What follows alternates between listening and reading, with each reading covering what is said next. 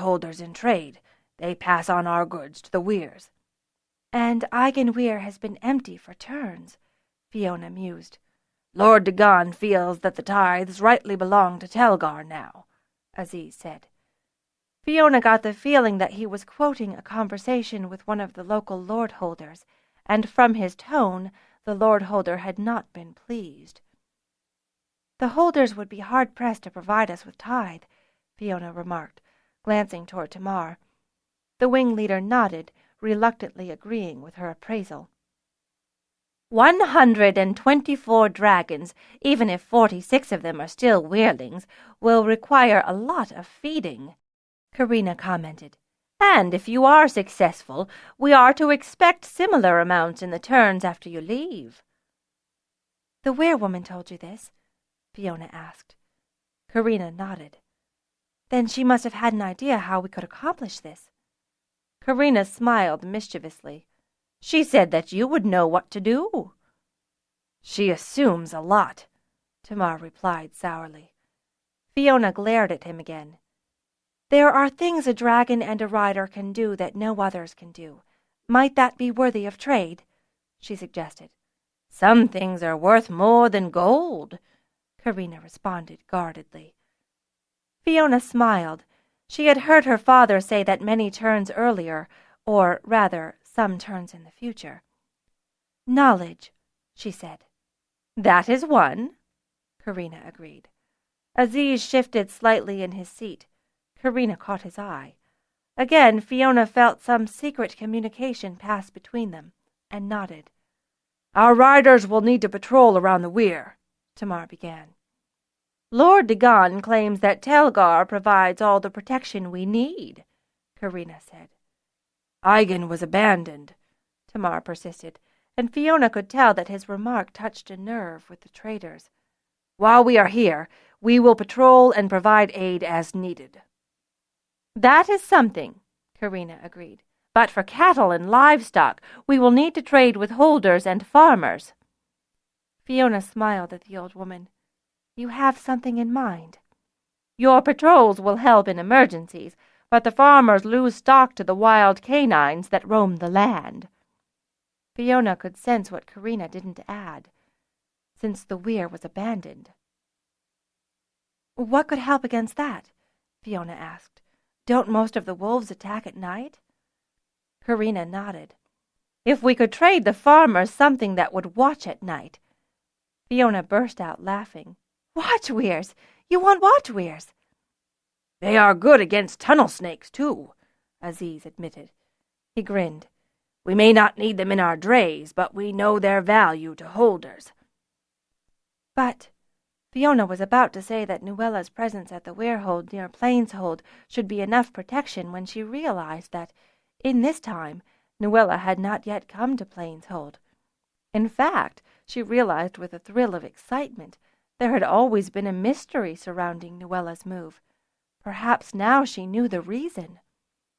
"I see," she said finally. She thought, "Sorrent, tell Tamar to say nothing. It's important. I'll explain later." "I have told him," the bronze dragon replied. Beside her, Tamar gave a startled motion, which he covered by crossing his knees and glancing toward her. "What would it mean in trade if we could convince watchweirs to relocate here?"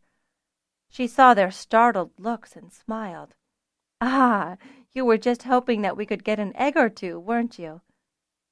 "If the watchweirs could stop the night attacks, there would be far more livestock than you and your dragons would need," Karina said. "Since the plague," Aziz began, and then stopped as he noticed the Dragonrider's startled reaction. "Ah, but that was turns ago for you, wasn't it?" "Yes," Fiona answered hastily, realizing that the traders were not aware of the dragon illness of the future. 10 turns or more," Karina told Aziz. She noticed Fiona and Tamar exchange uneasy looks and smiled, saying, "You have dragons that you say were injured from Threadfall, and we know that won't happen for another 10 turns or more, so you must come from at least that far in the future." "I think I see how you can trade on that information," Fiona guessed. You can? Karina raised an eyebrow. Of course, Fiona told her. You know now that 10 turns in the future the dragons will be so injured that they need to send us back in time. So you know that their need for numbweed will be great, and you can trade that knowledge profitably to those who grow and harvest numbweed, helping them make greater profit and helping yourself to your rightful profit in carrying the goods in tithe. You could be a trader, Karina said. Fiona accepted it for the compliment it was. My father raised me well. You mean your father will raise you well, Aziz corrected her, smiling. I think I might prefer is raising me well, Fiona countered, smiling back. You were talking about the plague, Tamar said politely to Karina. Since the plague, there are fewer farmers and many farms lie fallow, untended, Karina said. Might there be any cattle left from abandoned holds? Fiona asked. There could be, Aziz admitted. But if there are, they would be mostly in hidden valleys in the low mountains. The sort of terrain that only dragons could traverse, Tamar said, grinning at Fiona. I think we could entertain our weirlings with such a prospect. Do you know of any abandoned fields nearby where we could graze our herds? Fiona asked. There are more fields in Karun than here in Aigen, Karina told her. For your dragons it is a short journey. Fiona pursed her lips thoughtfully, then turned to Tamar. Do you know if any of the older weirlings have experience tending livestock? It would be better to find holders for that, Tamar replied, holding up a hand to forestall Fiona's quick retort. Remember, we will be here only for 3 turns, and others will follow after us. Tamar's words reminded Fiona of one of Nisa's admonishments. Always leave a place better than you found it. So, she summarized, while it is possible that we might find some cattle in hard-to-reach valleys, we'll need to trade watchweirs for enough food to feed the dragons in the turns to come. She glanced at Mother Karina. That doesn't seem enough. Is there anything else we could trade? Gold and precious metals are always in demand, Karina told her. Tamar looked thoughtful. After a moment, he looked at Aziz. In our Weyr, we often knit sweaters to pass the time. They are highly regarded by the holders looking to us. Such gifts would not be best to trade from this location, Karina responded, particularly if you wish to remain hidden. Tamar pursed his lips in sour acceptance of her point. What could we make for trade that might not arouse suspicion? Fiona asked. Nothing too bulky, obviously, Tamar said. Why not? Fiona countered. Dragons can carry heavy loads. We could deliver our goods anywhere on Pern.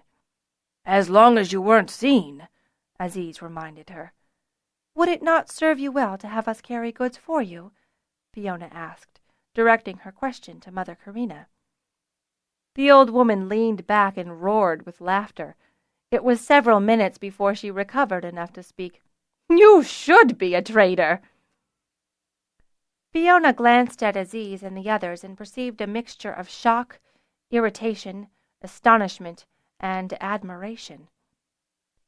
We could save you days on your most perilous journeys, and we all know that time is precious to a trader, not to mention saving your wear and provisions, Fiona persisted, feeling that she had to win their approval in addition to that of Mother Karina. She could see them reflecting thoughtfully on her words. You could create havens to store goods, and we would move them for you between one store and another in only the time it takes to go between. You said your dragons were injured, Aziz said. Our older weirlings are too young to carry all that an adult dragon could carry, Tamar said slowly, and many of our older dragons will need half a turn or more to recover. But there are enough able now to carry everything in this caravan safely anywhere on Pern. Anywhere on Pern, Aziz repeated, his eyes wide. In only the time it takes to cough 3 times, Fiona added. How would we arrange this with you? Karina asked, and Fiona realized that she had made the deal. Our Wehrlings must drill to learn recognition points all over Pern, Tamar said. There is no reason we could not arrange for one to be placed at your disposal while the others are drilling. The only thing is that you would need to keep your fire lizards away from the dragons, Fiona warned. But fire lizards like dragons, one of the younger traders exclaimed in surprise. There is a reason, Tamar told him. And you can't tell us, Karina guessed. She turned toward the agitated young man. "'Tis, we shall do as they ask." The lad nodded, clearly troubled, and leaned back.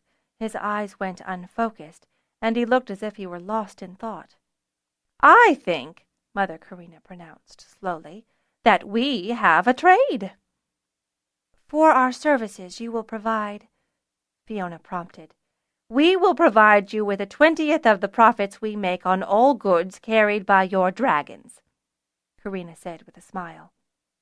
"I think given the time we will save and the extra goods you'll be able to transport anywhere because of us, that we should at least get the full tithe, 1/10 of all profits," Fiona responded. She ignored Tamar's grunt of surprise, keeping her eyes focused on Karina. "Who bargains for you, wing leader?" Karina asked Tamar. "The Weyr woman bargains for the Weyr," Fiona replied. "The Weyr leader leads against the fall. The Weyr woman leads in all else." Beside her she could sense Tamar's reluctant nod. Karina smiled at Fiona's boldness, then exchanged a glance with the other traders. Teniz was still lost in thought, so Karina prompted. "Teniz?"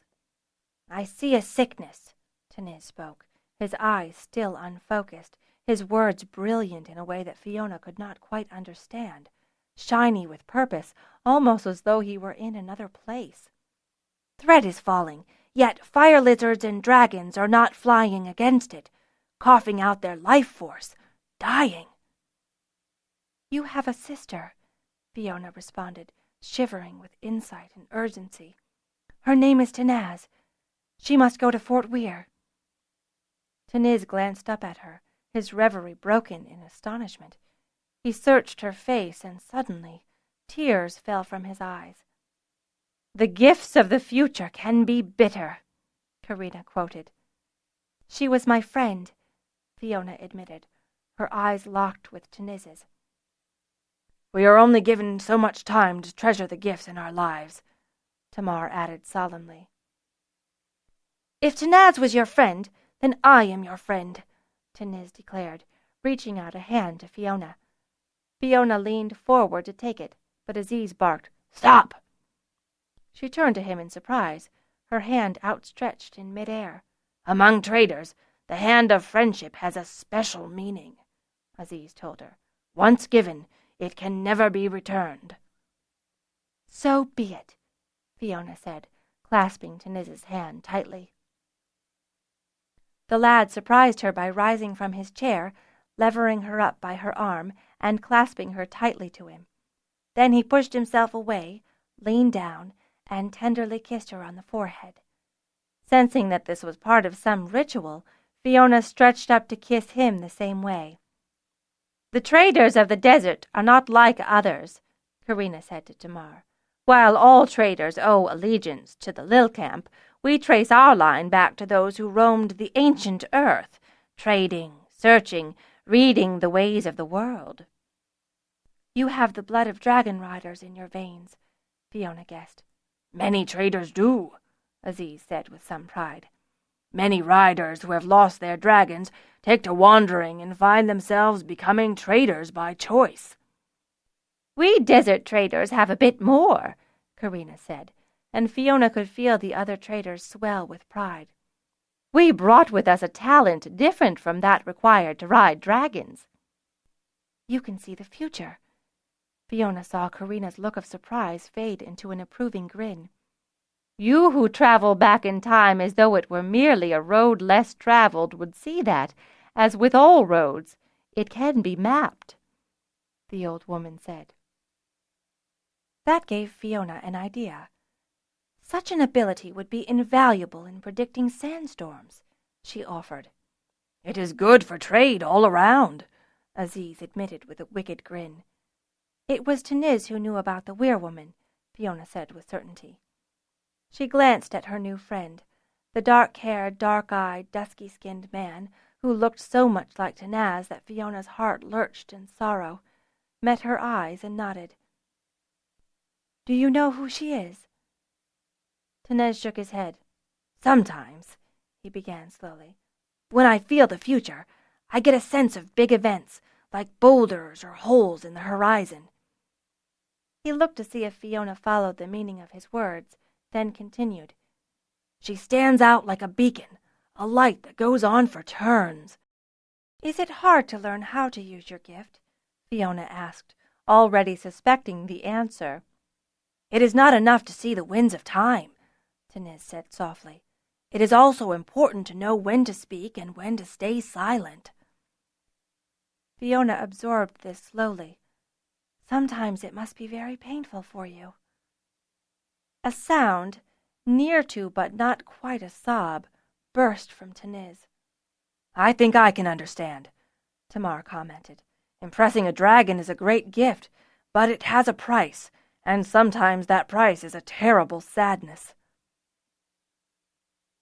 Teniz glanced at the older Dragonrider in surprise. "I think that we all have gifts," Fiona declared. "Sometimes not knowing the future is a greater gift than knowing the future." "It can be so," Karina agreed. "Our lives are what we are willing to make of them. Our gifts are our own to cherish or despise." A sudden indrawn breath from Teniz startled them all. Fiona glanced at him worriedly and found herself locked again by his gaze, knowing that he had seen the future once more and that it concerned her and worried him.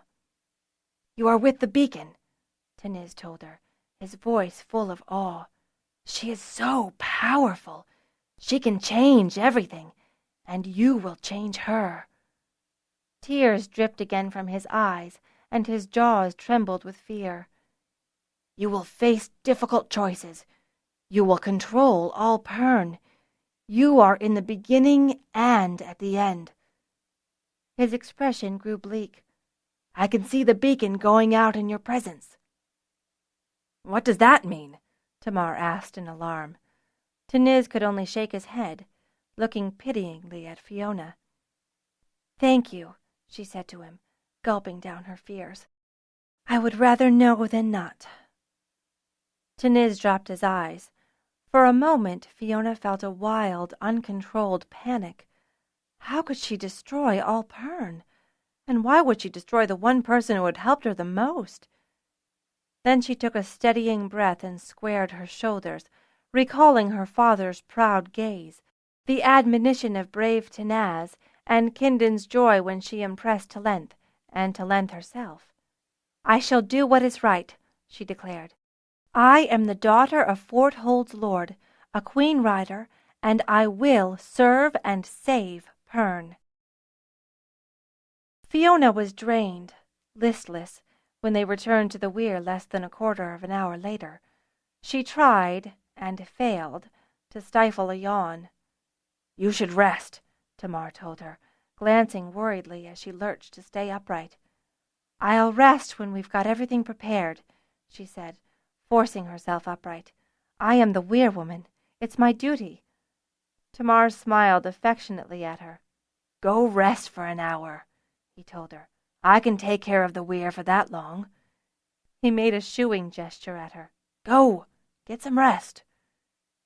Fiona's protest died on her lips as Taryn trotted over to her and grabbed her by the hand. "You're no good to us exhausted," the younger Weyr girl declared. "But all you'll do is drive the Weirlings to exhaust themselves in turn," Taryn told her, "and then we'll all be cranky." Sensing the futility of further protests and recognizing that she was too tired to argue any more, Fiona let herself be led away by her small headwoman. "I found some blankets, but no sheets," Taryn said apologetically as she led Fiona up an incline and into a darkened Weyr. "There are no charged glows. In fact, I think all the glows are dead, so we'll have to see if we can find some wild glow to replace them." "Look for dank places, near slow waters," Fiona told her.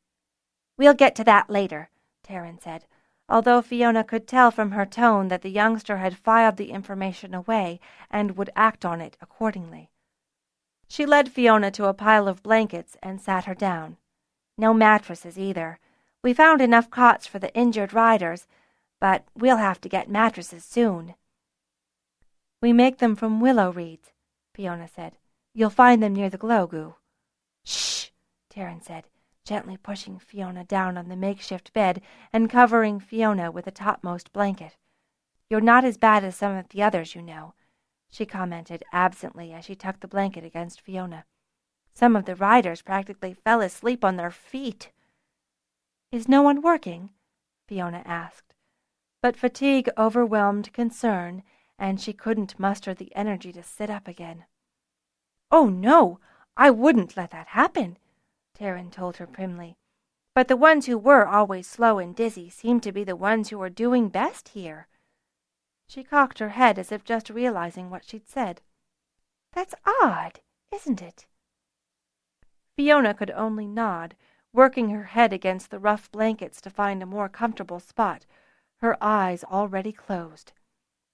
Sleep came to her quickly. "Fiona!" The voice that woke her much later was deep, male. Tamar. Fiona rolled over, ready to leap out of bed. Tamar held up a restraining hand. "The traitors have been spotted. They'll be here in about a quarter of an hour." Fiona sat up and wiped the sleep from her eyes. "Fijian and some of the other Weirlings are getting up to help," Tamar reported, as he stood back to give her room. He quirked his eyebrows as he said, "They were all overcome with a similar exhaustion." Fiona found her shoes and slid her feet into them, then rustled her hair into a bunch and shoved it behind her as best she could without a mirror. She didn't think the traders would take affront at her appearance, but she did have her duty as weirwoman. She turned back in time to catch Tamar stifling a grin.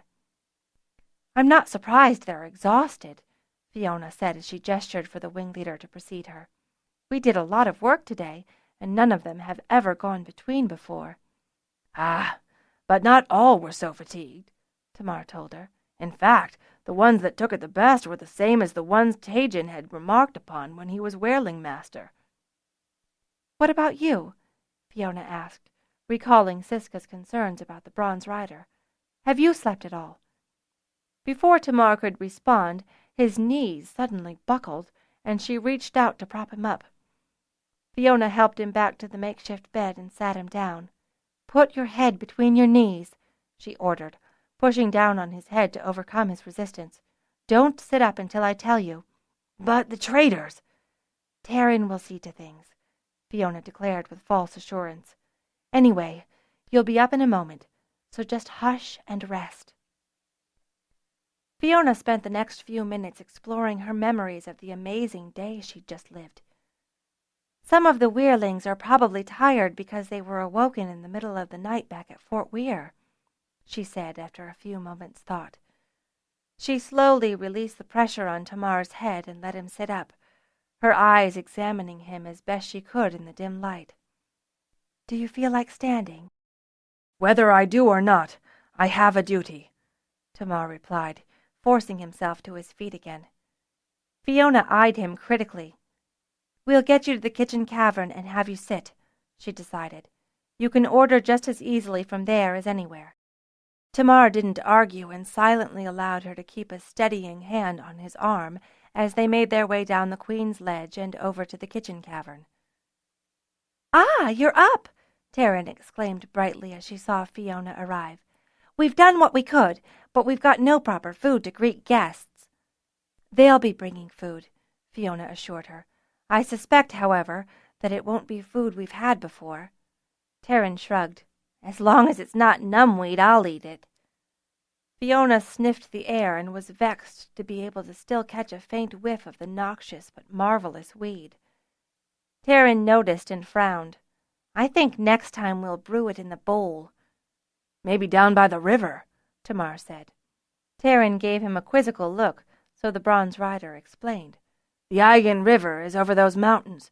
No time at all at Dragonback." Pern shrugged, dismissing the issue from her list of worries.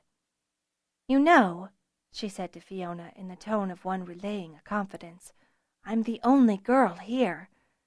She caught Fiona's widening eyes and amended hastily, "The only one who isn't a Dragonrider." "You're going to have to draft the Dragonriders to help you," Fiona told her. "But—" "You're head woman," Tamar reminded her. "You won't have any problems." "I've only 10 turns," Pern protested. "It's not the turns that matter. It's how you behave," Fiona assured her. Pern pursed her lips, not looking relieved. Tamar nodded. "You've a maturity about you that makes people willing to discount your years." He caught her worried look and added, "Besides, they're used to obeying the head woman, and certainly none of them would be willing to take on your duties." He grinned. "But some of the boys—" "If anyone gives you a problem, I want to know of it," Tamar told her firmly. "And I," Fiona added fiercely. She glanced at Tamar and turned, grinning, to Pern. "I told Talent to tell the other dragons that you're head woman. I doubt you'll have any problems." "Oh!" Pern exclaimed. Her expression brightened with mischievous glee. "I expect you to behave responsibly," Fiona warned the younger girl, "or you'll have to answer to me." Pern's glee cooled noticeably, and her next words were very demure. "Yes, Weyr woman." "They are here," Talent said. "They are at the gates." "Have the watch dragon let them in," Fiona said aloud, to let Pern know. She glanced at the young head woman. "Do we have the storerooms clean?" Pern's eyes widened in horror. "No, we were too busy clearing quarters for the most injured riders," she confessed. "No matter," Tamar assured her. "I'm sure I can find enough warm bodies to prepare at least part of the storerooms before we eat." At this, Fiona's stomach rumbled, and she suddenly realized that she was ravenously hungry. Tamar smiled. "You go greet our benefactors while I take care of the storerooms," the wing leader said, rising from his chair. Fiona glanced at him nervously, but the bronze rider made it clear by his stance that he was no longer in need of aid. Fiona met Aziz just as he called the caravan to a halt. "Welcome to Weyr," she said with a slight bow. The words seemed to grow larger in the cooler air, and she felt as though they meant even more than she'd intended. Aziz jumped down from his dray and bent his head toward Fiona in response. "It is good to see this Weyr in use again," said Mother Karina, striding forward. She nodded to Fiona. "It is right that you are its first Weyr-woman." Fiona didn't know how to take the old woman's statement. Was it a compliment or a pronouncement? "Get the beasts settled and stores unloaded," Karina ordered Aziz. Before Aziz could respond, she continued, "Everyone is hungry. Send up the lunch supplies first." She glanced at Fiona. "Has your head woman got her Weyr-folk ready?" Fiona's eyes widened in a mixture of fright, astonishment, and humor. How would Karina take to meeting Aigen's head woman?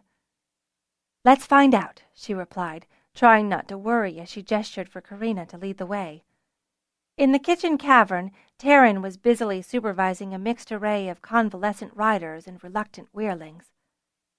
"I've got water boiling," the girl said as soon as she caught sight of Fiona. She saw Karina behind her, hid a gulp, and made a curtsy. "Pern, head woman at Aigen." "This is Mother Karina," Fiona said, waving a hand to introduce the older woman. "How many turns have you?" Karina demanded of Pern. Pern's expression clouded fearfully. Then she drew in a breath and drew herself up taller, saying proudly, "I've 10 turns." "A good age," Karina told her in approving tones. "I was that age when the traders called me Mother." Pern gave a non-committal nod in response, not quite sure how to handle this information. Then she said, "All the claw bark is old and moldy." She gestured to a sack. "The lads have brought more," Karina said dismissively. A noise from behind Karina caught their attention, and they saw 2 traders coming forward with sacks over their shoulders. "Jakarin!" Taryn called immediately. "Send 5 strong Wehrlings back with these traitors. They have our lunch." "Immediately," Jakarin replied, gesturing for another Wehrling to take over his duty at his boiling pot. Karina gestured to the boiling water. "And what were you hoping to put in your pots?" "Food for injured Dragonriders and growing Wehrlings," Taryn replied promptly. A small grin slid over her as she added, "And anyone else that feels need." Karina cocked her head at those words. "Is that so? Is it a habit of the Weyr to feed those who wander nearby?" "Always," Taryn replied solemnly. "We'll share the last crumb." "Big words from such a small girl," Karina replied. "Only the truth," Taryn replied, her eyes flashing. "I am an orphan myself. I was taken in as a baby, my parents dead from the hunger." She raised her head and challenged to the older woman. "So you see, I have reason to be my word." "Be your word? And what does that mean to you, youngling?"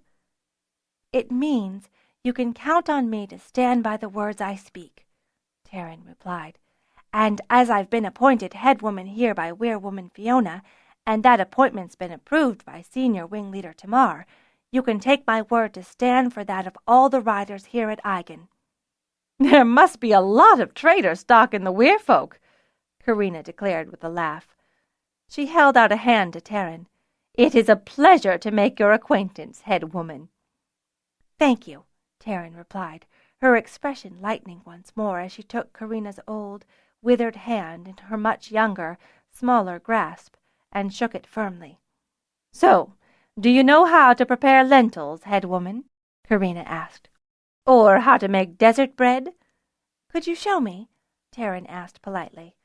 Karina nodded and gestured for Taryn to precede her to the kettles. In short order, Jakarin and the traders arrived with barrels and more sacks of goods. The first barrel contained claw bark, which was quickly put to the boil. The first sack contained some small hard discs that none of the riders had ever seen before. "These are lentils," Karina explained. "They are full of protein and good eating. Hardy enough for our desert climes. They make an excellent soup, which can be our first course." She started to lead Taryn away, talking about garlic, ginger, and carrots. Fiona was torn between following and checking on the work unloading supplies. Glancing back at her, Karina said, "Go on, Werewoman. Taryn and I can handle this." The relaxed smile on Taryn's face was the final assurance Fiona needed, so, with a half-wave, she took off into the corridors toward the storerooms. "We'll be done shortly, Werewoman," Tamar told her when she arrived. Quietly, just for her ears, he added, "I hope that we'll eat soon. We're building quite an appetite." "Taryn and Karina are working on it," Fiona replied, "but it'll be close to another hour." Seeing Tamar's face fall, she added hurriedly, "But we've got fresh claw for those who need it." "We can wait until lunch," he decided.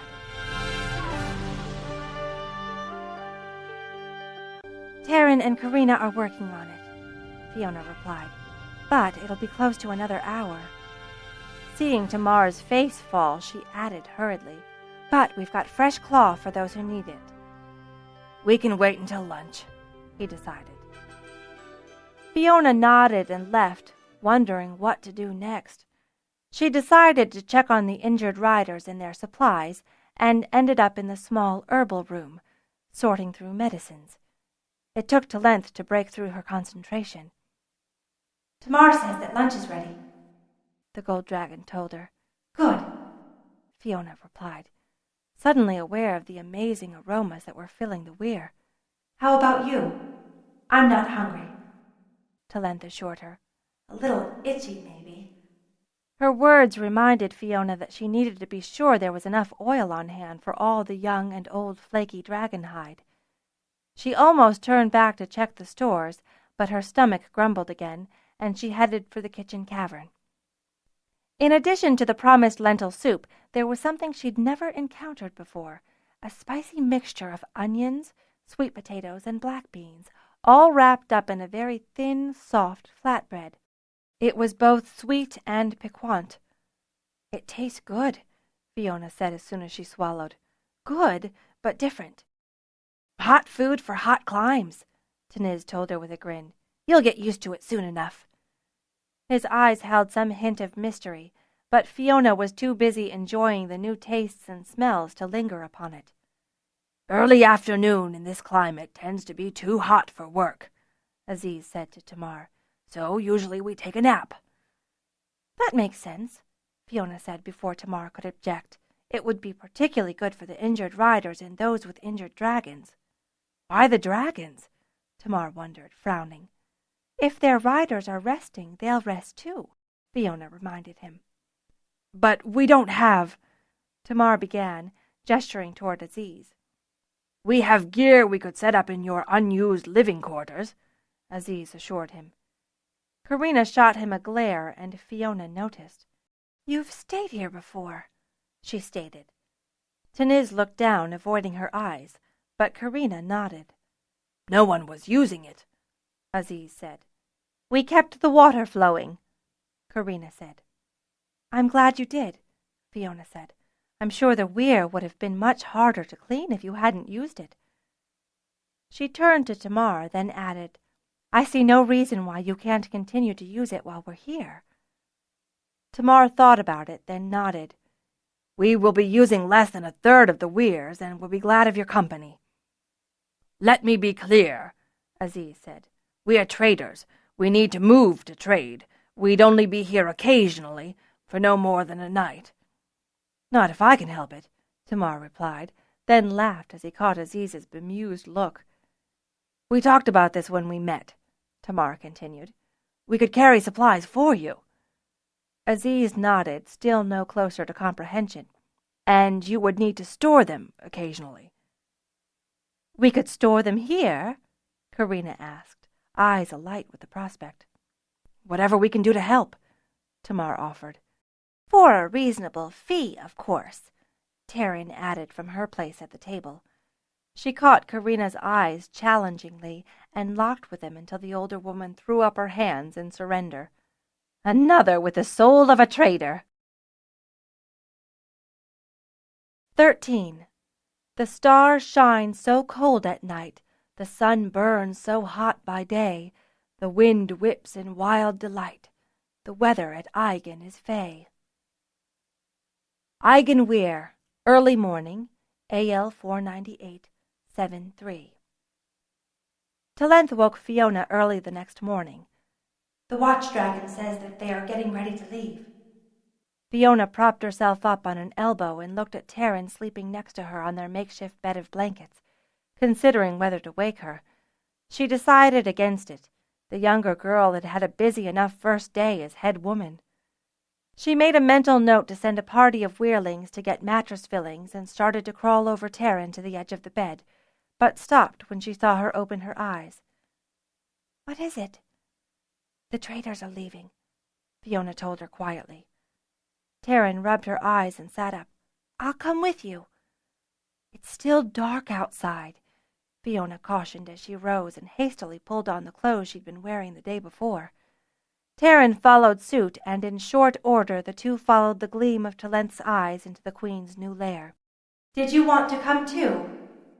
Fiona asked her dragon. "Will it be fun?"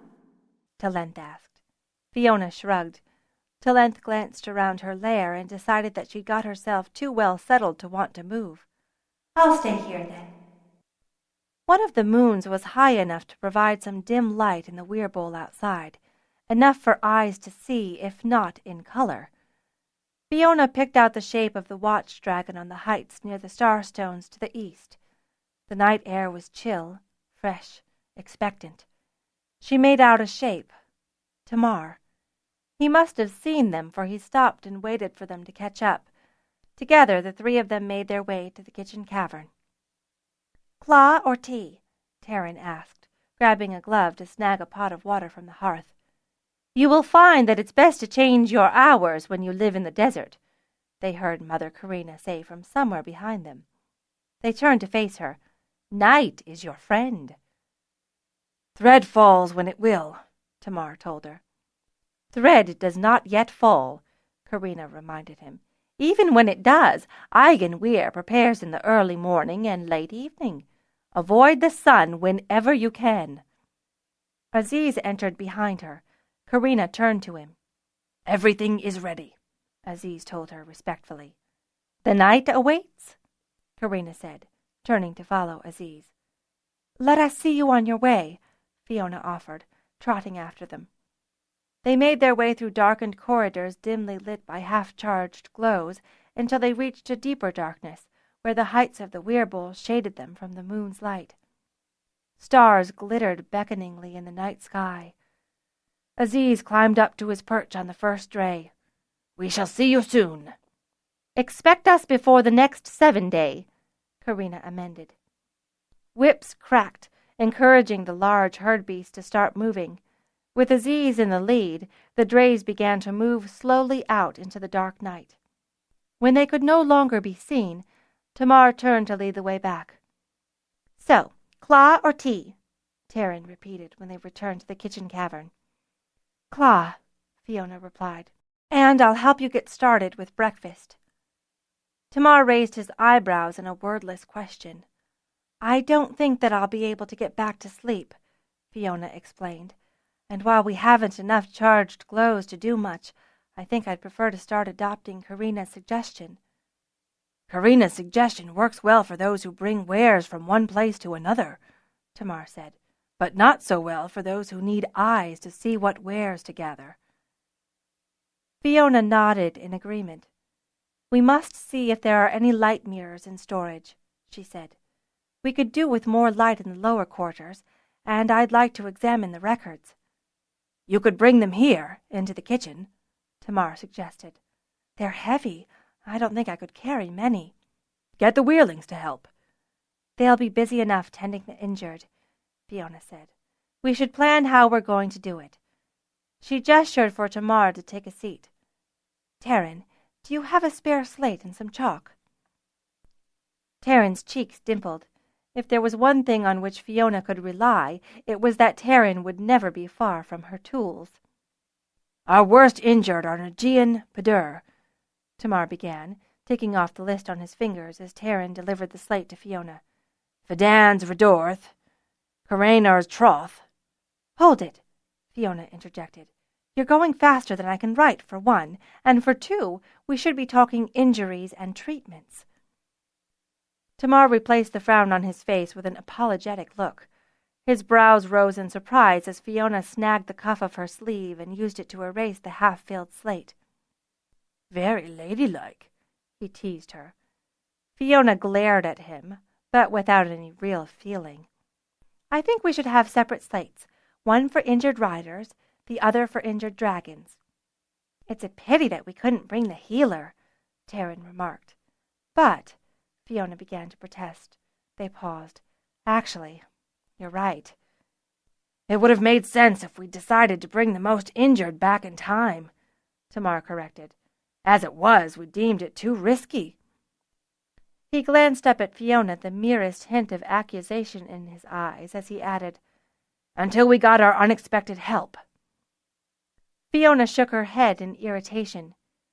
You know that I have no idea who it was. I do, Tamar cut across her. But it is not something I would put past your older self. I can't say for certain that it wasn't me from some time in the future, Fiona admitted, not bothering to hide her frustration. But it doesn't matter. They're here now, and we'll have to care for them as best we can. She glanced down at the two slates she now had, one of which had been slightly placed in front of her during her latest exchange with Tamar. So, she said, turning back to the problem at hand, we've got Padur and Nagian, Tamar supplied, his face devoid of feeling. His right side was severely thread-scored.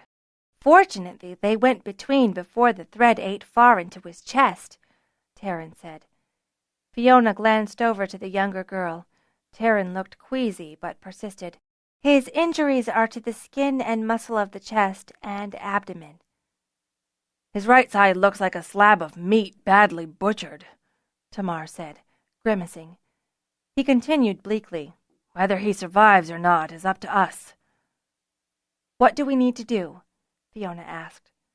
"We need to keep his wounds clean, keep him flat on his back, give his skin a chance to grow again, and then, slowly, help him to recover his strength," Tamar replied. He gestured for the slate, but then pointed at the other one instead, writing down a list of dragon names. After a moment, he glanced up at Taryn. "We'll need more slates, at least 2. Taryn nodded and rushed off, grabbing a glow basket as she passed out into the darkened storeroom corridors. Troth, Pieth, Kadorth, Varth, and Bedanth are all the worst injured dragons," Tamar said as he wrote down their names. "When it gets light enough, I'll start a search of the records," Fiona told him. "I'll look for descriptions of treatments as well." "As well as what?" "Just about everything," Fiona replied with a shrug. "Watering holes, cattle and herd beast plains, crops grown, glow supplies, herb gardens, local medicines, weather reports." "Whoa!" Tamar interjected, raising a hand to fend her off. "You'll need a turn before you find all that." "I hope not," Fiona replied with a shake of her head. She regretted the movement instantly as her longer bangs whipped across her face, causing her to irritably blow them aside and run her hands through her rebellious locks to pull them back once more behind her ears. When she was finished, she was surprised by the look on Tamar's face. "What?" "Nothing," the bronze rider replied, glancing hastily down to the slates. "What?" Fiona persisted. Tamar reluctantly looked back up at her. "It's just that you looked cute when you did that." Fiona felt her cheeks flush and a thrill run through her at his words. Cute! Tamar looked away again and ended the awkward silence by clearing his throat. "Of the dragons, I'm most worried about the damage to Troth's and Varth's wing joints. If they don't grow back fully, they'll never be able to fly again." Fiona nodded, suppressing a shiver. Taryn returned at that moment with a stack of slates, her glow basket perched precariously on top. She returned the glow basket to its place, trotted over to the table, picked up 2, and blew the dust off them, coughing. She placed those 2 slates in front of Fiona, scooping up the rest and saying, "Phew! These were left behind when they abandoned the Weyr. They're all musty and dirty, so I'm going to wash and dry them." "You know," Tamar said as he took one of the proffered slates, "we really need a slate for every injury so that we can keep track." 77 slates? Taryn called from her place by the hearth. "I don't think that's practical." "Why?" Fiona returned, glad to be distracted from Tamar. "How would you cart them all around?" Taryn asked. "And how would you keep them from being erased?" "We should set up a flight board," Tamar declared. Fiona didn't hide her confusion, so he explained. "We have them back at the Weyr." "This is a Weyr," Fiona reminded him. Tamar gave her an irritated look. "I think it's a pity it was abandoned," Fiona said. "You haven't been here a full day," Tamar reminded her. "Perhaps you should wait to make up your mind." "Our ancestors founded it for a purpose," she disagreed. "I'm sure they considered its location carefully." "Times change," Tamar said with a shrug. "They might not have foreseen such a drought."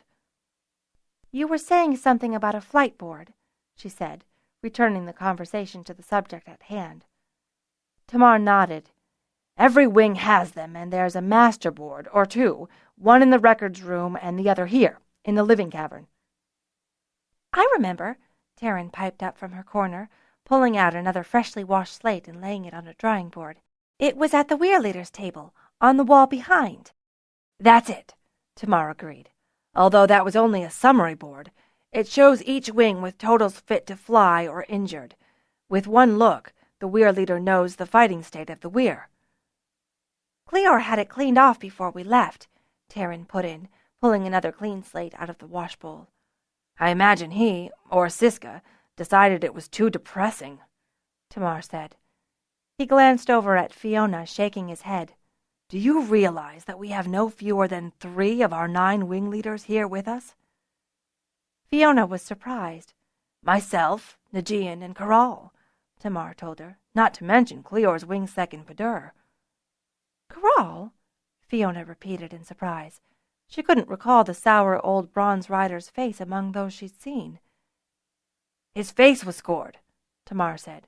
He should recover in 2 months or so. We had to dose him with Fellis juice to keep him from moving his mouth. Taryn sounded amused.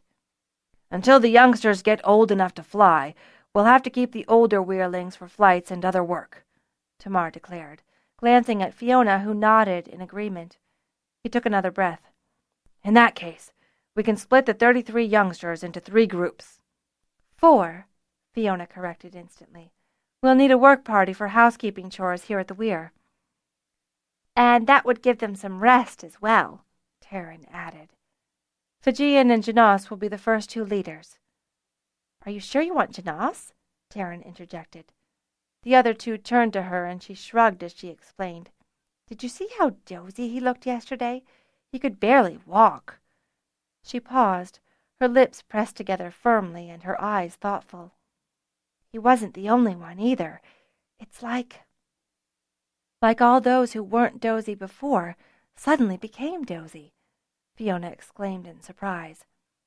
Tamar looked at her with eyes narrowed, then slowly nodded. You think that timing it has caused this? We're in 2 places in one time. Our younger selves are now at Fort, where we belong, and our older selves are here, where we never were. Why wouldn't that cause strain and distraction? Fiona responded. I don't feel dozy, Taryn declared. That's because you aren't a dragon rider, Fiona told her. She regretted the words the moment she saw how Taryn's face fell sorrowfully. At least not yet, Tamar told her. Not everyone impresses, Taryn said with a pout. There are no guarantees, Tamar agreed, but I'm sure you'll get your chance. He glanced slyly at Fiona. When her queen rises. Taryn's eyes widened, and she glanced apprehensively toward Fiona. Of course, Fiona said. You and Zinna. I wish she was here, Taryn interjected. We could use her help, Fiona agreed. She turned back to Tamar, saying, So this distraction could be caused by timing. Tamar pursed his lips. It could. You don't sound certain. I'm not, the bronze rider agreed. It doesn't explain why you were... Dozy? Fiona supplied when his words trailed off. And you? Weren't you also dozy? Do you think it was an effect from timing it now? Tamar wondered. A short moment later, he shook his head and answered himself. But that doesn't explain why some were affected and not others. Maybe everyone reacts differently, Fiona suggested with some uncertainty.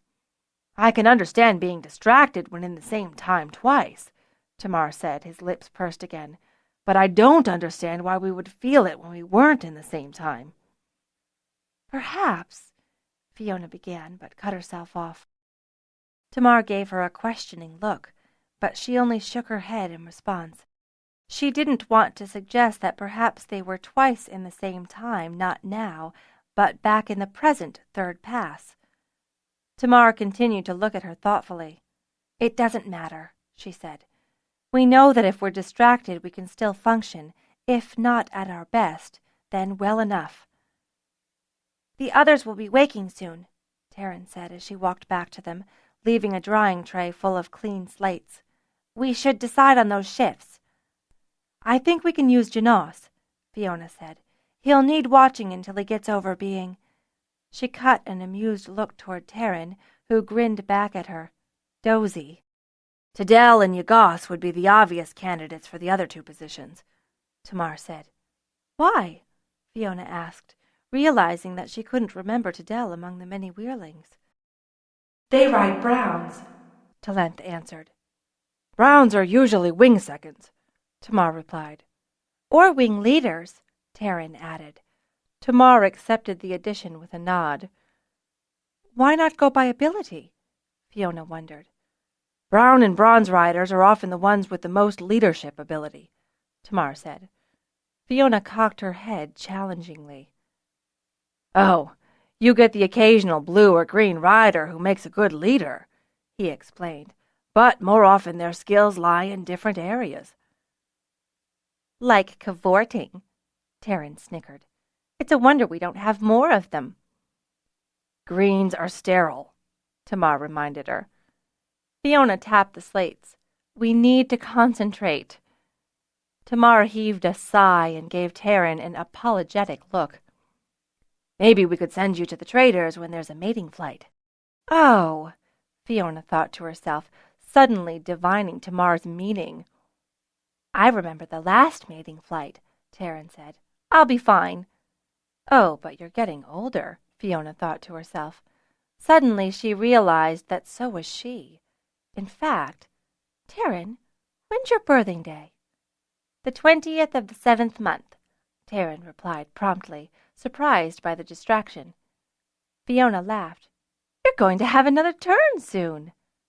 "What?" Pern cried in dismay. "My birthdate is months away." "Not here," Fiona told her. "Here we're in the 7th month already." "And when's your birthday then?"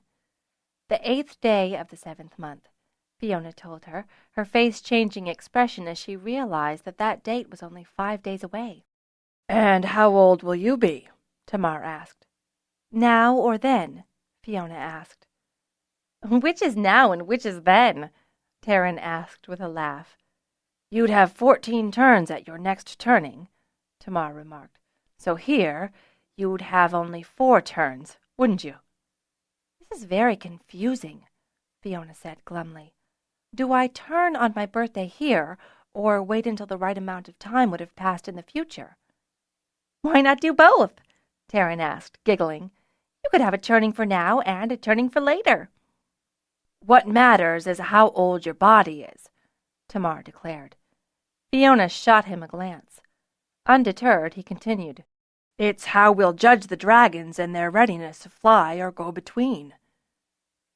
"And that speaks to when your dragon will rise to mate," Pern exclaimed, dissolving into a full-on giggling fit. What, Fiona wondered anxiously, if Talent rose to mate back in this time? There were only 2 bronzes, Tamar's Zarenth and Corral's Seorth. Well, 3 if she counted Fijian's Ladurth, she corrected herself reluctantly. "She's too young," Fiona heard herself say. "Not in 3 turns' time," Pern retorted, her giggles dying away. She took a breath, and when she caught sight of Fiona's expression, forced herself to stop altogether, murmuring, "Sorry." Fiona's eyes flashed as she dredged up a heated retort, but it died on her lips as Talent said, When will you be done? I itch.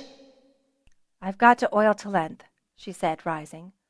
"I'll warm some oil," Pern said, glad of an excuse to change the topic. "I'll finish here," Tamar said, waving to the charts. Later, when Pern arrived with more oil, the younger girl tried to apologize to Fiona. "I'm sorry about back there," she said. "I didn't mean—" Fiona waved her apology aside. "You were having fun," she told her. "There's no harm in that." Pern dipped her head and diligently applied herself to searching out and oiling any flaky patches of Talent's skin. Afterward, they returned to the kitchen cavern. Pern snagged the first weirlings and set them to cooking and sculling duties. "And be sure there's Claw." "Make sure we send out a party to find more glow," Fiona said as she rose after her breakfast. "I think the light's good enough to see in the records room." "I've detailed the work party to concentrate on getting more of the lower weirs cleared for the injured," Tamar said. "I'm going to take the older weirlings on a patrol. We'll look for your glows while we're out." Fiona nodded, saying as she departed, "Be sure to check with Pern for anything else we might need." The records room was a room off of the Weyr woman's quarters, as in Fort Weyr. Fiona searched in the dimly lit room for the large mirrors that she knew should be there, and found a pair. She snagged the first one and went back into the corridor, mounting it in the holder built into the wall, and angling it so that it picked up the morning light and bounced it into the room. Satisfied, she returned to the records room and placed the other mirror so that it reflected the light up to the glittering white ceiling, providing the room with nearly the same illumination as light through a window. In the center of the room was a long, low table surrounded by chairs. Fiona was surprised at first that the chairs, at least, hadn't been taken along when the Weyr had been abandoned, but, on reflection, realized that Talgar Weyr would already have had sufficient furniture for its records room. Some of the records had obviously been taken, though. A few of the storage cabinets were empty, and she could only hope that enough remained for her purposes. She found a couple of likely stacks, settled herself at the table, and began to read. It didn't take all that long for Fiona to recall her father's choicer oaths in regards to reading records. "A boring necessity best delegated," was the most innocuous of his pronouncements. For a brief moment she toyed with the notion of delegating the work, but curiosity overwhelmed boredom, and she soldiered on, stifling a yawn. She had gone through 20 slates, finding only 2 of value, before she found a truly tantalizing reference. Of course, we use the surveyor map to locate the most recent vein of minerals. Surveyor map. What was a surveyor? She shook her head. It was the idea that mattered, not the word. If there was a map that showed minerals, what else might have been marked on a map? She looked around the room, eyes narrowed. Where would such a map be kept? In a locked cabinet, Fiona decided. She rose and walked around the room, exploring. At last, she ended up back at the cabinet where she'd first started. Had she looked carefully enough? She squatted down in front of it, studying the open cubbies. Yes, the bottommost cubby had a door, and there was a keyhole in that door. So where was the key? She spent many fruitless minutes hunting through the other cabinets before she wondered if perhaps some block-headed Talgar-bound rider had pocketed the key. If that were the case, how could the door be opened? Returning to the closed cubby, she knelt and carefully inserted a fingernail into the keyhole. She gently tugged. She was so surprised when the door swiveled open that she fell back on the stone floor. The cubby was filled with tightly rolled maps? Fiona pulled out the top roll. It was as long as the cubby was deep. With a triumphant cry, she brought it to the table, pushed aside the boring records, and unrolled it. It was a map made of strange material, smooth, almost silky, definitely something made by the ancients. She placed a slate on one corner to hold the edge down, and then spread it out fully, trapping the far edge under another slate. "To length," she called excitedly. "Tell Tamar to come to the records room. Quick!" And see, there, that's the symbol for gold, isn't it? Fiona said an hour later as she and Tamar pored excitedly over the map, each with a mug of claw nearby. "Where?" Tamar asked, diverting his attention from a place where he'd spotted good pasture land, a possible gathering for wild herd beasts. "There," she said, pointing again to a series of turns in a river, "over by Plainshold." "I wonder that the mastersmith hasn't seen this," Tamar said thoughtfully. "I wonder why we don't have one of these at Fort Weyr," Fiona countered. "Fort was the first Weyr," Tamar mused. "I suspect they had this already at the Harper Hall and didn't see the need at the Weyr." "Huh," Fiona snorted. "I don't recall anything like this in the Hold records." "But didn't Kindon find similar records when he was searching for the new Firestone?" Fiona shrugged. She didn't know and didn't care, and tapped her chosen spot on the map to gain Tamar's attention. The wing leader, with a quick grin, bent to inspect the markings.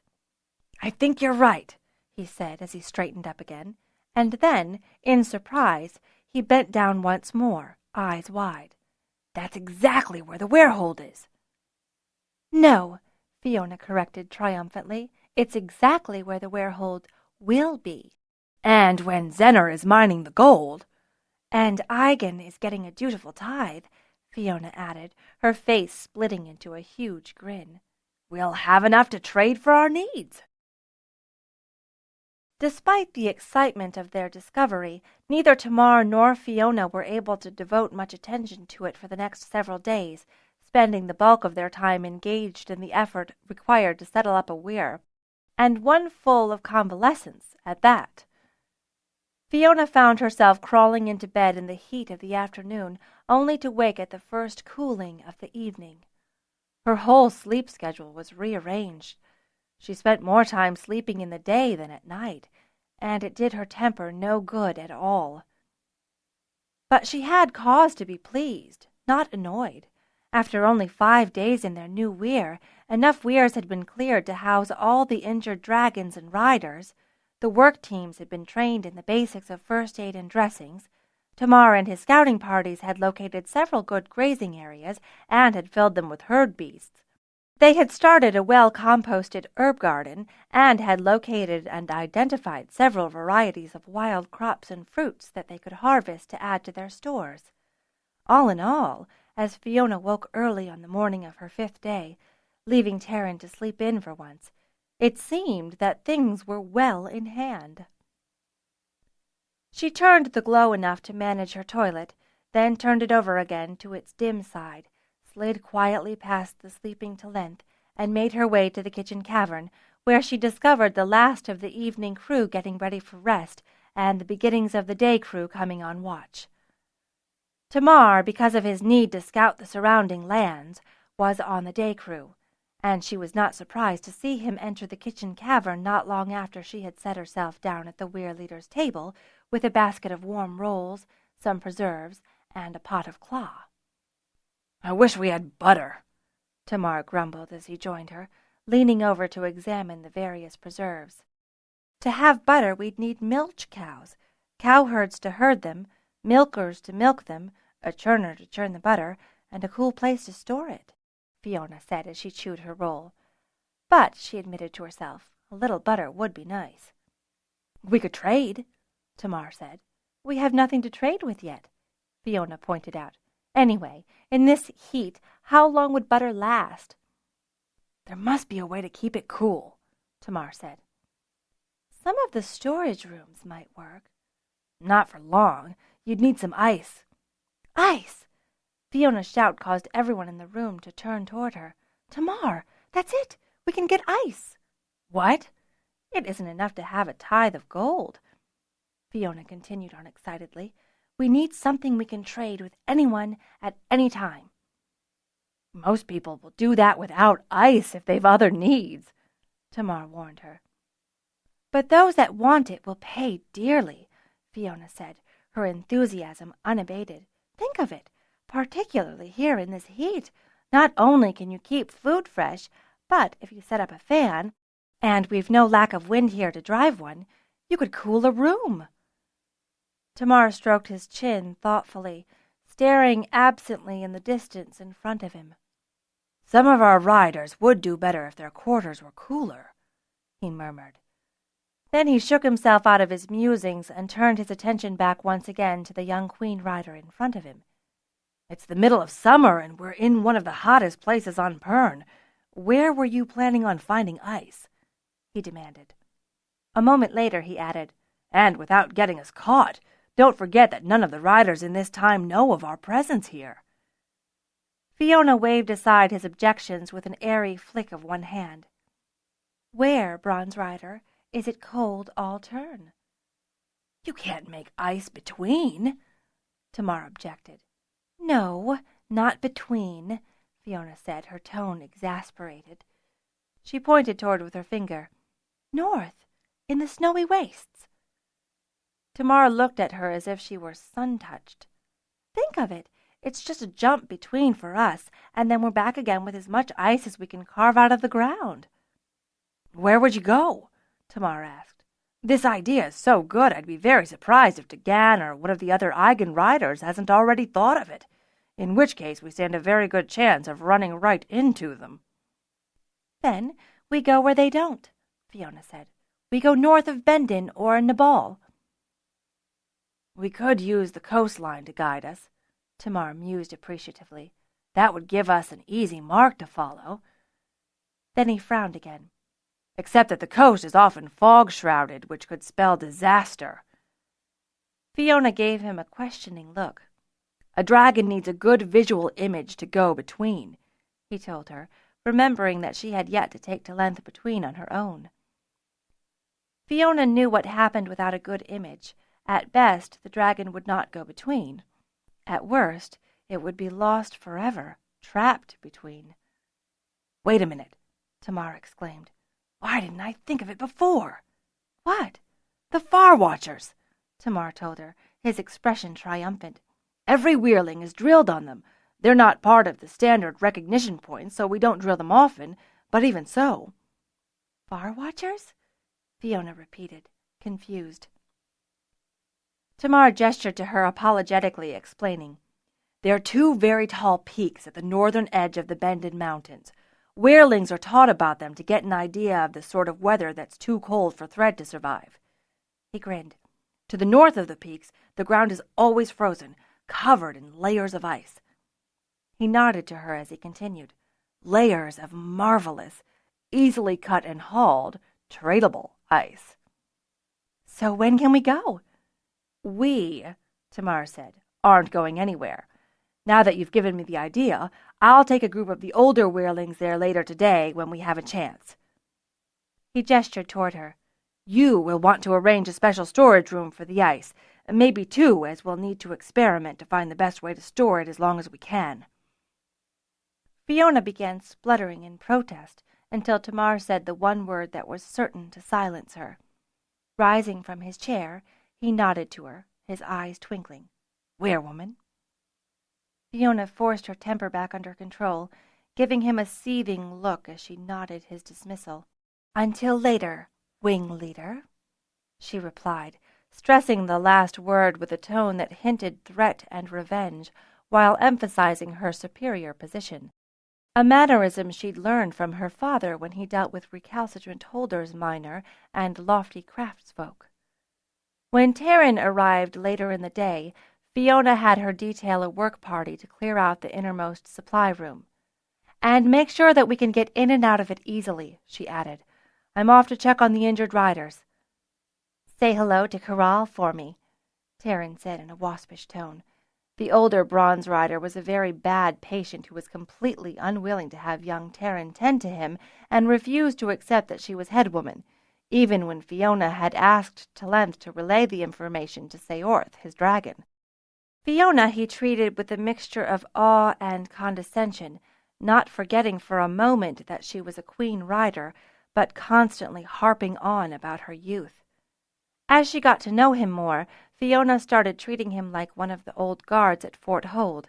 She was polite, deferential, but very definitely in charge. And she was grateful that of all the older wing leaders, she had to deal with him rather than Henez, whose manners brought out the worst of her famous Fort Hold temper. She stopped in the kitchen long enough to prepare a light tray and grab a first aid bag, then headed around the bowl to Corral's Weyr. She mused at this other difference in Eigen Weyr living.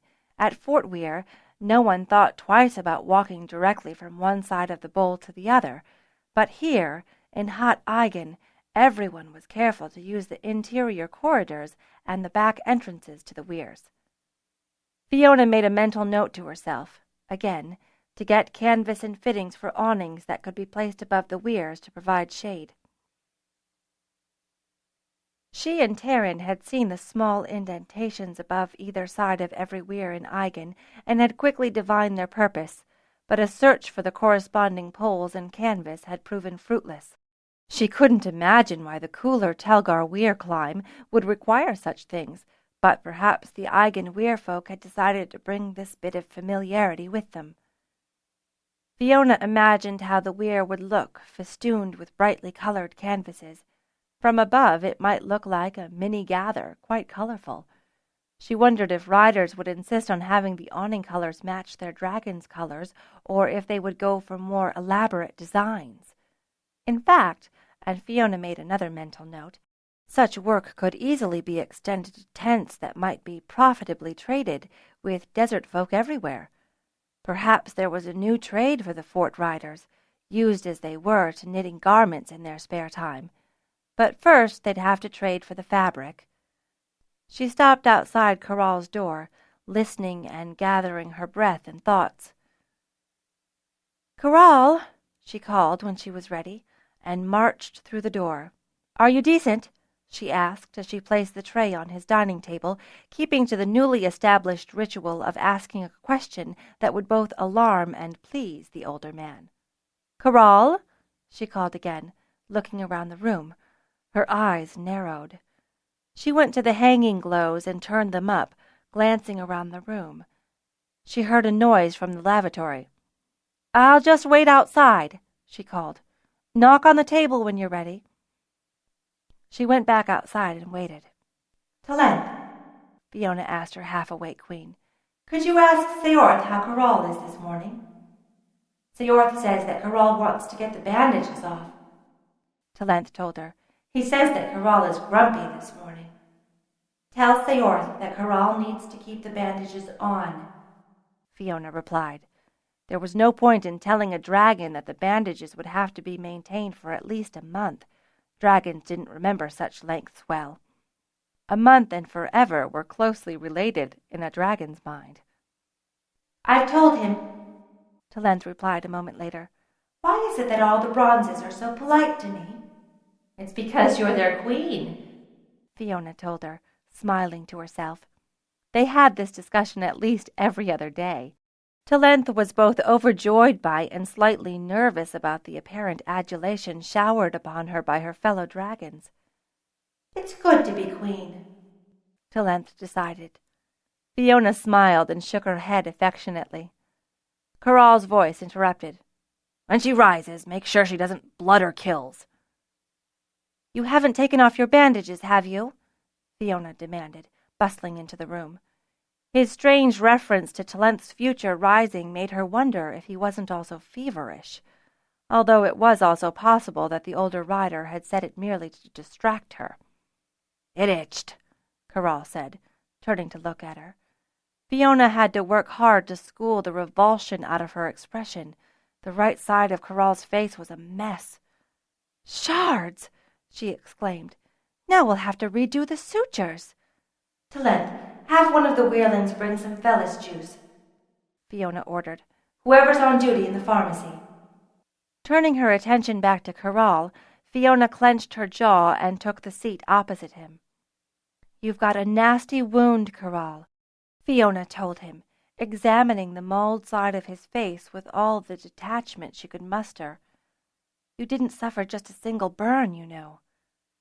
Corral lowered his eyes. He was lucky to still have the right one, unwilling to face either the truth or the Weyrwoman. "If you behave, you'll get back the full use of your jaw," Fiona said. "If not, we'll be feeding you porridge for the rest of your life." "I had to see," Corral said slowly, his words slurred. "I had to know." "You had to listen to your Weyrwoman," Fiona shouted at him, losing her temper. Before Corral could voice an angry retort, Fiona softened and reached out to take his hand. "I'm sorry, but I don't want to see you disfigured." Corral raised his other hand toward his face. Fiona grabbed it with her free hand and gently put it back on the table. She shushed him, saying, "You are a dragon rider. You bear your wounds with pride." She nodded fiercely, feeling both the strength and truth of her words. Whatever her feelings about his personality, Fiona would never deny Corral's courage. "If you let me," she continued, "I will see to it that the damage is slight." She saw his eyes light in disagreement and shook her head at him. "Your wounds are not so different from the others," she told him, "and I learned enough at the hold and the hall to know how to treat them.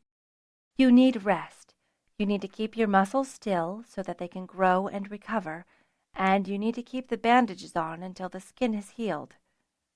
Fiona found herself marveling at her words and her tone of voice. Where had she learned to speak like this? Then she realized she was speaking like her father had, like Siska did. "We must play our part, Fiona," Beeman had said to her once, on the sad day when they'd buried one of the old fort guards. "Even when we don't want to, We must act as though we know all the answers and can do whatever is asked of us." He had smiled at her as he added, "And after a while, it is no longer playing." Fiona now understood the meaning of those words. She was no longer playing. She saw Corral's unspoken question lingering in his eyes. It was difficult for her to answer. "You must play your part." "You are a handsome man, Corral," Fiona said, not surprised to hear his breath catch or see his eyes rise to meet hers. She met them squarely. "I'm of the age where I notice such things more and more." She felt heat rising in her cheeks, but she persisted. "And I've seen the way some of the women back the Weyr watched you." She smiled. "I think that won't change when you get back." "You can't know," Corral murmured. "Nor can you," Fiona told him firmly. She heard the scuttling of feet moving quickly toward them and heaved an internal sigh of relief that the weirling from the pharmacy had arrived. "Now finish your breakfast and then lie back down. We are going to have to redo those stitches and then dose you with perilous juice. You need to rest." When Corral opened his mouth again to protest, she threw up a hand. "One more word, Bronze Rider, and I'll stitch your mouth shut. By the first egg, you will recover fully, and you will obey me." Corral looked ready to protest once more, probably to say that he would never disobey a Weyr woman, but he must have realized that speaking was just what Fiona had ordered him against doing, because he merely sighed and slowly ate his porridge. At last Fiona left him, replacing herself with one of the nursing weirlings under strict orders to let her or Taryn know if there was any change in his condition, and to keep a good eye on his breathing. She was a bit afraid that she'd been too liberal with the perilous juice. Fiona felt it was her duty as weirwoman to check personally on the wing leaders every day, and she made certain that she checked up on every injured rider or dragon every 2 days, so her next visit was with Najean. The brown rider's threaded chest had been a particular worry for Tamar, who fretted that the cold of the long trip between times might have exposed Najean to infection. So Fiona kept a careful eye on him during the first days at the Weyr. Fortunately, he seemed to have taken no ill from the journey, but his recovery would be slow and difficult. With the muscles of his chest and abdomen shredded by a strand of thread that had been frozen just seconds before it would have devoured his innards, Najean could only rest on his back or left side, and all movement was painful for him. Fiona wondered if the rider wouldn't be well served by floating in a warm bath, perhaps with some healing salts, but she was still sufficiently worried by the state of his wound to want to hold off until he'd recovered more. As it was, he was starting to develop sores on the parts of his body that supported his weight. Fiona had decided that he could stand long enough to eat breakfast. He didn't need her to warn him against sitting, as standing was a sufficiently painful procedure in itself. He wore nothing more than a long, loose tunic over his bandages, partly because it was difficult for him to dress, and also because that made it easier to tend his wounds. Fiona schooled her expression into a smile as she decided to inspect his sores today. "I'm going to want to look at the sores and see what we can do about them," she said, as she entered the room, glancing meaningfully at the weirling who was already there. Without a word and no visible sign of relief, something that Fiona had had to drill the weirlings on, the lad left them alone. Fiona had realized from her own thoughts that having wounds examined in private would be less embarrassing than in public. So unless she needed to consult with a weirling or provide instruction, she conducted her examinations alone. She went about the inspection with a sense of distraction that she worked to instill into all the weirlings. They were to show no sign of embarrassment at tending naked flesh. It was hard enough to recover from wounds without being made to feel ashamed of it. Fiona realized that she had learned some of this detachment from Siska, some from her father, and also some from her brief time with Tintival, who managed to profess such a passion for her duties that no one was bothered by her necessarily intimate examinations. Still, Fiona would occasionally, in the privacy of her thoughts, marvel that she had been examining a grown man, until she firmly told herself to get over it. These were people, with feelings and pride, people who had risked their lives and their beloved dragons protecting others. She would see them only as such. "Let me get those cleaned up and bandaged, and you'll be good for the day," she told Najean cheerfully. "I'm sorry to be such a burden." "You flew thread. You're not a burden," Fiona said brusquely, cutting him off. "You get well. You'll be fighting soon enough." Najean accepted her assurances silently, wincing only when Fiona touched a particularly sore wound. "If you feel the need, later, you might want to relax in the pool," she told him when she was done and ready to leave. "Just let someone know and they'll get the bandages back off." Since she had tackled her two most challenging patients first, the rest of the morning got easier once she'd finished with Najean. Still, she was glad to finally find herself back in the kitchen cavern, relaxing with a mug of claw in front of her. With a contented sigh of her own, Taryn sat beside her, helping herself to the pitcher of warm claw that she'd placed on the table, along with a basketful of warm rolls. Fiona said, as she bit into one of the rolls. "This is excellent." The sound of dragon wings caught her attention, and she turned toward the entrance, expecting to see a glimpse of the returning Dragonriders, but an overwhelming sense of alarm caused her to jump to her feet. "Come quick! Tamar needs you!" Talent cried. "Warn the Weyrlings!" Fiona called back. "Have them meet me!" "Taryn, come on! Something's wrong with Tamar!" she shouted over her shoulder as she dashed out into the Weyr bowl. She arrived just in time to catch Tamar as he slid off Zarenth's neck. "Tamar! What happened?" Fiona cried as she knelt over him, shading him from the sun. She felt his forehead to see if he was feverish, but it felt cool. She glanced up in time to see the older Weyrlings being helped down from their mounts. Only a few could stand unaided. "Weak," Tamar murmured. "Dizzy." Feebly he moved a hand, attracting Fiona's attention to the carry sack it held. "Got the ice." Fiona quickly organized parties to carry the riders into the kitchen cavern, lying them down on the ground all the while assuring their dragons that they would be okay. "What happened?" Fijian asked as he directed another pair of boys carrying the last of the older Weyrlings into the cavern. "I don't know," Fiona said, still clutching the cold carry sack that Tamar had given her. "They went to get ice." She looked around and saw that all the Weyrlings had carry sacks that bulged. "Get a party to put those carry sacks in the storeroom," she instructed Fijian. "Taryn knows which one I mean." "Talent, who's on watch?" she asked, hoping that whoever it was one of the responsible ones she could trust in this emergency. "Japur." Shards! Japur was worse than any of the youngest Weyrlings. No wonder Tamar had left him on watch. "Is he awake?" Fiona asked acerbically, recalling how often Japur had been chided for sleeping on watch. "He is now," Talent replied slyly. Fiona didn't need to ask her queen to elucidate, for Talent expounded. "I had Gnoth rustle his wings. That woke him." "Good." Fiona turned her attention back to Tamar. Was there something about the snowy wastes? Could it have frozen them all more than the cold of between? Or, Fiona shuddered, could it be that some illness lived in the wastes, something that affected riders this quickly? If Tamar and the older Weyrlings died, what would she do? "Tamar," Fiona said urgently to the listless rider. "Zarenth, what happened?"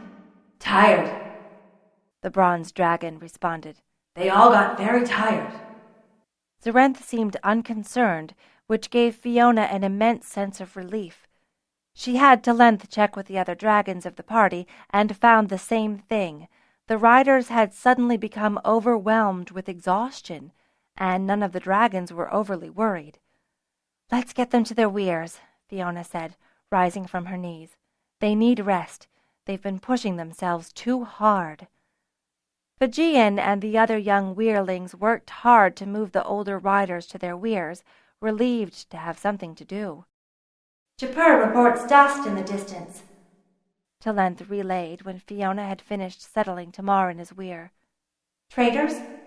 I've sent Japur to find out, Talent responded, seeming pleased with her action. I need to know when they'll arrive, Fiona told her.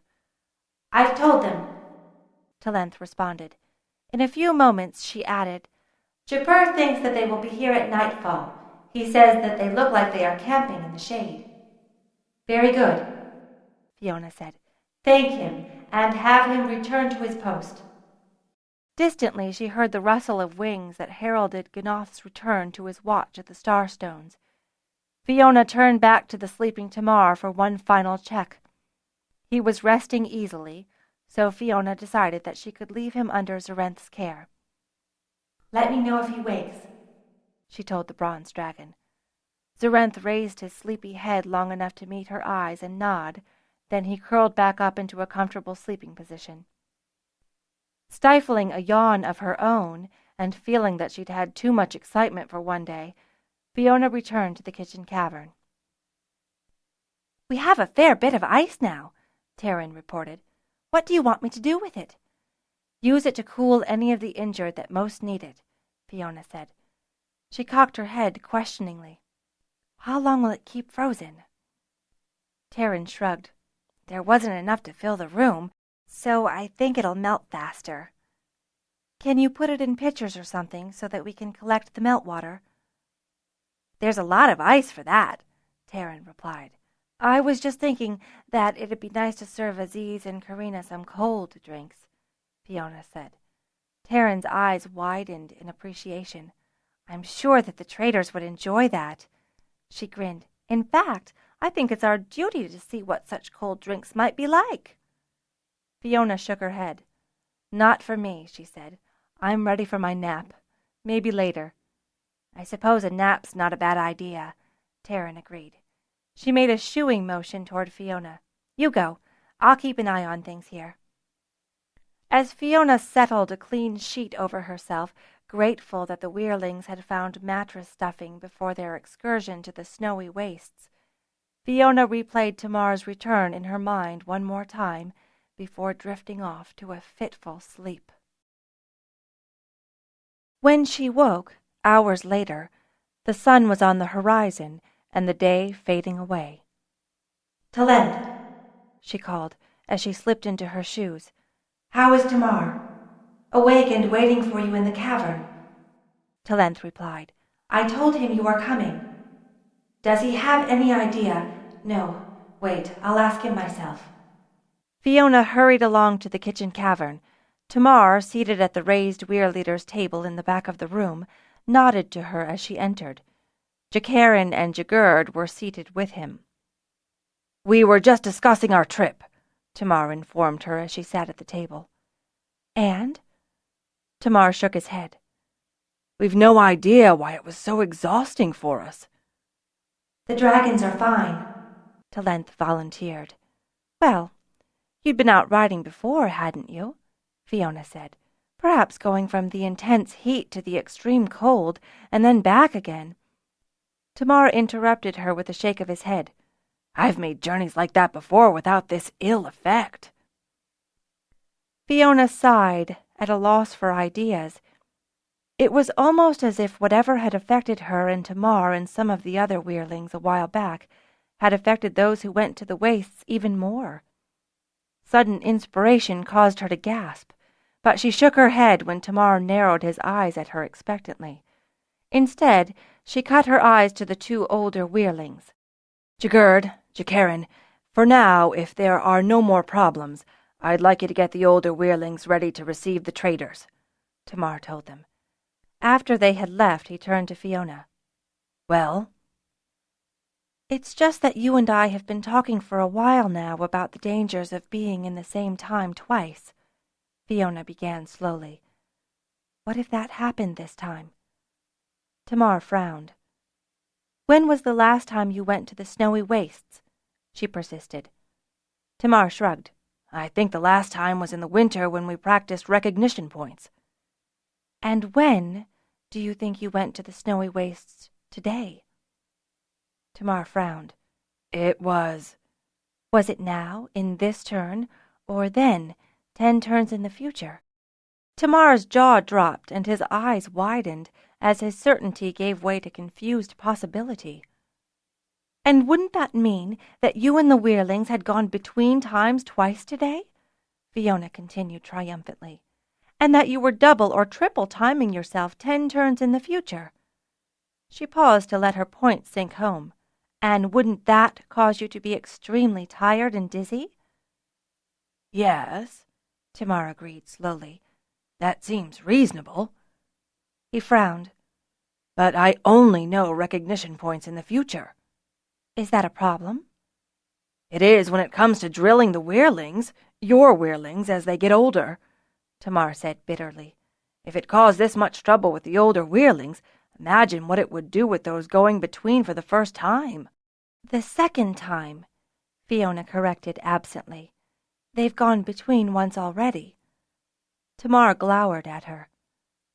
"So how hard is it to learn the recognition points for this time?" she asked. "It's not so much that as unlearning the old points," Tamar replied. "And we've no way to know when we are." "How will we get back to Fort Weyr at the right time?" "I hadn't really thought of it," Tamar admitted. "I'd only thought to come back when we left. I don't know how we'd come back 3 days later." "I'm sure we'll think of something," Fiona said. "For the time being, though, I think we should concentrate on our current problems." She grinned at him. "Like how best to make use of your ice?" "You sound like you have some suggestions," Tamar returned with a grin of his own. "I do," Fiona agreed, raising her hand high and beckoning to Terran. "And I'm sure Terran will have more." Aziz and Mother Karina greeted the wingleader and werewoman effusively as Tamar and Fiona ushered them into the kitchen cavern. "We have news!" Aziz cried as soon as he saw them. "And we brought supplies," Mother Karina added. "We have some news of our own," Tamar told them. "But first, come sit with us." "You must be tired after your journey," Fiona added solicitously as she gestured to the high table. She smiled at Tamar as she continued. "We've had a chance to explore our surroundings and prepare some refreshments." "And something to trade, I imagine," Aziz said as he carefully seated Mother Karina and then himself. "Claw?" Fiona asked, offering the pitcher. "It's too hot for claw," Mother Karina replied. "Tea, then," Fiona offered, picking up another pitcher. "We've made a nice infusion of herbs and some of the orange rinds you left us. It's quite refreshing." "What's in the third pitcher?" Mother Karina asked, eyeing it suspiciously. Fiona poured herself some of the claw before responding. "In this heat, I have to agree that warm claw is not too pleasant," she began, reaching for the third pitcher. "But iced claw," and she poured 2 lumps of ice into her mug, "is entirely different." She raised the mug and passed it to Mother Karina. "Perhaps you'd agree?" "Ice?" Karina repeated, eyeing the bobbing lumps in the mug. "It's the middle of summer. Where did you get ice?" "Perhaps you'd care for a new treat made with sweet cane and orange peel," Terran suggested, bringing forth a covered dish and ceremoniously displaying a bowl full of crushed ice sprinkled with the orange flavoring. "It's quite tangy." "You have this much ice that you can make sweets with it?" Aziz asked in surprise. "You should try the ice," Fiona said, spooning out a portion into a bowl and putting it in front of him. "Most of our ice we use to keep our injured riders cool," Tamar added. "A large block properly placed can cool a whole room." "A block of ice," Karina repeated, "for cooling." "I imagine you could use it in your caravans," Fiona said. "We could probably arrange a trade." "Werewoman, you most certainly could," Aziz agreed, dubiously lifting a spoon of the shaved ice to his mouth. He chewed it slowly, carefully, his expression growing ever more enraptured. This is marvelous. So, you think we could trade with it? Tamar prompted. Of course, Karina agreed. She took a sip of the iced claw. This is good. How many kilos can you get for us? Aziz asked. Can you deliver it where we ask? Karina added, glancing sharply at the other trader. Obviously, quantity and delivery will have to be discussed, Fiona said with an airy wave of her hand. But for now, perhaps you would like to tell us of your journey? Dinner that evening was an ebullient affair, with Weyrlings and those older riders able to walk mixing together with the traders, each group finding the other alien and fascinating. It is good to see Dragonriders in this Weyr again, Aziz said as he leaned back from the table, replete with Terran's best cooking. Not that traders were ever invited to dine at this Weyr, Karina added darkly. Times change, Tamar said, not doubting that Dagan would never have considered issuing such an invitation when he'd been Weyr leader at Eigen. Yes, they do, Aziz agreed. We have news, Karina said, glancing to Aziz. It is not all good, Aziz warned. We have spoken with our traders, and they agree to try your plan of transporting special goods by dragon. He paused, eyeing Tamar before continuing. We have also spoken with some holders. The news there is not so good. They are short-handed from the plague, and many of their fields lie fallow. What food they get they either consume themselves or give in tithe to Telgar Weyr. They have nothing to spare. Tamar shifted uneasily in his chair, his expression dark. What about the wild beasts, those that were left to roam after the plague? Fiona asked. Those that you can find, you can have, Aziz said with a shrug. None could stop you. But how will you find them? Karina asked. If holders see you herding them on your dragons, they are quite likely to count them as tithe to the Weyr. And I suspect Dagan will not be happy, Tamar observed. He'll probably accuse them of lying, which will cause them further hardship, Mother Karina said. So, we are on our own for cattle, Tamar surmised. No, Aziz said, shaking his head. But you cannot expect to get cattle from the local holders. We could buy them somewhere else, Fiona asked. You could trade for them, Karina agreed, if you had something to trade. Aziz held up a restraining hand before Tamar or Fiona could speak. Ice will only go so far, he told them. It is a luxury, and if there is too much of it, questions will also be asked. What about the watchwears? Fiona wondered. If we get them, what then? You could trade a watchwear egg for a quarter herd or maybe even a half herd of livestock, Aziz said with a shrug of his shoulders. But can you get one? What if we could get gold? Fiona asked. The two traders abruptly sat upright and leaned forward. Gold would buy many things, Aziz agreed.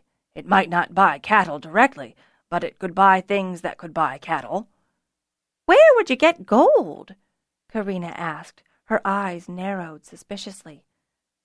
Fiona smiled at her and tapped her nose knowingly. Craft secret. How soon can you get it? Aziz asked. Not any time soon, Fiona admitted. For the time being, we'll have to trade in ice. That will work for a month, maybe 2, but for turns. Aziz shook his head. We will need to do most of our trading at night, Mother Karina said, not only to keep your ice cold, but to keep our trades from prying eyes. Fiona saw Tamar sit bolt upright, and was convinced that he had the same startling thought that had crossed her mind, but she glanced at him warningly as she said, Well, if you want us to trade at night, you'll have to teach us how to navigate by the stars. Aziz and Mother Karina exchanged a quick look, then Aziz shrugged in acquiescence. It will be our pleasure. That knowledge has already been traded for, Karina said as she caught Fiona's look of surprise. She and Aziz exchanged glances, and then the old woman sighed sadly. "It made sense for us to trade on the knowledge we gained from you," Karina admitted, her eyes downcast. "But it gives us mixed feelings." She paused consideringly. Finally, she raised her eyes to meet Fiona's. "We traded some fire lizard eggs, knowing what we know of the future. One was a queen egg." "It wasn't mine," Fiona said, her eyes all the same blurry with tears. Quietly, she continued, "I got my fire lizard 8 turns later. I named her Fire and loved her very much." She wiped her eyes and shook her head to clear her mood. "I wouldn't be surprised if she was from your queen's clutch. Do not regret it. I don't." "Well," Mother Karina said, wiping her eyes as well, "it was a wrench to let the egg go." "And," Aziz said, "as we traded on the knowledge you've given us, we consider that we owe you trade." "I see," Fiona said, glancing toward Tamar. "We come from a time 10 turns in the future," Tamar reminded the traders. "Don't make the mistake of trading on that too much." "I'm not sure you made a good trade," Fiona said by way of agreement. "Not only did you lose a chance at many clutches, but you also lost the joys of a fire lizard."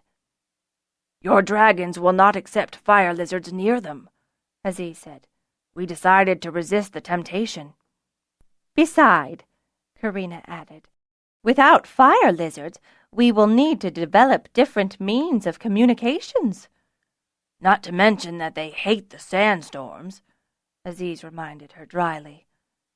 "We should talk more of trade," Fiona said, gesturing for Taryn to bring her slates.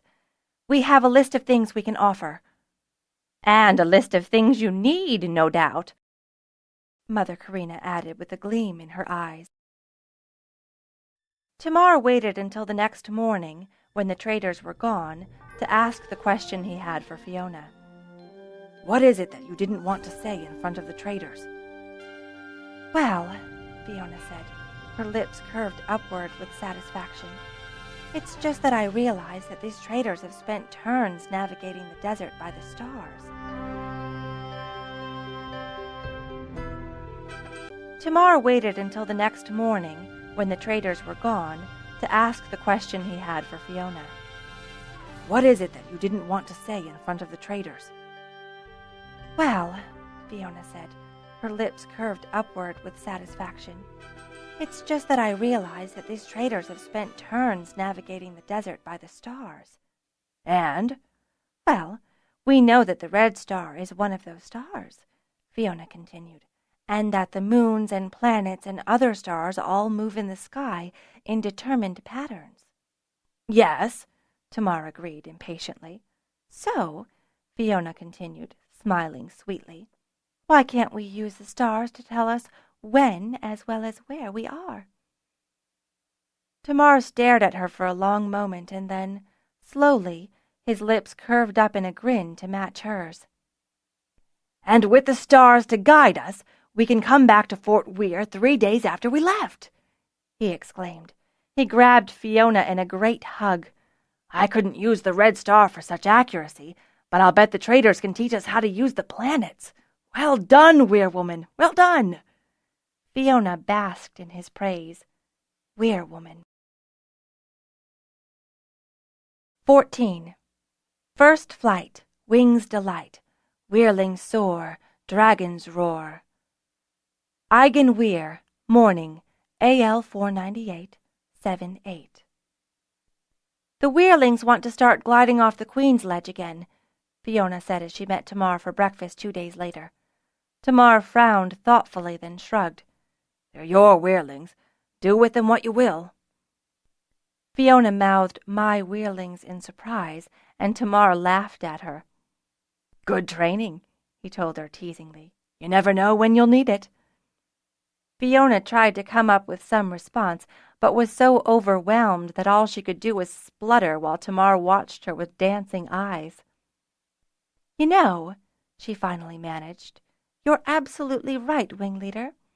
They are my Weirlings." "They won't be ready to really fly for another 10 months," he reminded her. That much I will not countenance." "Won't you, wing leader?" Fiona asked, drawing out the last word meaningfully. Tamar smiled at her, shaking his head. "You know that flying too early would strain their wings, make them unable to fly for any time at all." He paused, adding slyly, "It would make for a bad mating flight for your queen if she couldn't outfly her bronzes." "Talent will outfly any bronze here," Fiona retorted hotly. From her weir, Talent bugled challengingly in an echo of her rider's declaration. "I'm sure she will," Tamar agreed in soothing tones, "provided you take care not to overstrain her before her time." He stood up. "Now, if you'll excuse me, Jagerd and I are going to meet the traders for our first instruction in the stars." "Now?" she asked, frowning. "The sun will be up in a couple of hours." "Indeed," he agreed. "But this is the time Aziz requested, so we go now." "Fly well," Fiona said, reaching for the claw. "You'll be flying your own dragons soon enough," Tamar assured her. Then he grinned. "After all, you turned 4 today." Fiona glanced at him in utter bafflement. Tamar gestured to Taryn by the hearth. "Have you lost track of time?" "Taryn, what's he talking about?" Fiona demanded in exasperation. Tamar smiled once more, turned about, and, with a wave, departed into the weir bowl. "Well, he's right," Taryn replied. 4? Today is the 8th day of the 7th month in this turn, Taryn said, sounding as though the date should be obvious to her weir-woman. "My birth date!" Fiona exclaimed. "But I haven't turned. I've only been here for—" Taryn interrupted her with a giggle, clearly thrilled with herself, exclaiming, "Ah, but here, in this time, you've turned 4. Fiona contented herself with a glower for her head-woman as she tried to make sense of events. They had left Fort Weyr in the spring of the 508th turn, after landing, and gone back in time to the summer of the 498th turn. When they had left, Fiona had— She paused to think through the numbers. 5 months and 9 days to her birth date, so she wouldn't reach her 14th turn until then. Even though the date would be the 3rd day of the 12th month of this turn, she'd celebrate her birthing date in the middle of winter. Fiona groaned. "Head hurts, doesn't it?" Taryn said with no sympathy. She moved the cauldron she was tending away from the hearth, dusted her hands on each other, and sauntered over toward Fiona, grabbing a sack of slates on the way. "I've done all the figures," Taryn said as she sat beside Fiona, sliding a slate over. "I'll turn 11 on the 15th day of the 12th month, 12 days after you." "But you'll turn 1 in 12 days' time," Fiona interjected, finally seeing the humor in the situation. "Exactly," Taryn agreed. "I've got the dates for the weirlings, young and old, but I'm still working on getting the dates for the older riders." Fiona raised an eyebrow inquiringly. "Well," Taryn continued, "I was thinking that we should celebrate both turnings, just to keep things in perspective." "But you know, when we come back, we'll still have this problem," Fiona warned. "I'll have nearly 17 turns by then." "And I'll be as old as you are now," Taryn said in agreement. She smiled as she added, "I'll be nearly a full turn older than Zinna." Zinna. Fiona's face fell. How would Zinna react when they returned? What must she be feeling now? "She knew I was going," Taryn said, guessing at the thoughts causing Fiona's expression. "I'm not sure she thought it through, though, and—" Her words trailed off miserably. "She expected to be with me," Fiona completed grimly. But the weir-woman said— She cut herself off with a brisk shake of her head. "Well, there's nothing for it now. We've turns to go before we return." "Only 3 days for them," Taryn objected. "Turns for us," Fiona persisted, "and that's what matters at the moment." She shook her head again to clear herself of future worries and glanced at the chart. "So, what sort of birthing day are you planning?" I wouldn't want to spoil the surprise, Taryn replied. Not for me, Fiona said with a grin. For you. Fiona took her turning day celebration that evening in good part, dealing with all the taunts and jibes of the younger and older Weirlings with graceful aplomb, consoling herself all the while that Taryn and the others would have their comeuppance later. And, truth be told, the dinner and dessert were quite magnificent. I tried some of the hotter peppers that Mother Karina boasted about, Taryn said when Fiona asked about the particularly spicy bean and tomato dish that Taryn served with the cornmeal rolls that the desert traders favored. And cumin and a dash of nutmeg. She frowned, gesturing toward the stores. We'll need more nutmeg. Whatever you need, headwoman, we'll get it for you, Tamar declared, pouring out his third helping of the spicy bean dish. This dish is worth every effort. Taryn glowed with pride. She glowed quite differently, red with embarrassment, 12 days later when Fiona, having banished her from the kitchen, presented Taryn with her turning day feast. The days between the two turning days had been hectic and full of activity for Fiona, Taryn, and the Dragonriders. Still, Fiona had managed to find the time not only to reinstitute the early morning Weirling glides from the Queen's Ledge, but also to inveigle Tamar and Fijian into turning their hands to cooking meals. Tamar started with Taryn's bean recipe and added roast herd beast marinated in a hot, spicy sauce of his own invention. Fijian preferred to highlight garlic in his cooking, spicing up chicken breasts with a sweet and sour sauce that filled the entire kitchen cavern with its tantalizing scent. For herself, Fiona concentrated on sweet juices, trying some of the newer fruits that the traders had brought in from Karun and Ista, pungent fruits with an amazing tang. She mixed these with rice from Ista and produced a pudding that tantalized everyone. Of course, Fiona presented the dessert to Taryn as baby food, and delighted as Aigen's head woman turned nearly as red as the food in front of her. After the meal, as the younger Weirlings happily cleaned up, mostly by gorging on the leftovers, Taryn sidled up to Fiona and asked with a mischievous look, "And when is Tamar's turning day?" Fiona didn't know, and it took her several days and some gentle questioning to discover it, as Tamar firmly deflected every effort. Corral was her source. He had made great progress in his recovery in the 3 weeks since they'd arrived, and Fiona was now allowing him to talk for an hour each day. And Corral, deprived of speech for so long, proved to be quite garrulous. "So, who's next with their turning day?" he asked after Fiona had checked his injuries. "I don't know," Fiona admitted. She cocked her head at him and smiled winningly. "Maybe you can help me." And she explained her dilemma. Corral started to laugh, but gritted his teeth as a spasm of pain in his jaw and Fiona's flashing eyes warned him that he was still recovering from his wound. "Give me a slate, and I'll write down what I know," Corral said. Fiona didn't have a spare slate with her, but promised to return in the evening. After a few more polite remarks and an awkward silence, she rose to leave and continue her rounds of the convalescence. "Is there anything else we can do for you?" she asked as she made to leave. "Maybe you could," Corral told her thoughtfully. "I realize that I'm not supposed to use my jaw too much, but it's been 3 7-days now and my poor Seorth is beyond restless.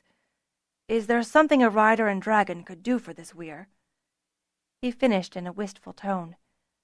Fiona started to suggest that he consult Tamar, but thought better of it. She was the Weyr woman, after all. "I'm sure we can think of something," she told him with a grin. Then she recalled her earlier discussion with the dragon rider and the fear he had of the reaction to his scarred face. "Why don't you come down and join us this evening for the meal?" Corral opened his mouth in protest, caught the admonishing look in Fiona's eyes, and closed his mouth, slowly nodding in acceptance. "I'll have Taryn get you a slate, and you can write down those dates while you're there," Fiona told him. She turned and started to leave, then called back over her shoulder, "We eat at the Weyr woman's table, in the back." Corral's amused snort followed her down the hall. Tamar was not amused when Fiona informed him that evening as they made their way to the dining cavern. Fiona could feel his discomfort even as he tried to form a reply. "He had to recover some time," she told him, "and you've been complaining for more than a 7-day at how overworked your wing leaders are." Tamar nodded glumly, and Fiona cocked a sideways glance at him. "Are you worried that he'll challenge your authority?" Tamar said nothing. "That's silly," Fiona said. "I'm the authority here."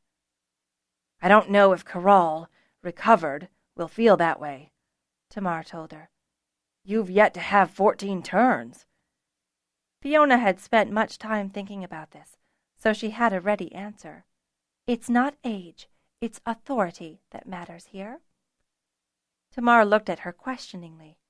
"As long as Talent is the oldest queen, the dragons will defer to her," Fiona said, "and in deferring to her, they defer to me." Tamar pursed his lips sourly. "You sound like a hardened, tough old rider." "I'm not," Fiona replied, "but I'm a Lord Holder's daughter. I've been trained from birth to lead others." She grimaced. "I don't think I know anything else." "You're young. You're going to make mistakes." "What, and older people don't make mistakes too?" Fiona snapped, eyes flashing. She shook her head, dismissing her anger. "Being young, I know that I make mistakes. I know that I have much to learn, and I'm willing to ask for help when I need it." She paused. "So, Wing Leader, will you help me with Corral?" Tamar let out a long sigh and broke his stride, turning toward her. For a moment, as their eyes locked, Fiona felt that Tamar was seeing her in a different light, and it both thrilled and scared her. And then the moment was gone, and the tall bronze rider nodded. "Of course, werewoman." And Fiona realized that the look he had given her was not for the werewoman, but for her, Fiona, herself. Corral did not arrive until dinner had already been served, and then he made his way quickly, head down, to the table at the rear of the dining cavern. He could not avoid the cheerful calls of the small numbers of ambulatory convalescents, but he acknowledged them only with a curt nod. Tamar rose when he noticed the older rider, as did Fiona. Seeing their werewoman rise, the rest of the table followed suit. Corral sat hastily, but Fiona remained standing, sweeping her gaze over the other tables and commanding them with her presence to rise as well. A hush fell through the huge room. "It's good to have you join us again, Bronze Rider," Fiona said, looking at Corral. He raised his eyes to hers, and then recognized that everyone was standing in his honor. Fiona raised her glass to her lips. "I drink to your continued recovery." There was a moment's silence, then the hall filled with a chorus of "Corral!" Fiona sat down slowly, her cheeks burning as she darted a glance at Tamar, who shook his head imperceptibly, confirming her own feeling that she'd overdone it. Well, she'd made a mistake. She'd learn from it. "I'm sorry, Corral," she said softly to the bronze rider. "I meant to welcome you, not embarrass you." Corral glanced over to her and smiled. "I'm not embarrassed," he told her. "I was just a bit taken aback, is all." "I was telling the werewoman how glad I'll be to have more wing leaders recovered," Tamar said. "I don't know if she's told you much of our circumstances here, but there's much to do and few hands to do it with." "I haven't told you much," Fiona admitted to Corral, "because I didn't want worrying to slow your recovery." "I'm a wing leader, my lady. Worrying is part of my job," Corral told her, his face set grimly but his eyes resting upon her warmly. "Tell me what needs doing, and I'll see how I can help." Quickly, with useful interjections from Tamar and Jakarin, and occasional nods from the younger Fijian, Fiona sketched the state of the Weyr's affairs, deftly handling Corral's indignant outburst when she dealt with the problems of demanding a tithe and describing their successes to date. "I see," Corral said when she had finished. He took a moment to slowly chew a bite of his meal, then turned back to her. "And what is it you'd like me to do?" "One thing that I absolutely require is for you to start rounds with the other injured riders," she replied promptly. Corral raised his eyes at that, but Fiona persisted. "It's vital that injured riders see other riders recovered from their wounds." "Gives them hope," Corral murmured approvingly. His eyes twinkled and his craggy features creased as he said, "You've your father's way with words, my lady." "Shh," Fiona chided him. "You don't want to strain those muscles too much." Corral winced in agreement. "Speaking of between," Tamar interposed himself deftly into the conversation, "we've discovered a problem with our training." Corral contented himself with a raised eyebrow in response. "Our training on recognition points," Tamar began, then caught himself. "My training on recognition points was, or will be, nearly 8 turns in the future." He paused, but Corral gestured for him to proceed. Tamar plunged on, explaining about the ice, which prompted a surprised yet approving look from the other bronze rider, and the problem with timing it. "I hadn't thought of that," Corral admitted. He stabbed his fork toward Fiona and Tamar. "But you've a solution." Tamar nodded and explained about the traders and learning to navigate by the stars. "I would like to learn this," Corral said when Tamar had finished. He glanced at Fiona. "You think we can use the stars to guide us between times?" "I think someone has done it, or will do it, already," Fiona replied firmly, recalling their arrival at Weyr. Corral nodded in agreement. "Any idea who the mystery Weyr woman is?" He paused, then added, "Or will be." Tamar glanced significantly at Fiona, who bristled at the implication and replied heatedly, "No one knows." "Time will tell," Tamar responded teasingly. After dessert, Pern placed a clean slate and chalk by Corral's arm, and Fiona eyed him meaningfully. Corral glanced at Tamar and smiled, took the slate, and filled it in quickly before passing it back to Fiona. Fiona looked at it for a moment, then passed it over to Pern, tapping at one point significantly. "Oh, that will do," Pern crowed ecstatically. Pern and Fiona kept their plans secret until the first day of the next month. That morning they cornered Corral and Jakarin and brought them into the secret. "He's going to hate it," Corral declared, his face drawn in as wide a grin as he could manage. Fiona smiled in agreement, then narrowed her eyes as she scrutinized the muscles in his face. "We'll need to get some moisturizer or salve for you," she declared, motioning to Pern in the private shorthand they had developed to indicate when Fiona wanted the head woman to make a mental note. "This is where it'd be nice to have a healer," Pern said, frowning thoughtfully. "Bah!" Corral snorted. "I'm well healed and have you to thank for it. Bit of a pinch is all I feel, and I'm sure that'll fade as I work the muscles more." Fiona had reluctantly approved Corral's pleas to be allowed full expression of his face again. In the week since his first dinner in the dining cavern, her respect and affection for the gruff old rider had grown immensely. Corral was less conservative in his thinking than Fiona had initially guessed. In fact, she realized that a lot of what she'd branded as hidebound in his behavior was more a result of caution and a certain amount of fear of failure.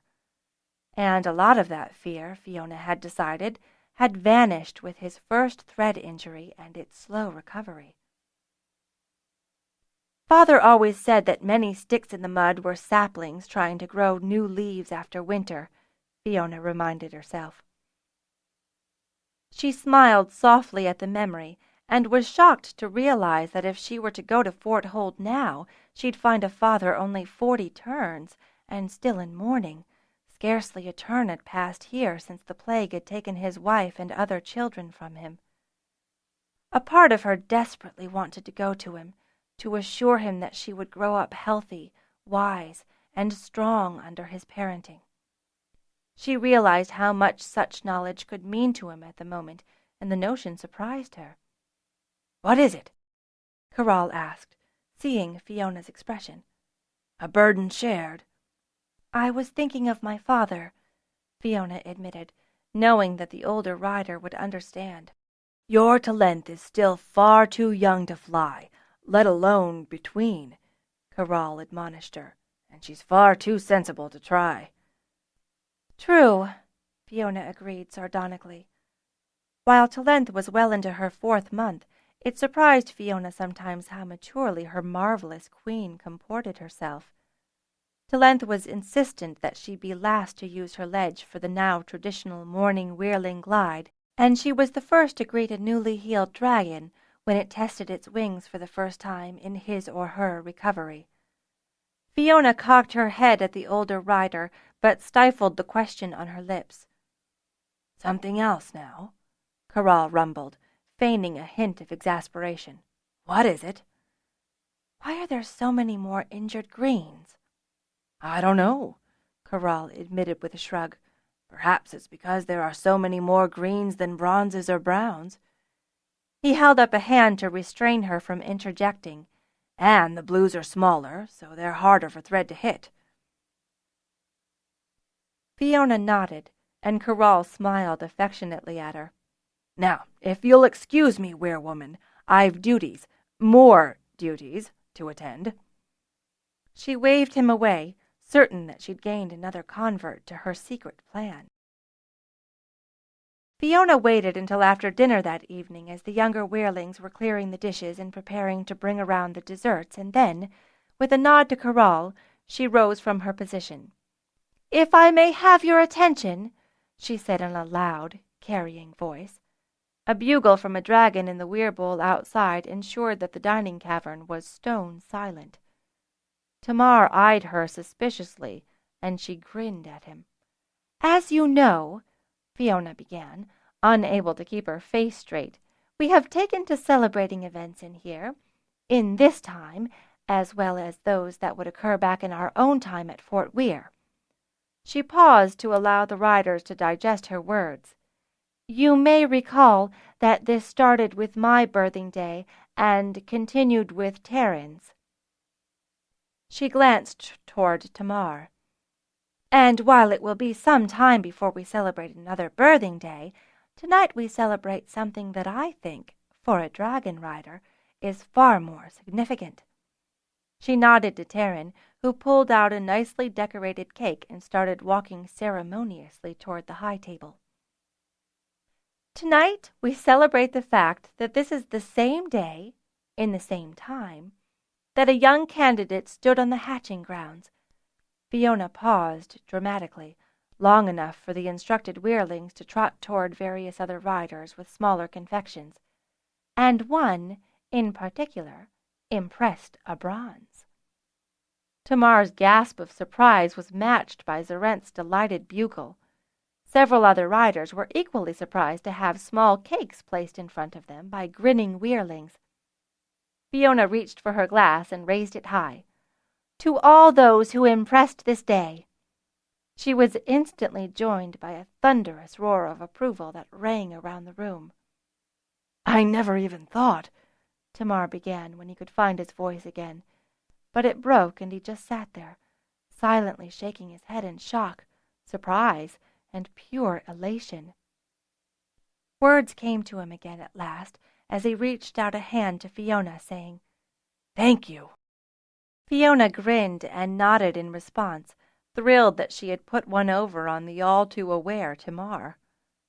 "I'm surprised we never thought of this back at the Weyr," Corral murmured to Fiona as she sat back down. "Yes, I was surprised too," Fiona agreed. "I suspect it will soon become a Weyr tradition." "It is already at Eigen," Corral responded, and eyes twinkling, he raised a glass in toast to Fiona. By the next 7 day, supplies were once again beginning to run low at Eigenweir, and so it was with a sense of relief that Fiona heard the watch dragons report that the trader caravan had been spotted. They'll be here in the morning, Tamar said that evening. He glanced over to Corral. Do you think we're ready? To collect ice in this time? Corral asked. He had been drilling the older Wehrlings in recognition points by flying himself and his Seorth on long reconnaissance flights up the Eigen mountain range, selecting prominent locations for references. Fiona fondly recalled the look of pure boyish pleasure 2 days earlier, when Corral had returned with a clump of ice. Again she found more to admire under the older rider's gruff exterior. "It would be nice to have something cooling for the traders," she said. How many hundredweight would you like? Corral asked. I'm certain of 6 of the older Wehrlings, but I'd not want them to haul more than 100 weight each. He glanced toward his Weyr as he added, Seorth will easily handle 200 weight. I think I should come along then, Tamar responded. That way, between the 8 of us, we'd have 10 hundredweight, a half-ton. Even Karina will be amazed, Fiona said with glee. She caught Tamar's reticence and prompted, What?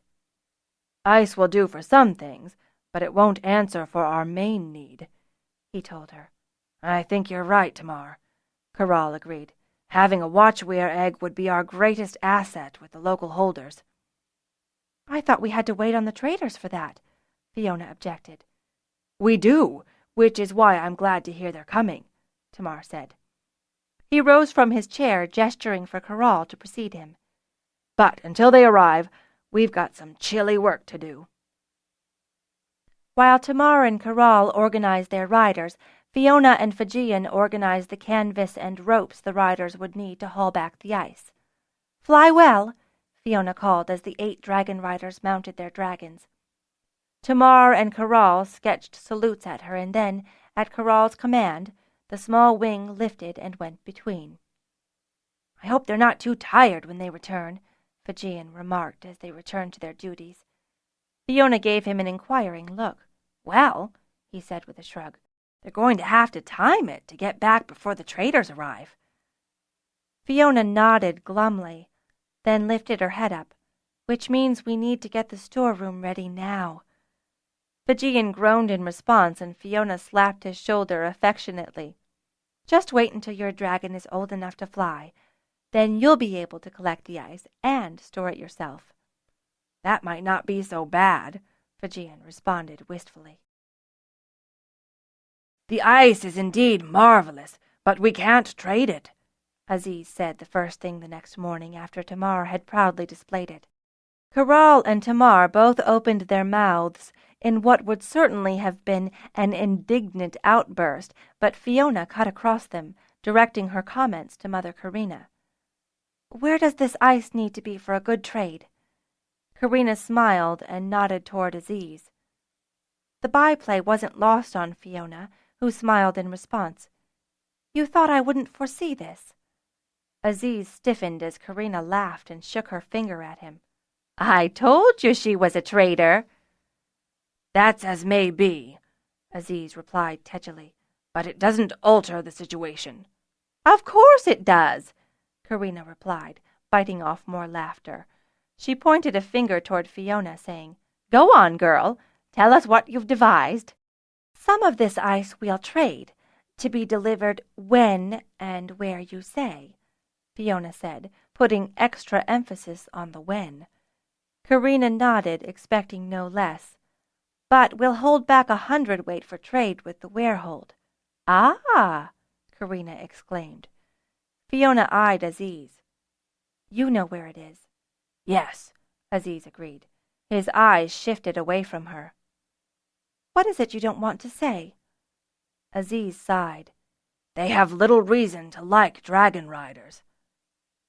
And what do you recommend? Tamar asked, bristling with ill-suppressed anger. Aziz said nothing, glancing first to Karina, then to Fiona. Send a girl, Karina said finally. No, Fiona corrected her firmly. You want to send me, a weirwoman. Corral and Tamar gasped. Kindon mentioned some of the problems that Elisa had when he knew her not too long ago in this time, Fiona explained quickly. Karina frowned at her thoughtfully. He said that the Talger Weyr leader felt that the watchwears were unnecessary and a burden detracting from his rightful tithe, Fiona recalled. And so Elisa hates Dragonriders, fearing that they want to destroy the watchwears forever. "She's touched in the head," Aziz declared. He started in surprise when Fiona nodded in agreement. Again Karina laughed.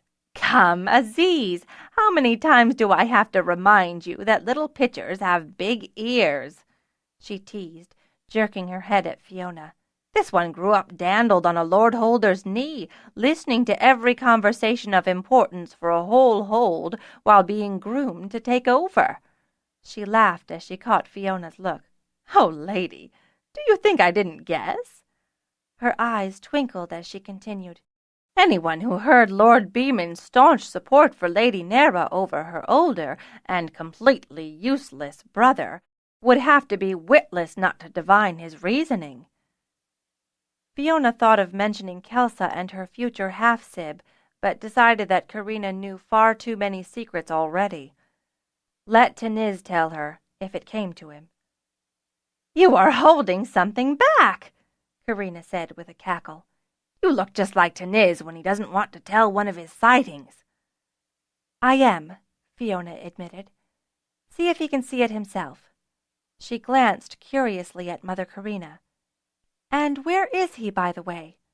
"He is busy with trader matters in another location," Karina replied with a negligent wave of her hand. She smiled challengingly at Fiona. "Perhaps you can see Weyr yourself?" Fiona snorted in response to Mother Karina's jest. Beside her, Tamar cleared his throat. "If you're saying that we should send Fiona—" "I think it's an excellent idea," Fiona said, cutting him off. "When do we go?" "The sooner the better," Aziz replied. "Our information is that Elisa is dying." Fiona nodded. From what little she'd heard of the events that had would unfold, the news was not unexpected to her. She caught Karina eyeing her carefully and shook her head slyly. "Her gold has clutched, and there's a queen egg," she said. Aziz gasped, while Karina merely smiled, saying, "We were only told that Elise had clutched. Nothing was mentioned about what or how many eggs." "I don't know how many eggs, only the queen," Fiona confessed. "You know how this all happens, don't you?" Aziz asked accusingly. With a shake of her head, Fiona replied, "No, I only know how it ends, not what events transpired along the way." "Just like Teniz," Karina murmured quietly. "Except that, unlike Teniz," Tamar interjected, "we know because this is our past." "But we only know those things that were important to us or brought to our attention," Fiona added. She glanced at Tamar, then Caral, reading their glum expressions. "We must find another way," Caral urged, glancing down at her. "We cannot risk—" Fiona silenced him with an upraised hand. "Karina already knows enough to trade for turns to come," she told him. "No sense in giving her more for free." She turned her attention to the traders. "Do you know where the Weyr hold is now?" she asked. "Well enough that we can fly to it?" "We know a place where you can land," Aziz admitted, "but we have no traders that we trust with this secret nearby, else we'd have them introduce you and bring you into the camp." "From what we've heard, you must hurry," Karina added. "But we've got all the time we need," Caral said airily. "No," Fiona said. "We've seen the effects of too much timing." "Even now, I can feel the effects of just being in this time twice," Tamar said, rubbing the back of his neck wearily. His eyes narrowed as he added, "I didn't feel this drained until recently." "When?" Fiona asked urgently. She made a conciliatory gesture to the traders, who looked unnerved. "Since hatching day," Tamar said with growing certainty. "That makes sense," Caral said. "Until you'd impressed, you wouldn't feel time the way a Dragonrider does." "Terran isn't affected at all," Fiona observed in confirmation. Then she shook her head. "We should have this conversation later." "Agreed," Tamar said. Caral nodded emphatically. "For now, the question is how long will I need to be gone, and who will handle my duties while I'm away?" Fiona stated. "Hadn't realized we'd decided that you would leave," Caral protested. Fiona sensed Tamar stiffening beside her, ready to add his weight to Caral's argument. She spoke before he could. "As werewoman, I am responsible for the well-being of this Weyr." She paused and let out a deep breath. "If we do not do this, I do not see how we can feed the Weyr, heal the dragons, and return to help." "We could find something," Caral suggested. "We know what happened," Fiona said. "The only thing we don't know is how." "But that how could mean your life," Tamar exclaimed, shaking his head. "I don't see that it's worth the risk." "It's my choice to make, though, isn't it?" Fiona stepped away from the two wing leaders, standing beside Karina and looking back at them. "As I recall, Kindon said that one of those wereholders actually shot an arrow at Matal's Gaminth," Caral replied grimly. "Which is why it's well that Talent is too young to fly, isn't it?" Fiona interposed sweetly. "It will be just me, one unarmed, harmless young girl." "There's still time to back out," Tamar told her the next day as he lowered her down Zarenth's side at their landing point. Aziz had assured them that they were out of sight of the werehold, but less than a kilometer away. "I wouldn't linger all the same," Mother Karina had observed when they had discussed the plan. Fiona glanced back up at Tamar, shaking her head. She'd made her pledge. She wouldn't back out now. "I'd know." "I bet your father wishes you were a boy," Tamar replied, shaking his head in admiration. "I'm quite happy being a woman," Fiona said, smiling. Tamar looked ready to respond, but thought better of it. "Zarenth and I can be here whenever you need." "I'll be fine," Fiona assured him, reaching up for the carry sack that she'd handed him as she'd clambered down.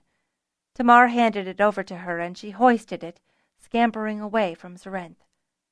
"Circle around north," Tamar instructed her, "so that if they see me leaving, they won't suspect you were brought here by dragon."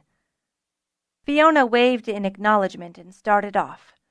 As the wind from Zarenth's wings buffeted her, she turned back to sketch a quick salute to Tamar, but she wasn't sure if he saw it before he went between. She turned back again to resume her trek and paused with a deep sigh. "Talent," she called. "I'm here." Her queen's instant response calmed her in a way that no words of her own or any other's could. "How are you doing?" "Well," Talent replied, her tone surprised that Fiona need ask. "But if you're going to be gone much longer, would you ask Pern to oil me?" "Of course," Fiona responded, grinning to herself. She was becoming accustomed to Talent's draconic ways, particularly the young queen's fading memory. She didn't bother to explain to Talent that it would be easier for the queen to ask Pern directly, preferring to send the request to Seorth, who had agreed to listen for her. The older bronze sounded both quite pleased that she'd asked him and quite amused with the young queen's self-absorption. "It is done," Seorth told her. He added humorously, "The head woman was surprised to hear from me." "Thank you," Fiona told him, a smile crossing her lips as she imagined Pern's frightened squeak when the bronze dragon spoke in her mind. "Anything, werewoman," Seorth responded. Fiona was stirred by the depth of commitment the bronze's reply involved, and thrilled to hear him so easily label her werewoman. With one parting mental nod, Fiona turned her attention back to the ground in front of her. It was wild, uneven, and took her longer to traverse than she had expected. By the time she was near the werehold, she was hot, sweaty, and thirsty. She debated digging into her carry sack for her flask, and wondered why she hadn't hung it from her side the moment Zarenth had gone between, but finally decided that she should wait and ask for water when she met someone. She had just started forward again when an arrow flew across her path. "Now that is just enough!" Fiona shouted loudly, her anger and irritation echoing around her. Dimly, in the distance, she heard the strange bugle of a watch weir, answered by several others. Shaking her head, she said to herself, "Shards! I didn't mean to wake them." She glanced around for a sign of the bowmen who had shot at her, but saw nothing. "I need to talk with Elisa," Fiona shouted toward where the arrow had originated. "It's important." "You need to leave," a man's voice responded, not from where the bowman had fired. "While you still can." "What makes you think Elisa is here?" a woman's voice demanded from where the arrow had been fired. "Oh, this is too much," Fiona muttered angrily to herself. She was scared, but she was angrier than she was scared, and she knew that that meant someone was going to come off the worse for it, and not her. Loudly she said, "Look, I'm sorry about the fire lizards, but—" Another arrow whizzed past her, this time coming from the man's position. "No, by the first egg you will not scare me," Fiona shouted, her voice echoed by the bugles of watchwears. Her anger flowed from her like a storm as she raged on. "I am Fiona, Talent's rider, werewoman of—" "Of what?" the woman's voice demanded. "We have no use for a werewoman," the man added. "You have use for me," Fiona roared back. "I know all the werewoman's names. There is no Fiona," the woman declared. "I am Lord Holder Beeman's daughter," Fiona snapped back. "Your first story was better. Beeman's daughter can't be more than 2 turns, the woman said bitterly. "I come from the future," Fiona said, backtracking. "I am Beeman's daughter, and I impressed a queen dragon." She couldn't help adding out of a sense of honor, "And anyway, in this time I've just turned 4. "You?" the woman snorted. "A queen? Is she here?" "Of course not," Fiona snapped. "She's not old enough to fly." "So, Fiona from the future, rider of a gold and daughter of a Lord Holder," the woman began, her voice dripping with sarcasm. "If your dragon is so young, how did you get here?" "What's your name?" Fiona asked. She guessed that this person was Arella. She'd heard Kindon speak of her. The man was probably Jathan. An arrow whizzed by her in response. "You need to stop asking questions and leave." Didn't Kindon say something about Arella having a watchwear? "Talent, would you bespeak Arelsk and say who I am?" Fiona thought to her dragon. "Arelsk is a green. Did you know that?" Talent asked conversationally, indicating that she'd passed the message. "She is quite nice, really." "If you are Arella, as I think, then check with Arelsk," Fiona said out loud, sending a mental appreciation back to Talent. "My Talent has spoken with her." A moment later, bushes parted in the distance, and a woman rose with a bow in her hand. She strode toward Fiona, her bow still cocked, but the arrow pointed to the earth. "Why are you here?" "Your mother is dying," Fiona said, not knowing how much time they had, "and Elisk has clutched gold." Arella stopped mid-stride, raised her bow toward Fiona, then lowered it again, her face the picture of surprise. "How did you know?" "For me, it's already happened," Fiona told her. "I did not lie. I am from the future. I impressed a queen, and I am Lord Beeman's only surviving child." She was surprised at how important this last statement was to her. She gestured to the other bowman's position. "Is that Jathan over there, or McCall?" Some of Arella's wariness returned. "McCall is dead." "The plague?" Arella shook her head. "It weakened him, but he survived. Old age took him." "He was babbling about something from the future," Jathan said as he rose from his hiding place. He glanced askance at Fiona as he added, "A queen too young to fly." "Those were his last words," Arella said, eyeing Fiona carefully. "No, his last words were, 'You must listen to her.'" Jathan corrected her, striding toward the other two, glancing up and down at Fiona. I couldn't see how a queen could talk, he admitted. Now I wonder what you have to say.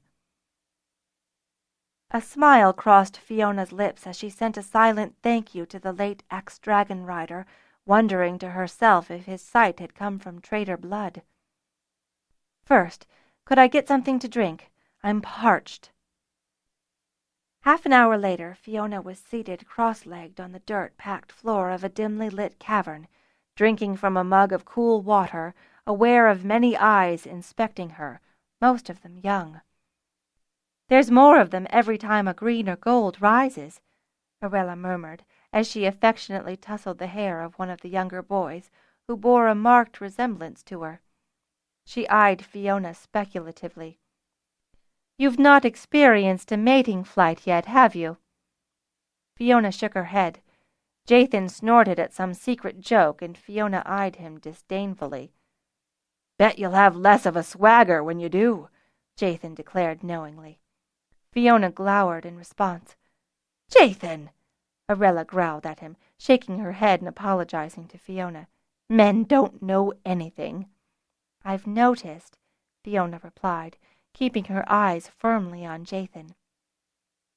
The were-handler held her eyes for a moment longer, then laughed. You've nerve enough, that I'll grant. Needs drive when thread arrives, Fiona responded, quoting the old saying. There's no thread here, Jathan declared. Yet. Fiona's tone was implacable. Jathan bristled, but Arella calmed him by placing a hand on his knee, her eyes challenging Fiona to continue. Where I come from, we've been fighting thread for nearly 3 7-days now, Fiona told them. She paused at the brink of telling them of the dragon sickness. So far no one in this time had been told of it. And yet, how could she explain why she'd had to banish the fire lizards?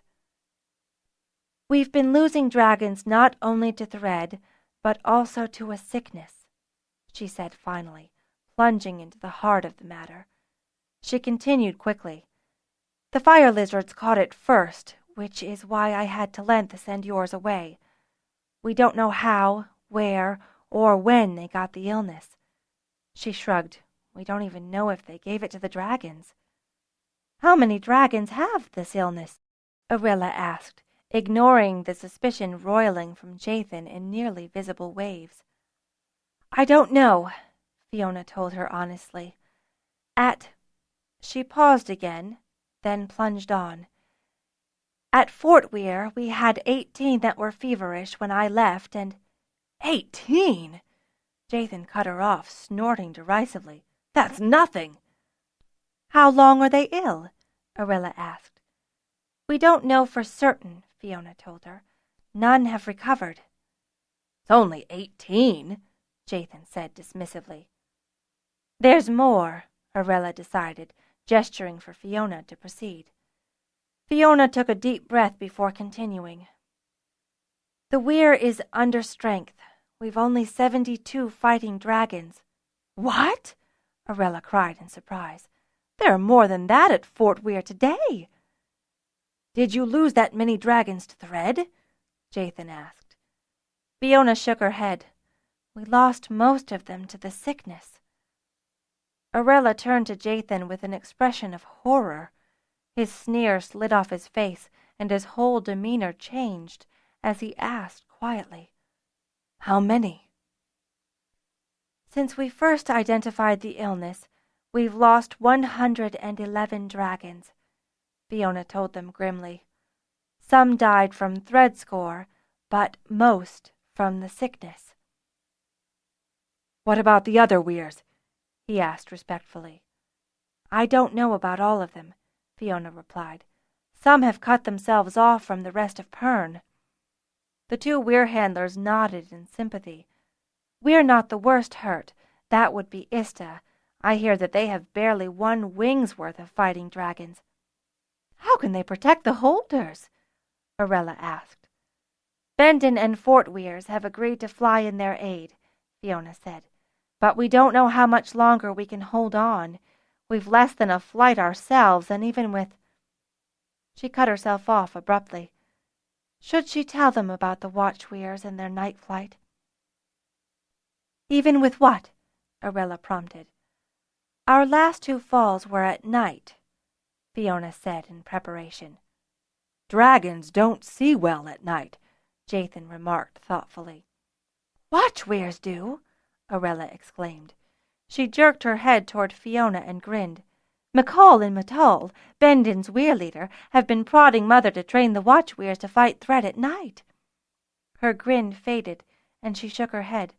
"But she refuses." "Maybe she'll change her mind," Fiona said hopefully. She knew that Watchweyrs had flown threat at night, but she didn't know if those Watchweyrs had any relation with the ones here, now, at the Weirhold. "I don't think she will," Jathan said. "My mother is old and set in her ways," Arella explained. "The plague and McCall's death have been hard on her." Jathan, who had been silently grappling with his own thoughts, spoke up again.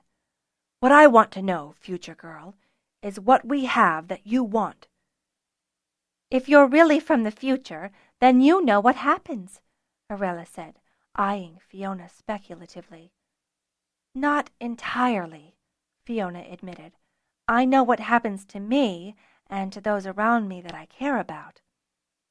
Arella gave her a dubious look, so Fiona continued. "As you say, I've 4 turns in this time. Do you expect that I would be learning every single thing that goes on in Pern at such an age?" "A Lord Holder's daughter?" Jathan snorted. "I'd expect you to know more than your turns would suggest." "I do," Fiona agreed. "But I learned most of that when I was older." She paused reflectively. "At this age I was just discovering Forsk's lair." She smiled at the memory. She was the biggest thing I'd ever seen, and her eyes were— "You met Fort's Watchweyr?" Jathan interrupted. "I used to sleep with her," Fiona told him, smiling fondly. "Father got so annoyed, but not nearly as angry as when I took her off after tunnel snakes." "You caught tunnel snakes with a Watchweyr?" Jathan repeated, astonished. "Not until I was older," Fiona confessed. "I think I had just turned 6 when I caught my first one." She grinned. "Don't tell Father, or he'll forbid me altogether. But I earned a 1/4 mark each." "Are you saying he didn't forbid you?" Arella asked with all the protectiveness of a parent. "Well, he was always surprised at how I always seemed to have spare pocket money," Fiona confessed. "But I was careful never to spend too much." "And he never forbade you?" "No," Fiona said, smiling at the memories. "I was very careful to arrange it that he never got around to it." Arella gave her a perplexed look, and she explained. Whenever the subject came up, I made it clear that I understood the dangers involved and my responsibilities to be an example for the hold." "And never quite got around to saying that you wouldn't go after tunnel snakes," Jathan snorted appreciatively. He turned, grinning, to Arella. "Almost as devious as some others I could mention." "Doubtless all women," Arella agreed with an evil grin. "Something you should bear firmly in mind." Jathan's grin slipped. Arella savored his reaction before turning back to Fiona. "But, as you did with your father, you have avoided answering the question of what you are doing here." Fiona thought for a moment, weighing her options and choices. Finally, she chose the direct approach. "We want to trade for your queen egg." "Why?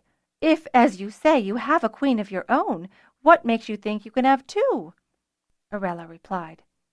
"What are you offering in exchange?" Jathan demanded.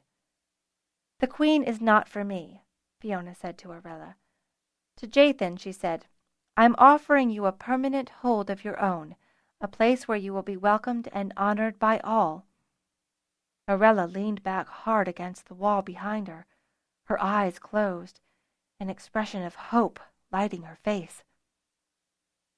"Who are you to make such offers?" Jathan demanded angrily, jabbing a thumb toward Arella. "Who are you to raise her hopes so high?"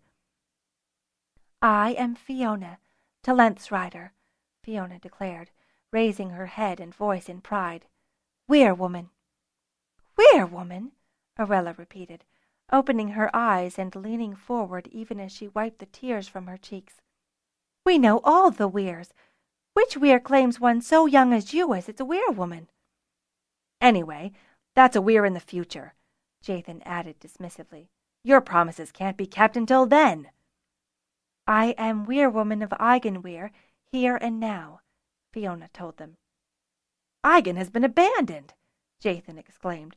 "How can you—" "We came back in time," Fiona cut across him angrily. "Our injured riders and dragons and our Weirlings, even our youngest. We're here now to recover and mature. We'll stay here until the youngest Weirlings are ready to fight Thread." "That'll take turns." "Yes," Fiona agreed.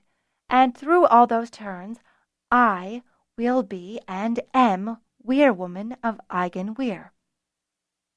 "So, if the egg wouldn't be for you," Jathan said, returning to her offer, "then who?" "I think it's dangerous to know too much of the future," Fiona said, "but I'm pretty sure that you'd approve of her. Anyway," she continued, and then stopped. "What?" Orella prompted. Fiona sat still for a moment, debating whether she should tell them. Finally, she nodded to herself. "You must keep this a secret, all right?" Jathan and Orella eyed her suspiciously, neither agreeing nor objecting. "I only saw the Queen when they flew Thread at night," Fiona said. Orella turned to Jathan, eyes glowing. I told you they would fly against Thread." "You swear this, on your honor?" Jathan asked Fiona. "Of course." Something seemed to ease inside him, as though his heart had started beating more strongly, and his expression grew less guarded and more hopeful. "And who flew the Queen?" Orella asked. "Nu, the woman to whom I want to give this egg," Fiona replied. "That's the second time you started with Nu," Orella observed slyly. "You can't mean that Miner girl." "She's already got a green. Do you expect her to bond with another?" Jathan demanded. "The person I know has been bonded with a gold for all my memory," Fiona answered honestly. "This queen egg will hatch soon," Orella said, "and if we don't find her someone with whom to bond, she'll be lost between," Fiona finished. "We think that some watchwares go wild and live by themselves," Jathan told her, shaking his head. "But not golds. Elisa says that a gold must have a person." "So, future girl," Jathan surmised grimly, "you've come to bargain with something Elisa won't want, in hopes of delivering a queen egg to someone who already has a watchware of her own. Are you sure you don't want to amend some of your tale?" Fiona glanced at Orella and saw the same look on her face as on Jathan's, and neither looked promising. "This will happen, I know it," she swore firmly, even as she wondered if somehow the future came about in an entirely different way, one that didn't involve her or Eigenweir. And if that was so, how would the Weirlings be fed or supplies for the wounded be found? Desperately she asked, "Can I talk to Elisa? Please." Orella glanced to see Jathan's reaction, and when he shook his head, sighed and repeated the motion. "My mother is old and tired," Orella said. "What you offer is nothing she'd want to hear, and I won't have you upsetting her." Jathan rose, gesturing toward the cave's exit. "It's best if you leave now." Tears of rage and disappointment threatened to overwhelm Fiona. She sat there, shaking her head. "No," she murmured to herself. "No, it has to be this way." With the speed of a tunnel snake, Jathan whipped around, wrapped his hand tightly around her arm, and yanked her off the floor. "No, it doesn't, Holder girl," he shouted, propelling her toward the exit. Fiona turned back, determined not to leave only to find herself twirled tightly against his chest, a gleam of metal suddenly visible down by her neck, just below her line of sight. "Don't think I won't," Jathan whispered in her ear, his words filled with a desperation and a longing that seemed like madness to Fiona. "Jathan!" Arella screamed. The room was suddenly full of children, all peering wide-eyed at the scenario. "She comes here and makes promises she can't keep, and then thinks to defy us?" Jathan yelled, his words deafening in Fiona's ear. He twitched, and Fiona felt a sharp pain at her throat as Jathan pressed his blade tightly against her skin. Fiona gasped. "Talent!" she cried. "Jathan, you can't! She's a Dragonrider!" Arella cried imploringly. "Dragonrider!" Jathan spat out the word. "And what have they done for us? Sent us packing, disdained and denied us at every chance, or used us like pawns for their own ends." He eased his knife back for a moment, then pressed in again tightly as he added, "Killing this one, even if she is a rider, would only be a partial payment for all the wrongs they've done us these turns past." A sudden raucous bugling and crying erupted all around them, echoing deafeningly. "Jathan, if you kill me, more than one will die," Fiona found herself saying. "More than all who live here, more than all who are now in Aigen, maybe all Pern." She paused, her blood pounding in her veins even as she forced herself to speak calmly, quietly, using all of the power that Siska had cautioned her against, saying, "Put the knife down." "You'd best do it now," an elderly voice said harshly from behind them, "or by the first egg I'll send your Jace between forever." Elisa.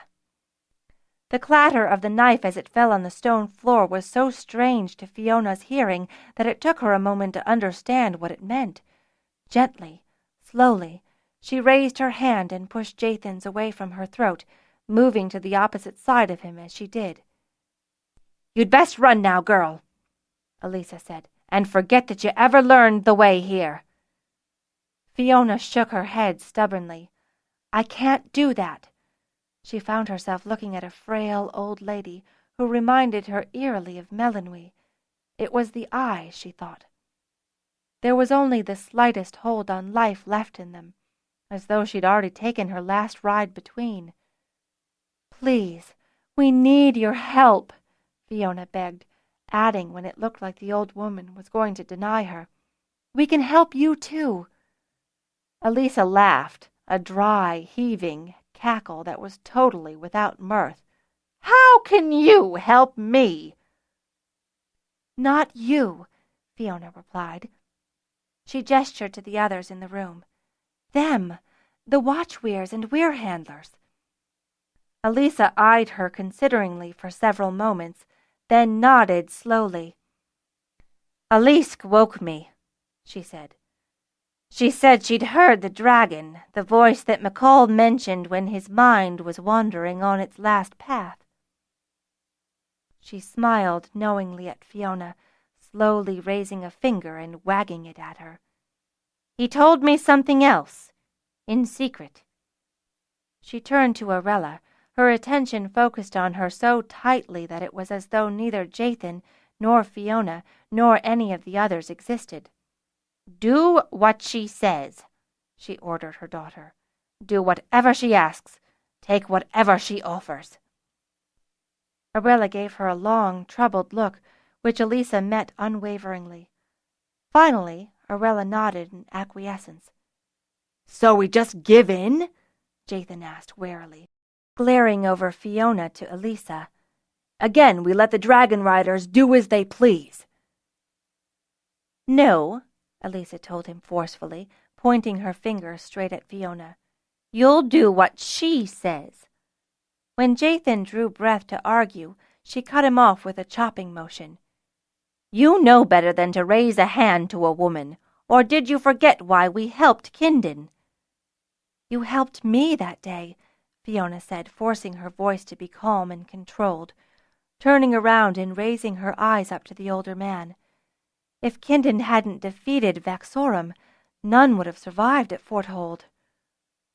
"Or here," Arella said, If it weren't for Kindon standing up for a woman's right to follow her dreams, there would have been no one to remember us, no Dragonriders to come to our aid." Jathan let out a low, wordless growl. "Nothing can change, Jathan," Fiona said to him imploringly, "if you will not allow for change in your mind." "Things change," Jathan said, shaking his head. "They get worse every new dawn." Fiona stared at him in utter bafflement for a moment, then looked at Orella. "Does he speak for all of you?" "No," Orella said, "but his words ring true." "Then let it be different," Fiona declared. She reached a hand to Jathan. "Make a difference. Choose to change things and make things better instead of worse." "Shards, you're worse than Kindon," Orella exclaimed. Fiona shook her head in resignation. "This I know," she said, catching Orella's eyes. "I know that there will be a Weyr in my time, somewhere near Plains Hold, and I know that Nuella will be the leader." "Nuella rides a green," Orella said, shaking her head but sounding wistful. "I don't think she does any more, or for not much longer," Fiona replied sadly. "I don't know what happened, a cave-in or snake-bite or both, only that she lost Nuelsk." "So what is her watch Weyr called?" Elisa asked, eyeing Fiona carefully. "Nuelisk," Fiona replied. Elisa mulled her response over silently for several moments as if debating with herself. Finally she said to Fiona, "You speak of the future. I will tell you of the past. When McCall passed away, he said several things, some of which sounded feverish." She shook her head in reverence for the man and the memories. "I didn't understand his last word because I thought it was two words, like a question, but he spoke it like a statement." "Nuelisk," Fiona guessed. "They say there are some who can travel to the future without a dragon or watch Weyr." Elisa heaved with dry, wheezing laughter. "They say," she repeated, smiling and pointing at Fiona. "You know more than you let on, little Weirling. You know someone, but you don't want to say who." "Craft secret," Fiona admitted. She tossed her head up in apology. "If it were my craft, I would feel differently, but as it is not, I will respect their wishes." "Ha!" Elisa snorted. "You have just declared them traitors." She smiled triumphantly as she observed the look on Fiona's face. "I've a good idea who, even, but keep your secret, youngling." She turned to Orella. "I like this one. She's got nerve, and she's not afraid to use it." Her gaze returned to Fiona. "Just be careful, Weirling, that you don't stick your neck under any more knives." Fiona found herself rubbing her neck unconsciously, her eyes darting toward Jathan, and then to the knife still on the ground. Would she have talked him out of it if Elisa hadn't appeared? She wasn't certain, but she thought so. Fiona swallowed as the import of her thoughts struck home. She could see how she'd be willing to risk all again, risk without thinking, simply because she was certain that she wouldn't fail. "Ah!" Elisa chuckled, her eyes taking in Fiona's reaction. "You do learn." "I'm stubborn and will fight for what I believe," Fiona admitted. "But I am willing to listen, willing to reconsider." "Except in this," Elisa guessed. "No, even in this," Fiona replied. "Only in this I have knowledge of what will be that compels me." "You know what will be, but not how it will become," Orella guessed, her lips pursed thoughtfully. "I think I have the right idea of how it will become," Fiona persisted. "And that, my little Weirling, is your danger," Elisa told her, nodding firmly. Fiona felt her face growing hot with embarrassment, but she said nothing. There was nothing to say. Elisa seemed to sag where she stood.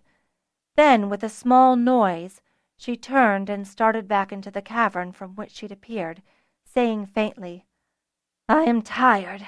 I go to rest." Respectfully, the others waited until the noise of her slow movements faded into silence. Then, Arella turned back to Fiona.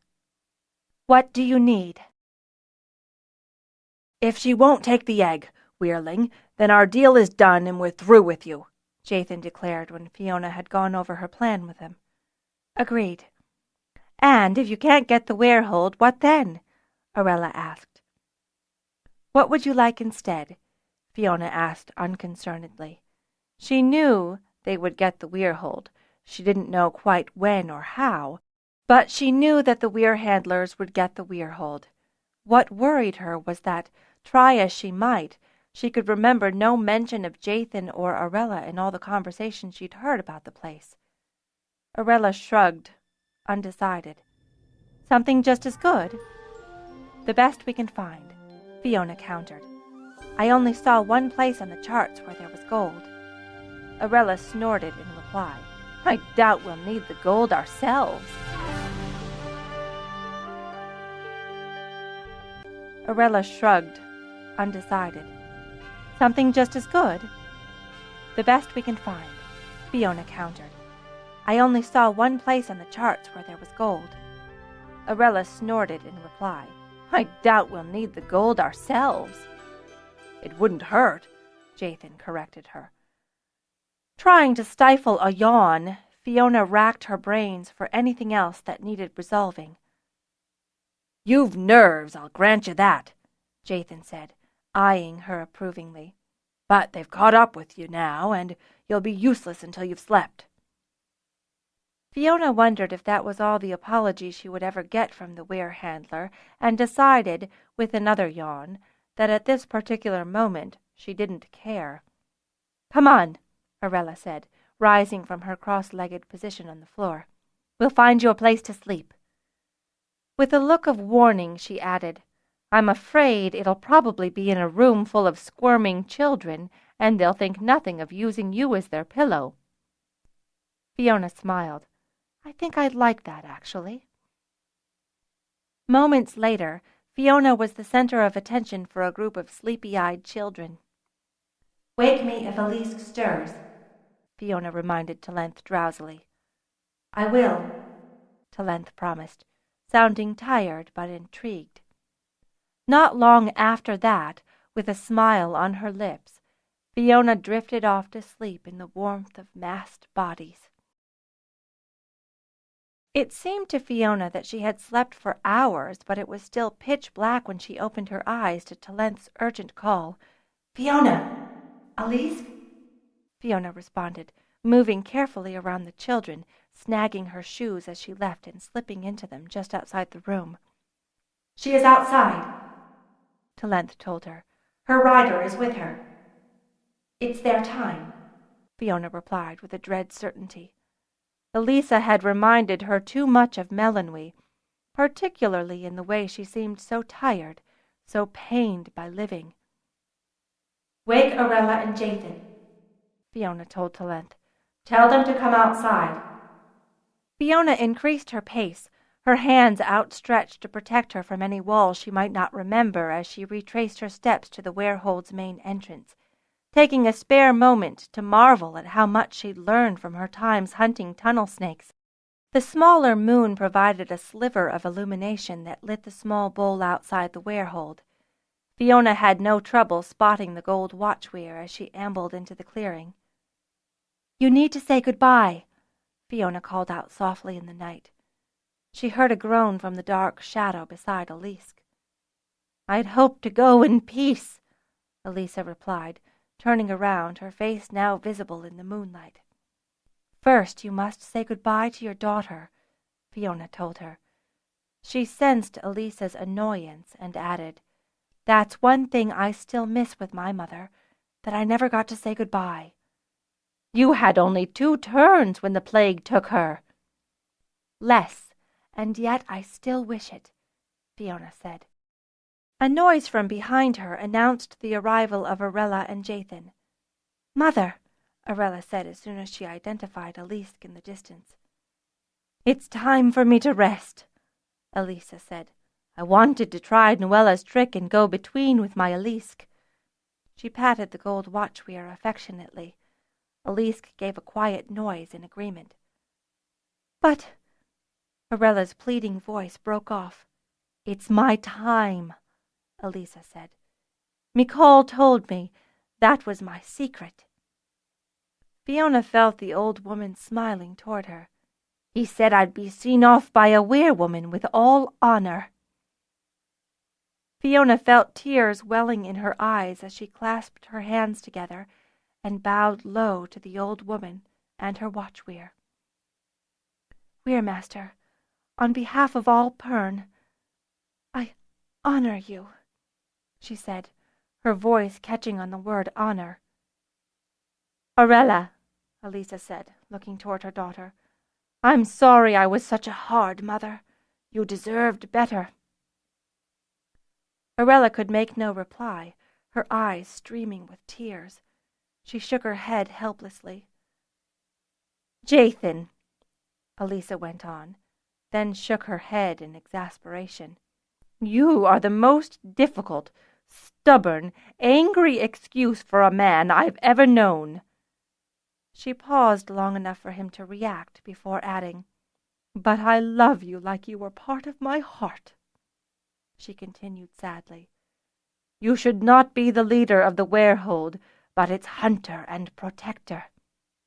"I think I'd like that," Jathan admitted. "I'm not good with people." Arella snorted in agreement before turning back to Fiona. "Now, I've said my goodbyes. It's time for me to leave." Fiona rushed forward beyond Elisa and knelt at Elisk's side, her hands cupped together. "Let me help you mount."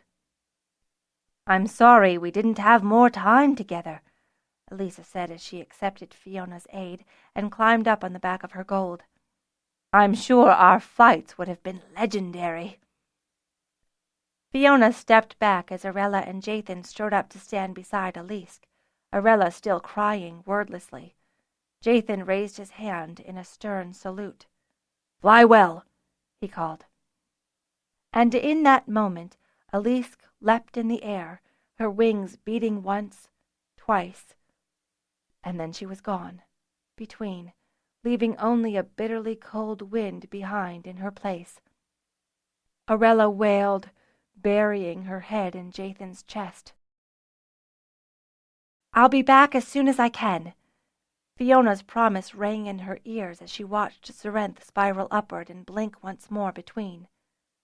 "We'll give you a fortnight," Jathan had told her. "After that, we'll be gone. You'll never find us."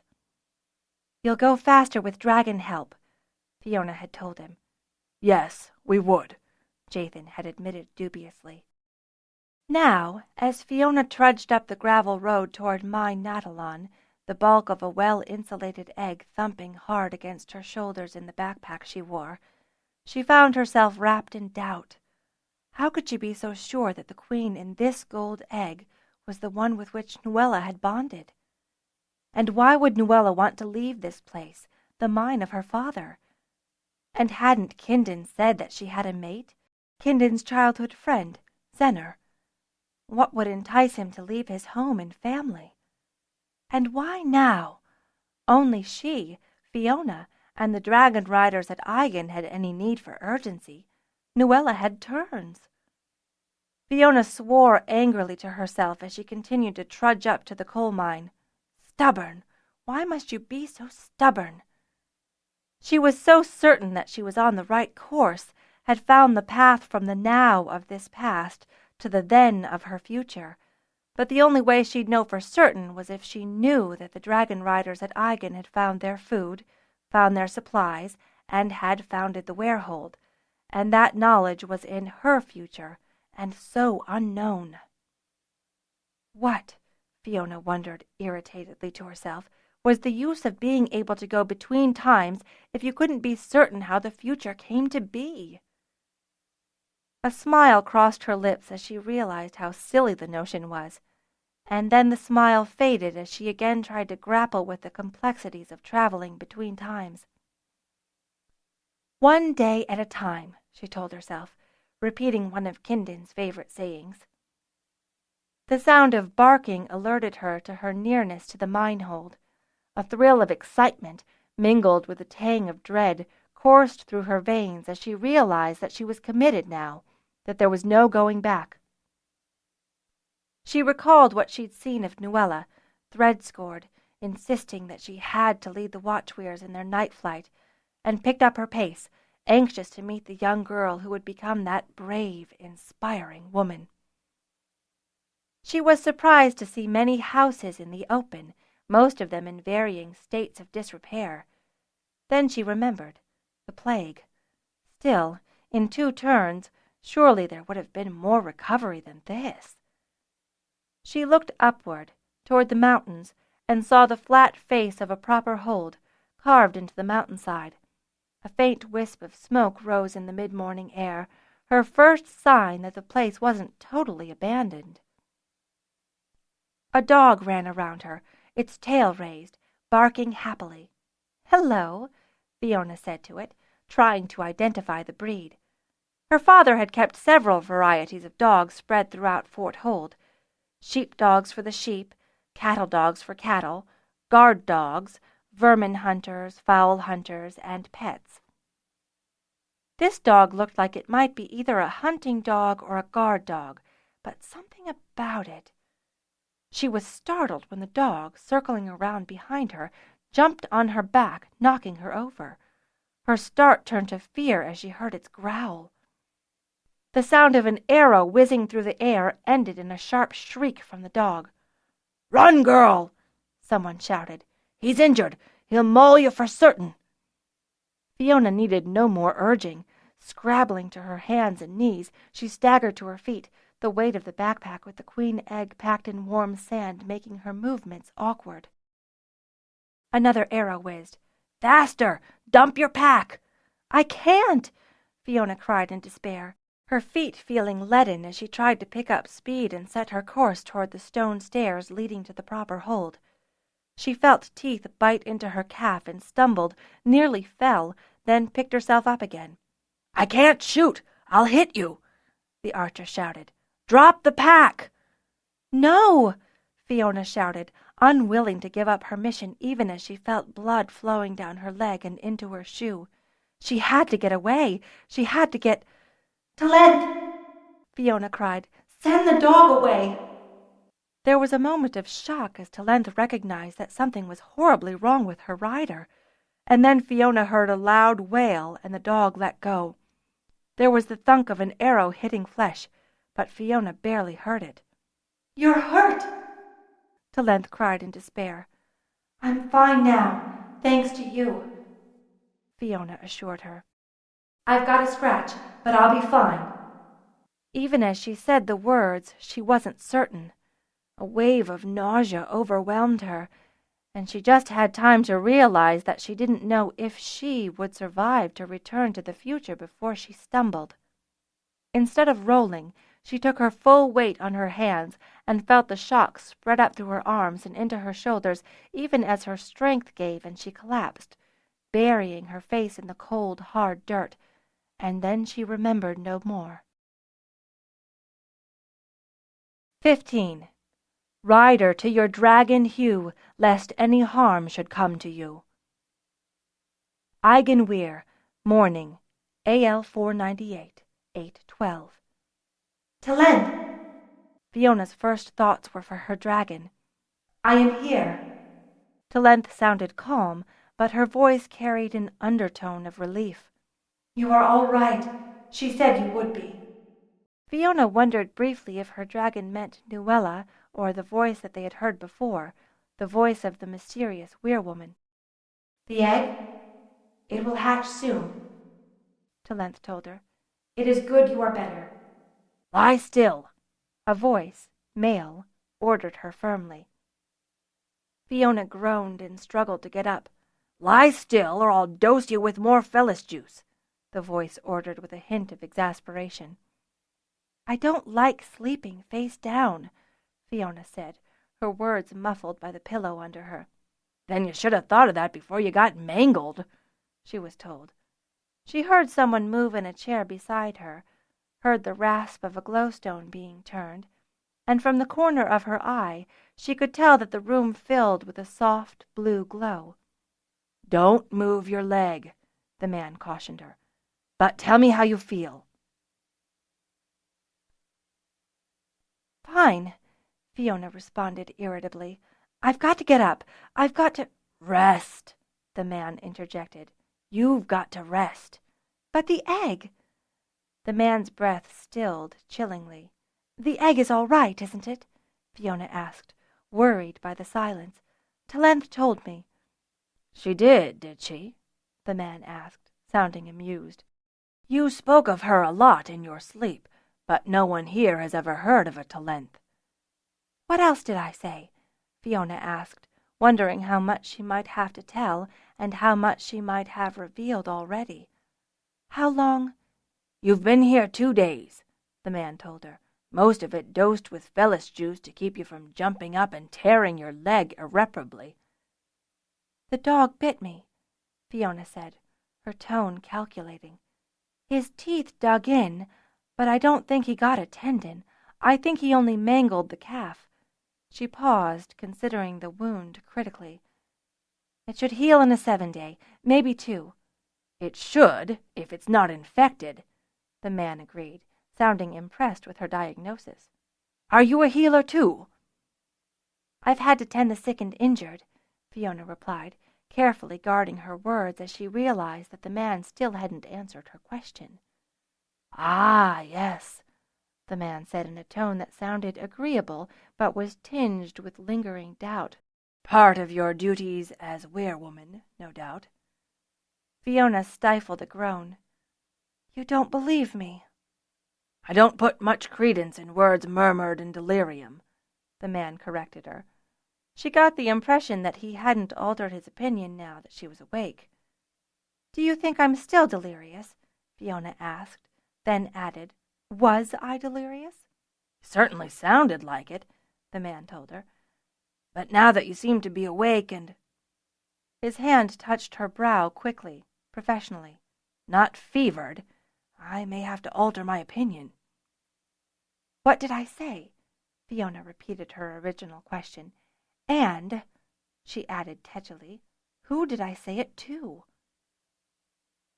"You said it mostly to me. Zenner," the man replied. "Mostly?" "There were others earlier," Zenner told her calmly. "Well, Zenner— Wait a moment. You're Kinden's friend." "Yes," the man said. "You mentioned him in your sleep, too." There was something odd in his tone, humorous but somewhat more than that. Fiona couldn't place it. "And the mystery werewoman, is that you?" "I don't know," Fiona confessed. "You were most urgent," Zenner said. "You said that you were from the future, that you had to see Nuella, that you hoped you weren't too late, and—" Fiona groaned loudly, furious with her indiscretion. "You did seem worried about the future. You kept saying you had to get back." "Shards!" "And something about gold, which aroused quite a lot of interest, particularly mine," Zenner told her. "Did I tell you about the Weirhold?" Fiona asked, abandoning any hope of keeping all her secrets.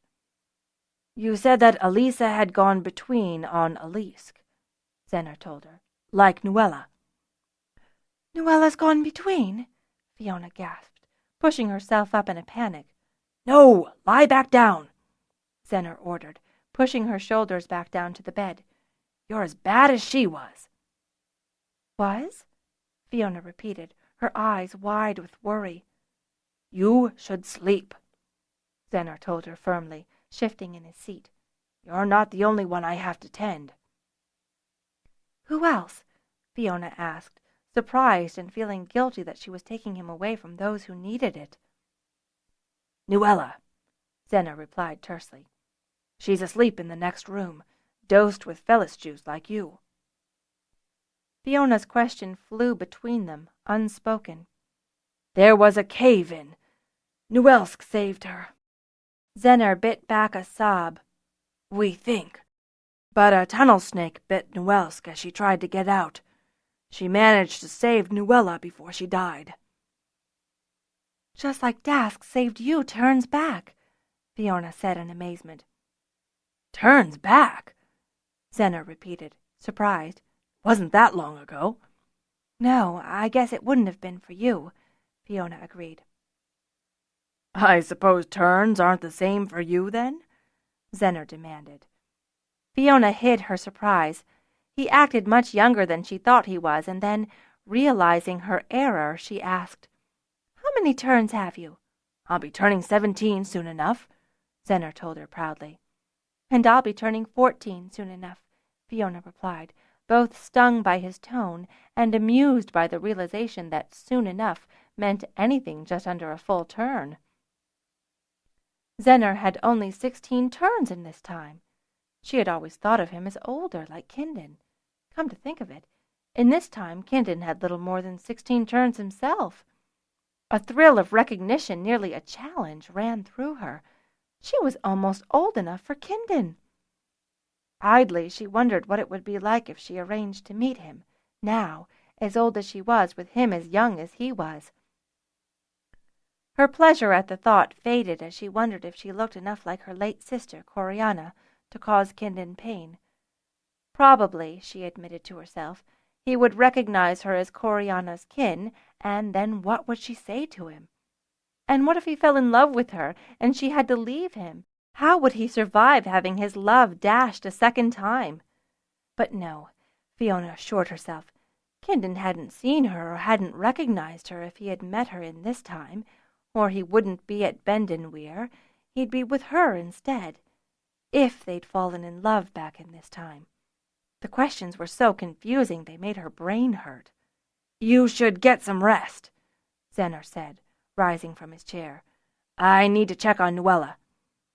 Too tired to protest, Fiona drifted off into a hazy, fitful sleep. "How's the egg?" Fiona asked when she next woke. "We've got it near a hearth and it's still warm," Zenner assured her. Fiona was surprised to see a red-haired girl about her age standing beside him, bearing a large tray. The resemblance to Zenner was obvious. "This is Rena," Zenner said by way of introduction. As Fiona started to turn over, he stopped her with a firm hand on her back. "You shouldn't move."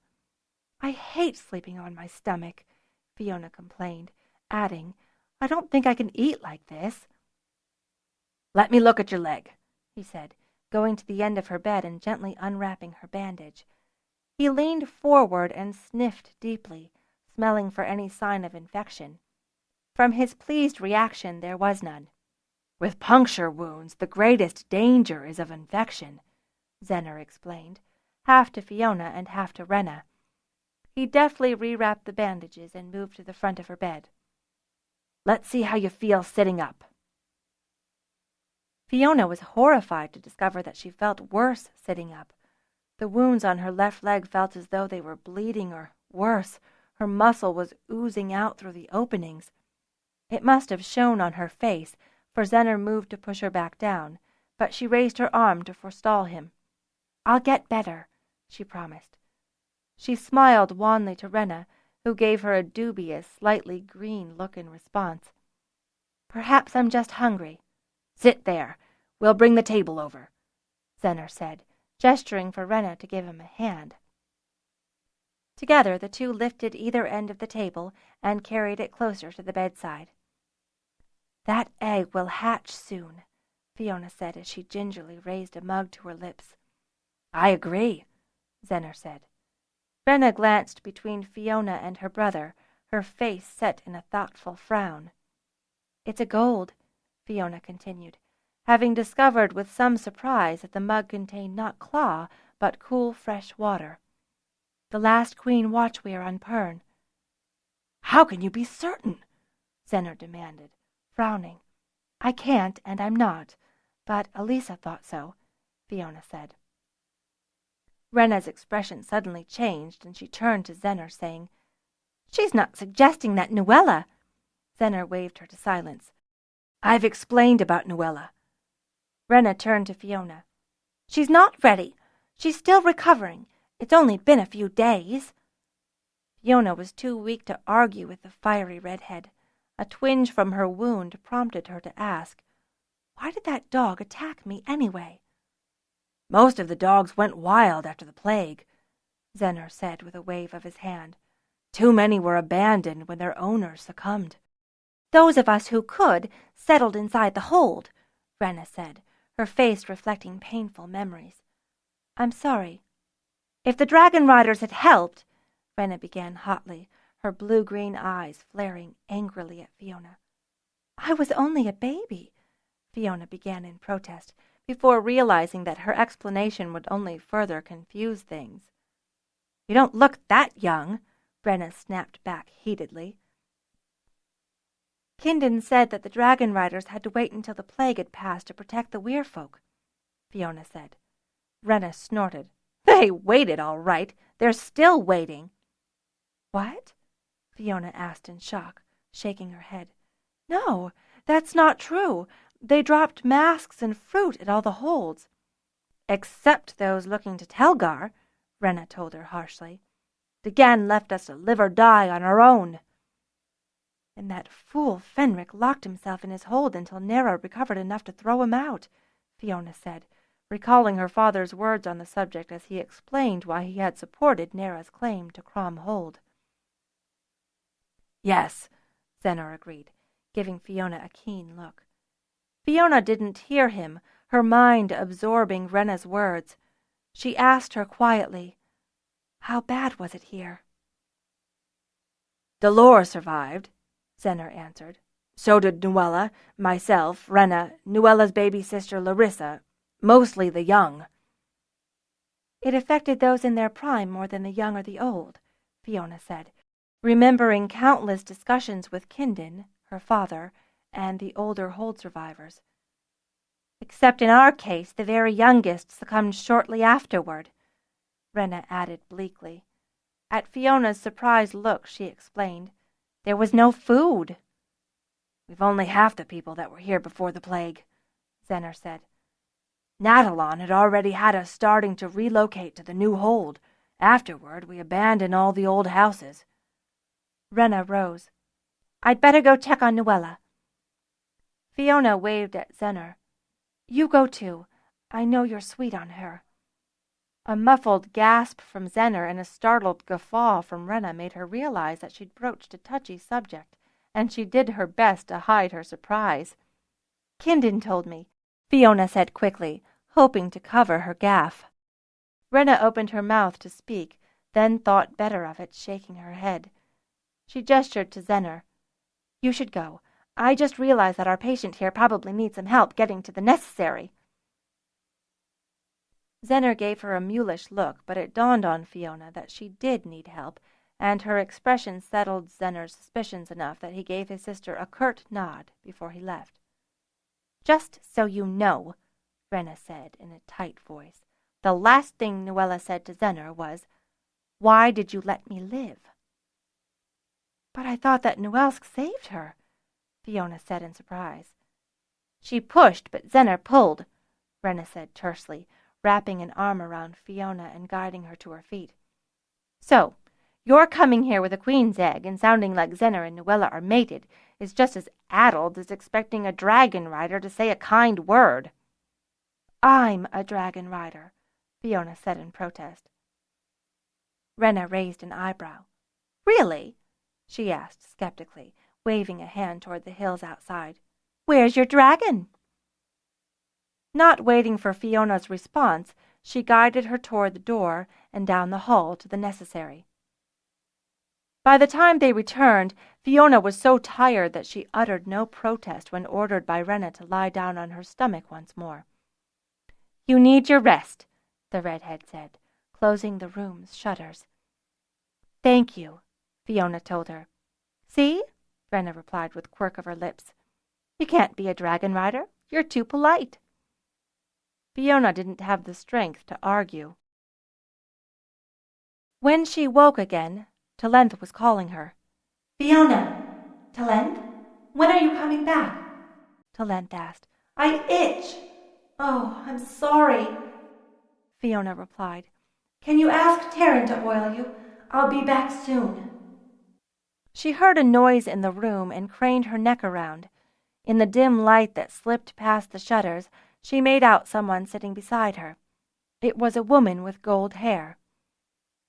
"You must be Nuella," Fiona said, starting to roll on her side and then thinking better of it as a stabbing pain reminded her of her wound. "Why are you here?" The question came out of a voice husky with disuse and despair. "I heard about Nuelsk," Fiona said. "I'm sorry." "But you want me to take the queen egg," Nuella said accusingly. She heard Fiona's surprised gasp and added, "I hear very well. Better than Zenner thinks." Fiona spent a moment absorbing the young woman's words. How old was Nuella anyway, Fiona wondered. She'd seemed very old when she met her at Fort Weyr, but that was 10 turns in the future. Nuella was about the same age as Kindon. She'd have about 16 turns now. "You said you had a queen of your own," Nuella said proddingly. "To length," Fiona replied, unable to keep the warmth out of her voice. "Could you imagine losing her?" "I lost my fire lizard," Fiona replied. Fondly she recalled Fire, and her breath caught. "How?" Fiona hesitated before responding. "I think it's dangerous for people to know too much about their future." "We're talking about your past." "My past is your future," Fiona said. "Did you hear me when I was talking in my sleep?" "No." Fiona decided that she really hated thinking face down. "Will you help me sit up?" "No," Nuella replied. "If Zenner has you lying down, then I think you'd best stay that way." "But it's so hard to think," Fiona complained. It was hard enough to think at all, and had been ever since she'd impressed Talent. From that moment on, she'd been fighting the dizziness and fatigue that she'd come to associate with being twice in the same time. Was it because she'd timed it back here, to this now, or was it something else? Fiona forced herself to focus. Now wasn't the moment to consider this issue. Nuella. She had to talk to Nuella. She was here, now. She wished she had some claw. "How did you survive the plague, then?" Nuella demanded. "I was a baby. I don't remember much of it," Fiona replied instantly without thinking. She groaned as she realized what she'd said, and then let out a deep sigh. "I wish I hadn't said that," she said then. "I come from 10 turns in the future. In my time, there's been no hint that we came back in time to hear. I hate having to ask so many people to keep this secret." "Well, if nobody knows in your time, you must have chosen wisely," Nuella observed. Fiona mulled on that for a moment, started to nod, felt the pillow against her face and thought better of it. Besides, Nuella couldn't see her movement anyway. "I hadn't thought of it that way," she said. "Kindon trusted you, so—" Nuella snorted derisively. "Kindon?" "What?" Fiona asked, surprised at Nuella's tone. "Are you angry with him? I thought you wanted Nuelsk." "Do I have her now?" Nuella cried, her voice breaking. "Is she here with me now?" A door opened and light spilled into the room as Zenner strode in angrily. "Nuella!" he exclaimed. Then to Fiona he said, "What have you said to her?" "Stop! Stop! It's not her fault!" Nuella cried. "What did you say?" Zenner persisted, shutting the door and pounding up to Fiona's bedside. "Don't you know she's been through enough?" "Stop protecting me," Nuella insisted. "This is too much," Fiona thought miserably. Her wounded calf throbbed horribly, and she felt nauseated by the emotions whipping around her. "Talent, send Tamar," Fiona called to her queen. Just the act of reaching out calmed her. "Send him now. He comes," Talent replied. "You sound sad." A loud bugle muffled by thick walls announced the arrival of the bronze. "That's Tamar," Fiona said. He'll take me back." She started to rise, wondering how she would find her things and where they had put the queen egg. "I can't handle this any more." A hand gently pushed her back down as Nuella said, "Stay." "You need to rest," Zener declared. "I can't rest here," Fiona said, resisting Nuella's hand. She bit back a sob. "I'm sorry. I've done you nothing but harm since I came here." "Tell me about the future," Nuella said, her hand still resting gently on Fiona's back. "Why should I?" "Nuella, she's probably lying," Zener declared. "No, she's not," Nuella told him. "How many people do you know who can order dragons around?" She said to Fiona, "You can tell Tamar that—" A loud noise outside announced Tamar's presence. "This place is nothing but children," Tamar shouted, his anger obvious. "Out of my way! Out of my way, all of you! Where is Fiona?" "In here," Fiona called. Zener rose and opened the door. "Fiona!" Tamar cried, shoving Zener out of his way and rushing to her side. Taking in her bandaged leg, he asked, "What happened?" "A dog bit me," Fiona told him. And then, suddenly, it was funny to her. She started laughing. "A dog bit me! Can you imagine?" It was the funniest thing she'd ever said, she decided. Her chest hurt from laughing while lying on it, and her leg twinged every time her chest heaved. "Oh, shards! It hurts to laugh!" Tamar turned wide eyes to Zener. "She's not feverish." "No," Zener said, eyeing Fiona with concern. "She wasn't the last time I checked." "It's the strain," Nuella said. "She's laughing to relieve her emotions." "That's it," Fiona agreed, then proceeded into another round of laughter. "If I don't laugh, I'll cry." Suddenly that seemed like a very excellent idea, and tears started streaming down her face. Nuella's hand on her back became firmer, moving more slowly. "It's okay. It's okay, Werewoman. We believe you. We believe you now." "What? All I had to do was cry?" Fiona demanded through her tears. "Or was it laugh?" "Both," Nuella said. "Zener, I think she should sit up. Maybe drink something." "I want to feel her temperature," Zener said by way of agreement. "Fiona, if you can sit up for a moment, you might feel better." "I don't know," Fiona said, even as Nuella's hand moved to her far shoulder and applied a gentle upward pressure. "I think they're right," Tamar said, his voice approaching her. His strong hands grabbed her shoulders and gently guided her upright. "Most of them died in the plague, Tamar," Fiona said as soon as she saw his face, lined with a harsh look that seemed ready to turn into an unbridled anger. "Telger sent no aid, nothing." Tamar sucked in air in a hiss. "I'd heard," he said shortly. He turned to Zener and Nuella. "I cannot tell you how sorry." "But we stole their Weyr!"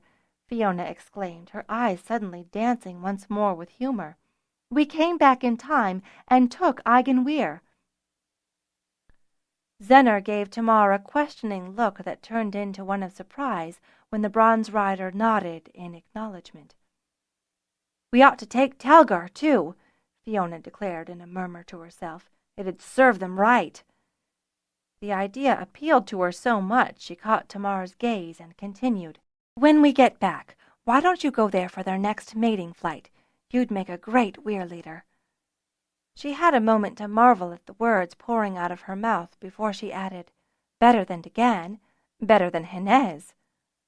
"This is not like her," Tamar said to Zener, his mouth set in a frown. "It's stress," Nuella said. "She's been through a lot, and the bite has—" "Added physical stress to her mental exhaustion," Zener finished. "I can't be exhausted," Fiona declared, trying to rise on her feet and stopping as a sudden pain tore up her left leg. "Ouch! That hurts!" "Fiona, you must rest," Nuella said. "Lie back down and rest." Zenner ran a quick hand over Fiona's forehead and nodded gravely. "You're flushed and peaked." He rose quickly and crossed the room to a side table, quickly emptying several containers into a mug and returning with it. "Drink this." Fiona took a sip and made a face. "It's wine and Felis juice." "You need your rest," Tamar said. "You heard the healer." "He's not a healer," Fiona said, even as a frantic part of her fought to get control of her mouth. "He's a goldsmith." "Goldsmith?" Nuella repeated. She heard Tamar's gasp of surprise, and her expression grew thoughtful. "You must rest," Zenner said to Fiona, gently easing her back down to the bed. "I'm sorry that we distressed you. Your recovery will be delayed because of it." "Tamar, tell them, make them understand," Fiona begged, fresh tears somehow forming at the edges of her vision. "Tell them whatever they want to know." "As you wish, Werewoman," Tamar agreed, leaning down toward her to plant a soft kiss on her cheek. "You kissed me," Fiona declared in muzzy surprise. "I like that." Exhaustion overcame her before she could say more, and she slipped into a deep sleep with a contented sigh. Tamar's voice greeted the moment her eyelids fluttered open. "The egg has hatched." "Oh, shards! I'd hoped to be there," Fiona exclaimed. "Don't sit up," Tamar said warningly. "Your wound is still healing." "Nuella?" "She says that the queen is the most beautiful creature she's ever known," Tamar told her, his tone conveying both wistfulness and sardonic surprise. "And?" "She and Delore, did you know they are twins, have agreed that she and Zenner can leave as soon as the queen is able." "What about the rest of it?" "What rest of it?" Tamar asked, surprised. "Isn't that all we need?" "No," Fiona said. "They have to form the Weirhold. They have to take Arella, Jathan, and all the other Watchweirs." "I know nothing of this," Tamar said, sounding somewhat aggrieved. "Is there anything else you need to tell me?" "Oh, I'm too tired to think straight," Fiona complained grumpily. "Rest," Tamar ordered, rising from his chair. "We can talk more later." "No," Fiona said. "I need to get back. I miss my dragon. I miss the warmth of the Weyr." "It's warmer here than at Fort Weyr," Tamar said. Before Fiona's irritated groan escaped her lips, he continued. "But I know what you mean. Aigen is a better place for you." "Can you take me?" Fiona asked hopefully. "I can come back later." "Let me check with Zenner," Tamar replied, heading for the door. It seemed like forever to Fiona before the door opened again.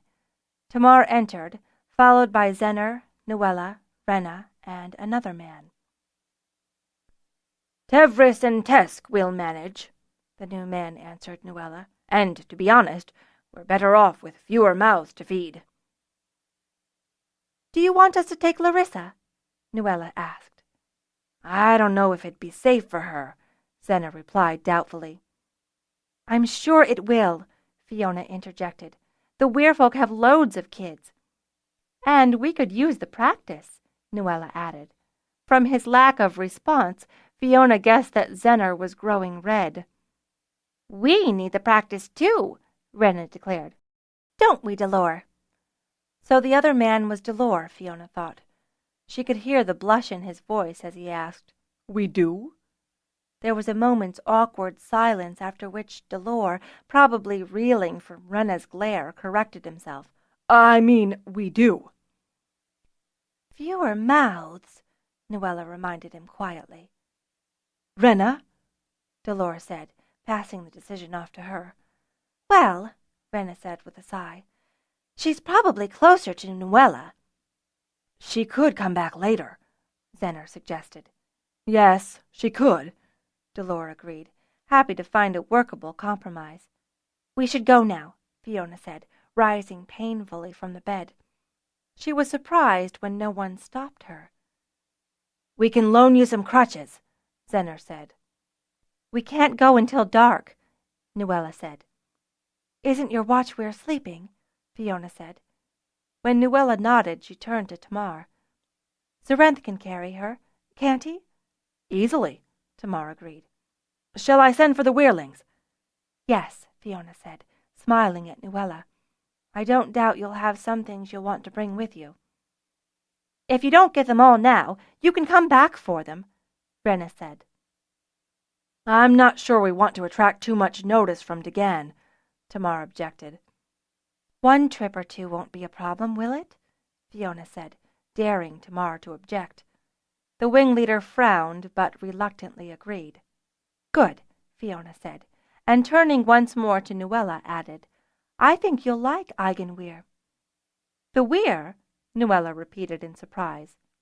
We'll go there first, Fiona said. Then, when it's dark enough, we'll go to Elisa's. She smiled.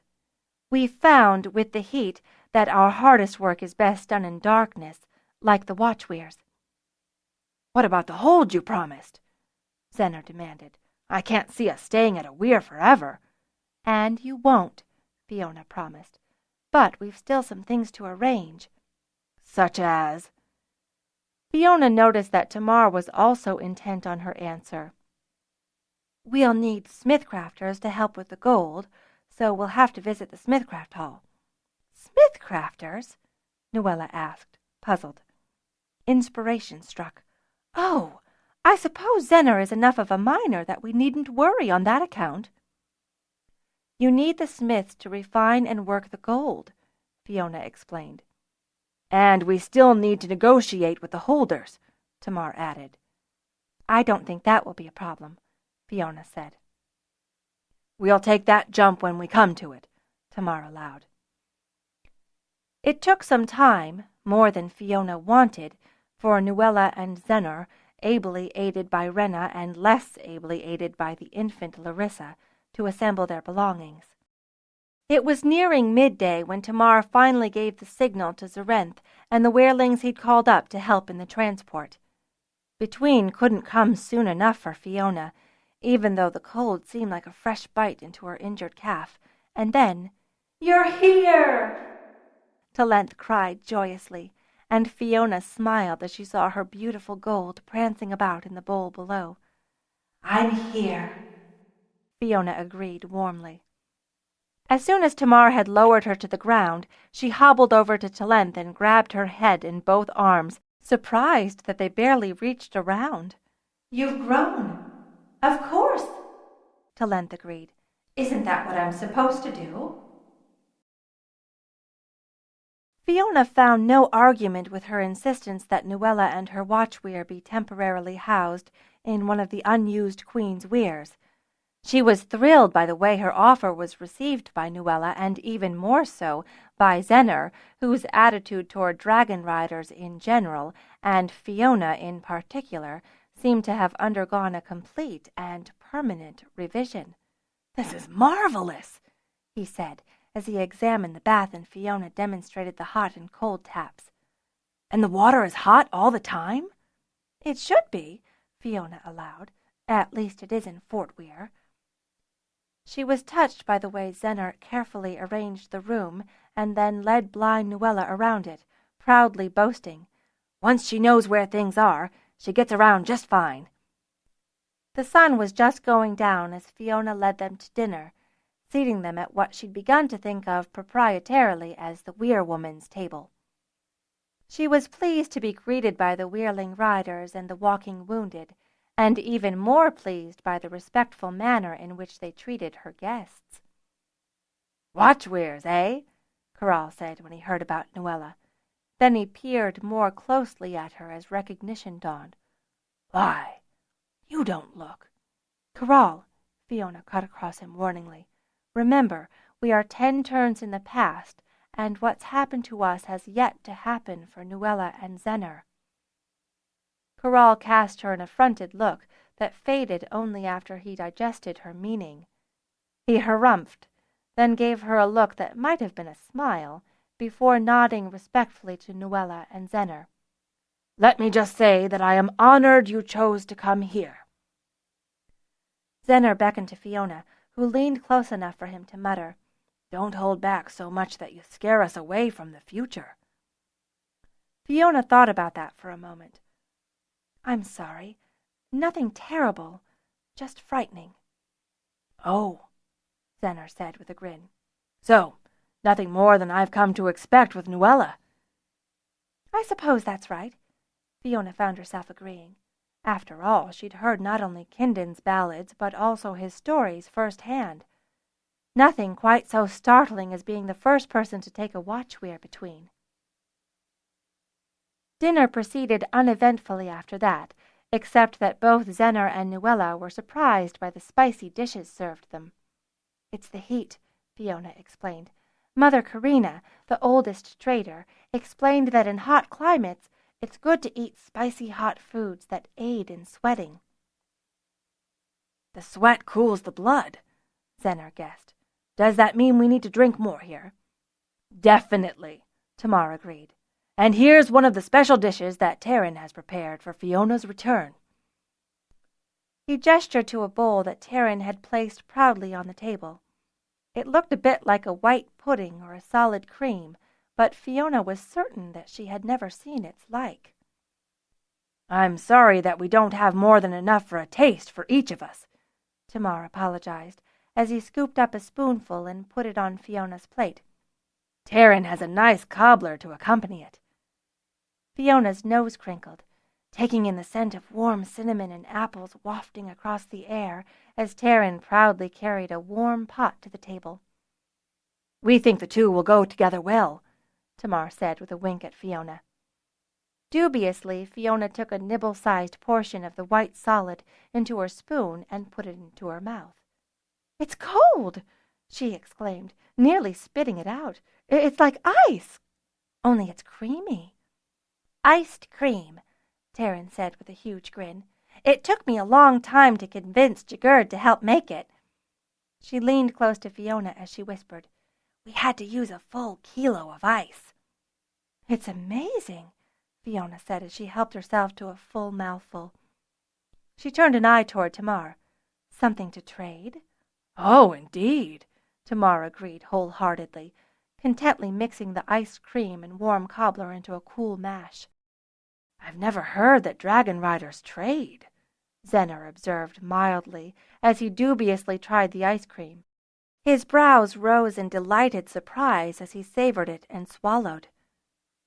"No one is supposed to know we're here," Fiona said, unable to conceal her worry that too many people already knew. "So we can't ask for tithe." "Besides," Tamar added with an airy wave of his hand, "if we did and Dagan found out about it—" "I couldn't imagine he'd be happy with the prospect," Nuella said. She took another bite of the iced cream, savoring it slowly before saying, "And if this need to trade has driven you to create this, then I think it's great."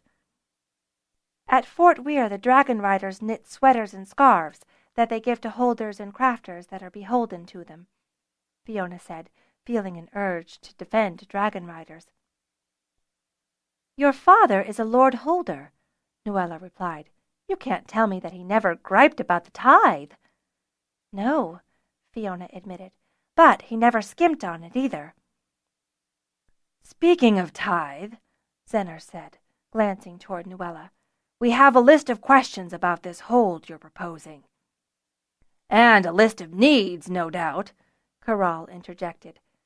Fiona glanced nervously in his direction, afraid that the old rider was affronted, but she was surprised to see a huge grin on his face. "No more than you're due, I'm certain." The byplay was not lost on Zenner, who gave Fiona an appraising look before continuing. "Our biggest need will be smith-crafters." "Yes," Tamar agreed. "And we'll want you to have them because, unlike the other holds, we are hoping you will give us tithe." "We haven't even settled," Zenner protested hotly. "We think that once you have, you'll find that there's more than enough for you and yours," Tamar told him. He shook his head emphatically. "We are not Telgar. We will not demand more than a fair tithe." "Also," Fiona added, "don't forget that we'll be supplying you with stakehold, an investment of our own, as it were, and should expect, as traders, to see a return on it." "You can't have it both ways, Weyr-woman," Zenner cautioned her. "Either we tithe or we trade."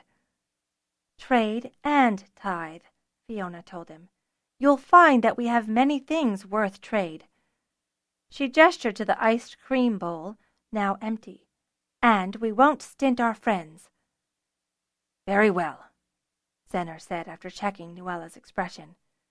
"Your biggest need is food, anyway," Nuella said. "Your Weyr and our Weyr-hold will make a large dent in the available herds." She turned her face toward Fiona. "How many watch-Weyrs are there at Elisa's?" Fiona was chagrined to admit that she didn't know.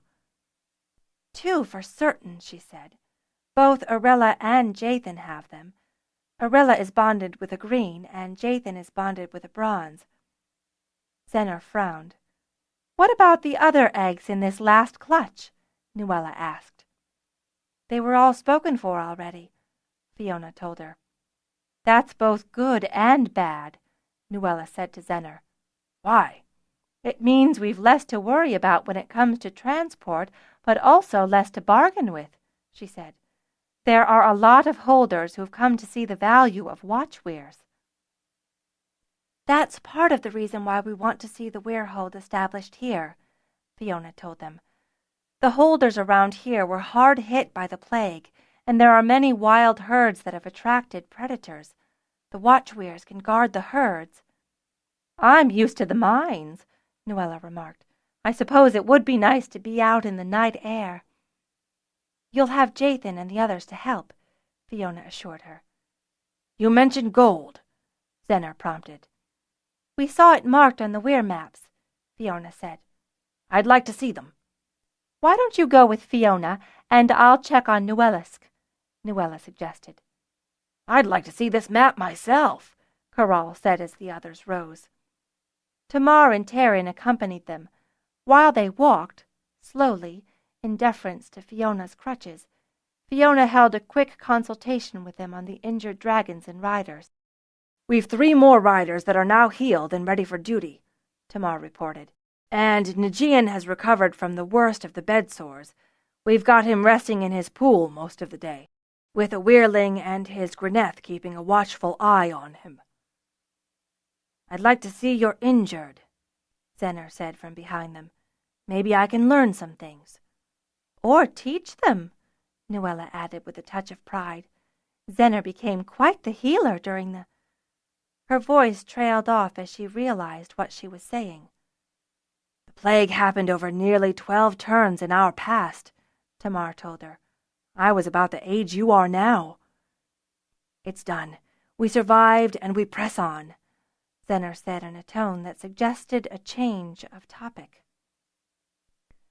"Kindon said much the same thing," Fiona said in surprise. "He might have learned it from Master Zist," Nuella said. She smiled.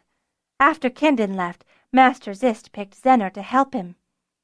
"Scared me witless," Zenner agreed. "I was afraid he was going to make me a healer or, worse, a harper."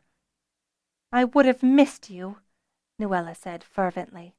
"I was never so glad as when Kindon sent his fire lizard calling Zist back to the Harper Hall," Zenner admitted.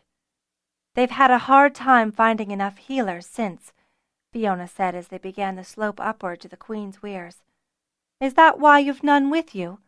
Nuella asked. "There's only one at Fort Weyr, and that just recently," Caral said. "Perhaps we should send some people from the mine to the healer hall," Zenner said thoughtfully. Fiona said nothing, deciding not to tell them that they hadn't. When they came to the top of the ledge, Tamar said to Nuella, "I could escort you to your quarters while Fiona shows the others the records." "I'd like that," Nuella said, reaching out a hand toward Tamar. He grabbed it and led her on, telling her, "I've only seen a watch-Weyr once before, and not up close." "Oh," Nuella responded with interest. "Whose?" "Yours, actually," Tamar replied with a chuckle.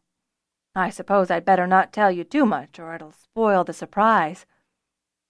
Don't tell me too much, because if Zener hears, he might want to put a stop to it, Nuella retorted with a laugh of her own. From your tone, I was probably doing something that would frighten him. Is that something you do often? At least once a 7-day, Nuella replied with an impish grin. It keeps him on his toes. Tamar said thoughtfully. See here, Fiona said, pointing to the map she'd unrolled on the table beneath them. Those marks are for metals and minerals. She pointed to one in particular in the legend, and then to where she knew the Weyr would be established. See how large it is there, right at the river's bend? Gold is heavy. It would tend to accumulate in bends, Zener said judiciously. He looked up from the map, his eyes full of longing. I'd like to see this site. According to this, Caral said, gesturing to a dotted line on the map, the land is bound to Karoon. He circled a spot not too far away on the map, saying, That's Plains Hold there. He glanced at Fiona. What would your father say if Fort Weyr were to annex part of his hold to some newcomers? Actually, he'd want to know which part and who the newcomers were, Fiona replied. A lot of holds lie empty, and he'd be glad of the extra tithe. Zener nodded understandingly. As a miner, I'm used to tithing to the hold. There's plenty of good land there, Caral said judiciously. I've flown over it when... He trailed off as he exchanged an understanding look with Fiona. He'd flown over it when the Weyr had been established. The thought of what his knowledge might mean for Zener and the new holders both excited and alarmed her. Was it right to tell them? I see more and more why timing is dangerous, Caral said with a heavy sigh. He glanced at Zener. What we know about the future could help you or hinder you, and we've no way of determining which. I prefer going into a tunnel that's well shored, Zener replied. If I know what to expect, then I can make plans. You can also come to grief expecting support where there is none, Nuella added from behind him. They all turned to see that she and Tamar had arrived. She searched out Zener. Fiona found a brief moment to wonder if his brilliant red hair made him easier for her to find, and grabbed his hand, saying, After I checked on Nuella's, I decided that I wasn't too tired after all, and Tamar offered to bring me here. Caral is concerned about telling us too much of our future, Zener told her. I trust the Dragonriders here, Nuella said, emphasizing the word here. They'll tell us what we need to know. So it's up to us to decide, is it? Fiona asked sourly. She heard Caral's and Tamar's gasps at her tone, but ignored them, turning to Zener. Ask what you want. I'll tell you if I want. Will we survive? At least until my time, you'll not only survive, you'll thrive, Fiona told him. Oddly, she discovered that revelation perked up her own spirits. Probably it meant that their endeavor here at Weyr would succeed. Will we have trouble with the holders?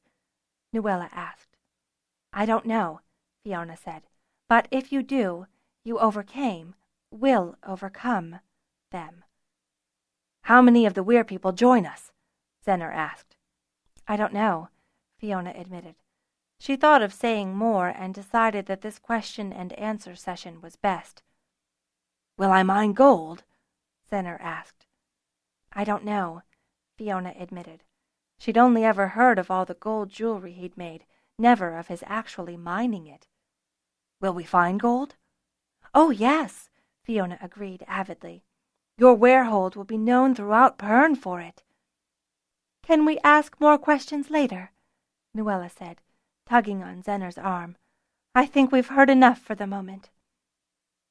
Of course you can, Tamar assented with an approving look toward Fiona. Any time. Will the Dragonriders support us? Nuella asked as they started up the stairs, Zener carefully bracing her. We will, Caral declared stoutly. Tamar and Fiona looked at him with surprise, so he explained. There isn't a rider here who doesn't owe his life or his mate's life to the efforts of the watch-Weyrs. Why, when you fought that night—" "I think that's more than they wanted, Caral," Fiona interrupted him calmly. The bronze rider started in embarrassment and nodded his head. "I might have said too much." "No," Nuella told him staunchly. "I think you said just the right amount."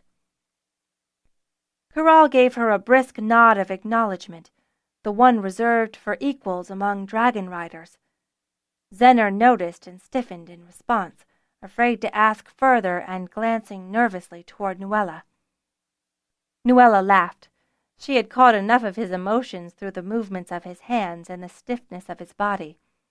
To Zener she said apologetically, "It sounds like I'll continue to give you worry, love." "I won't complain," Zener vowed. "Much," Nuella corrected him with another laugh. Zener joined in loudly. "I think we should visit the Smithcraft Hall tomorrow," Fiona said as they entered her quarters, "while it's light." Tamar groaned, and Zener looked at him questioningly. "The heat in daytime can be excruciating," Tamar explained. "I hear it gets better in winter," Fiona said, not wanting them to be too alarmed.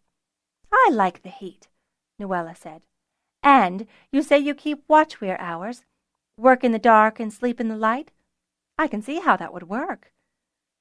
Zener absorbed her remark with a thoughtful look, which was quickly replaced by one of excitement as he asked, "Do we know if Terrigar or Silstra survived the plague?"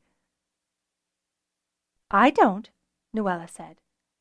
"I don't know who they are," Fiona said with a shrug. "I thought you were an expert on all things Kindon," Nuella teased her. "She's Kindon's oldest sister."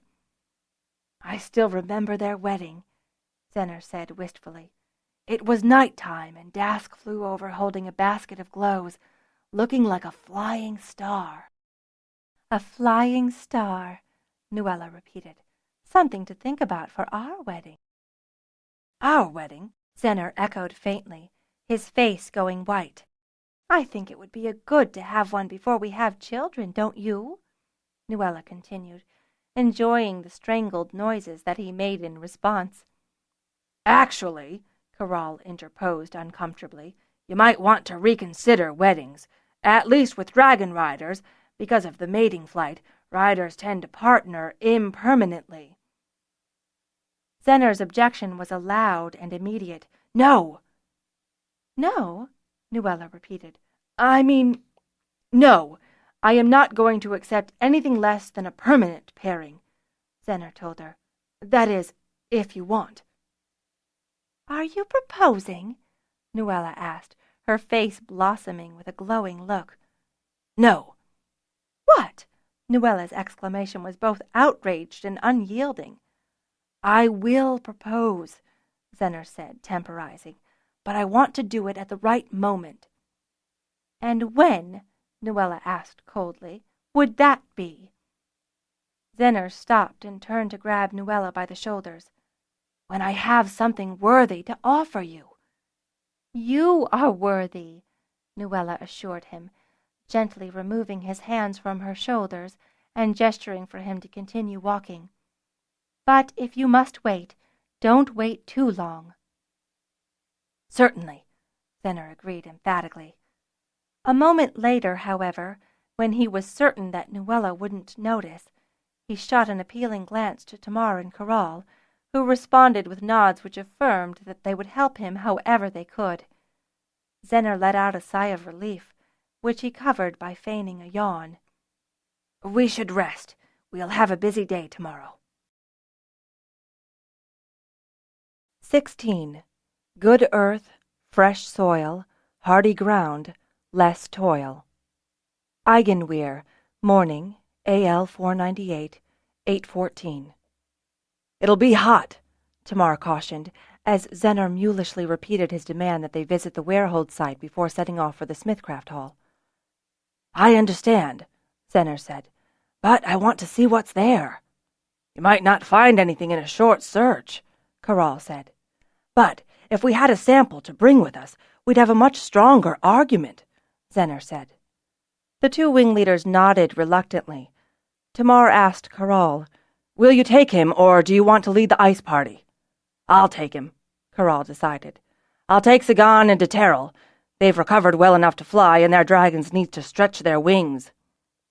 "Take some of the older Weirlings, too," Tamar suggested. Caral gave the bronze rider a thoughtful look. "Who would you suggest?" "Ygos or Tadel," Tamar replied instantly. "They're both steady riders, and their browns should be up to the heat." Caral murmured. "Should I be concerned about Harith in the heat?" Deterrel's Harith had scored a wingtip in the fall over Ruatha. "Fiona says he's fully recovered," Tamar replied, adding, "I checked them out the other day, and they seem more than anxious to get back in the air." Caral smiled sympathetically. "Well, I'll keep an eye on him," he decided. "Wouldn't be the first time a blue flew too early." "No, it wouldn't," Tamar agreed with a grin. Blue riders were eager flyers, and often their dragons became so overcome by their riders' enthusiasm that they overexerted themselves and strained their muscles. "Fiona and Nuella have decided that they'll go to the old Weirhold this evening," Zenner said, glancing out from the shade of the dining cavern to the roiling heat in the Weyr bowl. "So it would be good to have some news to send with them." 4 dragons, 2 blues and 2 browns, launched themselves from their weirs into the hot air over the Weyr, reveling in the currents that swiftly lifted them up over the starstones. Caral's Sayorth landed nimbly in front of Caral, who gestured to Zenner. "We're ready." Zenner smiled in delight as Caral helped him climb up the bronze dragon's huge front leg to a riding position on Sayorth's neck. Caral followed a moment later and, sketching a salute to Tamar, urged his great bronze skyward. Tamar had a moment to enjoy the view of the small wing of 5 dragons before they veered away from the starstones and winked between. He heard footsteps behind him and turned in time to see the envious look on Taryn's face as she gazed at the space where the dragons had been. "There's a group of Weirlings going to cut those reeds for you later," Tamar said. "Perhaps you'd like to go with them." Taryn nodded eagerly. As the chill of between enveloped him, Zenner tensed, gasping for air that wasn't there. Before his panic could overwhelm him, daylight burst around him and air entered his lungs once more. "I'm sorry," Caral said. "I should have warned you." Zenner couldn't speak, but shook his head in a feeble denial. Sayorth wheeled and dove suddenly, causing Zenner to tense and panic once more, and then he let out his breath and looked at the ground rising below him. He was riding a dragon. He hadn't had any time when they came to Eigenweir from Mine Natalon to really appreciate the experience, and he'd been too concerned with Nuella's well-being to notice anything around him, even the cold of between. But now, "There!" he called excitedly over his shoulder. "Land there!" He turned red with embarrassment as he realized he had just ordered a bronze rider, but it faded when he heard Caral's enthusiastic, "Hold on!" from behind him. Sayorth flicked his wings, spilling air, and they plunged even more steeply downward, giving Zenner a near-vertical view of the river's bend rapidly rising up to meet them. Just when Zenner started to feel the first tinges of panic returning to him, Sayorth leveled up, circled once, and deftly landed less than a dragon length from Zenner's chosen point. "Wow!" Zenner exclaimed. "That was fantastic!" "I never grow tired of it," Caral admitted, patting Sayorth affectionately before handing Zenner down. The air churned as the other 4 dragons landed and their riders jumped off. "What are we looking for?" Sagan called as he strode over to join Caral. He nodded affably to Zenner. "We're looking for 2 things," Zenner said. "A good site for a Weirhold, they like caves and hate the sun, and traces of gold." "Gold?" Sagan repeated, his brows rising in surprise. He spun around, eyeing the ground carefully. "Where would we find that?" "The river's bend is probably the best spot to look," Zenner said, nodding in the indicated direction. He allowed himself a moment to take in the surrounding scrub, greener near the river, but certainly not desert. He could imagine growing crops or grazing cattle here. The river's bend is probably the best spot to look, Zenner said, nodding in the indicated direction. He allowed himself a moment to take in the surrounding scrub, greener near the river, but certainly not desert. He could imagine growing crops or grazing cattle here. "Let's go," Sagan replied enthusiastically, taking off in a lope. As Zenner made to follow, Corral laid a hand on his arm. "Let's not go too quickly. This is likely to be a long search, isn't it?" "It is," Zenner agreed with a smile, matching his pace to that of the older dragon rider. He noticed that Deterrell, the other blue rider, was racing after Sagan, but that the two younger brown riders were taking their cue from Corral. "Are they always like that?" "Blues are quick, agile," Corral explained. "They tend to impress those with similar traits." Tadell, one of the brown riders, cocked a questioning look toward Corral. "Not all blues are the same," Corral said in response. "But if you were to place a bet in a race, bet that the fastest rider is a blue." "Blues start quick, browns finish," Tadell said, grinning. "True." Zenner slowed as they reached the riverbank and carefully began to pick a path to the river's edge. "I don't see anything," Sagan called from his spot on the shore. "It'll be in the water, under the dirt," Zenner replied absently as he took a cautious step into the water and squatted down to grab a handful of muck from the river bottom. He examined it carefully and grunted with pleasure when he noted that it was grainy, not fine. Gold was less likely to sink far down in grainy soil. He eyed the overhang on the far side of the river, then turned to Corral. "Can we get over there?" "Certainly," Corral said, slogging down into the river and carefully picking his way to the far side. When he got there, he gestured to Zenner, who was watching at him in surprise. "You were thinking we'd fly?" Zenner snorted and shook his head in acknowledgement of the twitting, then made his way across, following Corral's course. Once there, he began to pull up clumps of sand, letting the water wash them away and examining the results. Corral watched him dubiously. "I'm hoping to get lucky," Zenner admitted. "Really, I'd expect to find little glimmers of gold, just dust, but—" He shrugged and grinned, and then, suddenly, his expression changed to one of complete shock. "What is it?" "Gold," Zenner said shakily, raising up his hand to show a large nugget.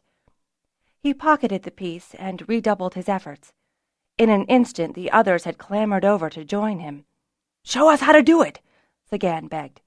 Once Zenner had shown them, the 4 young riders churned up the river until the water downstream was yellow with sand. Corral eyed them all tolerantly, satisfying himself with a couple of attempts before giving up to watch the others. "Have you seen enough?" he asked half an hour later as Zenner, thoroughly drenched, stood up and stretched his sore muscles. "Yes," Zenner said, smiling at the dragon riders, who looked ready to drain the entire river in their attempts to find more gold. "I think we've got something to show." "Then perhaps we should see if there is a potential holding site nearby," Corral suggested, splashing back across the river. "Come on," he shouted over his shoulders to the other riders. With a chorus of groans, they reluctantly followed. Once out of the water, Zenner realized how much sandy grit his trousers had retained and regretted it, except for the heavy bulge in his pocket. He eyed the ground and headed off toward a low rise not far away. "You could dig that out, probably," Corral observed. "Or you could quarry some rock and build." "Maybe both," Zenner mused. "Quarry for the hold, use the caves for the weirs." Corral grunted agreement. "How long would it take?" Deterrell asked as he came, panting, up beside them. "It depends on the soil," Zenner said, digging a toe into the earth. He turned to Corral. "Can we take some samples?" Corral shrugged. "We didn't think to bring tools." "A sturdy stick will do," Zenner said. He grabbed a branch from a nearby tree and broke it off, then strode around, poking the stick in the ground and occasionally stooping to dig a sample. Finally, he threw the stick away and turned to Corral. "I've seen enough. "Will it do, then?" the bronze dragon rider asked with a smile. "There's good topsoil in places, particularly near the river," Zena replied, "and the hills have good solid rock in them." He nodded. "I think we can make a holding of it." Armed with good news and several nuggets of gold, Zener and the riders returned to the Weyr. "It'll be cooler at Telgar," Tamar said enticingly to Fiona as they stood outside the dining cavern under the burning hot Eigen sun at noon. "But I'm on crutches," Fiona said.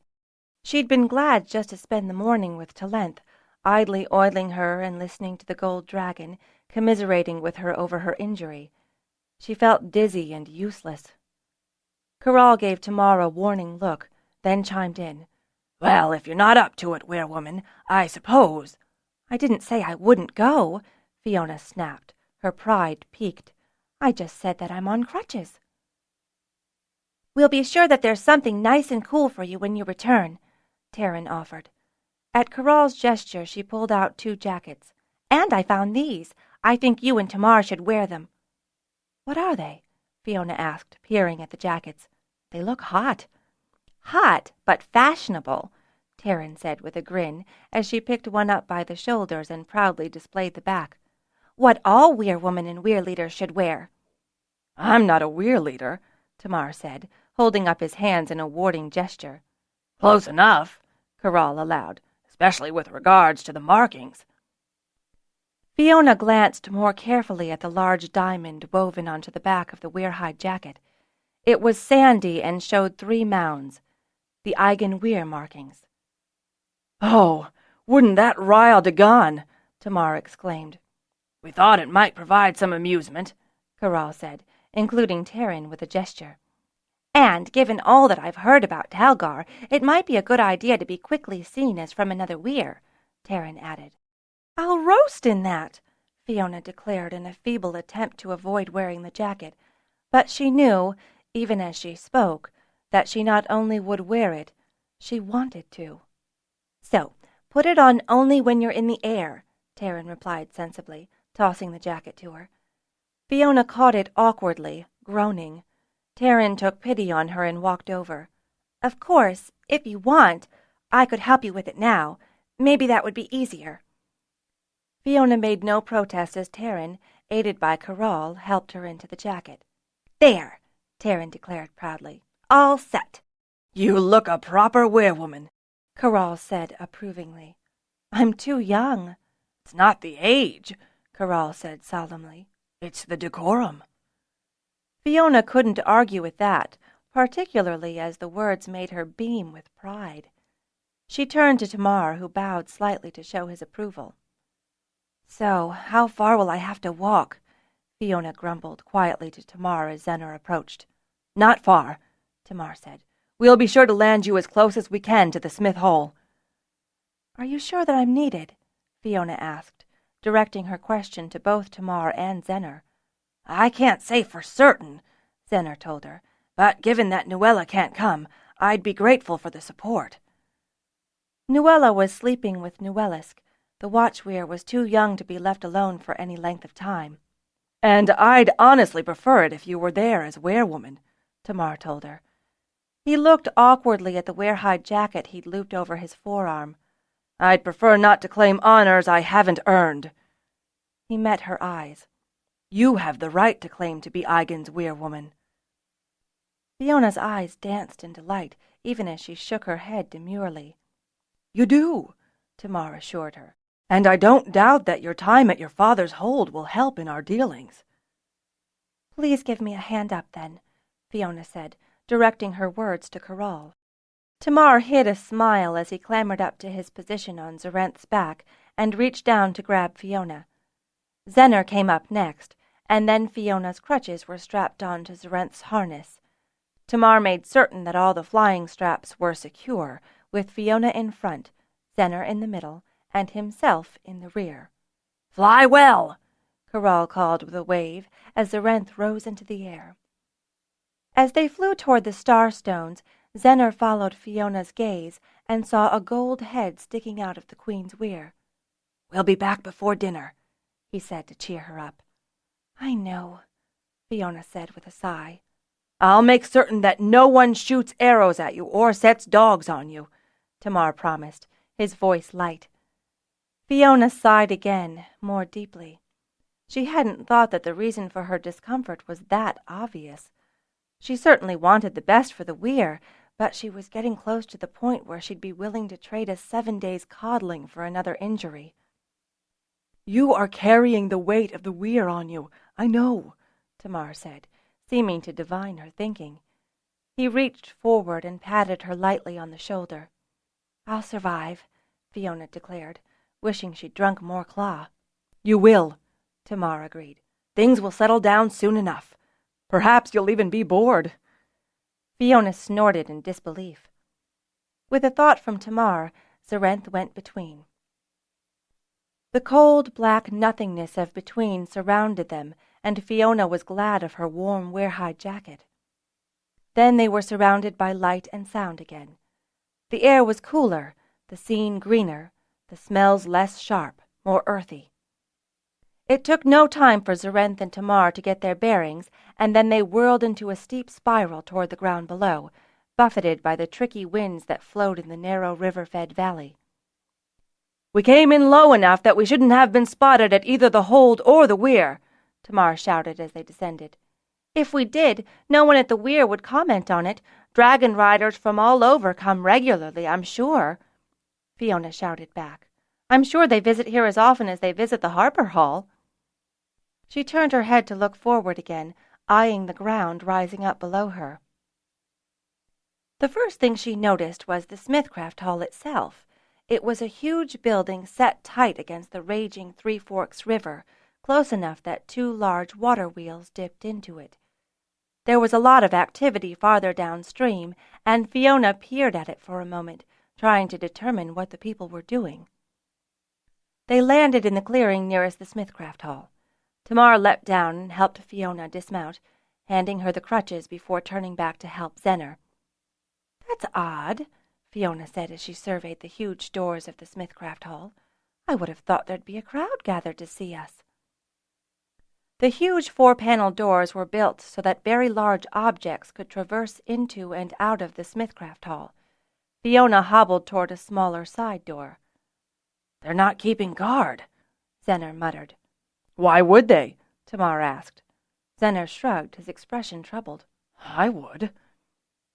At the door, Tamar moved in front of Fiona and pushed it open, then gestured for her to precede him. She was met by a cacophony of sound, the bashing of metal with metal, the hiss of hot liquids into molds, the tinkling clatter of small tools on rough finished goods. No one glanced up as she entered, and she was surprised to find no one near the door. "Where is the mastersmith?" Fiona asked, but her voice was lost in all the noise. She turned to Zenner. "Who is the mastersmith now?" "Vecklin," Zenner replied, surprised that she needed to ask. "Isn't he for you, too?" Fiona shook her head, then turned back to the room before them. It was huge, and she began to be less surprised that their entrance had gone unnoted. When she could pick out people among the metal, braziers, furnaces, and jigs, they all seemed to be intent on one task or another, eyes down, gaze intent on their chores. "Where would we find him?" Tamar asked. Zenner shrugged. "I've never been here."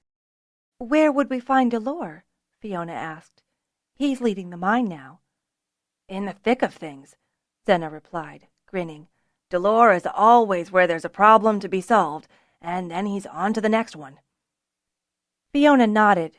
It made sense and was much the same with her father, or, come to think of it, with herself at the Weyr. She began a careful survey of the work floor, looking for a knot of men. She found one and raised her crutch to point it out before proceeding as quickly as she could with her sore foot trailing behind her.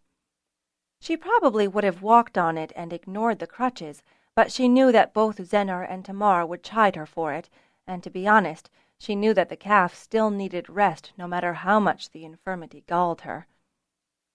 The knot thinned as they approached, then reformed protectively around the oldest member. He reminded Fiona a bit of Master Zist when he was in one of his foul moods, and she had to force herself to keep moving forward. As he took in Tamar's shoulder knot and recognized him as a Dragonrider, his bushy eyebrows narrowed in a sour frown. His gaze settled for a moment on Zener, and his expression altered a bit. "Master Smith Vecklin," Fiona began, shouting more loudly than necessary, hoping that her words would carry over the din to those beyond the small group. "I am Fiona of Eigenweir. We've come to offer you an opportunity we think might benefit Hall and Weyr." Vecklin looked surprised. His gaze went from Fiona to Tamar, to Zener, and then back to Fiona. His thoughts were obvious. Why was a young girl doing the talking? "Eigenweir," the man next to Vecklin repeated scornfully. "Why don't you say Telgar?" "I wasn't speaking to you," Fiona snapped at the rat-faced man. "I was talking to the mastersmith." "Then you should learn manners, Weyr girl," the rat-faced man growled back. "Weyr woman," Fiona corrected, her tone carefully set so as to make her correction sound reflexive, as though she'd spoken absently. She eyed the man a moment, noted the journeyman badge on his breast, then said to Vecklin, "I do hope it's customary for the mastersmith to do the talking in his own hall." She turned to the other man, adding, "And out of courtesy, I would speak to you by name." "I am Journeyman Sturger," the man replied testily. "Mastersmith," Fiona began again, then realized how tired she was of shouting and gestured around the hall. "I hate to distract you from your work, but is there a quieter place we could talk?" "What happened to your leg? Did you trip on the way down a dragon?" Sturger drawled. "Lady Fiona was attacked by dogs that had gone wild at my mine," Zener said, stepping forward to catch Sturger's eyes, his hands raised aggressively. "Your mine?" "Perhaps someplace quieter," Fiona repeated. Mastersmith Vecklin eyed her for a moment longer, then nodded. To Sturger he said, "Check on the castings." "But, Master, kindly ask Silstra to join us in my office," Vecklin said to Sturger. The journeyman waved a hand in acknowledgment and turned rudely away from the others without further word. Vecklin pointed out the way and nodded to indicate that Fiona should go first. When she turned and he caught sight of the symbol on the back of her jacket, he gasped. "You dare to wear that here?" "It's her right," Tamar spoke up from behind the old smith. "Hers is the senior queen at Eigen." "The only queen," Fiona called over her shoulder, feeling compelled to add in honesty. "And she's not yet had her first turn." Vecklin held his questions until they reached a small office, and he ushered them inside. The office housed 2 tables, one standing off to the side, and the other at the head of the room, clearly his work desk. Both were cluttered with drawings and half-finished castings or other metalworks. When Zener shut the door behind them, the noise from the work floor diminished appreciably. "So, Lord Dagon has decided to re-establish the Weyr?" Vecklin asked as he gestured to the nearer table. Zener pulled a chair out from under a pile of rubble and held it for Fiona, then set to work carefully moving the drawings and other items to clear a space for the others. Tamar looked at him, shaking his head, and set to helping as best he could. "That's not necessary," Vecklin said, "and you'll only upset Silstra. She's convinced that I can't keep the place tidy by myself, and she'd feel lost if I didn't allow the rubbish to pile up." "Silstra?" Zener perked up in surprise, his nagging feeling from the first time her name had been mentioned hardening into a firm suspicion. "Is she married to Terragar?" "How do you—" Vecklin began in surprise, then shook his head. "You are from her mine." "Her brother Kindon was my best friend," Zener told him. "I helped wash Daniel's watchwear the night before the wedding." He shook his head reminiscently. "That was Turn's past." He looked up to Vecklin. "Do they have any children?" "They lost their first to the plague," Vecklin told him sadly. "But they've another. Silstra was the best cook and organizer, and she knew all about healing, and—" Zener's enthusiasm was cut short as the door burst open and a young woman rushed in. "Silstra?" Zener asked, his eyes wide. Silstra paused, taken aback. She glanced at Zener, who stood up. "Zener!" she cried. "You survived!" She saw the other two then, and her eyes narrowed. "But what are you doing here with Dragonriders?" "We have a proposal for you," Fiona said, taking a deep breath as Silstra's fierce gaze latched onto her. "Zener is part of it." She nudged him, hissing, "Show them." Zener paused for a moment and reached into his pocket, extracting a heavy bag. He glanced at Fiona one final time, then loosened the bag, upended its contents into his palm. "We'd like some help in setting up a hold in Craft Hall," he said as the mastersmith lurched forward, eyes wide, to examine the nuggets resting in Zener's hand. Veclin motioned questioningly to Zener, who obediently dumped the contents of his palm into Veclin's outstretched hand. The mastersmith held the nuggets close to his face for a moment, then turned to Silstra.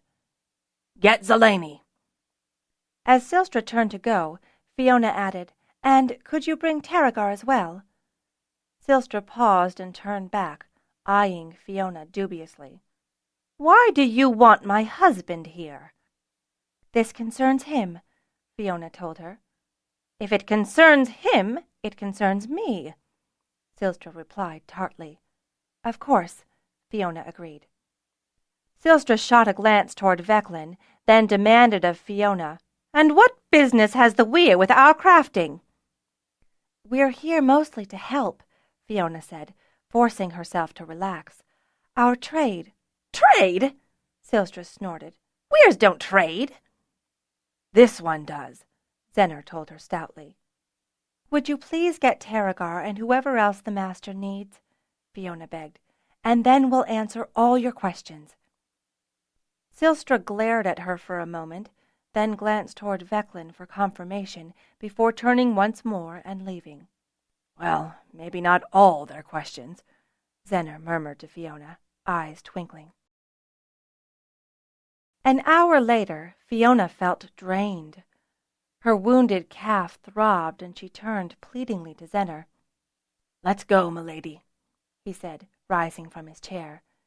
He glared at Sturger, who had invited himself into the meeting halfway through and seemed only to delight in creating discord. "It's obvious that there is no trade here." "Dragonriders don't trade," Sturger declared once more. "We would," Fiona responded, rising from her chair and propping her crutches under her arms. She turned to Silstra. "I am sorry we couldn't come to an agreement," Tamar said, also rising. Zener glared at Silstra. "Kindin would have listened." "Doubtless," Sturger drawled. "After all, he is a harper and likes a good tale." Fiona bit back an angry retort, instead venting her anger and disappointment in a sigh. She turned to Veclin and Zeleny, the other master at the Smith Hall, searching for some final words, but found none and shook her head in sorrow. "We're not coming back," Zener said to her as they made their way to the door. "We can find another way." Fiona said nothing, too weary to argue. She started forward, then stopped, turning to Zener. "Didn't you want to ask them about the ring?" "What ring?" Silstra demanded, glancing about the room as though looking for something missing. "I can make it myself, I'm sure," Zener said. "Gold's not that hard to work." "You're going to use your gold to make this, Sturger spluttered, gesturing toward Fiona. "A ring for her finger?" "No," Fiona said, turning toward Silstra. "He's going to make a ring for Nuella before he asks her to marry him." She smiled grimly. "And we were going to fit out our dragons to carry glows to honor them on their wedding night, the way Dask honored you on yours." Silstra went pale and sat down hard in her chair. Terrigar glanced at her in shock, then turned to Fiona. "And what do you care? Dask was only a watchweir." "Watchweirs will fly thread at night," Tamar declared hotly. "Dragons and Dragonriders will owe their lives to them." "I'd ask that you keep that to yourselves," Fiona said. "It won't happen until the fall over Southern Bowl." She smiled as Tamar reached around her to open the door. The noise of the hall outside was almost welcome after all the bitter talk. "Wait a moment!" Veclin's voice boomed out. Fiona paused, then stepped through the door. Behind her she heard quick, heavy steps and muffled gasps, and suddenly Master Smith Veclin stood before her. "My lady, would you please come back inside?" "The air in that room is too foul with malice. I prefer the smoke and noise out here." "I am an old man," Veclin replied, "and my time is more precious to me than it ever was." "You are worried about a successor," Fiona replied. "You needn't be." "And why is that?" Veclin asked, frowning. "Because the choice is obvious, once you believe what I said," Fiona told him. "And what is it that you'll gain for your Weyr?" Veclin asked. "We're not doing this for the Weyr," Fiona replied. "We're doing this for Zenner." "Zenner?" Fiona nodded. "For him, his wife-to-be, and their children." "I don't understand." "And I don't want to tell you more than I must," Fiona replied. "But think, with his wife riding a gold watch Weyr, what better trade could he have than mining gold for her, in her honor?"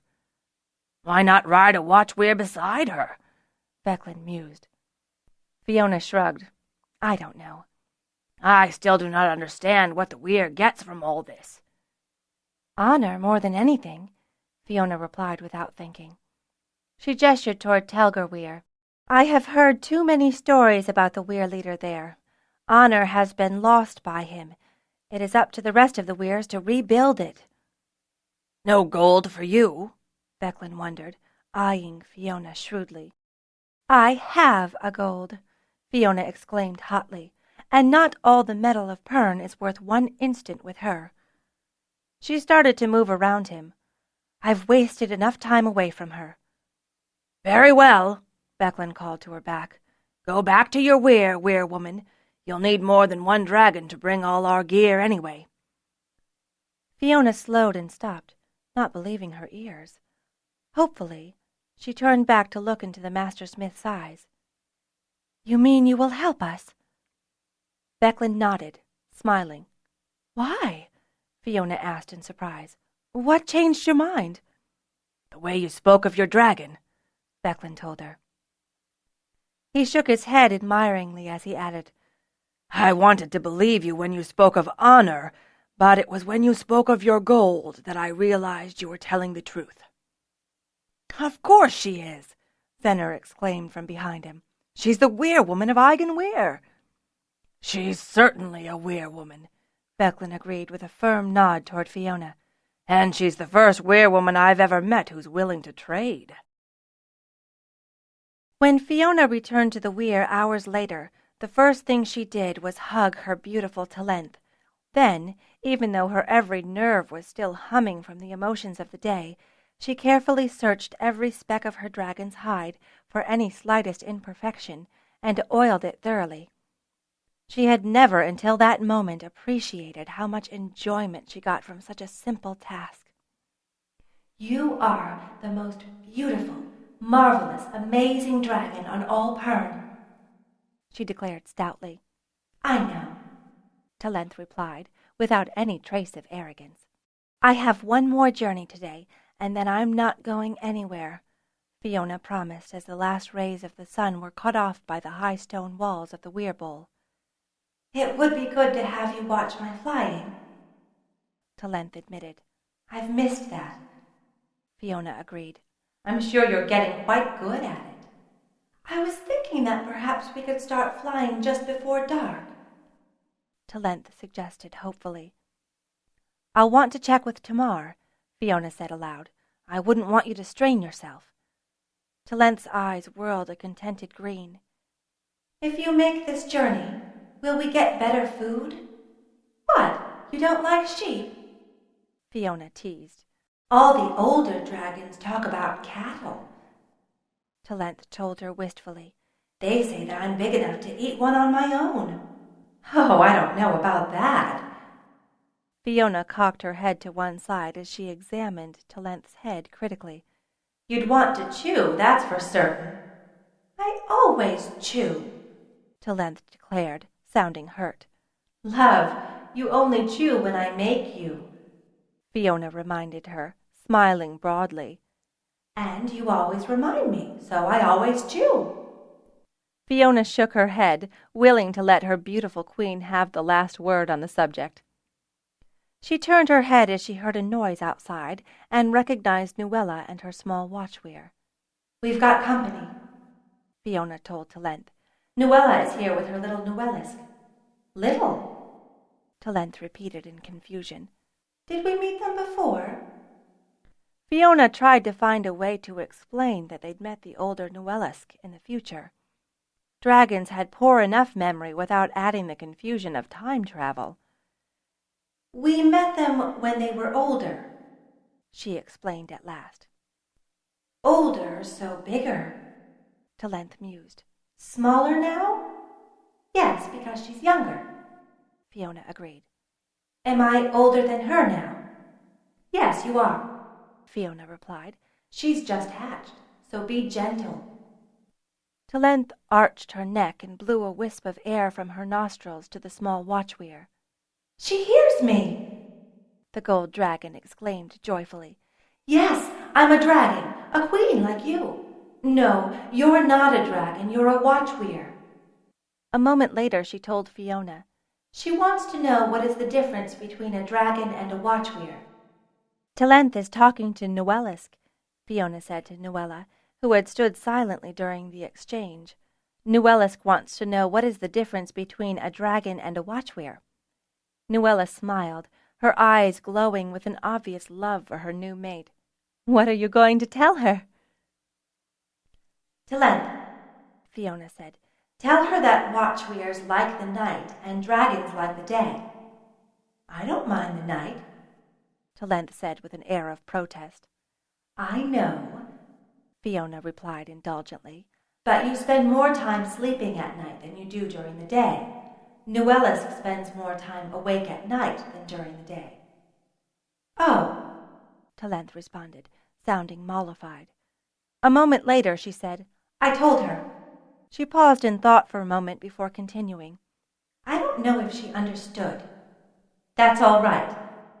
Fiona looked at the small, ugly creature and felt a sense of wonder that such a beast was related to the dragons.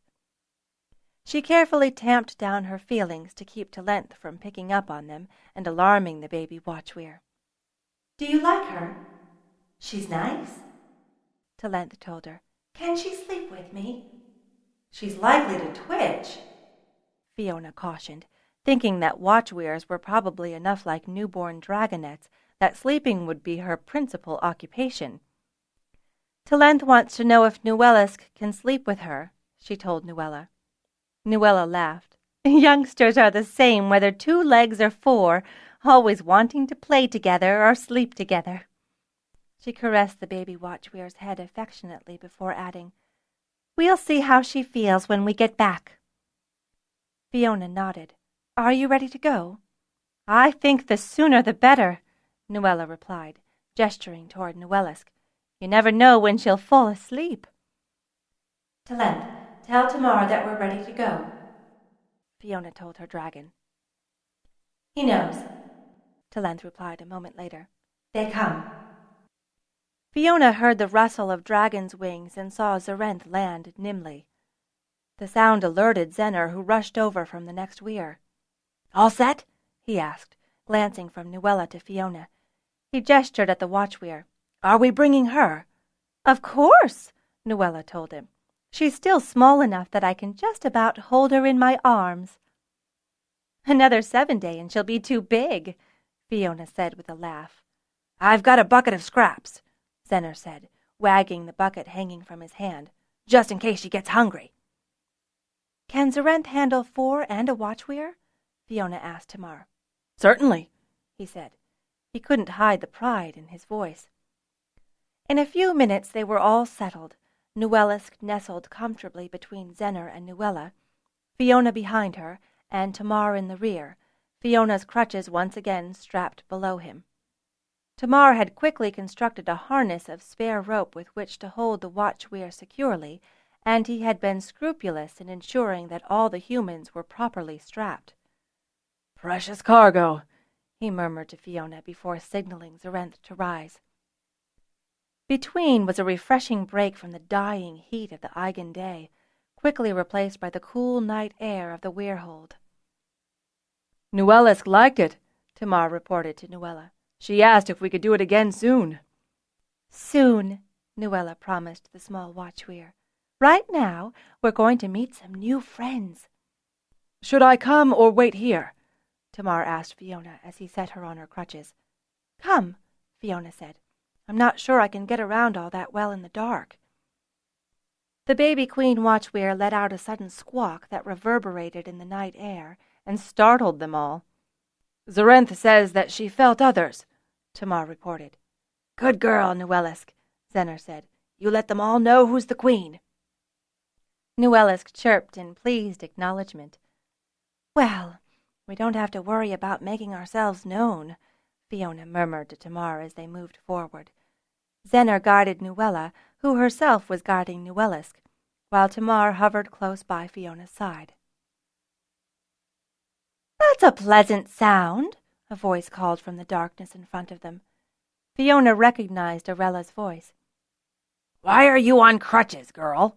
Jathan growled from a place so close to them that Fiona stumbled in surprise. "Did you trip?"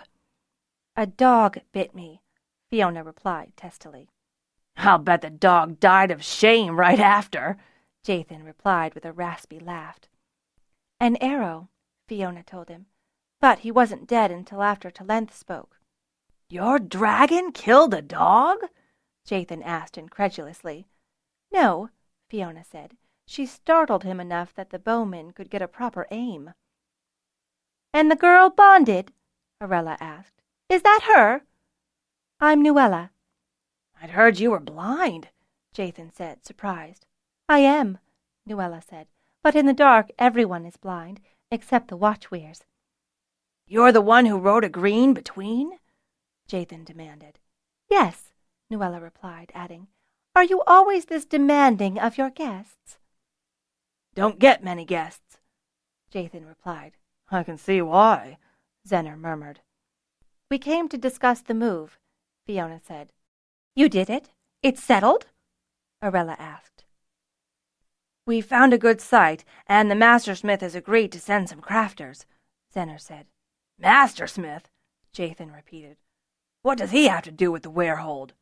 "Not with the weirhold," Zener corrected. "With the gold we'll be mining there." "Gold?" Jathan repeated, and there was no mistaking the surprise in his voice. "There's gold there?" "There is," Zener replied. "We came to talk about how soon you can move there." "How many are there?" Nuella asked, turning her head in search of faint sounds. "I hear the children and one man. Are there others?" "She's good," Arella declared approvingly. "There's only 4 adults. Me, Jathan here, Jafar, and Sorella." "Silstra and Tarragar will join us from the smith hall," Zener said. "They have 1 youngster, and we've Nuella's sister, Larissa." "We've 5 children," Jathan said. "We lost 3 to the plague." "Would have lost more if Kindon hadn't sent the Dragonriders," Arella added. "Kindon was my best friend growing up," Zener said. "He gave his watchweir to Nuella." "So, you're a miner, then," Jathan commented. "No watchweir of your own?" "I've enough to do keeping her out of trouble," Zener said, jerking a thumb toward Nuella, who elbowed him good-naturedly in response. Jathan laughed. "I'll bet you do." "Come in," Arella said, "and we'll talk plans." Fiona smiled to herself, convinced that the weirfolk would follow Nuella's lead and accept Zener's aid. "I think things wouldn't have gone so well if we hadn't brought the watchweir," Tamar said much later as he helped Fiona negotiate the ramp up to her weir. Talent raised her head wearily but still asked, "Can the watchweir sleep with me?" "She's already asleep," Fiona told her apologetically. "And I think she wants to sleep with her mate." She saw the glow of her queen's eyes and added, "How about I sleep with you tonight instead? Will you?" "You can leave me here, Wing Leader," Fiona told Tamar as she curled herself up against Talent. "We girls are spending the night together." "I'll get you a blanket," Tamar offered. "If you see Taryn, please tell her she's welcome to join us." Fiona pulled off her jacket and bundled it under her neck, idly wondering if she was treating the Weyr woman's garb inappropriately. She shook her head at herself and nestled more tightly against the fur lining. She was too weary to let decorum concern her. She was already asleep by the time Tamar returned, carrying a sleeping Taryn in his arms, a pair of blankets draped over his shoulders. He smiled down at the young Weyr woman and arranged the drowsy head woman next to her before covering both with blankets, which he carefully tucked in around them. He stood then, examining his work and nodding in satisfaction. As he looked at the two girls who had done so much in such a short time, his eyes softened, then lingered for a moment on Fiona. Truly a werewoman, he thought. He stepped back quietly and turned off the glows that Taryn had left lit for their return. 17. Thread burn, thread score, rider heel, dragon soar. Eigenweir, late evening, AL 498, 9-8. "That's the last of it," Corral reported as he and his wing of convalescents dispersed in the last of the evening light. That wing, in the last 3 7-days, had grown to 31 as more than 24 riders and dragons had recovered from their injuries. There were only 16 of the original 47 lightly injured dragon pairs remaining, and Fiona hoped to see at least half of them returning to duty in the next 7 days. That would still leave the 30 severely injured, who would need at least another 4 months to heal. "Good," she said, gesturing toward the kitchen cavern and the Weyr leader's table. Taryn and Tamar were already seated. They had finished eating before Corral's return and were engaged in what had become a routine meeting to handle the planning of the next day's events. As she sat down and Taryn pushed a pitcher of iced claw toward her, she added, "We've enough ice to trade when Aziz arrives in the morning, and enough to provide the werehold." "We've 2 rooms full of ice. We should have enough," Taryn added, shaking her head. "Any more and the whole place will freeze." "Don't say that," Corral said, holding up a cautioning hand, "or you'll have every rider in the Weyr demanding his own cooler." "Not if they want to eat, they won't," Taryn said with a frown, turning toward the large cookpot simmering on the hearth. "Has Zenner had much luck mining?" Corral asked Tamar. Corral had led the group that had flown the Smithcrafters and their gear to the newly established werehold. "They've been too busy settling in," Tamar replied. "I doubt they'll be able to start serious exploration for another month or more." "In the meantime, we've more mouths to feed than we've food," Taryn said grimly. "I thought that Holder Ketteril had pledged a herd to the werehold," Corral said. Tamar shook his head. "Ketteril was willing to let them herd as many head of cattle as they could find," he explained. "Finding is the problem."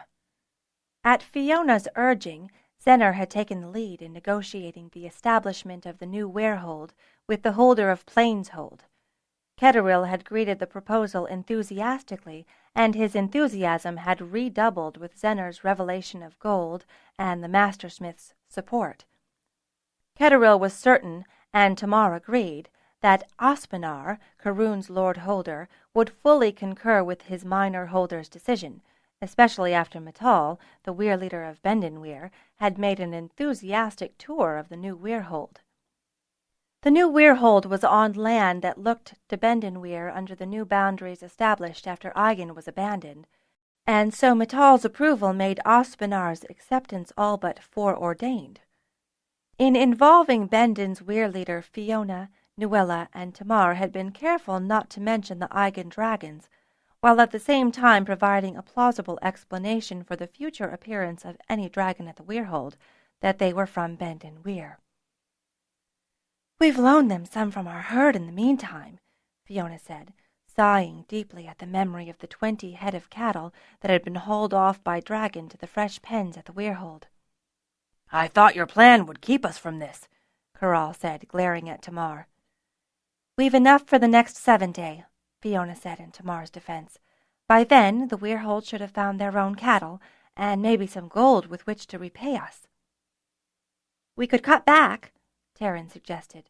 It's not the riders, it's the dragons, Tamar reminded her with a reluctant shake of his head. If it weren't for the dragons, we would have enough cattle to supply us easily. Weir's not much use without dragons, Fiona muttered, wondering if perhaps her earlier castigating thoughts of the old Eigen Weyr folk were perhaps premature. She savored a mouthful of claw, hoping it would keep her awake. It'd be different if we had a proper tithe, Corral assured her. But then we'd be a proper Weyr with 4 times as many dragons, Fiona replied. She made a face and concluded, so I'm not sure if we'd be any better off. Do you think that the holds could support the Weyr in a fair tithe? Tamar asked Corral speculatively. The older dragon rider pursed his lips tightly. No, I think that as they are, they wouldn't support a full Weyr. He nodded toward Fiona as he added, But if the Weyr were to trade, perhaps then. So what if we were to scour the area for any more wild herd beasts? Fiona asked, sipping some more claw.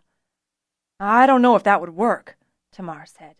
Maybe not if we looked just here, but what about across Pern? Corral suggested. I'd not want to rob anyone of their proper herd, Fiona objected. Nor would we, Corral said. We would look in the wild places, the sort of places we've found unclaimed cattle before.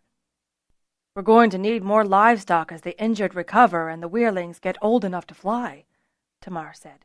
Even if we survive now, we'll have too many mouths to feed later. Seems a waste to leave good riders growing old when they'll be needed in their prime when we return, Corral remarked dolefully.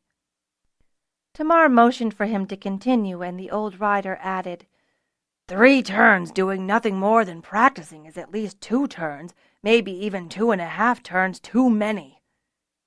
So why not send them back? Fiona asked, her face brightening. They won't age, and they can eat in the future. If we send them all back now, we'll be too short-handed to look after the injured, Tamar told her. Besides, we'll need some older, steadier riders to train the youngsters, drill them on recognition points, teach them to flame, and show them the tricks they've learned flying in formation. But that doesn't require full wing for 3 turns, Corral said. I think Fiona may have part of our solution. Send some of the able-bodied forward in time to meet us when the Weirlings are old enough to learn to fly in formation. His eyes gleamed with excitement as he went on hurriedly. That'd save on not just cattle, but everything. And the riders would be better off, too. And you'd save on all the clothing and gear that you'd need in the meantime. You could use that extra for more trade. How would you know when to arrive? Tamar asked. We use the stars, like the traders trained us, Corral replied. We'd come back a month before the end of the 3rd turn. If you weren't ready then, we could train with you. So you're offering to lead the wing? Fiona asked. Corral nodded curtly. If we use this next 7 day to set things in order, we could leave at the end of it. What if we find we need you? Tamar asked. Corral shrugged. Send someone forward to bring us back again. What about when the others recover? Fiona asked. Najian can train with them, as I've trained with this lot, and then bring them forward, Corral said. He gave Tamar a broad smile as he caught the other's surprise at the recommendation and nodded toward Fiona. I know that sounds strange coming from me, but this weirwoman's done a lot to broaden my horizons. He pursed his lips tightly before admitting to Tamar, And so have you. Tamar gave the older rider a grateful look. I'm sure you would have done the same. I'm not so sure, Corral said, shaking his head. Glancing frankly at Fiona, he added, I'm afraid I might have decided that this one here was too young for such duties. And perhaps I am, Fiona said. Before Corral could argue with her, she continued, We won't really know until we return to our time, ready and able to fight Thread with 4 full wings. She's right, Tamar said. The test comes when we're needed. I just hope all this... He framed his head with his hands to indicate the muzzy-headedness that affected them all. Noise will go away when we get back. I've been dealing with it since I impressed, Fiona said. I'm sure you'll handle it. It's got something to do with timing it, I'm certain, Corral said. And that's another good reason to take people forward as soon as they're able. This strain puts everyone on edge. We'll have fights if we're not careful. Tamar and I, and some of the other Wehrlings, have managed without fighting, Fiona said. But you prove my point, Corral told her. You and Tamar and some of the Wehrlings have been fighting this since before we came back in time, and it's cost you. You could have done so much more without the distraction. He shook his head irritably, adding, But that's not my point. If it affects you so differently from most, there's no telling if it won't affect others even worse. Well, we've had no fights yet, Tamar said, not quite refuting the older rider. We've been here just more than 2 months, Corral reminded him. What will you be like 3 turns from now? Tamar smiled and shook his head. I suppose you'll have to find out. Of course, Fiona said. If you leave now, you'll miss the wedding. There was no need to specify which wedding. All the Weyr was talking about Zener and Nuella. But he hasn't even proposed yet, Corral exclaimed. He hasn't made the ring yet, so he can't propose, Fiona said. He started practicing, Taryn said with a smile. I heard from Arella that he's been cursing non-stop since Sturger set up that solar forge. With a shrug, she added, Of course, that might have been for the price he charged. The others smiled. Journeyman Sturger was a prickly, ill-tempered, opinionated, arrogant, and stubborn man, but he was honest enough to admit it. He was also quick to apologize and admit his mistakes.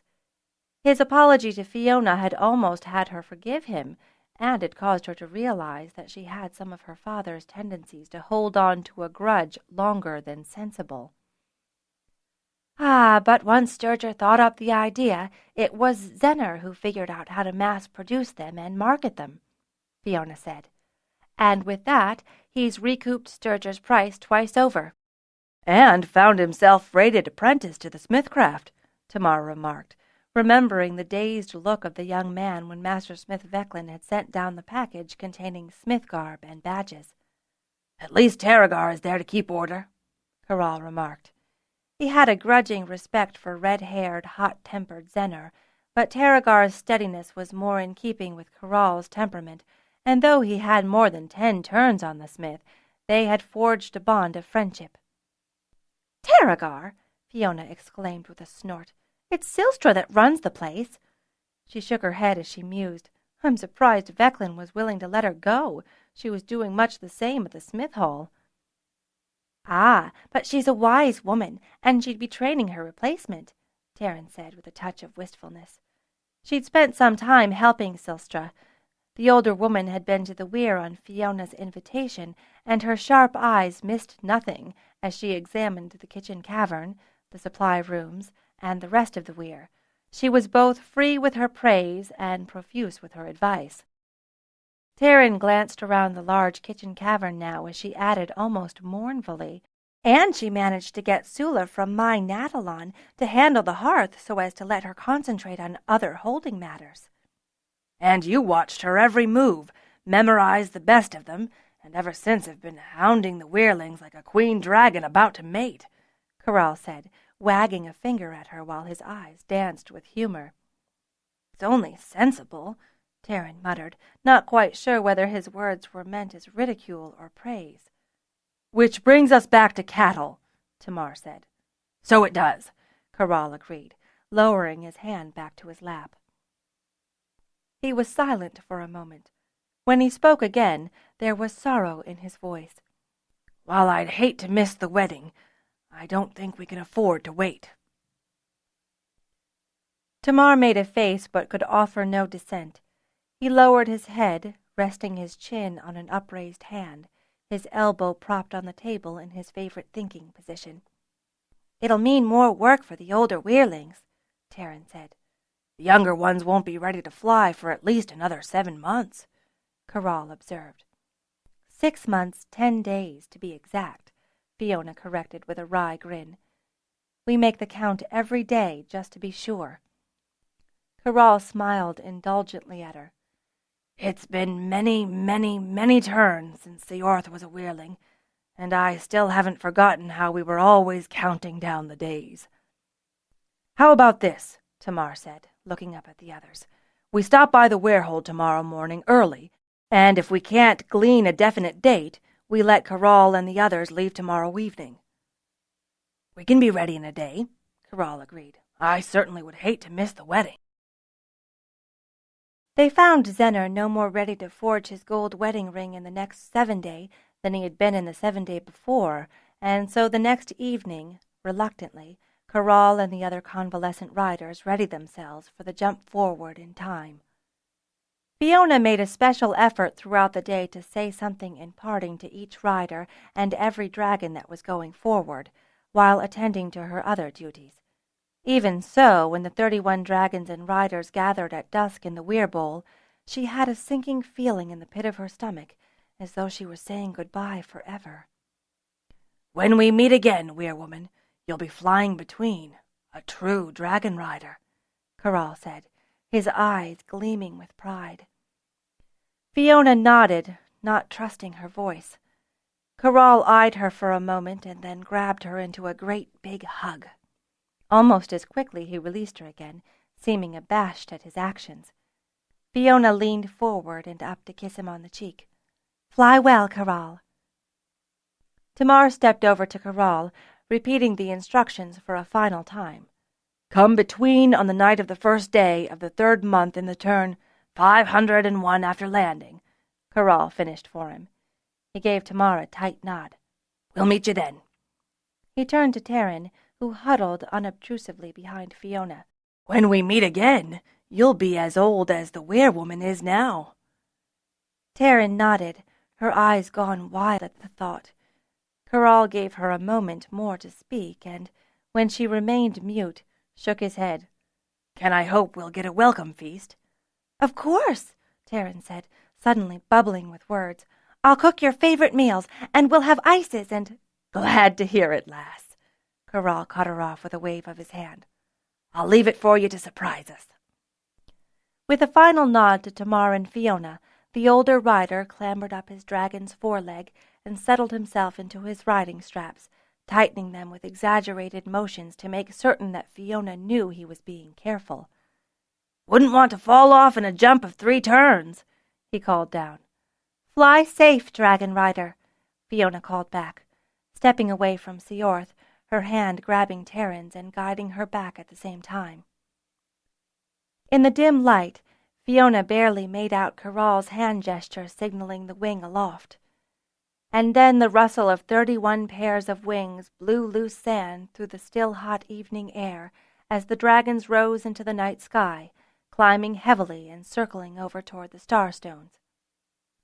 For a moment Fiona could almost make them out, a blur of wings and motion, and then they were gone between, and turns ahead. Fiona and the younger Weirlings found themselves busier in the days after Corral and the other convalescents went forward in time, surprised at the return of all the work that they'd gladly shared. For herself, Fiona was happy to be forced to spend more time at the Weyr and leave the issues of the Weirhold to Tamar and the older Weirlings. Still, the Weyr felt emptier, particularly with the thin numbers at mealtimes. To make up for it, she began encountering Padur, Cleor's wing second, and Nagian, the last remaining injured wing leader, to join her at the Weirwoman's table. "It's part of your therapy," she told each of them in turn as she slowly ground down their resistance. She made it easier by moving them into lower-level Weyrs vacated by the departed Dragonriders. She moved everyone lower to fill in the empty Weyrs. "A change will do you good, and besides, the air is colder lower down." By the end of their 3rd month in the past, the worst of the injured dragons were ready to start limited activities, and early mornings and late evenings were filled with the sorry sounds of dragons as they painfully learned to move regrown muscles. "Start by having them just walk from one end of the bowl to the other," Tamar said, when Fiona asked for therapy suggestions. Then, when they can do that without too much pain, have them glide off the Queen's ledge. We'll have to schedule that carefully, Fiona said thoughtfully.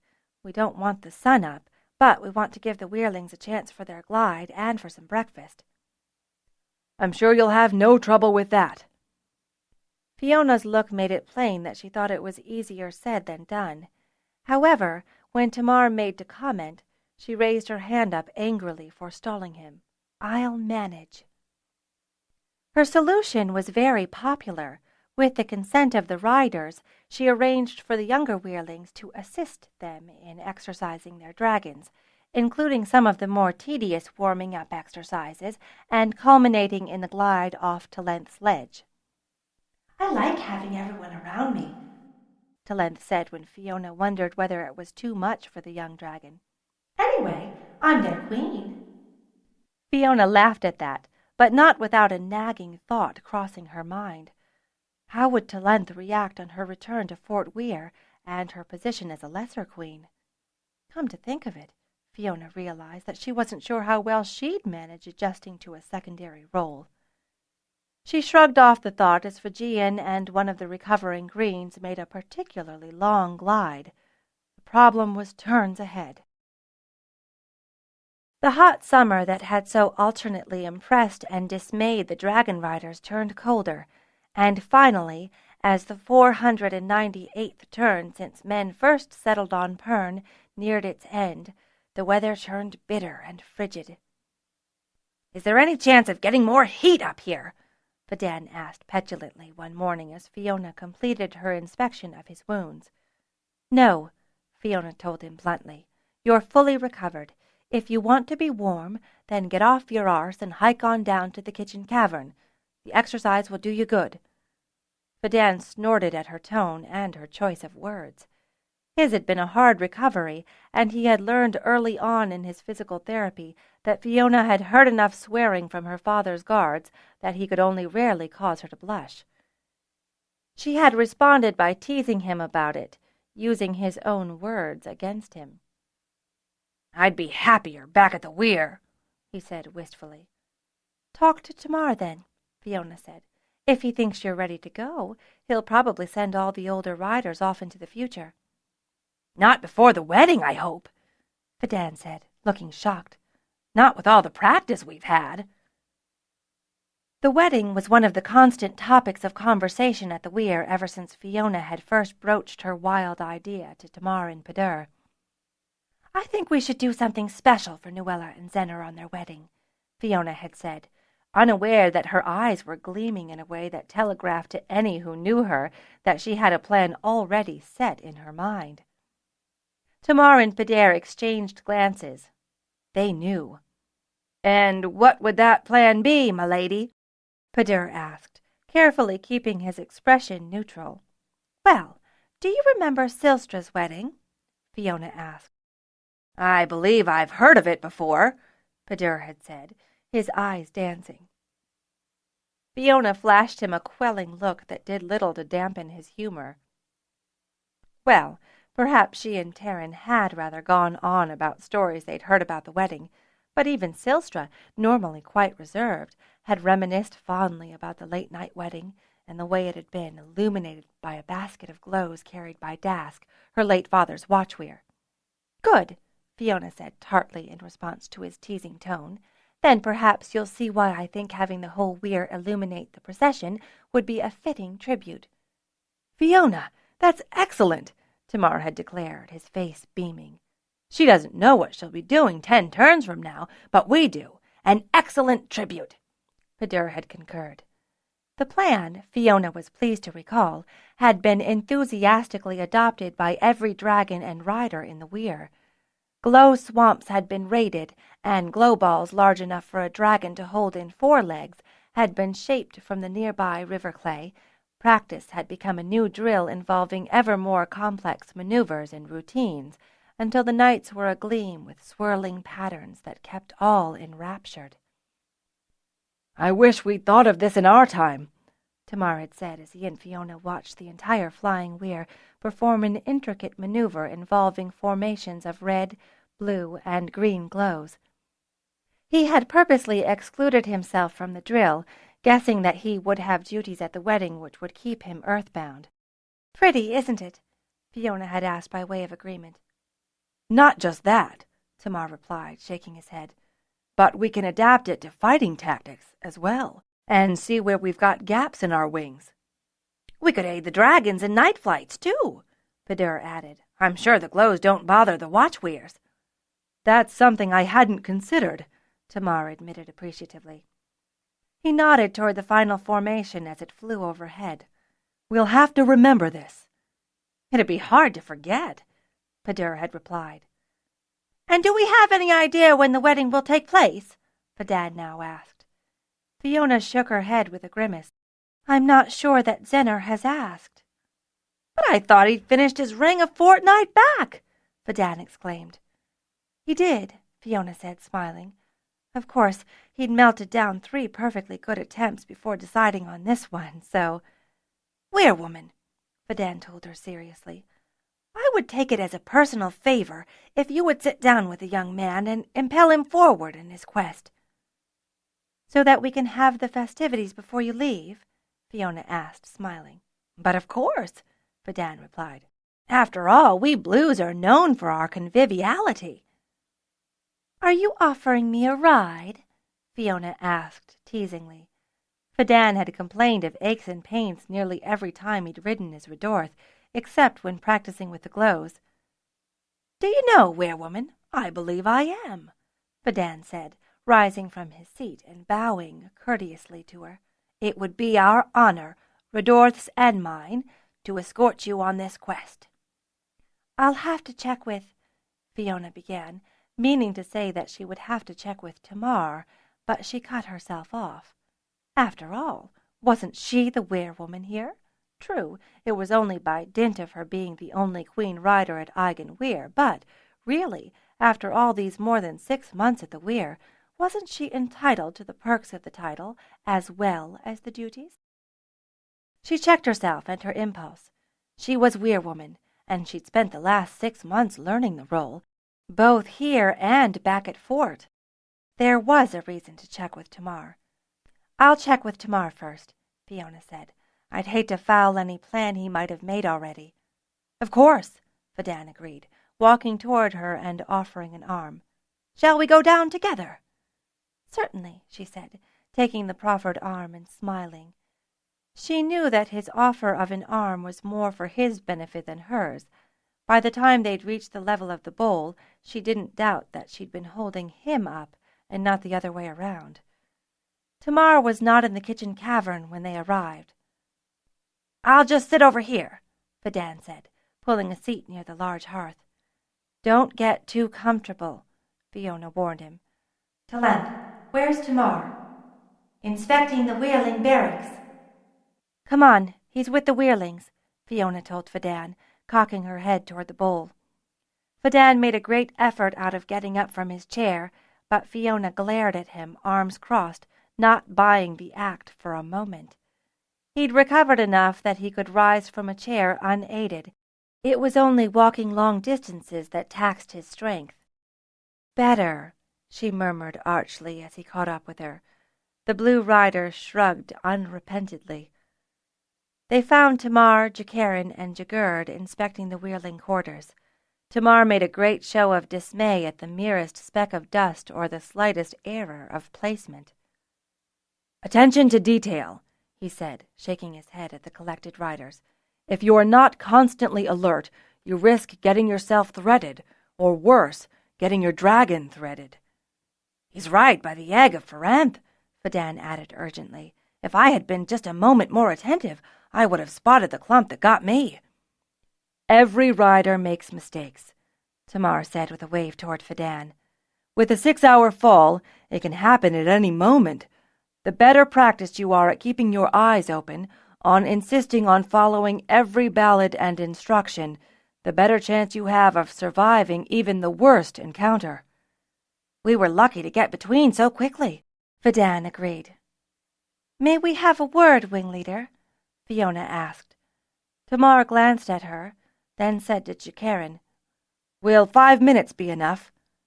Certainly, Wing Leader, Jakaran said promptly. Tamar turned to Fiona and Fadan, raising his hands invitingly.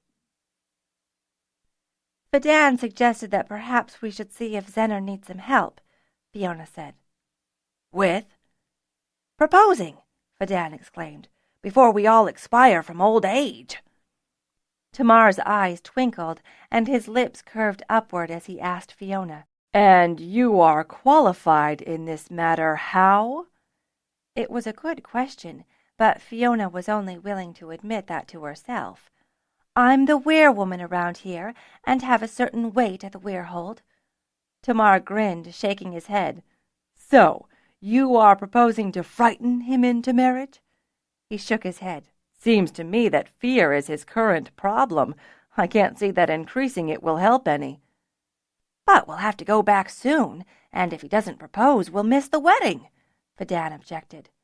So you two hatched this scheme just so the Weyr could show off night flying? Tamar asked sardonically. Well, yes, Fiona agreed. It would be a shame to have the older riders leave without seeing the fruits of their labors. I would think that recovering from their injuries and returning to fight Thread would constitute the fruits of their labors, Tamar said, his voice taking on an edge. Tamar, Fiona said, her tone just short of a whine. This is our chance to honor Nuella and set a proper example, to show that the Weirs can work with watch Weirs. It's not just fun. Tamar looked at her thoughtfully for a moment, then ran a hand wearily through his hair. I suppose if I said no, you'd just go anyway. No, Fiona told him, shaking her head emphatically. I'd want to know why, and if I thought your reasons were totally unacceptable, then I might go. She blew out a breath before adding, But I expect that any reasons you have would make sense, and I wouldn't go just out of spite. Tamar gave her a frank look of gratitude. Was Fadan here your last convalescent for the morning? He asked finally. For the day, Fiona corrected, and he's fit enough that I've accused him of shirking. That's partly why we thought to fly to the weirhold. The watch Weirs will be sleeping soon, if not already, Tamar remarked. All the better to see Zenor without their knowing, Fiona replied, her lips curving upward impishly. Tamar chuckled, shaking his head. Very well, if you're set on this, Tamar told her. Go now before the others find out and we have an impromptu performance. Fiona smiled back gratefully, turning and dragging Fadan by the arm before the wing leader could change his mind. But you know, Tamar called over his shoulder, forcing them to halt and turn around. As Fadan hasn't been there yet, he'll have to fly the whole way. Fiona's smile broadened as she said, Of course, all part of my plan, wing leader. Beside her, Fadan groaned. This will teach you to stint on your therapy, Fiona told him unsympathetically. It's not that much farther, Fiona said to Fadan as he groaned once more. I've forgotten what it's like to ride for hours, the Blue Rider moaned. I'm sore in places that haven't been sore in turns. It's not that much farther, Fiona said to Fadan as he groaned once more. I've forgotten what it's like to ride for hours, the Blue Rider moaned. I'm sore in places that haven't been sore in turns. Nothing a good brisk walk on the ground and a warm bath later won't cure, Fiona assured him gruffly, glad to have someone else's pain to distract her from her own. This was the longest she'd ever flown a dragonback, and while Fadan might not have been sore in places in turns, Fiona was certain that she'd grown new muscles just for the occasion that had the express purpose of becoming painfully sore. She leaned back against him to peer up and out over the right side of Verdorth's neck. There, she called, pointing with her right hand, her left tightening its grip on the arm Fadan had wrapped protectively about her waist. See those foothills? In response, Verdorth began a turn and a steady descent toward the ground. Moments later they landed, and Fiona quickly unsnapped her straps, threw her leg over Verdorth's neck, and slid quickly down to the ground below, landing with knees flexed. "Don't try that fool stunt again, Weirwoman," Fadan shouted at her as he climbed down the approved way, using Redorth's foreleg. "I'll not be tending you if you break your legs." "Sorry," Fiona mumbled, her cheeks hot.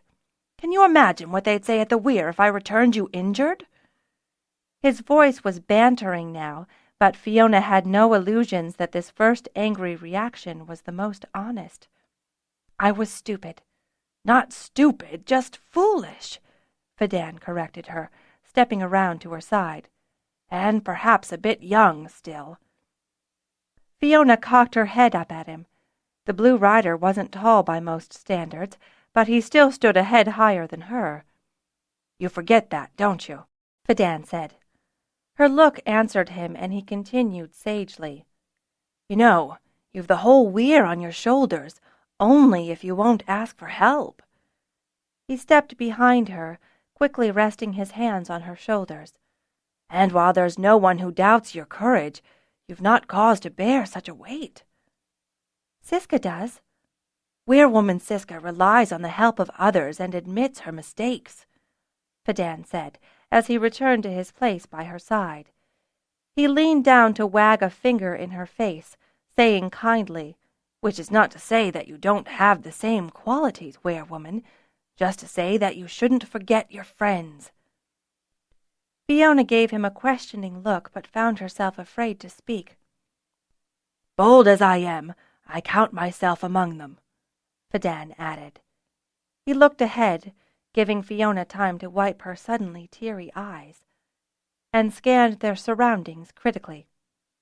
Then he looked back down to her, raising his eyebrows. "Where to, my lady?" Fiona glanced around. North of the river she made out the outlines of a large stone shed with a sloped roof and long overhang. Her guess that it was a barn was reinforced when she noted the thin line of a stone fence adjoining it. Closer, by the river, there was a long, low building, again in proper stone and with the requisite roofing. The building looked odd, and she squinted at it. The roof overhung the river, and "There!" Fiona declared, setting off toward the knot of men working beside the building. Shortly her hunch was rewarded when she caught sight of a red-haired man in the group. "What are they doing?" Fadan murmured as they got close enough to make out the details. "I think they're setting up a water wheel," Fiona said, watching a group of men struggle with hoists and tackle. Their presence wasn't noted by the workers. Fiona, with a smile, indicated to Fadan that they should remain quiet, watching the work. It took the toiling men and women a good quarter of an hour to get the wheel mounted and seated on the stone shaft, and then they all stood back appreciatively as the water rolled off the plume to start the wheel turning, at which point there was a quiet cheer. A handsome, bearded man with just a hint of gray in his beard stood away from the group and called, "Well done, lads! Now we can get to the real work." He was met by a chorus of good-natured groans. "Finding the gold, that is," he explained. "That's Terrigar," Fiona told Fadan. "That's Terrigar?" Fadan asked, eyeing the other man with renewed interest. "His work in gold and jewels is—" "Just starting now," Fiona reminded him abruptly. "So this is a good time to set him a commission, isn't it?" Fadan asked with a grin. "Probably," Fiona agreed. "Have you anything in mind?" "A ring, I should think," Fadan said, glancing down at his barren fingers meditatively. He looked over to her, adding, "You might consider it too." "The way you lot fly, it'd only get dirty with blood or ichor," Fiona exclaimed. "You never know when a pair might come in useful," Fadan replied judiciously. Fiona jerked her head toward the group and started forward, calling back to Fadan, "Come on while they're still on break." To the group she called, "Zenner!" The red-haired lad cocked his eyes toward the sound, and his face broke into a smile as he identified her. "Weirwoman!" he called back. "You're just in time." He gestured to the water wheel, now turning at a steady pace. "Did you see?" "We got here just as you were mounting it," Fiona told him. Out of the corner of her eye, she saw Terrigar point out a new task to the rest of the workers, and then detach himself in their direction. "We're a bit busy," Terrigar called as he approached, his glance falling to Zenner. Zenner glanced reprovingly at the older man's brusqueness, then turned to Fiona. "To what do we owe the honor?" "We were wondering about rings," Fadan said, essaying a grin toward Terrigar. "Actually, we were wondering about one in particular and its current disposition," Fiona said, having noted the flash of Terrigar's eyes at Fadan's words. She glanced toward the smith. "Although, if you were looking for commissions, I'm sure we could arrange a fair trade." Terrigar's angry look faded. He glanced down to the ground, abashed. "I'm not used to fair dealings with Dragonriders," he said, glancing up again. "I'm sorry." "As we are," Fiona replied. "Although once we are fighting Thread, we won't have time for fair trade." "I don't know," Zenner objected. "I think the sweat of your brow, the blood of your bone, the ichor of your dragons, the risk of your lives or worse, is hard to price." Fiona smiled at him. "I suppose there is that." Terrigar eyed Zenner thoughtfully, clearly reassessing his own beliefs. "You could be a harper," Fadan declared appreciatively. A sound from above, more felt than heard, heralded the arrival of a dragon from between. Fiona glanced up in surprise. It was a bronze. "That's not one of ours," Fadan declared, eyeing the landing dragon carefully. "We're not supposed to be here," Fiona yelped, looking to Zenner and Terrigar for aid. "They can't know we're from the future." "Here," Terrigar said, shucking off his tunic and throwing it toward Fiona. "Put this on and go to the others." "You can't hide me," Fadan said as the others turned to him. "My blue is yonder." "Just be who you are, only from this time," Fiona called as she strode off quickly to join the work group. "I was much younger then," Fadan called back. Fiona shrugged and then turned her attention to her new role as smith worker. "There's a strange bronze landing," she explained before the other workers could finish their greeting. "I need to blend in. They can't know we're here from the future." "Weyr leader DeGan would have a fit," one of them said in agreement. He glanced at Fiona assessingly. "Ever panned for gold?" Fiona shook her head, grinning from ear to ear. "We'll set you up then," the man said, reaching for a pan and tossing it to her.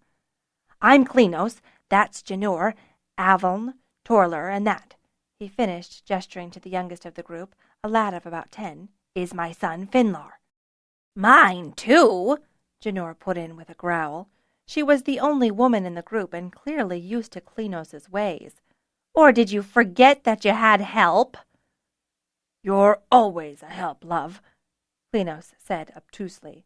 "Finlar, this is the Weyr woman, only we want to keep that a secret from the other dragonmen." The youngster grinned up at Fiona. This was a challenge that he was sure to revel in. "He'll show you the way of it," Klinos said, nodding affectionately toward Finlar. "Come on, Weyr.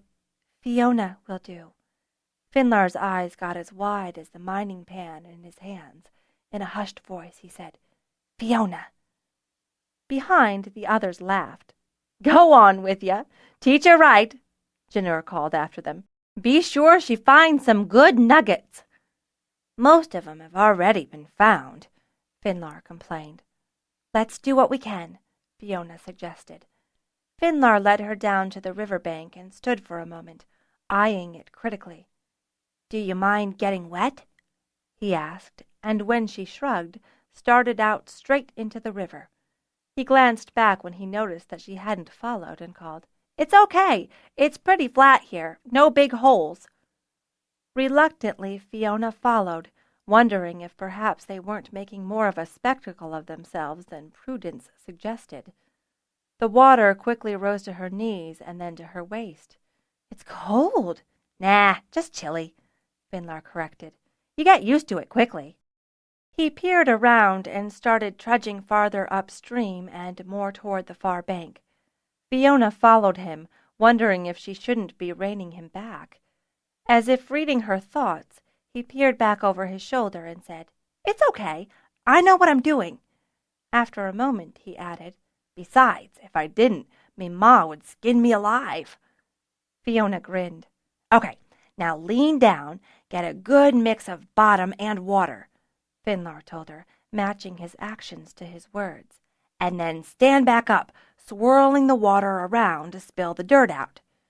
He began a swirling motion with his arms and allowed the dirtier water to spill over the edges. "If you're lucky, when you're done, you'll find a nugget.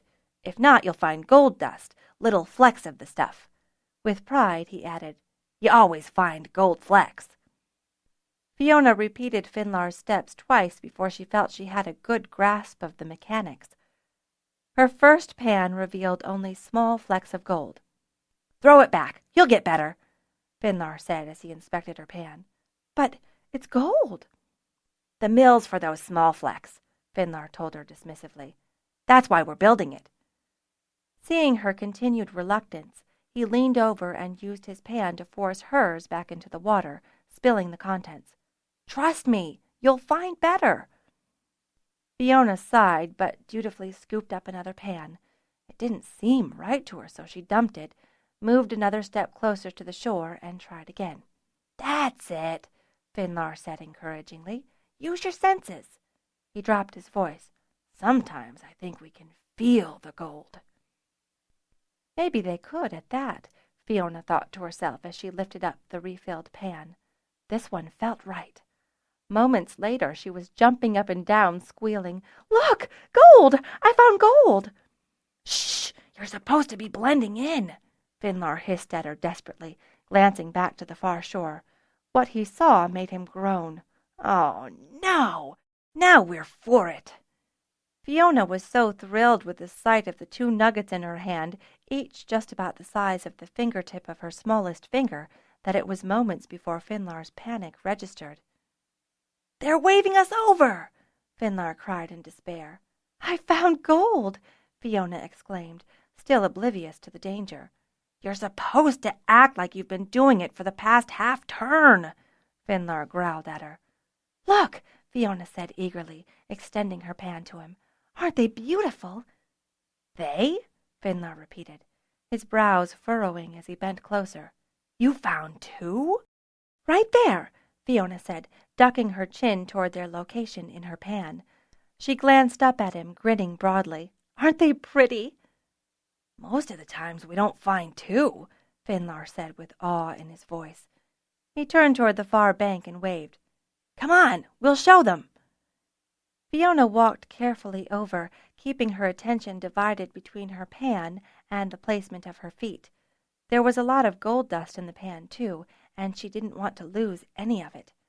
Finlar reached down and grabbed her arm to help her up the bank, where waiting hands reached down to hoist her up. At the top, Fiona found herself looking into the amber eyes of a tall, middle-aged man with speckles of gray in his otherwise warm brown hair. He was a Dragonrider not just by his garb, but by his bearing. She raised her head to greet him, but a nudge from Finlar reminded her of her secret, and she dropped her eyes again. "You're always being so bold," Finlar chided her. "You'll shame the hold the way you go on." To the Dragonrider he said, "Please forgive her, my lord." The muted sound of laughter in the distance told Fiona that Fadan could only just contain his mirth at her position. "My lord," Fiona said, bowing in a low curtsy, keeping her pan steady in one hand. "Please forgive me. I was overexcited and too bold." "Nonsense," the Dragonrider assured her, his eyes dancing. "You have every right." He gestured to the pan. "May I see?" She relinquished it to him, feeling for a moment once more like a holder and wondering if she'd lose her treasure to this man. She tamped hard on her pride and could feel, in the distance, Fadan's mixed emotions of approval and humorous appreciation. "As you can see, Lord Matal," Terrigar spoke from his side, as the Dragonrider poked his finger to nudge the two visible nuggets. "We've had a lucky find." "Matal!" Fiona cringed inwardly. Benden's Weyr leader himself. She'd seen the man before, of course, but he was younger now than the last time she'd laid eyes on him. And set up a new craft hall? Matal asked, looking toward Terragar. And the Weirhold, Zenner added stoutly. It was about the Weirhold and Nuella that I came, Matal replied. He pushed the pan back toward Fiona, telling her, Well, I'm sure your master will be pleased with your work this day. Fiona glanced toward Terragar, who gave her a look suffused with dread and wonder, and then she piped up, If you please, my lord, I'd take it as a great favor if you'd accept these pieces for Journeyman Kindon. Kindon? Fiona dropped another curtsy and pressed the pan back into Matal's hands. We've all heard his songs, and the ballads about how he helped in the plague, she said. It seems only right, to me at least. Matal cocked his head, glancing toward Terragar and Zenner approvingly. You teach your crafters well. We haven't a harper of our own yet, but we do what we can, Zenner responded, carefully avoiding any glances in Fiona's direction. Fiona noted that Terragar was eyeing her with renewed interest, clearly re-evaluating her. Journeyman Kindon is famous throughout Pern, Fiona said. It seems only right, if it's not too much to ask. It's not, Matal said, picking the 2 nuggets out of the pan and returning it to her. And I thank you for the notion. Zenner eyed the 2 pieces carefully, saying, If my lord would, I believe I could fashion those into a ring or small pins. A harp, perhaps? Matal asked. Zenner paused for a long moment, consideringly. It was Terragar who spoke up. A harp it shall be, my lord. To Zenner he said, Any lack will make up from other pannings. A gift from the Weirhold for Kindon's gift of his watchweir to our Lady Nuella, Fiona declared grandly. Finlar's gasp at her side alerted her to her mistake. Her wording was too grand for a mere crafter girl. Well spoken, Matal said as he passed the nuggets over to Zenner. Very well spoken for one without a harper. We're a mixed lot, Terragar told him quickly. Some from the smith hall, some from outlying holds and crafts nearby. Matal murmured. He glanced at Fiona. And who should I name to Journeyman Kindon as his benefactor? Fiona began, but broke off even before she felt Finlar cringing beside her. Please, just call it a gift from the crafters and holders of the Weirhold, my lord. Terragar glanced at her in surprise, mixed with admiration. Zenner gave her a knowing nod. He'd formed his opinion of her back at Mine Natalon. Matal turned back to Zenner. As I was saying, he began, my visit here was more to coordinate with Nuella and the Weirfolk than to admire your gold. There was a subtle shift in the atmosphere as the crafters absorbed his words. Zenner gave him an expectant look. Do you recall how Nuella visited all the holds, turns back before she bonded with Nuelsk? Zenner nodded. Indeed I do, my lord, he replied. However, if you are here to ask that of her again, I should inform you that she's just recently bonded with a gold. Has she, by the first egg? Matal exclaimed, his face breaking into a huge grin. I'd heard about the accident at the mine, of course, but I hadn't hoped. He cut himself off, motioning courteously to Zenner. Please, continue. Zenner cast a nervous glance toward Fiona. What should he say? Fiona thought quickly, passing her pan to Finlar, who grasped it in surprise. I could go see if she's awake, sir, she suggested quickly to Zenner. Yes, do that, Zenner said gratefully, glancing back to the Weyr leader. Perhaps we should wait for Nuella. Perhaps, Matal said, glancing toward Finlar and the 2 pans. I could try my luck in the river. As Fiona sped away, she suppressed a giggle at the sight of Bendon's Weyr leader drenched up to his hips as he happily panned for gold. It was only when she was halfway to nowhere that she realized she wasn't exactly sure where to find Nuella. She scanned around nervously, then settled on the hills. She was certain that Zenner and Terragar would have quarried their stone from the hills, excavating quarters for the watchweirs at the same time as providing housing for the crafters. Quickly she discovered that she'd made the right choice. She paused as the dark archway cut into the side of the hill came into view. The craftwork was perfect, the stones laid dry to form a tall archway that was properly recessed the regulation dragon length into the hill, with room clearly set for 2 large steel doors, one set behind the other to provide double protection against thread. She thought she could feel both Zener's mining craft and Terragar's smithcraft at work in its formation, a proper blend for Nuella's queen. Again, Fiona found herself admonishing herself to remember that Nuella had not yet made her amazing night flight. The adoration of the fort riders for the watch Weyrs was something that had already subtly disturbed the Weyr handlers, unused as they were to anything but derision from Dragonriders. Glows lit the way inside, and Fiona turned to the sound of voices and the smells of cooking. "Who are you, and what are you doing here?"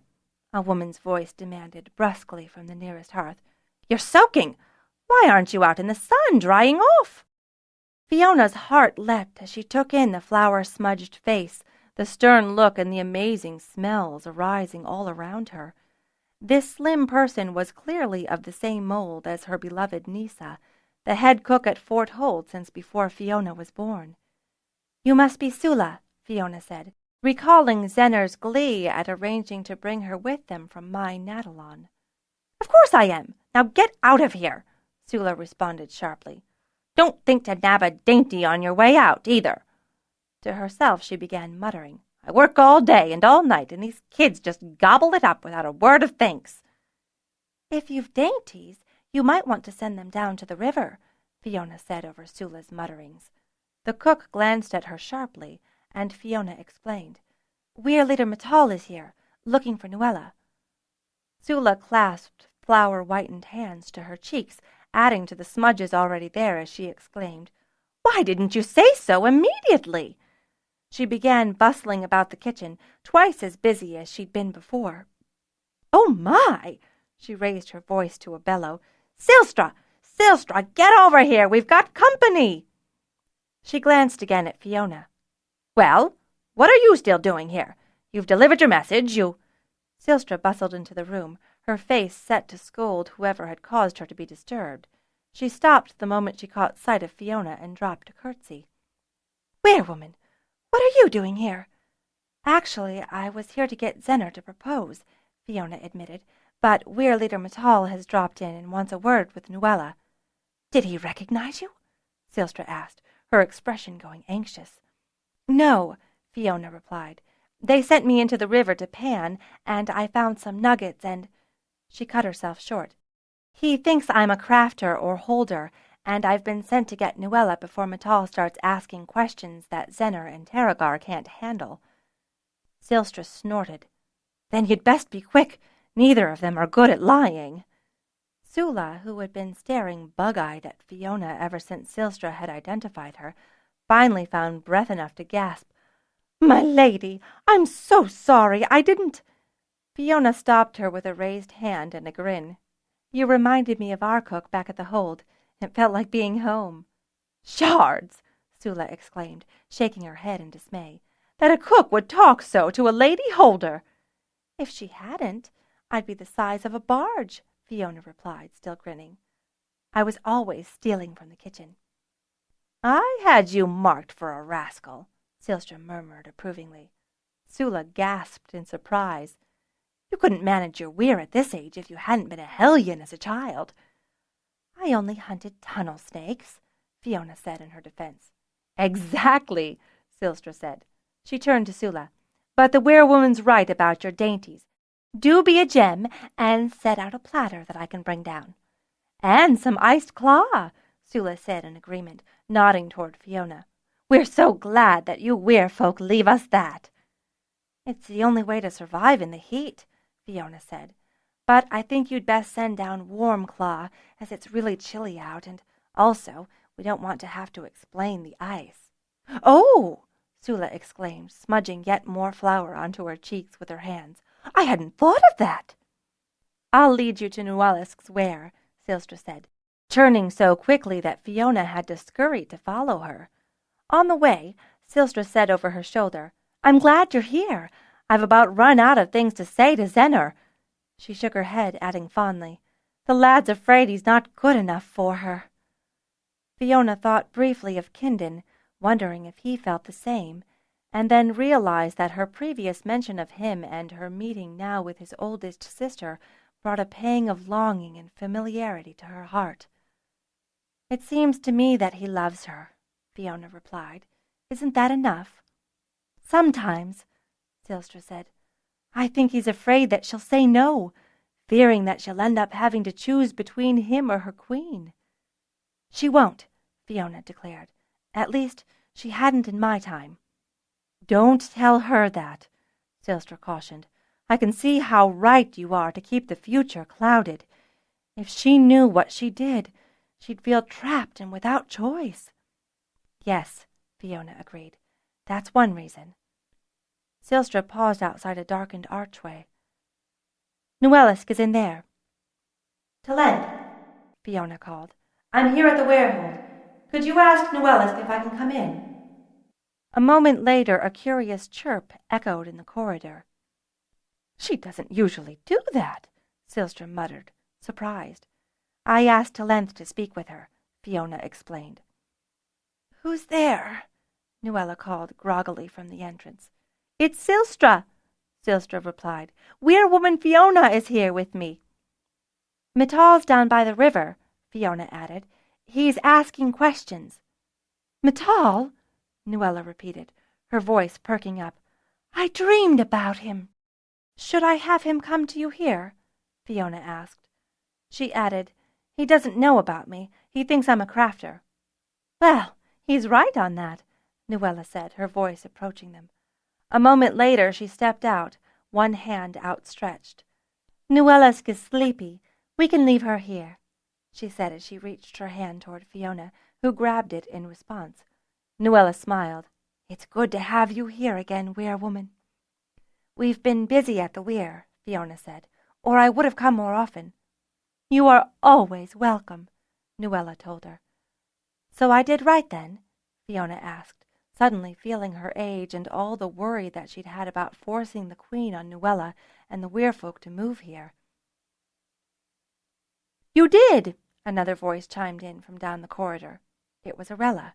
She added teasingly, "Didn't you know that?" "No, not really," Fiona admitted in a small voice. "I only knew that there was a Werehold, not who was in it."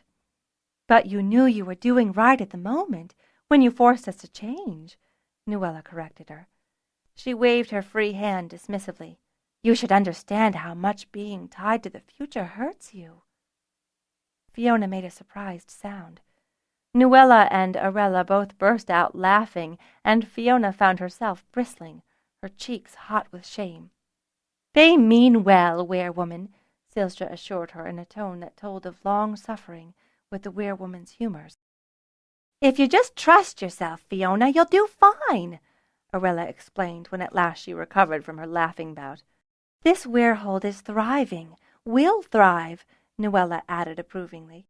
"And it is because of you, only because of you, that it is so." "But I knew it would," Fiona declared, feeling that should detract from her honors. "No," Nuella corrected her with a shake of her head. "As you said, you only knew some things. You were responsible for making this, even if the future gave you hints." "Mittal's here," Silstra said to Arella. "He's down at the river," Nuella added, raising Fiona's hand invitingly. "So, Werewoman, what shall we tell him?" "Huh," Fiona snorted. "After all you've just said, seemed to me that you'll figure it out." Nuella snorted, then nodded. "I'm sure I will." "He doesn't know about Fiona or the Dragonriders," Silstra added. "Vidan brought me," Fiona said, "but he's going to say that he's from Fort Weyr." "And that's the truth. There's no problem with that," Nuella agreed. "I'll get back to Sula. She's doubtless in a tizzy by now," Silstra said, nodding to each of them in turn, then marching quickly away. As they made their way down toward the river, Arella and Nuella quizzed Fiona on her meeting with Mittal. Both giggled and glanced at each other when Fiona, red-faced, explained about her gift for Kindon. "He's quite a looker," Arella told Nuella knowingly. I know, Nuella agreed, but I prefer redheads. We know, Arella said with a grin. He's a handsome lad, Fiona agreed. She saw Arella's encouraging nod and, not wasting time to wonder how the Weyr handler had divined her intentions, plunged on. He'd be quite a catch. Only if he's willing to be caught, Nuella said with a sigh. I was hoping maybe when Nuelsk grows. Arella burst out laughing, pointing a finger accusingly at Nuella. I never would have thought that of you. Why not?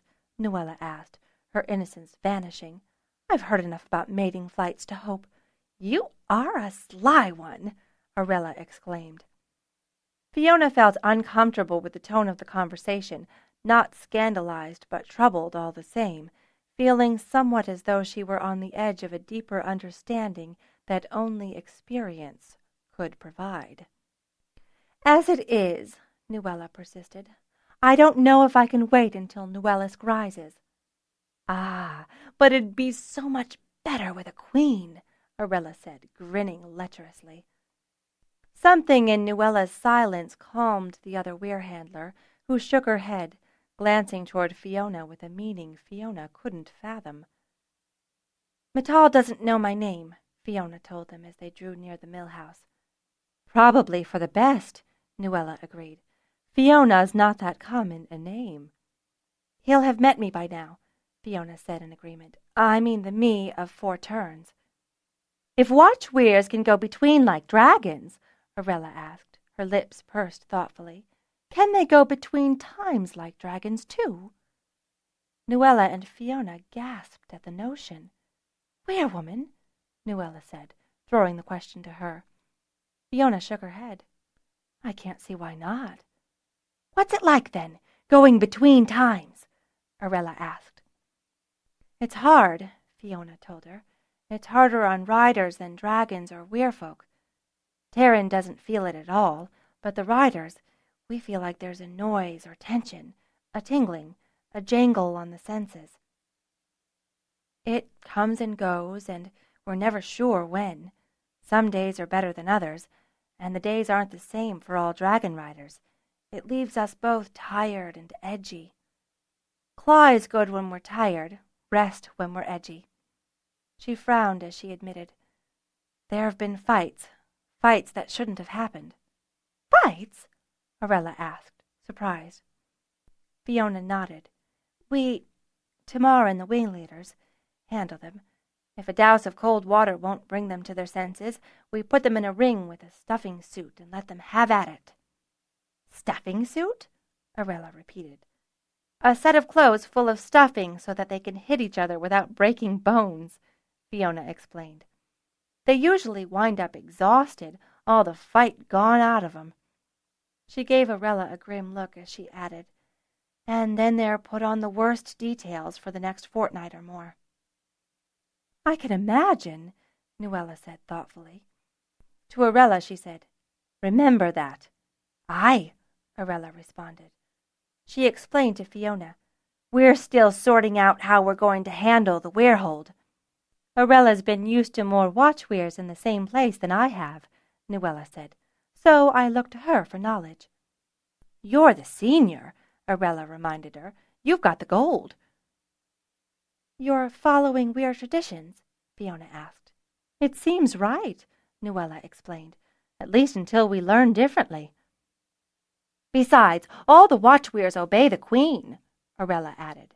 And dragons, Nuella reminded her. Fiona noted Arella's sour look as the woman acknowledged that remark. For a moment Fiona wondered what it would be like the other way around, if the dragons obeyed the watch weirs, and then she realized that they already had. In the night flight Nuella had led.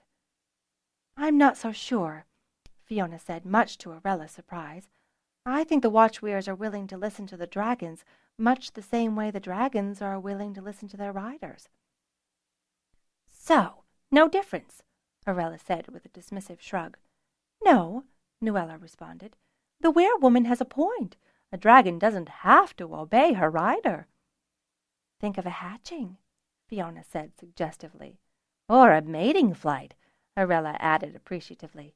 If your dragons are anything like our watch Weyrs, then a mating flight requires the greatest control a rider ever needs."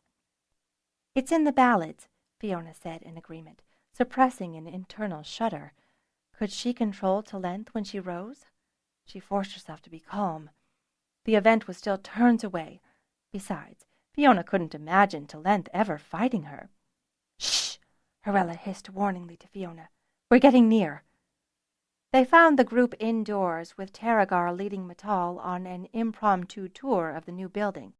"We've only got the beams for the second floor, but we're hoping to trade with Lemos for enough wood to lay in decent flooring," he was explaining as they entered. "I hate to say it," Matal replied, "but Telgar's got better wood at lower prices."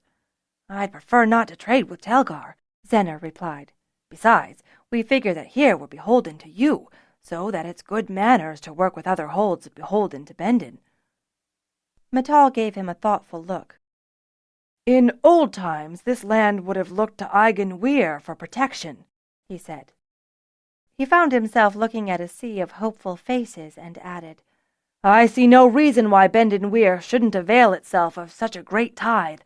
I'll have a word with Cryon." The group gave a collective sigh of relief, untempered by Matal's mention of tithe. "Ah, Lady Nuella!" Matal cried as he caught sight of her. "How kind of you to join us." Nuella's face split into an honest grin as she rushed toward the sound of his voice, hands outstretched. "My lord!" "Matal," the dragon rider corrected her. "My friends call me Matal." Beside her, Fiona felt Arella's surprise. She guessed that even though the Weyr handler had met Bendon's Weyr leader several times before, this impulsive, uncontrolled display of affection for one attached to the watch Weyrs removed any lingering suspicion that all dragon riders fell into two groups, those who despised the watch Weyrs and those who sought to use them for their own purposes. "Matal," Nuella corrected herself, folding herself into his arms and hugging him cheerfully. "It's been too long, I'm afraid," Matal said when they broke apart. "When I'd heard about your Nuelsk, I thought that I should wait until you were settled before asking you." "What?" Nuella wondered. "Actually," Matal said, gesturing with a free hand, "I'd meant to inveigle you into something like this." He smiled and shook his head in awe. "Only I'd no notion of anything quite so grand as your current undertaking." Nuella turned her head toward Fiona, then hastily, as if realizing her error, back to Matal. "It's all just sort of happened, my lord." "I wish we had known about the gold here sooner," Matal said wistfully. "It would have eased the pain everywhere, for people are willing to work that much harder in the hopes of getting beautiful jewelry." He glanced toward Taragar. "How did you find it?" "It was on some old maps at the Smith Hall," Fiona improvised quickly, taking in the look of impending terror on Taragar's face. "I was cleaning—" "Hiding," Taragar corrected acerbically, grinning at Fiona with gratitude hidden in his attitude of long-suffering affection. "Ah, so you're craft-bred," Matal said to Fiona. He turned back to Taragar, adding, "Quite an honor to the Smithcraft. Master Vecklin must have been sorry to let her go." "Actually," Fiona said in all honesty, "I think he was grateful to see the back of me." Taragar snorted. "Lady Silstra is preparing a platter, my lord," Fiona said, aiming her glance halfway between Taragar and Matal, and throwing in a sloppy curtsy for good measure. "I've kept you all too long," Matal said, turning toward Nuella and politely reaching for her hand. "If I can just have a word with this kind lady." He paused and glanced at Arella. "And Arella, too. I'll let you go back to your work." The look on Arella's face when she heard Matal name her was one of surprise suffused with delight. Nuella glanced toward Fiona, who caught the look and said, "I'm sorry for having disturbed you, my lady." "Well, it was an important interruption," Nuella said dismissively. "Just see that all your interruptions are as important." Fiona nodded, then remembered Nuella's eyes and amplified. "I will, my lady." With one final scrutinizing look and a sardonic mutter of, "Very much an honor to your craft," Mattal took his leave of Fiona and the others. There was a moment of silence as the remaining workers waited for the Weyr leader to move out of earshot, and then they all gave a collective sigh of relief. "That was awkward," Fadan declared as he stepped out of the crowd. "Did Mattal notice you?" Fiona asked. "He did, and I told him my rank and Weyr," Fadan assured her. He glanced toward Terragar. "I wonder if my presence here might have inclined him more toward offering protection." "I'm sure it did," Terragar said, his lips curving upward. He turned his attention to Fiona. "And now that latest excitement is out of the way, and I hope you do not take this badly, I must confess that excitement seems to follow you, Weyr woman. What was it that you came to see us about?" "Rings," Fadan reminded him. "We've already negotiated your price." "A day's work here from both me and my blue," Fadan told Fiona. From the look on Terragar's face, Fiona guessed that the smith was still recovering from his shock, while simultaneously calculating how to use Fadan and Redorth to his best advantage. Fiona found herself liking this bearded man, and could see why Silstra had found his quiet competence so attractive. "With an option for another day for the same price," Terragar reminded Fadan. "Such option to expire upon our departure from Eigen," Fadan said, repeating the last part of their agreement. Terragar nodded. "You drive a good trade, Dragonrider." "I learned it from the best," Fadan said, and surprised Fiona by glancing in her direction. "And what is it you want to trade today, Weyr woman?" Terragar asked, his attention once again returning to her. "Actually, all we want is a moment of Zener's time, if we could," Fiona said, glancing toward the red-haired man. With a smile, she added, "and perhaps to see the ring." Terragar's eyebrows rose. Did Fiona detect a gleam of humor in his eyes? "It's better in the sunlight," Terragar said. "Zener, why don't you take them outside?" Zener, seeming distracted, led them through the doorway and into the midday sunlight. A wind swept the worst of the heat from them, but all the same, Fiona felt they couldn't stay long before they'd be driven back inside. "Come on, Zener, give," she said peremptorily, holding out a hand, palm open. Zener reached into his tunic and pulled on the leather thong tied around his neck. He looped it over his head and dropped it into Fiona's outstretched hand. "I don't think it's good enough," Zener said morosely, even as Fiona's mouth opened in a large O of astonishment. "Zener, it's amazing!" she exclaimed, holding the gold band up close so that she could examine every intricate detail. 3 bands wound together. How did you do it?"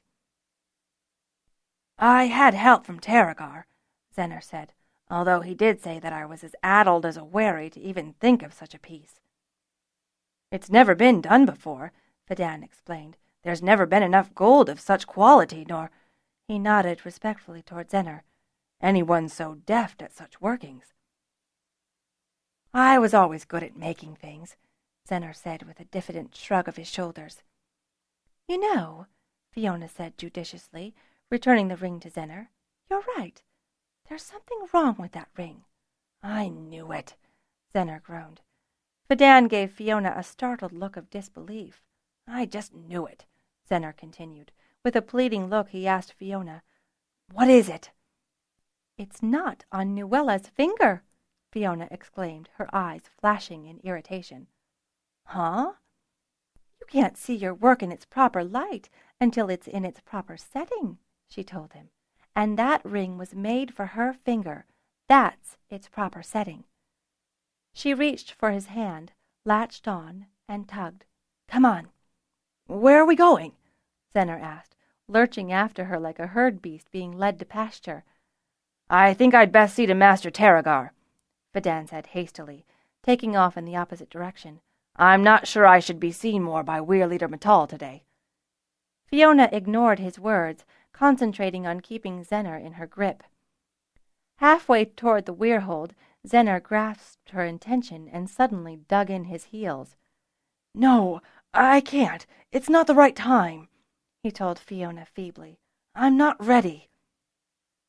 Fiona released his wrist and turned around to face him. Do you love her? She asked. Huh? Do you love her? Fiona repeated. Kindon told me long ago when he was talking about you, her, and Nuelsk, that when he left he told her that if she kissed you, then everyone would know that she loved you. She paused to let that sink in. So, knowing that, do you love her? Well, of course, Zenner cried in response. But she's got the new watch, Weyr, and we're settling in, and none of that matters, Fiona told him calmly. You need to seize the moment, Zenner, or you might lose her forever. She paused as a sudden revelation burst upon her. You're afraid of losing her, aren't you? You almost lost her in the plague. And what if something happens to me? Zenner asked. What then? You've seen how hard it was for her after Nuelsk. It was just as hard after her parents and... Zenner, you've answered your own question, Fiona broke in gently. Zenner gave her a puzzled look. You can't deny her the joys of today to save her from the pain of tomorrow.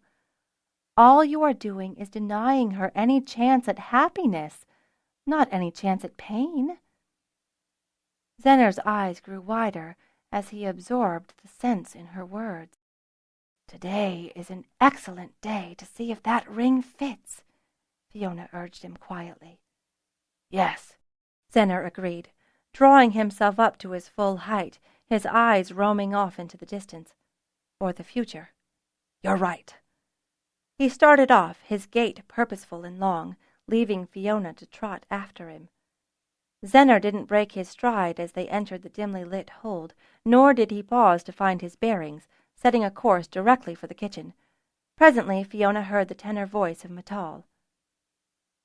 Nuella, Zenner began the moment he burst into the room, halting all discussion. Nuella looked toward him expectantly. Zenner closed the distance between them, and he reached for the leather thong around his neck, pulling it off in one fluid movement, even as he sank to his knees, his free hand grasping Nuella's. There was a moment's silence as everyone took in the scene. Then Zenner placed the gold ring on Nuella's palm. Will you marry me? Nuella gasped in surprise, her eyes suddenly wet with tears. Marry you?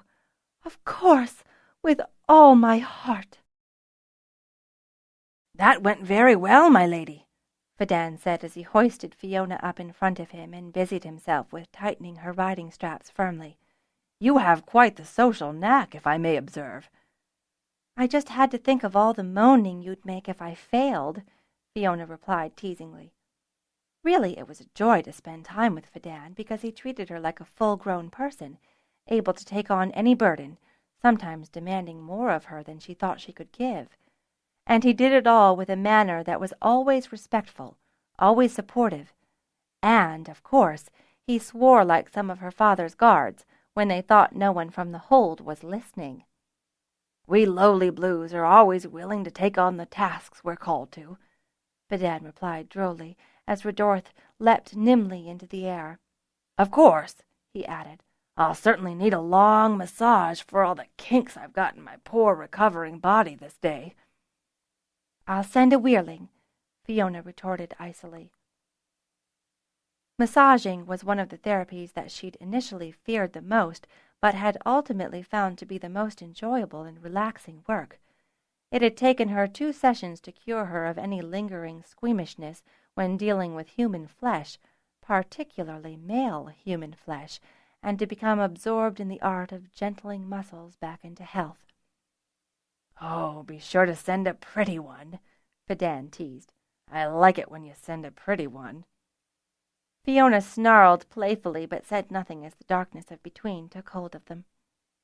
I'll do your hair if you do my leg, Fadan offered as they burst back out into the daylight over Eigenwehr.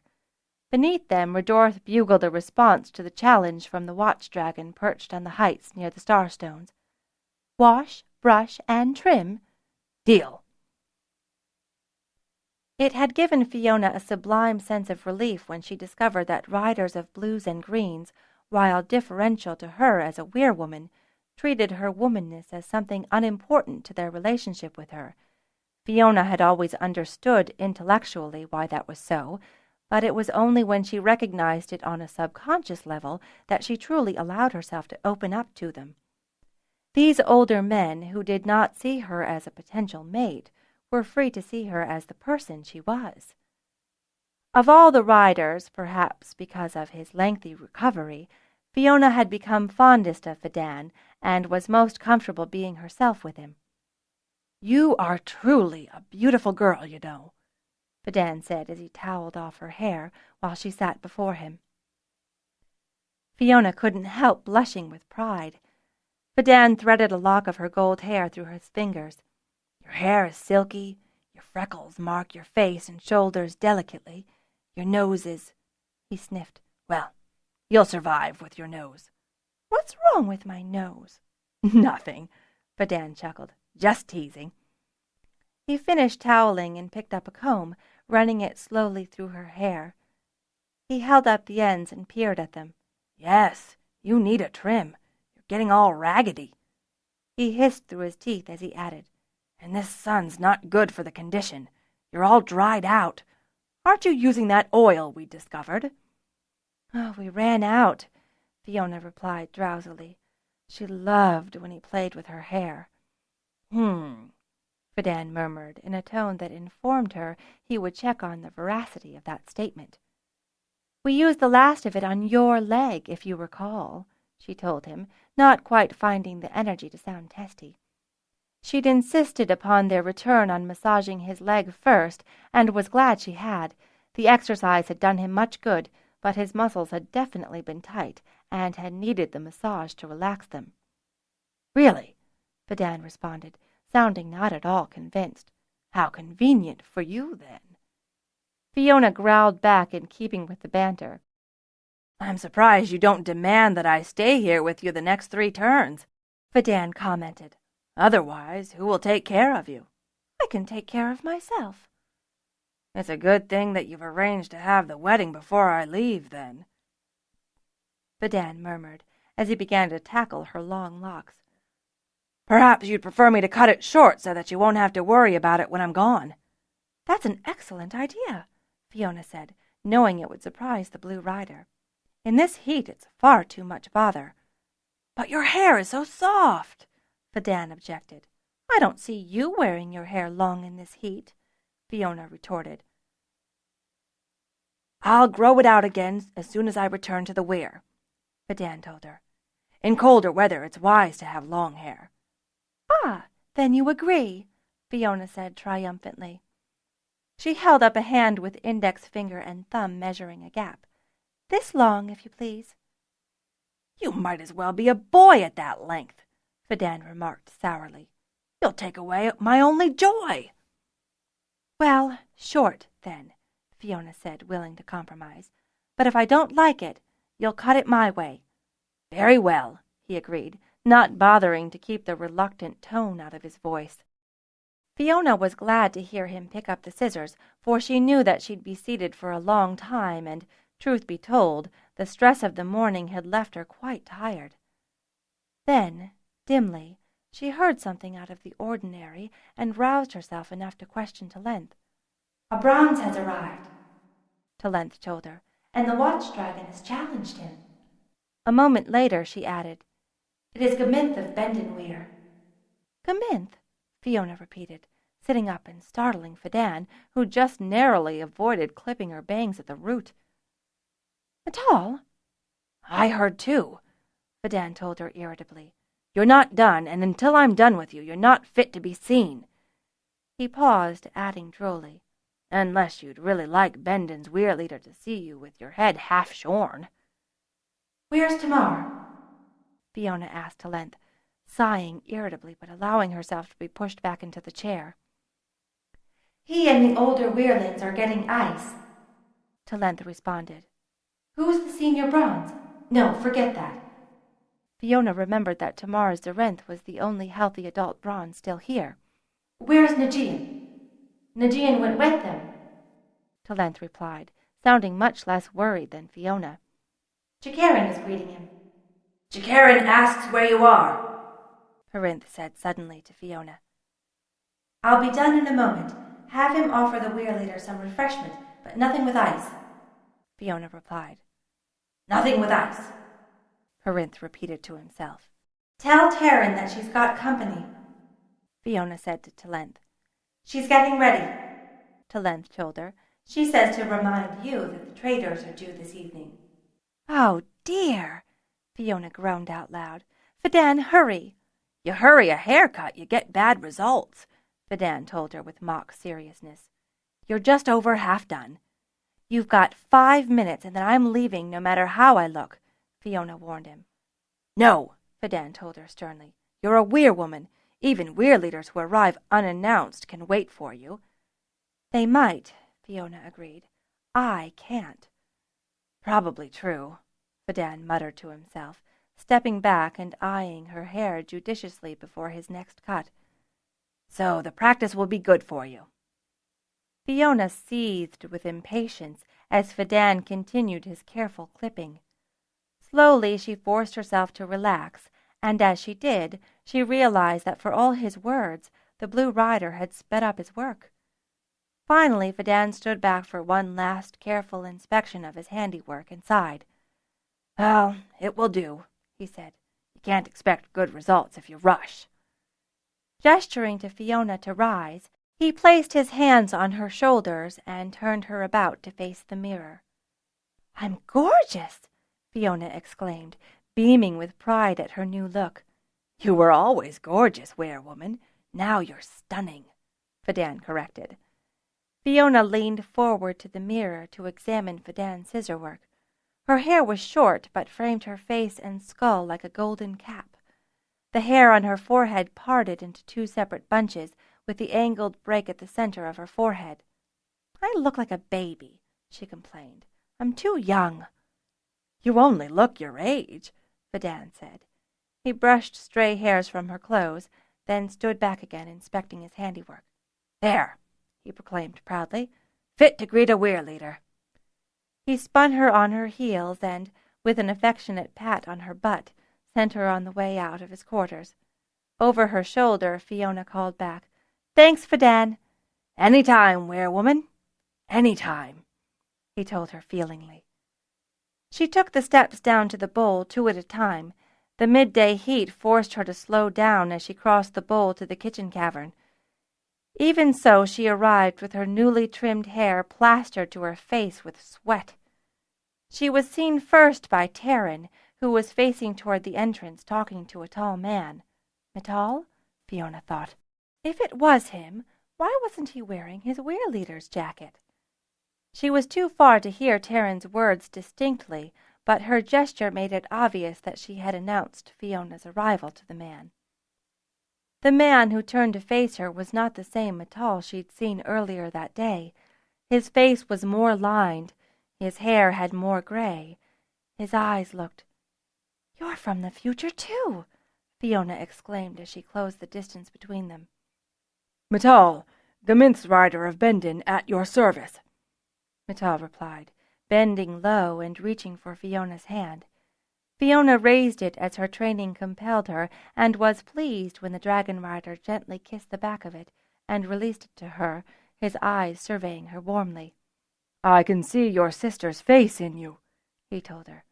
She was not much older than you the last time I saw her. And when was that, my lord?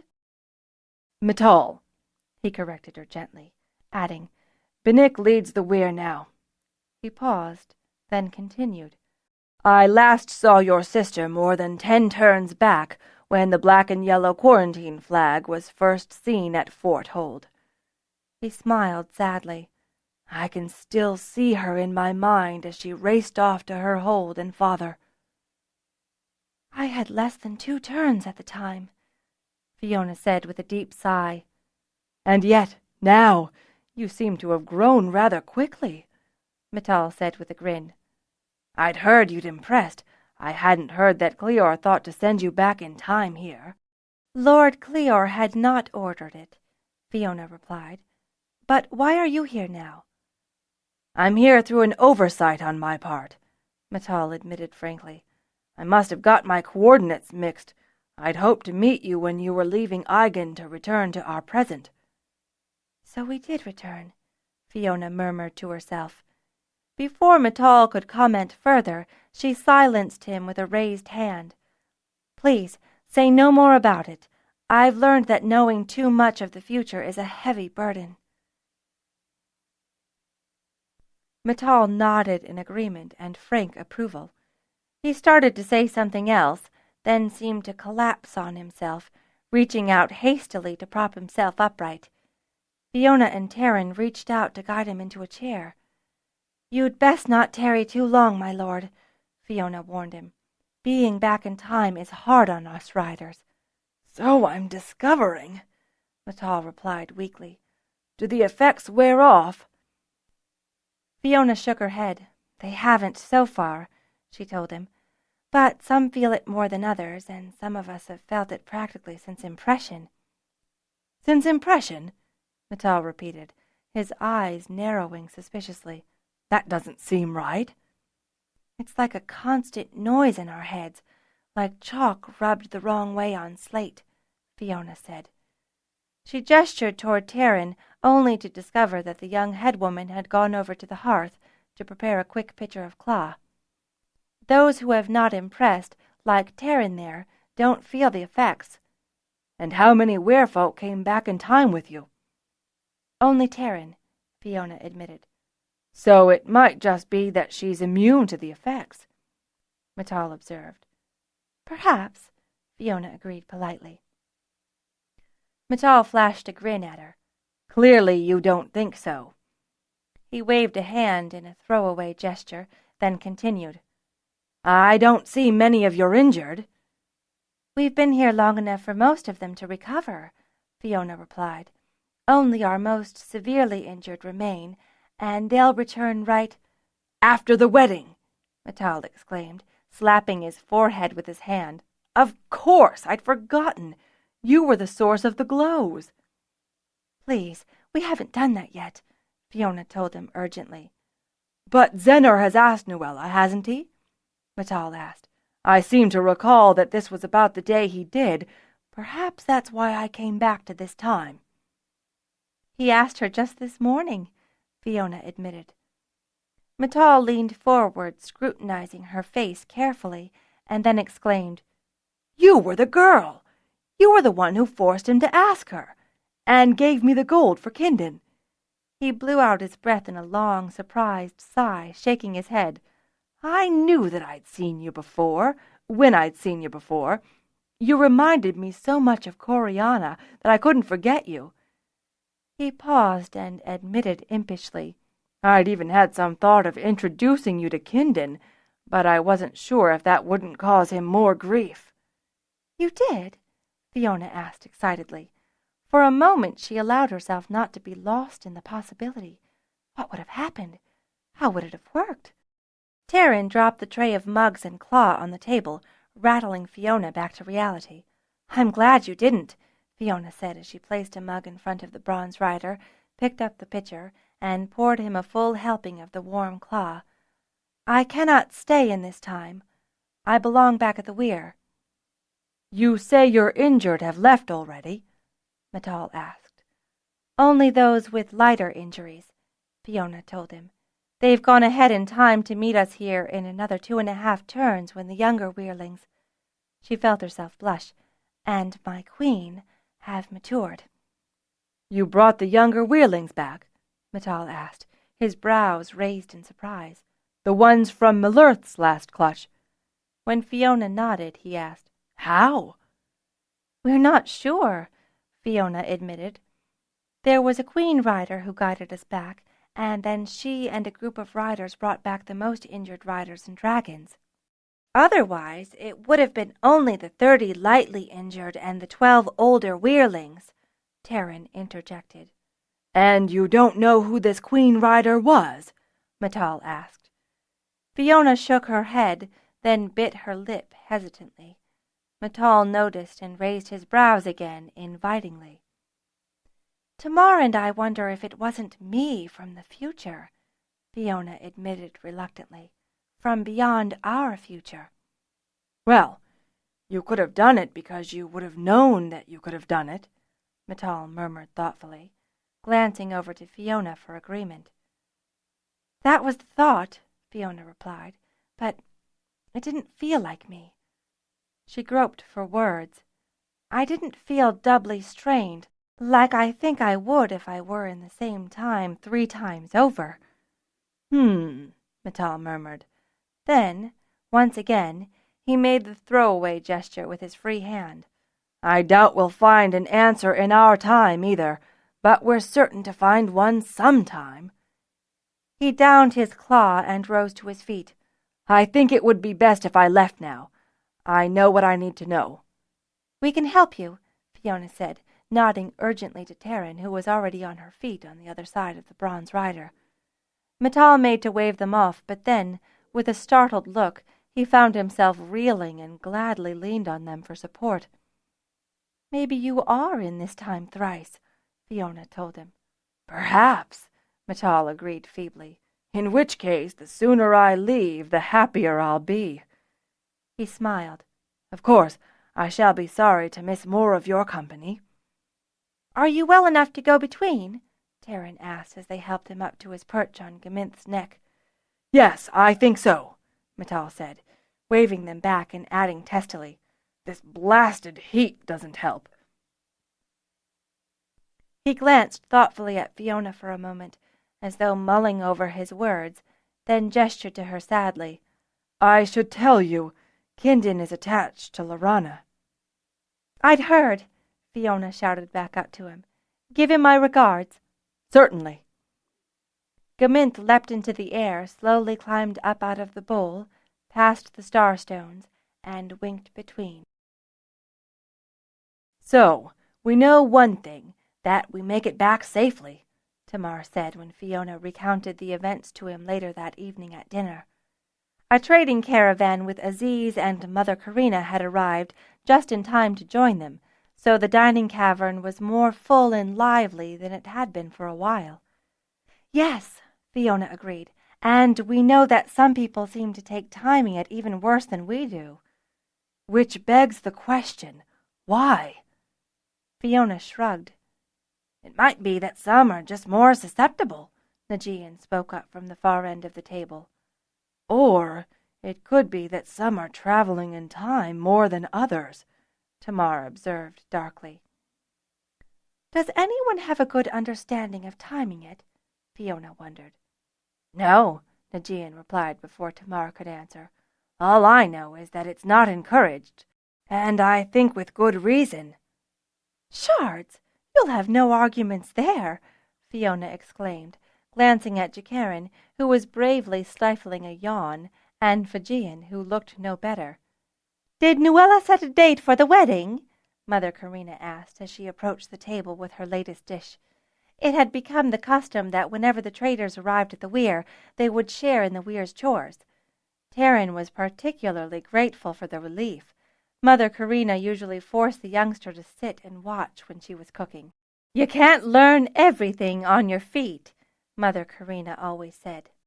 It was now Pern to whom she served the first portion, ostensibly in her role as headwoman, but Fiona guessed, more because the old trader had taken a motherly interest in the Weir's youngest.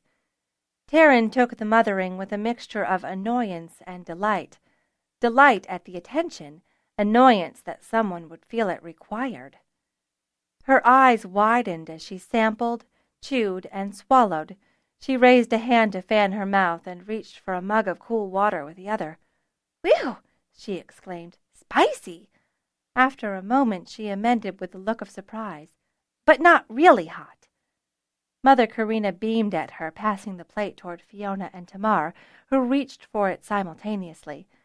Fiona reluctantly waved for him to take it first. In her unspoken tally of new dishes, it was the bronze rider's turn to have the first taste. A Weyr woman's duties included ensuring the fair treatment of everyone in the Weyr. Tamar passed the plate to Fiona, who took a small helping before passing it on. "It smells marvelous," she declared. "It is from a different cooking style than we normally use, but still one for a hot climate," Karina explained. "Meat sliced thin, cooked quickly, onions, fresh vegetables, and something else," Fiona said as she carefully savored the tastes in her mouth. "We trade it from Ista and sometimes from Narat Tip," Karina said. "It is called coconut. There is a kind of milk inside, as well as a white flesh that can be flaked off." "It gives the dish a slightly sweet flavor," Taryn said, eyeing the distant plate hopefully. "I'll get you more," Karina said, rising and heading back to the hearth. "You need feeding," Taryn quoted to Karina's fleeting back in a voice that carried only to Fiona's ears. "Is that so bad?" Fiona asked. Taryn narrowed her eyes, then grinned and shook her head. "When is the wedding?" she asked, repeating Karina's unanswered question. Fiona, mouth full, shook her head and shrugged. "It would be good to find out," Najian said seriously. "I would hate to miss it, but we are wasting valuable time and resources here now that we're all healed." "When you leave, how many will be left?" Aziz asked rhetorically. "Tamar, Taryn, myself, the 12 older Weirlings, and 32 younger Weirlings," Fiona said, ticking off her fingers with each number. 47, then," Aziz said, glancing up toward Mother Karina, who had returned and was determinedly refilling Taryn's plate in spite of the other's murmured protests. "And 30 Weyrs free," Karina said, looking up from her serving. "Winter's getting harsh," Aziz added. "Would you two kindly stop dancing around and get to the point?" Fiona asked with an edge of amused exasperation in her voice. Tamar glanced at her and then nodded toward Aziz. "We were wondering if we could trade our services for your empty Weyrs," Aziz said in a rush, glancing from Tamar to Fiona. "Trade?" Fiona repeated, turning her eyes toward Mother Karina. The older woman nodded, gesturing toward Taryn and pulling up a seat to sit beside her. "This one for sure could use some help." "Trade?" Fiona repeated, turning her eyes toward Mother Karina. The older woman nodded, gesturing toward Taryn and pulling up a seat to sit beside her. "This one for sure could use some help."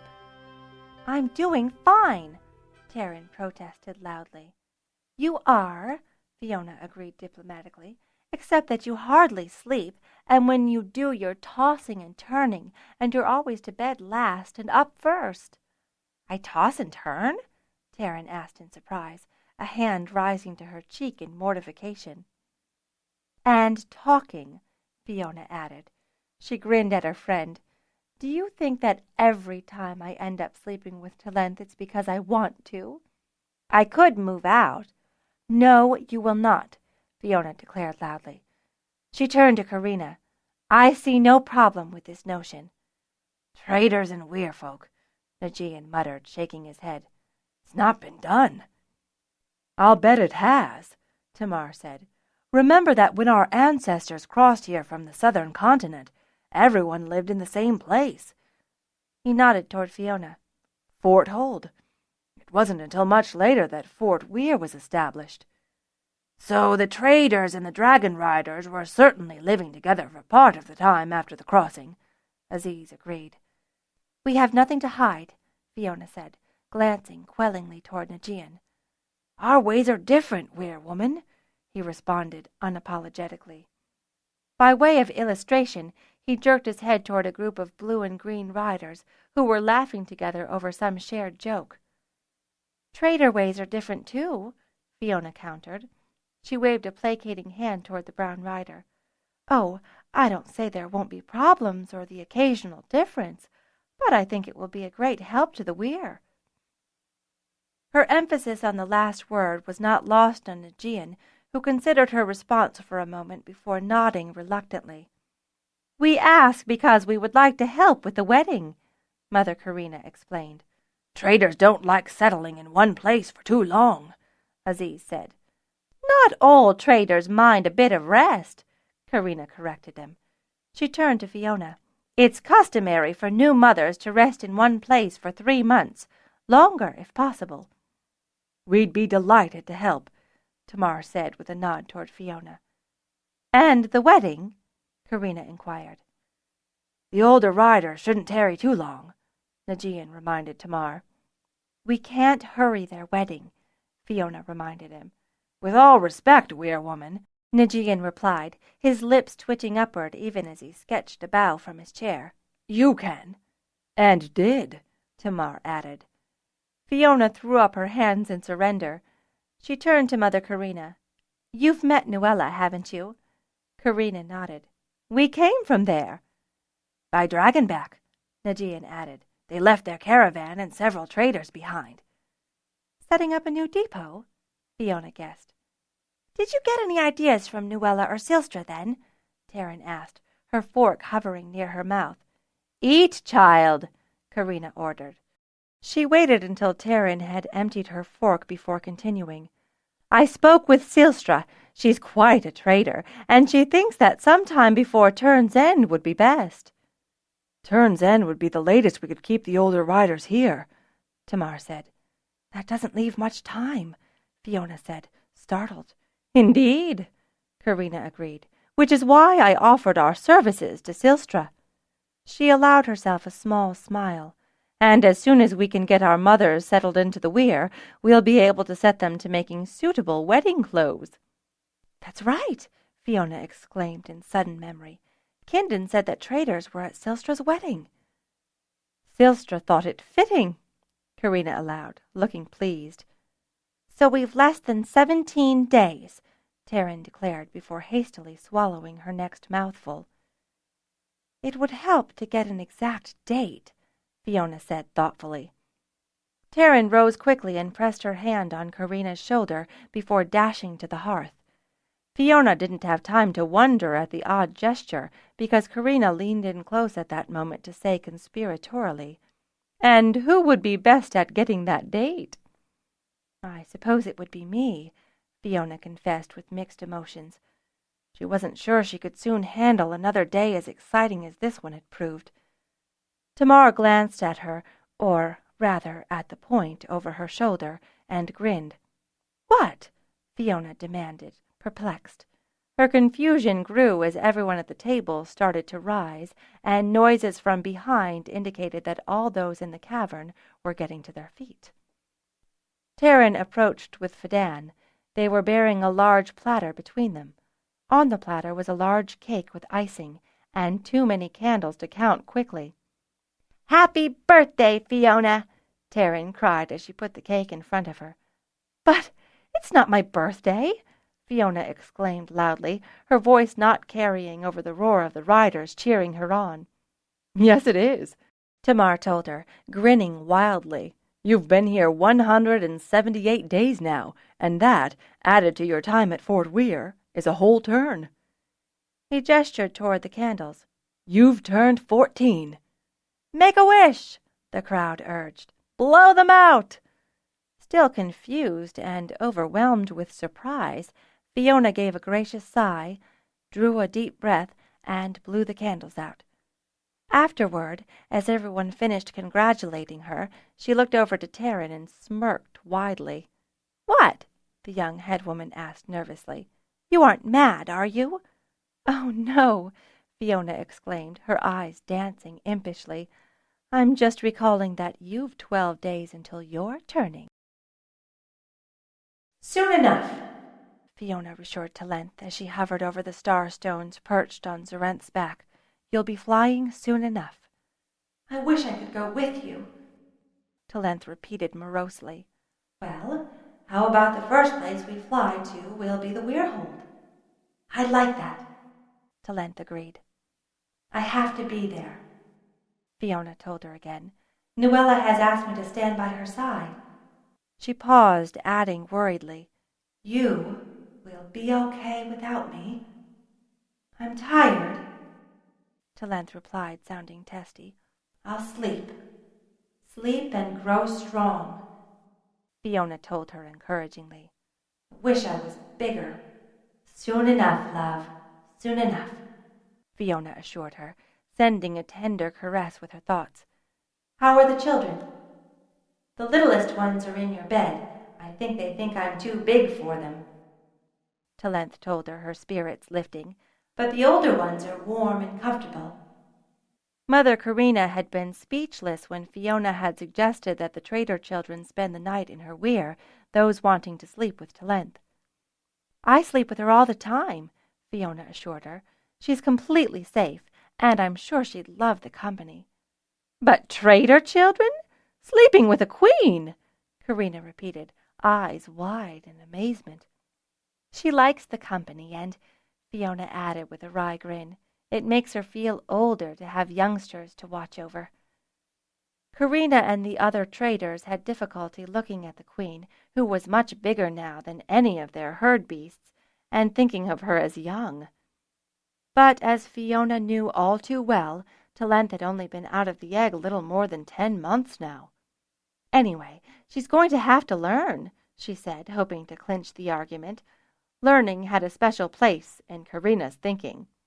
"Why, are you planning on having lots of children?" Karina asked, and her eyes twinkled at Fiona's sudden blush. "That's for the future," Fiona told her, trying to will the heat out of her cheeks. "I was thinking that once we're back at the Weyr, she'll appreciate the company of the younger Weirfolk." "And you'll have a steady supply of helping hands," Taryn observed tartly. "Are you complaining?" Fiona asked, brows raised. When Taryn shook her head quickly, Fiona added, "Anyway, it's not so much for me as for her and the children." Her eyes glowed. "I remember sleeping with Forsk when I was a child. I never felt so loved or peaceful." "You're an odd one," Karina said. "You seem happiest when in the center of a pile of warm bodies." "It keeps the cold away," Fiona replied. More honestly, she added, "It feels like family would feel to me." Karina eyed her speculatively. "And you didn't have that growing up the only child of the Lord Holder?" Fiona said nothing. "Well, if it pleases you, Weirwoman," Karina allowed at last, "I'll see if the children are up for it." "Up for it?" Taryn exclaimed in disbelief. "You'll be able to trade a whole 7 days' chores and their best behavior for the honor." "And they'll think they got the better of the bargain," Karina had agreed with a grin. So now, as Zorenth went between in the last of the twilight, saluted by the luckless rider perched on his watch-dragon near the Starstones, Fiona still felt anxious over leaving Talent behind, but was comfortable in the knowledge that her queen was surrounded by awed, amazed, and, she was certain, soon-to-be loving companions. The cold, silent nothingness of between was replaced in a sudden rush by the warm, noisy air over the Weirhold as Zorenth spiraled quickly toward the landing place. Before them a specially erected trellis, lined with glows, stretched outward from the entrance of the Weirhold to a raised platform at the end of the walk, where Zenner and Nuella would exchange their vows. Here and there Fiona picked up the brighter glows of Watchwear eyes, brilliantly reflecting what little light there still was. She deftly picked her way past the trellis and headed into the Weirhold where, as she had half expected, pandemonium reigned. The smells arising from the kitchen and the tenor of the overwhelming babble assured Fiona that whatever problems there were did not emanate from that location. "I'm here," Fiona called loudly, her voice echoing down the corridors. Hearing no response, she turned toward Nuellesk's lair. She had just about arrived when a pair of arms reached out and pulled her inside. "Good!" Silstra cried as she slid Fiona out of sight. "What is it?" Fiona asked as her eyes adjusted to the faintly lit gloom. "Did you know that Matal would be here?" Nuella demanded, her voice pitched much higher than normal. "No," Fiona admitted, "but I should have guessed, come to think of it." "And Cryon of Ista," Silstra added, looking far more panicked than Fiona would have ever guessed possible. "And Kindon," Nuella added, her tone somewhat mollified. "Kindon?" Fiona squeaked. "What if he recognizes me?" "We figured it out," Nuella said, gesturing for Silstra to explain. "You'll be the crafter girl you pretended to be when Matal met you," Silstra said tentatively. "But Matal said that he thought I looked so much like Coriana, he thought about introducing me to Kindon," Fiona wailed. "What's the harm in that, then?" Silstra asked, cocking her head assessingly. "You're nearly the same age.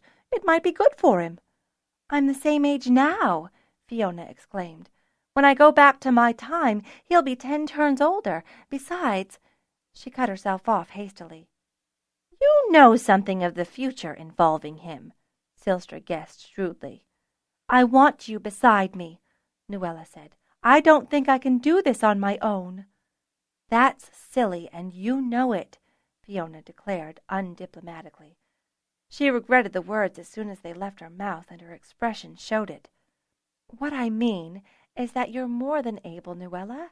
I'm flattered that you want me by your side, but if you can't be there," Nuella began, her eyes wide with fear, "then Silstra will have to manage everything. Sula's doing the cooking, and there's no one else." "What about Taryn?" Silstra asked, glancing toward Fiona in a way that made it clear she'd already tried the suggestion. "Won't Kindon be with Zenner?" Fiona asked suddenly. Yes," Nuella allowed. "Then there won't be a problem," Fiona told them. "He'll be so busy with his duties, and I'll be so busy with mine, that we won't have any time to exchange pleasantries." "That's good for the ceremony, but what about after?" Silstra wondered. "I'll get Tamar to take me dancing," Fiona said, almost glad to have a reason to spend time with the bronze rider. "That's another thing. All those dragons," Nuella sniffed. "How are we going to explain them?" "We won't," Fiona said with a shrug. "Any colors the riders are wearing belong to Fort Weyr, but I doubt they'll be seen in the dark." "So how will you explain them?" Silstra asked. "If pressed, we'll say that they're from Fort Weyr," Fiona said. "That's no lie." "And if not pressed?" "Well, it would seem to me that Cryon will think that Matal arranged it, and Matal will think that Cryon arranged it," Fiona replied, her lips curving upward. "That will only work if you keep the riders away from the Weyr leaders," Silstra said. "Yes," Fiona agreed reluctantly. "I suppose you're right." "Talent," Fiona called. "Please tell Tamar that Matal and Cryon are here. He says that he's already seen them." Talent replied a moment later. "Tamar knows," Fiona explained. She wiped her hands together briskly, as if wiping that problem off her hands. "Now, is there any other way I can help you?" "Just hold my hand and don't let go," Nuella implored, reaching out a hand. "Never," Fiona vowed, clasping it firmly. "Well," Silstra said, glancing around the room, "I think that everything is in order." She glanced toward Fiona. "I'll go get Kindon to start the music." At the door she turned back. "When you hear the music, start out." "Oh, he's playing?" Fiona asked excitedly. "He sang at Silstra's wedding," Nuella said, "and I met him when I was hiding, pretending to be Daylor." "Maybe that'll work for me, too," Fiona said. "How do I look?" Nuella asked. Fiona knew that for blind Nuella the question was more than perfunctory. "How about we try an experiment?" she suggested as a bold thought came to her. "Talent, could you relay an image to Nuella's?" Fiona asked. "I can try," Talent responded eagerly. "Let me look at you," Fiona said, turning to eye Nuella carefully in the brighter light of the hallway. Nuella was dressed in a fine white dress with delicate white slippers, her blonde hair wrapped up around her head in a French braid bound with pretty blue ribbon. Fiona concentrated on her and concentrated on sharing the image with Talent. "Do you see it? A woman in a dress," Talent told her. "Is that Nuella?" "Yes," Fiona agreed. "And if you can give Nuella's the image and ask her to send it to Nuella, I know she's very young." "She tries. Now," Talent replied. "This is is fun. She likes it too. Close your eyes, Nuella. Reach out to your watch, Weyr, Fiona instructed. What do you see? Nuella gasped in astonishment. Is that me? As best I can see you, as best Talent can share the image, and as best Nuella can send it to you, Fiona said. Nuella grabbed Fiona's hand tightly in hers. Oh, thank you. Her free hand reached down to her dress. Oh, it's as beautiful as I'd hoped. Well then, Fiona said, her lips curved up in a huge grin. The music has started. Let's not keep your red-haired lad waiting. Her face split in a huge, beaming smile. Nuella walked with Fiona out into the crisp night air. The music swelled and suddenly was the only sound as the gathered crowd grew hushed. Ahead, at the raised platform, Fiona could make out the figures of Zenner and Kindin standing side by side. Zenner had never looked more handsome. Kindin stood beside him, resplendent in Harper's blue, his gaze resting proudly on Nuella. Definitely you should marry him, Fiona whispered as they reached the first of the stairs. She added warningly, Step. Nuella took the step easily, and Fiona guided her beside Zenner, took the hand with which she'd been guiding her, and placed it into Zenner's outstretched hand. As Fiona moved to the side, Kindin moved around in front of the pair. From the shadows, Cryon and Metal appeared on either side. Terran appeared with a small plush pillow bearing 2 gold rings, each crafted of 3 bands twined together. We are here for a joyous occasion, Kindin told the gathered crowd. It is all the more joyous for me because we celebrate the joining of 2 of my dearest friends in a new life at a new and prosperous hold, the craft of their hands and the bonding of their hearts. Kindin paused and looked out down the trellis pathway. Terragar? Silstra? Fiona looked in surprise as Terragar and Silstra, arm in arm, walked quickly up the path to stand before Nuella and Zenner. As the hush of the crowd dissolved into excited whispers, Kindin spoke up loudly. Tonight also, he said, it is my pleasure to announce another union. At his gesture, Terragar handed a rolled parchment up to Zenner. A short moment later, Silstra handed a similar parchment to Nuella. Actually, 2 unions, Kindin corrected himself, his eyes dancing mischievously. He gestured to the roll Zenner and Nuella clutched in bewilderment. By order of Master Smith Vecklin, I am pleased to announce that the Plains Weyr hold has been designated a smithcraft, the Gold Hall of Plains Hold. Zenner's eyes went wide with amazement, while the crowd gasped in surprise. And by order of Lord Holder Ospinar and Holder Ketteril, I am also pleased to announce the establishment of the Werehold of Plains Hold. Kindin went down on one knee before them, intoning quickly, My lord, my lady, it gives me joy to be the first to greet you. Zenner shook his head, shocked, while Nuella's eyes streamed with tears of joy. Their shock and joy redoubled as Kindin rose, and Cryon and Metal bowed to them. To the Werehold! Their cry was echoed loudly by the collected holders, their elation echoing all around them. Kindin had to wait a long time for the crowd to be quiet once more. And now, my lord, he said, nodding toward Zenner. My lady, he bowed toward Nuella.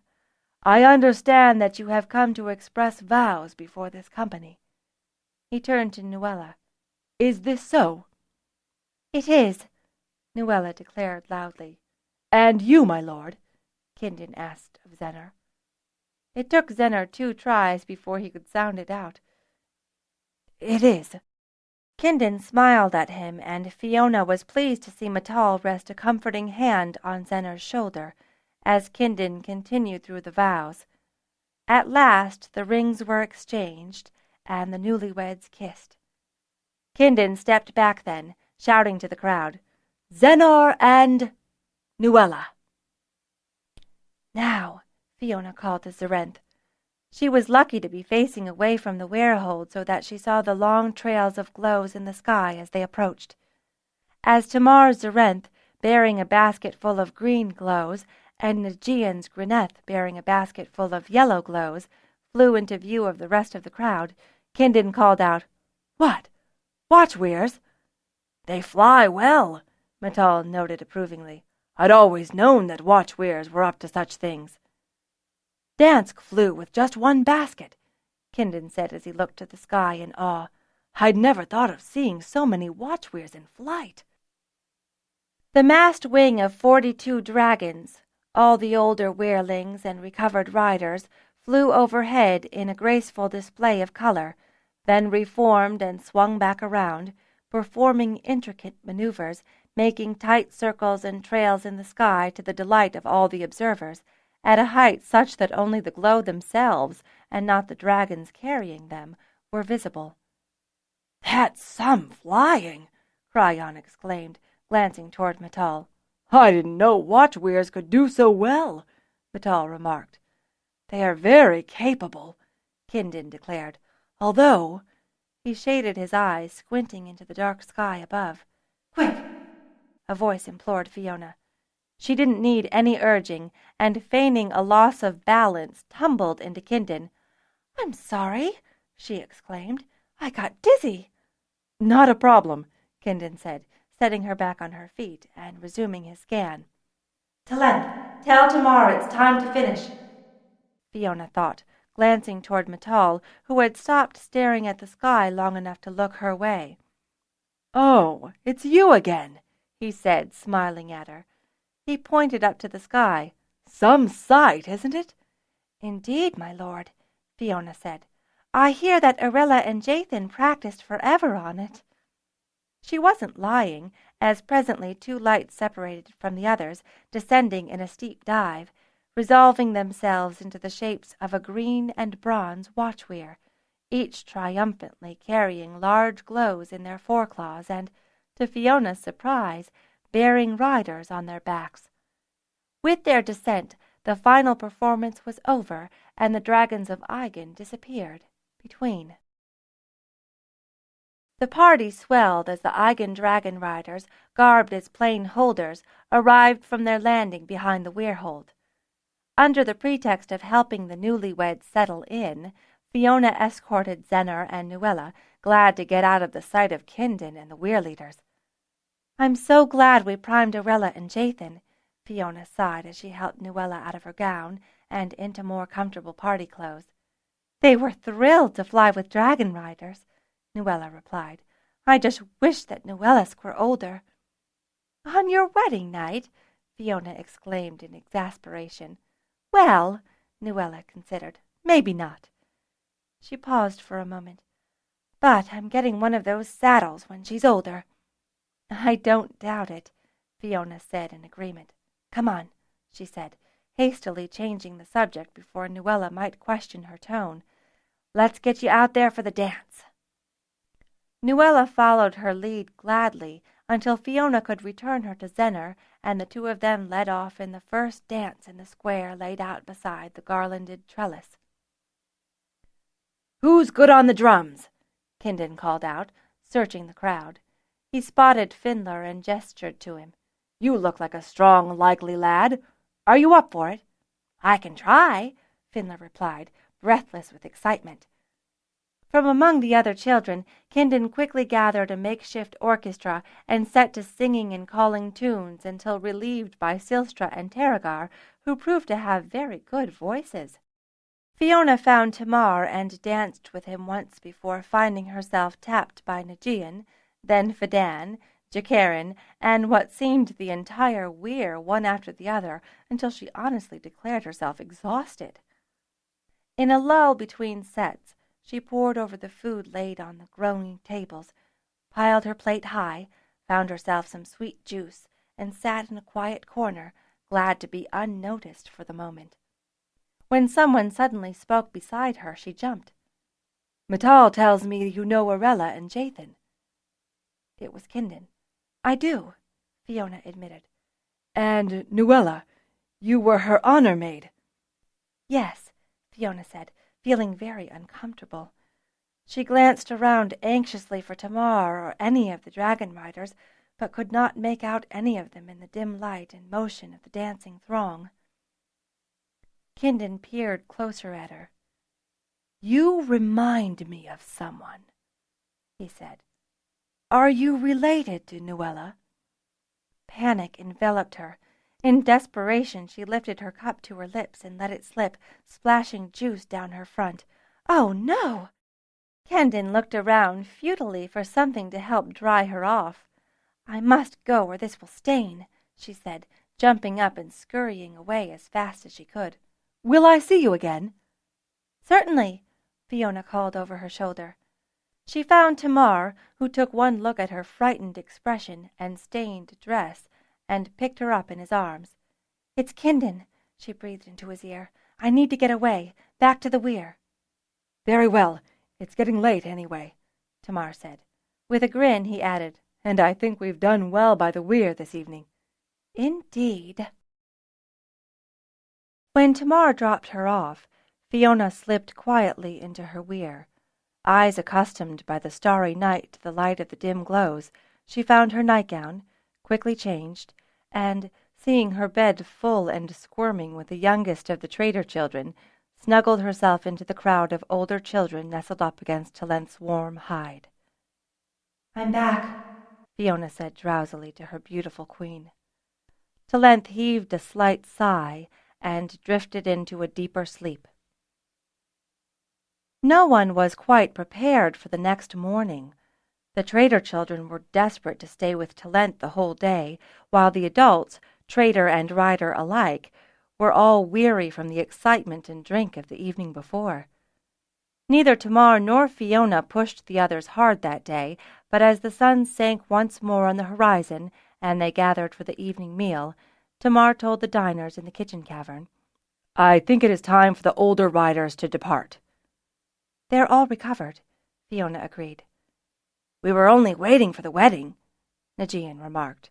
He cocked a glance toward Tamar. Same plan as with Corral. Meet you here at the third turn. Yes, Tamar said. Use the same coordinates. The stars will guide us, Fadan murmured in his seat next to Fiona. The next day was marked by a flurry of activity as the older riders collected their gear, sorted out their quarters, and prepared for the jump between times to the Eigenwehr nearly 2.5 turns in the future. You'll have 16 turns when we meet again, Fadan said as Fiona hugged him goodbye. You'll be full grown, a lady in your own right.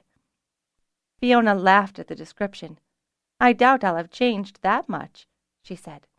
You'll be a dragon rider when next we meet, Najean told her, glancing down from his mount on Greneth. And your queen won't be long from rising, Fadan reminded her. He pushed her away from him to look her in the eyes. Be careful, werewoman. I will, Fiona promised. The dragon riders mounted. The dragons rose in the starry night, circled up to the starstones, and blinked between. 18. Weirling and rider, first jump no higher, glide to ground, then go round. Eigenwehr, early morning, AL 499, 1311. Fiona started pestering Tamar on her 15th birthday. She tried to be subtle. I've 15 turns now, she told him. Isn't that a great age for someone on their first flight? It is, Tamar agreed, grinning. Let me see how Talent seems in the morning. In the morning he said to her, No, she's strong, but I think you should wait. And so she waited, and waited. She let another fortnight go by before she broached the subject once more. Isn't Ledurth well formed? She asked as the Weirlings gathered for their late-night gliding. Yes, he is, Tamar agreed with a long-suffering sigh.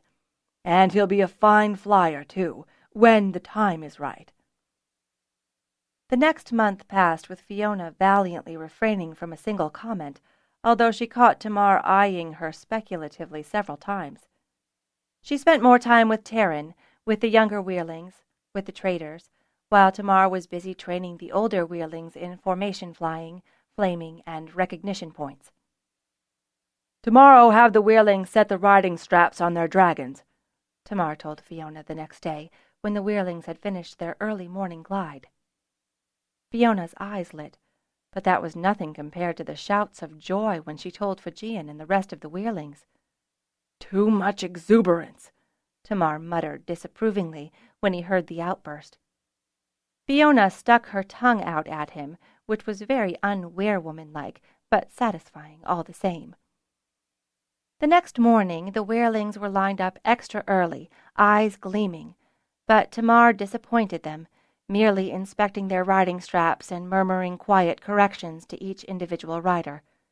Fiona wasn't spared the ordeal. "Have them try again tomorrow," Tamar said after ordering the harnesses removed before the Wehrlings had their practice glides. The next day things were much better, but Tamar ordered them once again to remove their harnesses before the dragons flew. "If one harness is wrong, they're all wrong," Tamar said when the chorus of groans arose from the collected Wehrlings. "Whose harness was wrong?" Fiona asked. "You don't know?" Tamar replied, shaking his head sadly. Fiona's face burned with shame. "Tomorrow. We get here before Tamar and we check everyone's harness," Fijian said. The next day, to everyone's intense relief, Tamar allowed the dragons to fly with their harnesses on. "We'll keep that up for the next 7 day," he said, sounding pleased. "I'll bet they never did this to the other Wehrlings," Fiona muttered rebelliously to Fijian. "Maybe not," Fijian said with a shrug, "but if it makes us safer riders, what's the harm in it?" Fiona couldn't say anything in response, suddenly recalling her angry exchange with Tamar turns back and ahead at Fort Weyr. At the end of that 7 day, Tamar made the Wehrlings fill sandbags to their weight.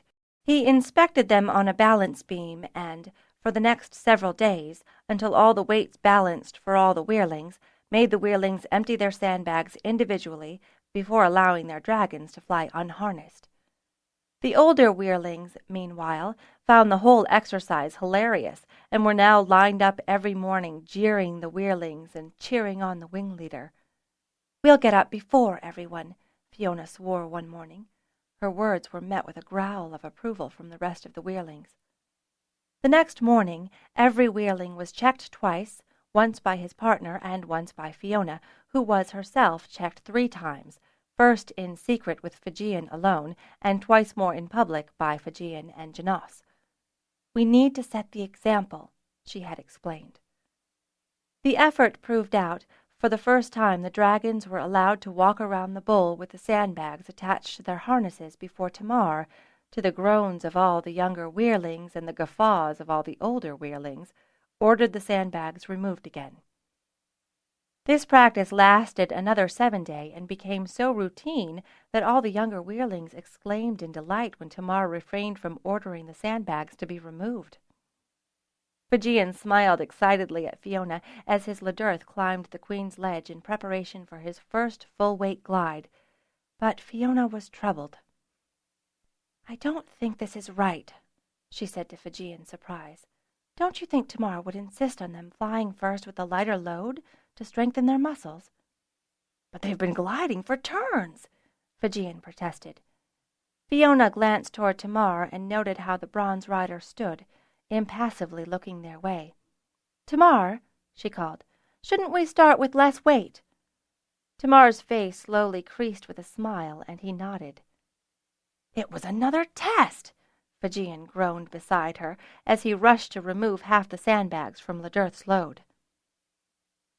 2 full 7 days passed before the dragons were permitted to glide with their riders' full weight in sand, and then— "No sandbags tomorrow," Tamar said as the last dragon glided back down to the ground, landing lightly, his eyes whirling in shades of green with pleasure. "No sandbags," Fiona repeated, having learned always to repeat the wing leader's orders for confirmation. The rest of the day crawled by, broken only by the excited chatter of the younger Wehrlings. "You first," Tamar said to Fiona as the Wehrlings formed up the next morning. "Climb up onto Length. Mind your head. She's got the largest wingspan, and even though you're nearly the lightest rider, if she can manage without strain, so can the others." For all her anticipation, for all that Dragonriders had been flying dragons for hundreds of turns, for all the experience Fiona had had flying on the backs of others' dragons, she still couldn't help feeling nervous and excited as she climbed up on Talent's back. "Ready?" Talent asked excitedly. "Wait a moment," Fiona said, turning to look down at Tamar. He looked smaller from this height, asking, "Can you check my straps, Wing Leader?" Tamar smiled as she passed another one of his silent tests and walked around Talent's neck, inspecting the straps from both sides and tugging on them. "They look in order," he said. He leaned closer and said in a voice pitched for only her ears, "Are you ready?" Fiona's heart leapt into her throat, and for a moment she felt lightheaded. This was it. Then she nodded. "Ready." "Just a regular glide, nothing more," Tamar said to her. "Talent can't get much speed with you on her back, so she'll just have to glide off the ledge." "I know." Tamar nodded and waved for her to proceed. Fiona found herself hesitating, not frightened really, but wanting to savor the moment. She would never have a first flight again. "Go, Weirwoman, fly!" the other Wehrlings urged. "Okay, Talent, just take a nice drop off the ledge," she said. Talent rumbled a sigh and then trotted as quickly as she could to the ledge and went over. She spread her wings and glided no more than 10 meters before landing daintily. "Next!" Tamar barked, not even waiting for Fiona to move off. "Go to the back of the line," Fiona told Talent, hiding a grin. "We're going to go again?" the gold dragon asked excitedly. "If we can." They could, and did. 3 times, Tamar said when Fiona landed for the second time, unable to keep a huge, smug grin off her face. "Always do things 3 times. And so they did. "We flew!" Talent cried excitedly as they watched the last of the Wehrlings complete their third glide. "We glided," Fiona corrected her, leaning forward to pat her neck affectionately. "Flying will come later." Indeed, it took another 2 months before Tamar declared that he had a special announcement to make after dinner. "Tomorrow we'll begin Wehrling training," he told the assembled riders as they finished their dessert. Fiona, Fijian, Janos, and all the younger Wehrlings cheered, but their voices were drowned out by those of the older Wehrlings and Dragonriders. "You worked hard for it," Jakarin told Fiona. "You deserve it." He motioned for her to lean toward him and added quietly, "I think Tamar was harder on you lot because of your gold." "I had guessed as much," Fiona replied, adding, "It might also be because he wants to be sure that these Wehrlings are better prepared to fight when they return." "If that's the case, then when they're ready to learn flaming and fighting, Tamar will be working both sets of Wehrlings extra hard," Jakarin said, a pained look on his face. "Better learn than burn," Fiona replied, quoting the old training motto. "You say that before your muscles are burning from the workout," Jakarin warned her. "When you start catching sacks of firestone in mid-air and flying 6-hour falls, you'll find you have muscles that you never knew you had, and all of them sore." He frowned for a moment, then brightened. "Of course, Tamar probably won't force you to train like the Wehrlings." "Queens fly thread," Fiona returned, feeling her cheeks heating. "Only if there are enough for a queen's wing," Jakarin responded as he leaned back and spooned up his last bite of dessert. Fiona turned to Tamar. "I want to train with the Wehrlings." "Of course," Tamar replied, as if the matter were already settled. "Fighting and flaming," she said. Tamar's eyes narrowed. "If we can find a flamethrower, certainly." "It'll be turns before it's an issue," Jakarin remarked as he swallowed his last bite. "Good. Then I'll have turns to track down a flamethrower," Fiona declared. Fiona tackled the issue of finding a flamethrower the very next day, taking time with Pern to thoroughly examine the storerooms without result. "They probably took them to Talgar," Pern said. "Is there anywhere else they might be?" Fiona wondered aloud. She couldn't imagine why a Weyr without queens would be worried about taking flamethrowers with them. "The hatching grounds?" Pern ventured. "That's the only place we haven't been that might have the room." "What about the queen's weirs?" Fiona asked. "We've only thoroughly looked through 3. There are 2 more." Pern shook her head. "Only one. I assigned the other to Fijian yesterday." "But they'd still be cleaning it out, wouldn't they?" Pern nodded. "I'll have them keep a lookout for anything that might be a flamethrower. I'll talk with Aziz when he comes in." The deal with the traders had worked out brilliantly in the turn and a half that the fort riders had been back in time.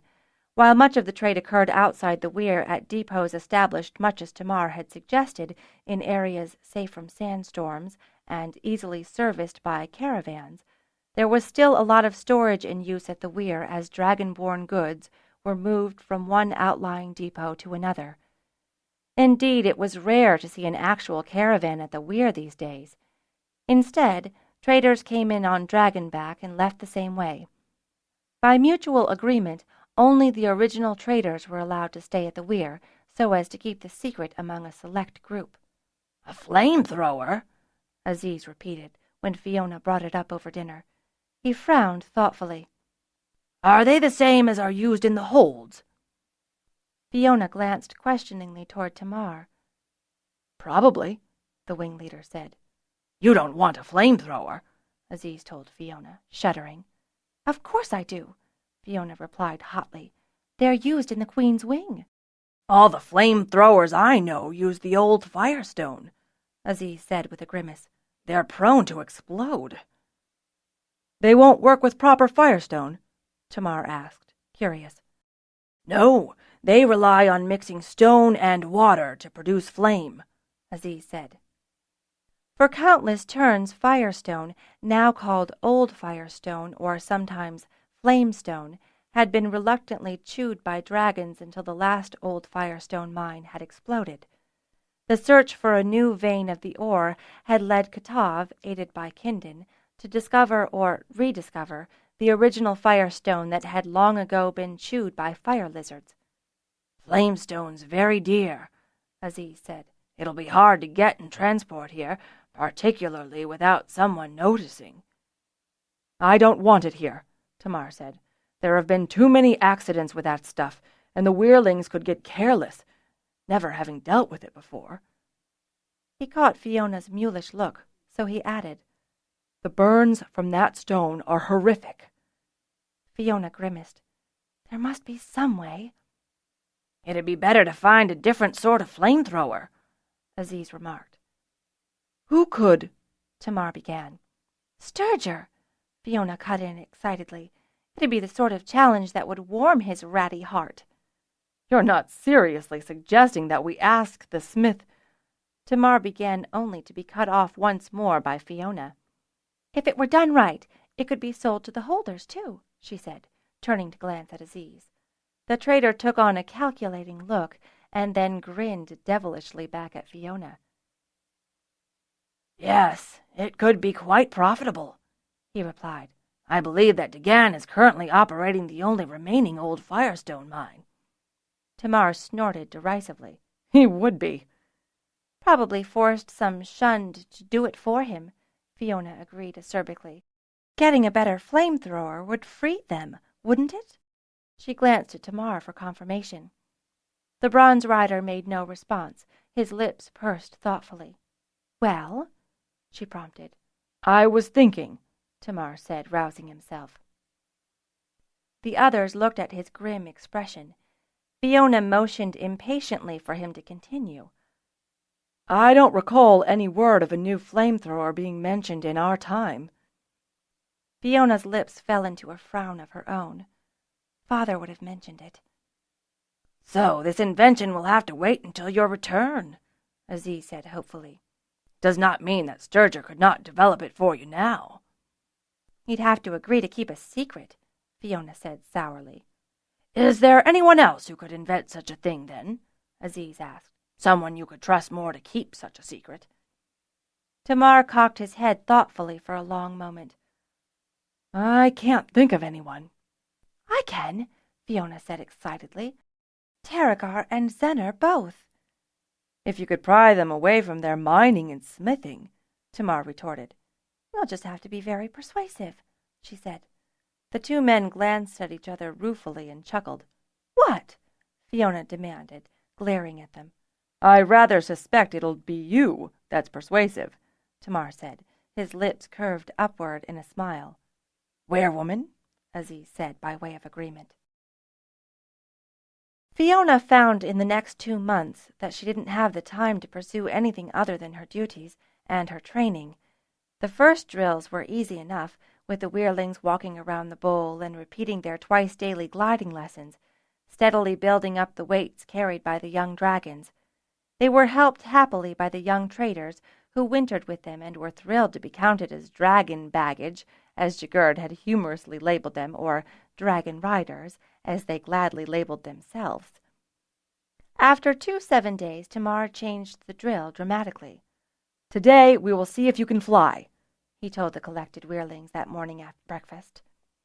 The older Wehrlings followed this announcement enthusiastically, remembering their first flight more than 2 turns back. Breakfast and chores were finished at breakneck speed, and Fiona, Fijian, and Janos had the Wehrlings assembled in proper formation well before Tamar strode out into the Weyr bowl, trailed by the older Wehrlings. Who wants to be first? Tamar shouted to the collected group. Every hand shot up. It should be the Werewoman, Fijian said, lowering his hand reluctantly. Fiona was startled to see all the other Wehrlings lower their hands, murmuring, Yes, Fiona, let her go first. Tamar hid a grin, while behind him the older Wehrlings voiced their agreement. Fiona looked down from her perch on Talent and saw Pern standing, silhouetted by the light of the kitchen cavern, hunched over her, her face unreadable in the distance. "I'll do it if Pern rides with me," Fiona called back. Tamar's brows furrowed, and all the Wehrlings murmured in shock. "It's only fair after all she's done." As Tamar opened his mouth, Fiona added, "She doesn't weigh much. I'm sure that Talent can carry her, too." Tamar turned to Pern. "Pern, come here." Slowly at first, then faster, the youngest headwoman trotted over to the bronze rider. Tamar gave her a gentle look and then motioned for her to turn around. Grabbing her under the elbows, he lifted her experimentally, then put her back down, his eyes going to Talent. "Werewoman, how much do you weigh?"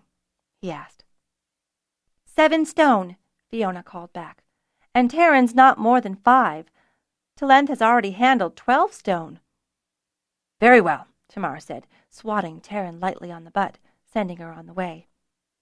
Pern's delighted cry echoed around the Weyr. "But only for the first flight," Tamar called as Fiona reached down and helped her friend clamber up. "You don't want to overfly her." "No, of course not," Pern agreed, her eyes gleaming as Fiona helped her around in front of her and tied the straps around her. Tamar walked over and examined the fit of straps from where he stood. Satisfied, he stood back and called up to Fiona, "Just up to the level of the bowl, then glide back down." "Very well," Fiona replied. Then her face split into a huge grin as she said, "Talent, let's fly." Talent took 2 steps and then launched herself skyward, her wings beating gently in the heavy morning air. All too quickly she was at the level of the bowl.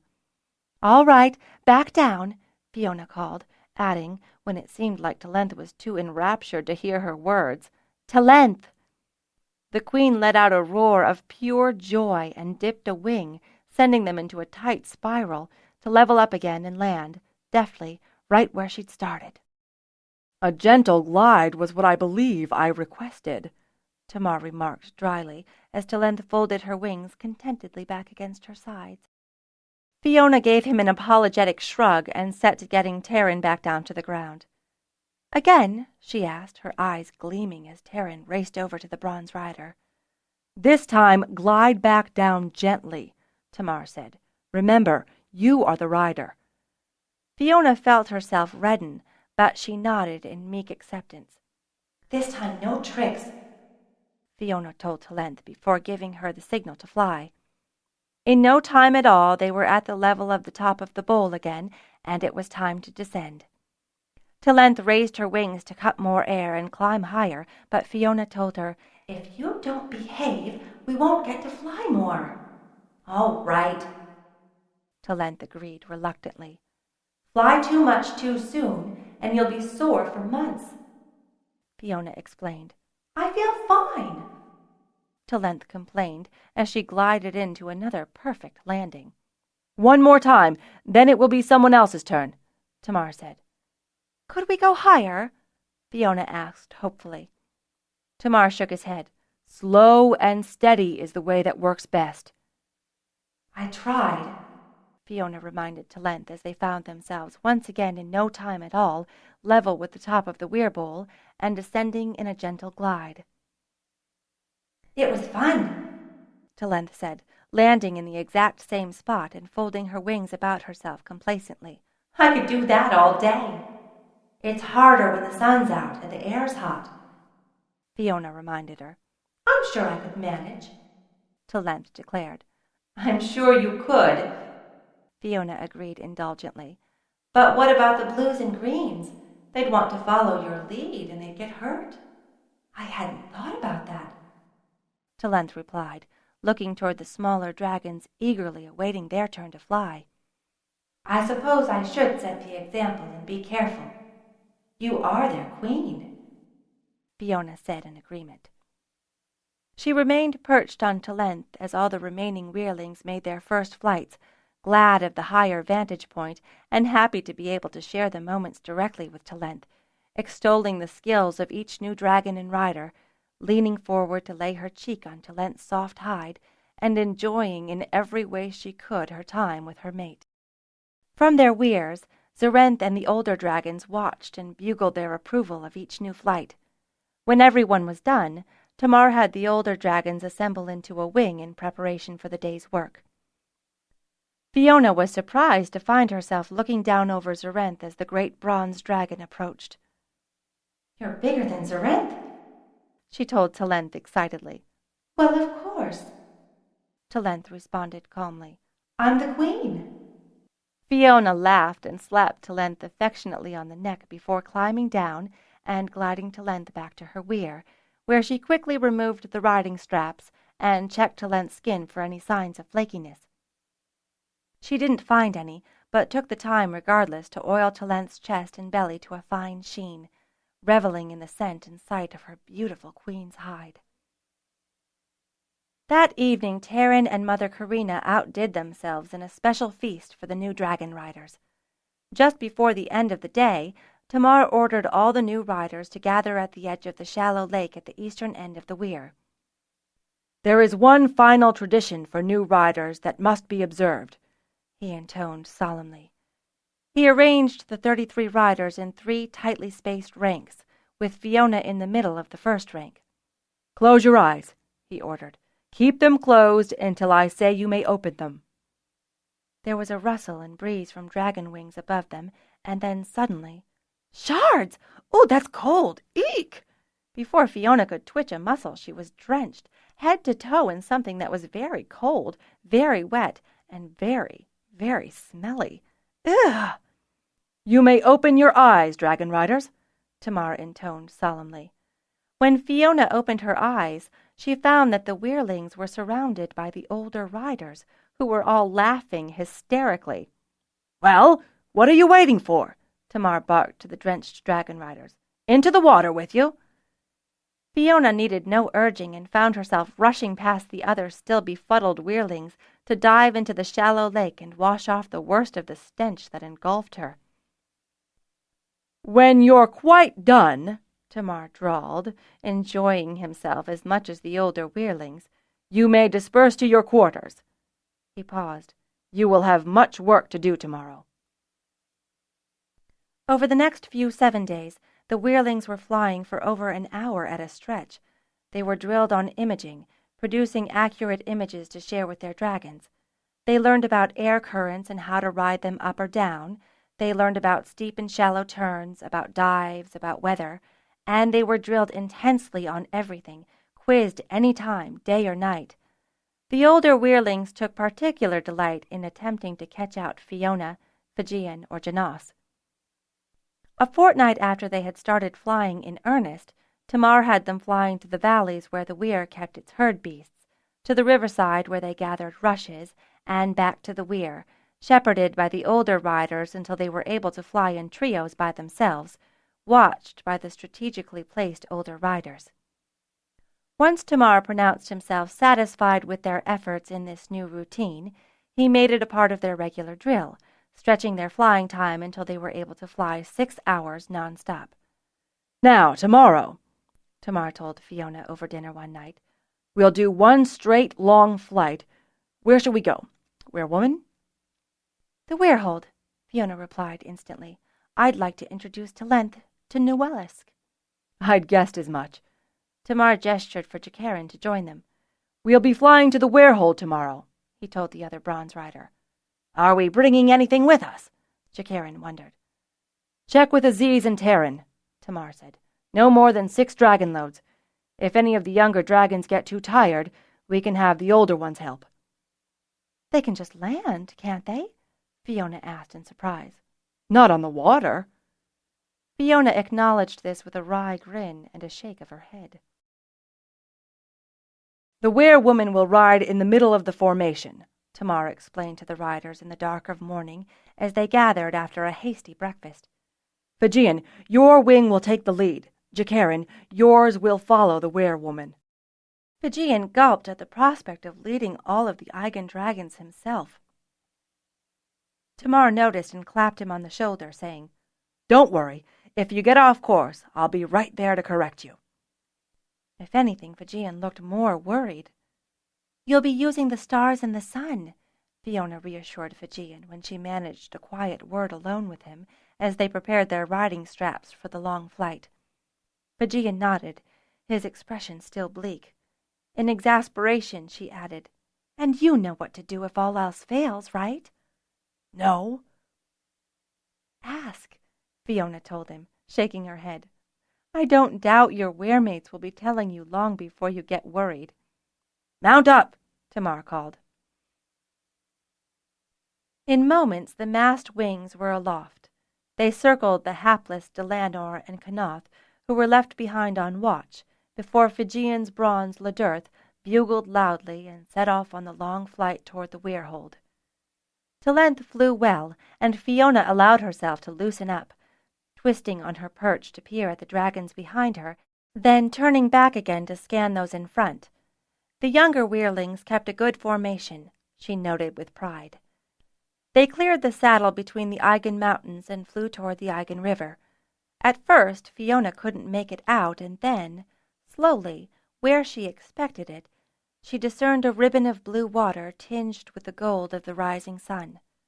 The sun erupted over the horizon, and the view changed from a vision of grays and blues to a world of colors: gold, sand, blue, green, brown, and, in the far distance, a hint of snow on the northernmost mountains.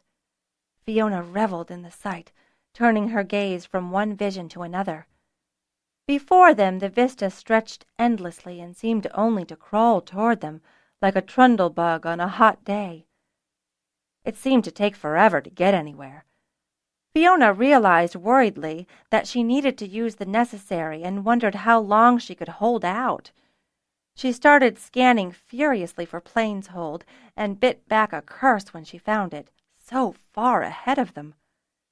Minutes crept by slowly while the pressure in her bladder continued to build, and she swore at herself for not taking the time to make a final visit before mounting her dragon. If only she hadn't been so worried about Fijian.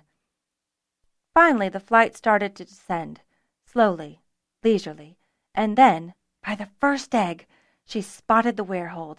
She almost cried out in relief and desperately willed the flight to drop faster, to reach the ground sooner so she could slink off to the necessary.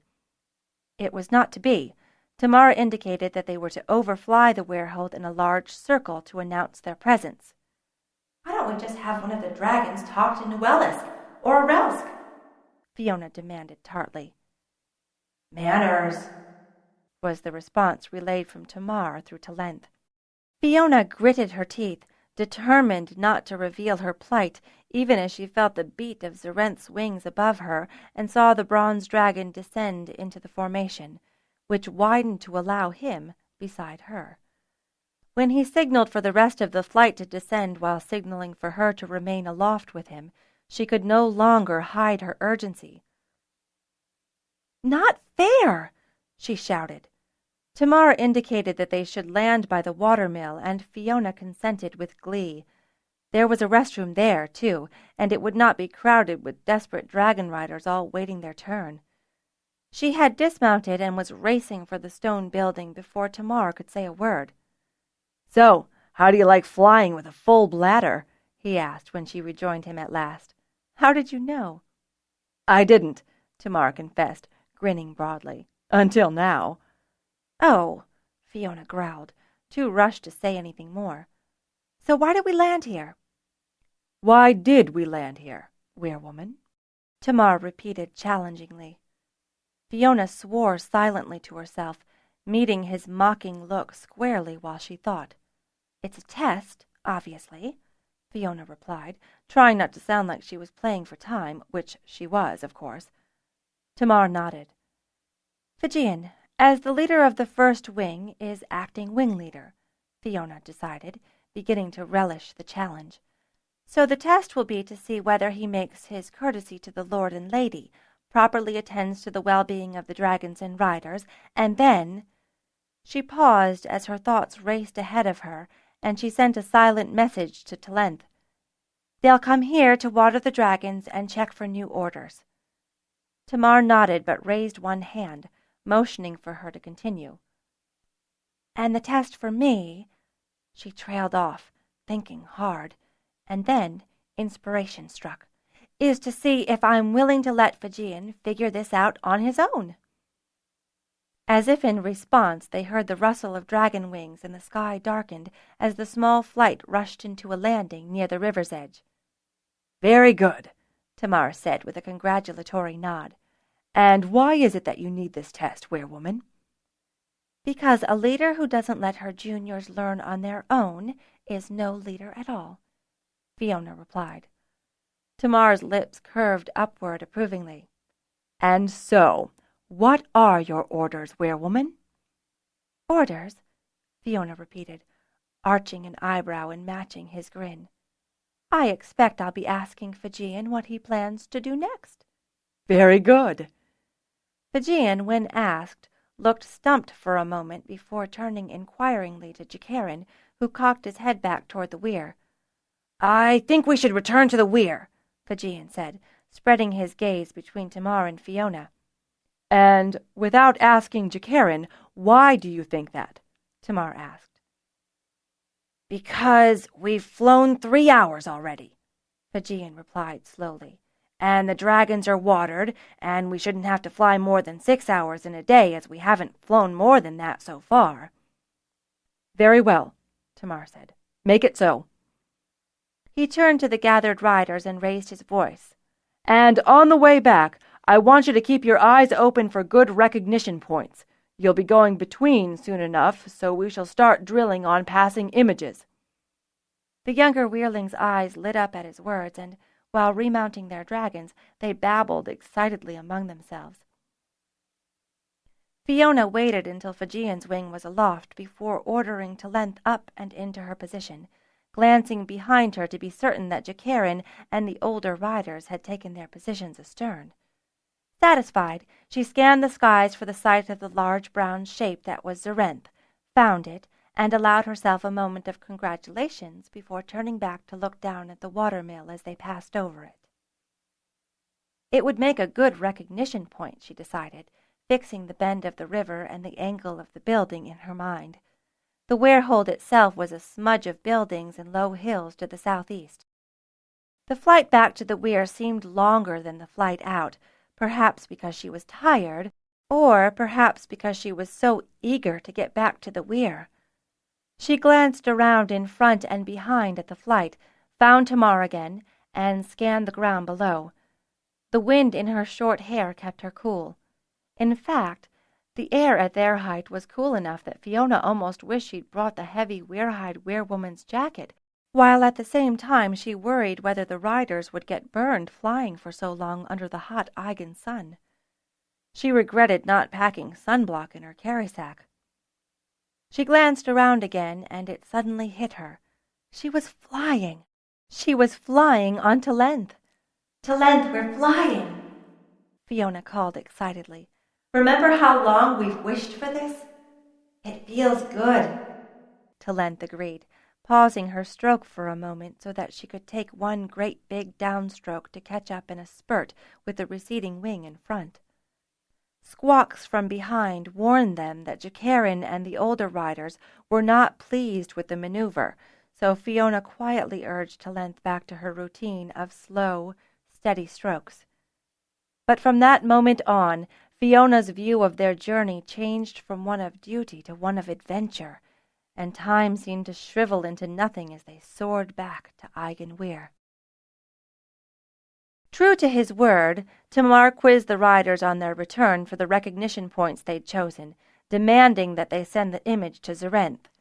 Red-faced, each rider was informed, usually by Zarenth's amused snort, that his image was not sufficiently well formed to use for a journey between. Only Fiona's image of the watermill at the Weirhold passed muster. I see it, Zarenth told her directly. I could go there. Fiona kept her expression neutral, not wanting to further depress the Weirlings. After that, sending images was added to their daily routine. Then one night, over a month after they'd started this routine, Tamar arose after dinner and announced, "Tomorrow the younger dragons will turn too." Fiona glanced excitedly at the younger Weirlings gathered at her table. She'd known it. She'd been counting down the days, hoping that perhaps they would start. "Tomorrow, in the morning, we will start drilling on going between," Tamar said. After that his mouth continued to move, but no one could hear him for the roar of approval that echoed throughout the kitchen cavern. "You stay here," Taryn told Fiona acerbically after the fourth time she awakened by the werewoman's tossing and turning. "If you go to Talent, you'll keep her awake too." As the younger girl grabbed spare blankets and hauled herself off, grumbling under her breath to the Queen's lair, Fiona muttered an apology and tried to force herself back to sleep, but it wasn't possible. "Sleep," Talent murmured to her some time later, and whether it was her tone or some special ability that she'd only just acquired, Fiona finally drifted off. She awoke with the very first noises of the morning, dressed quickly, and ran to the kitchen cavern. Tamar arrived at his usual time and refused to be rushed, even though Fiona could feel the tension of the other Weirlings nearly overwhelm her own sense of excitement. "If you all cannot calm down, we will try again tomorrow," Tamar said, after the Weirlings had groaned at seeing him pour a third cup of claw. Fiona willed herself to be calm, sending her eagerness into the very rock of the Weyr, forcing her breathing to slow, concentrating her loving thoughts on Talent. Around her she felt the other riders do the same. "Better," Tamar intoned, slowly raising his cup to his lips. Only Fiona saw how his brows twitched as he tried to keep from laughing.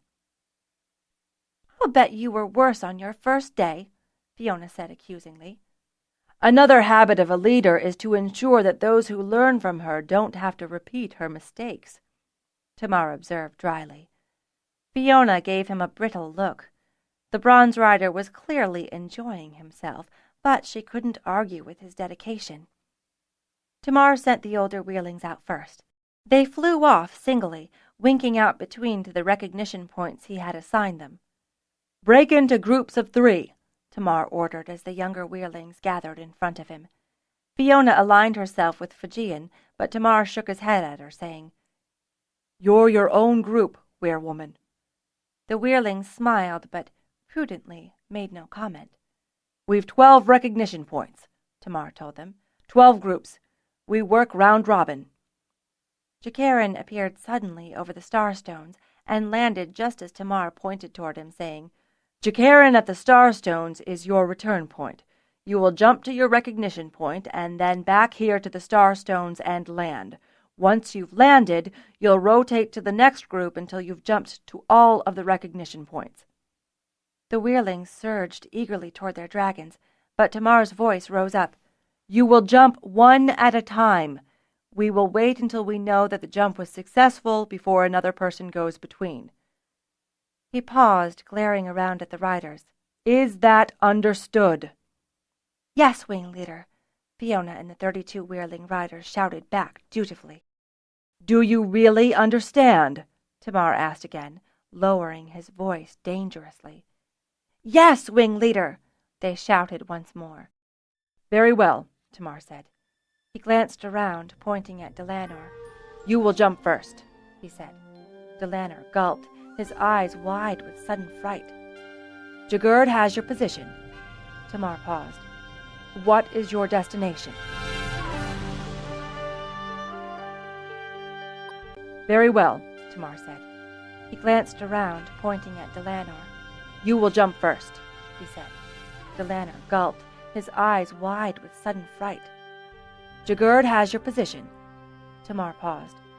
"What is your destination?" Delanor closed his eyes and repeated the drill of asking his Kanoth to ask Jagurd's Winerth for the image. "It's dark," he said, opening his eyes in surprise. "I can't see enough." "Yes, it is," Tamar agreed, smiling at the distraught rider to assure him that he'd done well. "Try again." Delanor closed his eyes once more. This time, when he opened them, he was smiling. "The Weirhold." Tamar nodded and paused, no doubt, Fiona guessed, checking with Jagurd, Winerth, Zarenth, and Kanoth to confirm that Delanor had good coordinates. "Very well. Mount your dragon, fly up to the Starstones, and when you get the signal, you may jump between." Time seemed to stand still as Fiona and the other Weirlings watched Delanor climb to his mount on Kanoth, carefully check his straps, solemnly salute Tamar and Fiona, launch into the sky, and climb up toward the Starstones. Fiona didn't know what the signal was, and so was shocked when Kanoth and Delanor suddenly disappeared between. She wasn't the only one, for around her the other Weirlings gasped softly in surprise. She could hear her heart beating loudly, feel the blood pumping through her veins as she waited, breathless. "There comes a time," Tamar said softly in her ear, having sidled over to her unnoticed, "when you have to trust." Fiona glanced up at him bleakly, then nodded in understanding, forcing her lips straight, taking a deep breath and letting it out slowly. She was just about to ask Tamar or Talent if Delanor had made it when suddenly there was a change above the Starstones, and Delanor and Kanoth burst out of between, back from their first flight. To the cheers of his weirmates, an elated Delanor glided back down to the Weirbowl. Tamar pointed to the next group. "Janos, you will go to Velex." Janos repeated the drill, discovering that Velex was hovering over Plainshold. Again, dragon and rider rose to their position by the Starstones. Again, they disappeared between. And again, their weirmates held their collective breath until, triumphant, the dragon pair returned to the Starstones. It seemed, as this was repeated over and over, that the fear and the thrill should lessen, that it should grow anticlimactic, but it didn't. "Weirwoman," Tamar said finally. She was the last to go. The others all looked at her expectantly.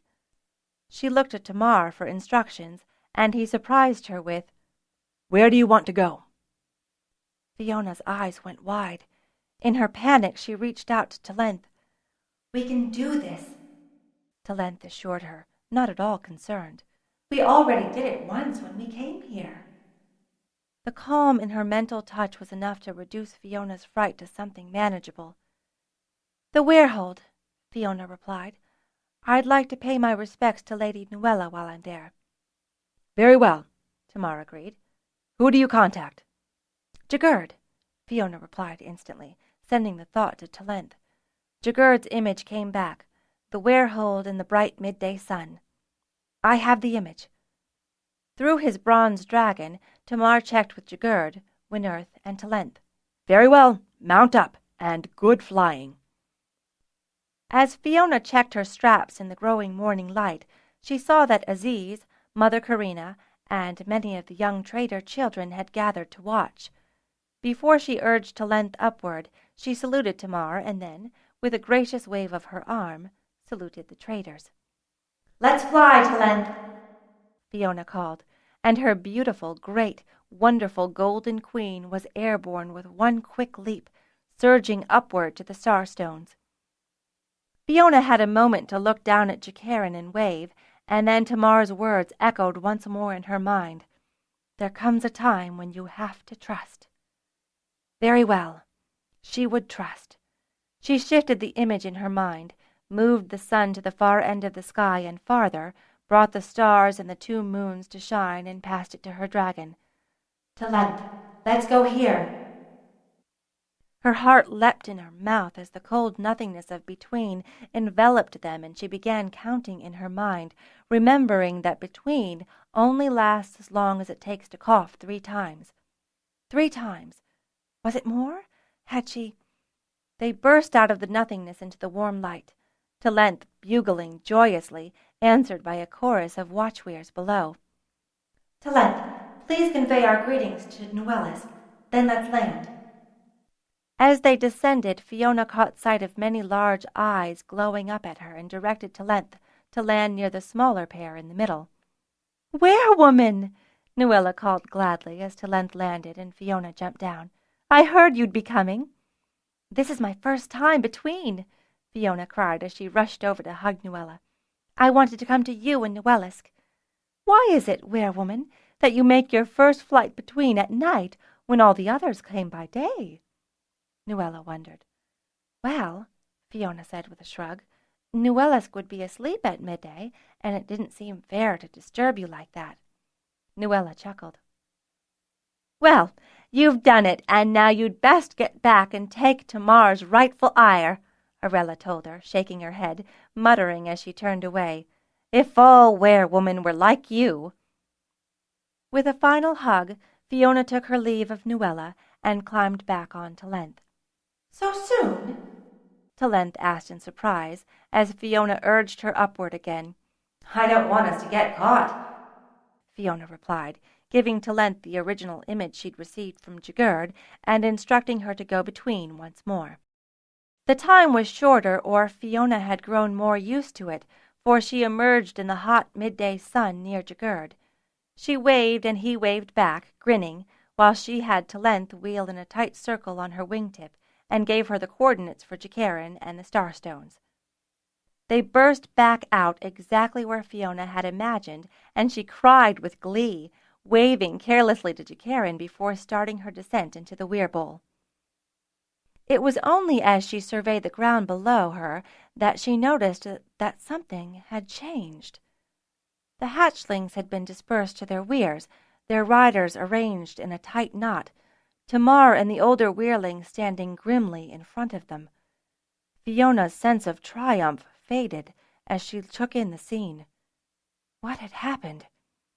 She dismounted and strode over to Tamar with a questioning look on her face. Tamar turned away from her angrily, addressing the younger Weyrlings. "There is always some idiot who thinks they are special," he told them icily. "Some dim glow who thinks that drills are too much effort, that they know everything." He turned back to Fiona, glaring at her. "Fortunately," he went on, turning once more to the Weyrlings, "we have a solution for this sort of behavior." He paused for a long while, long enough for the sense of dread and shame to lodge deep in Fiona's chest, sucking all the joy of her unauthorized adventure right out of her. "Our Weyrwoman has volunteered to man the Starstones for the next month," Tamar told the collected group gravely. "That will enable the rest of us to continue our training." He paused.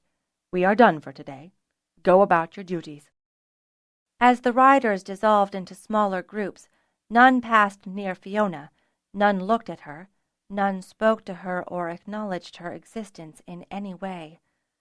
"Talent, I'm sorry," Fiona called to her dragon. "You are the Were-woman." Talent responded in a tone of confusion. "You are my rider. You can do nothing wrong." "This time I did," Fiona admitted miserably. "I am the Were-woman. I neglected my duty to the Were, my duty to set the example." When the others were out of earshot, Tamar approached her.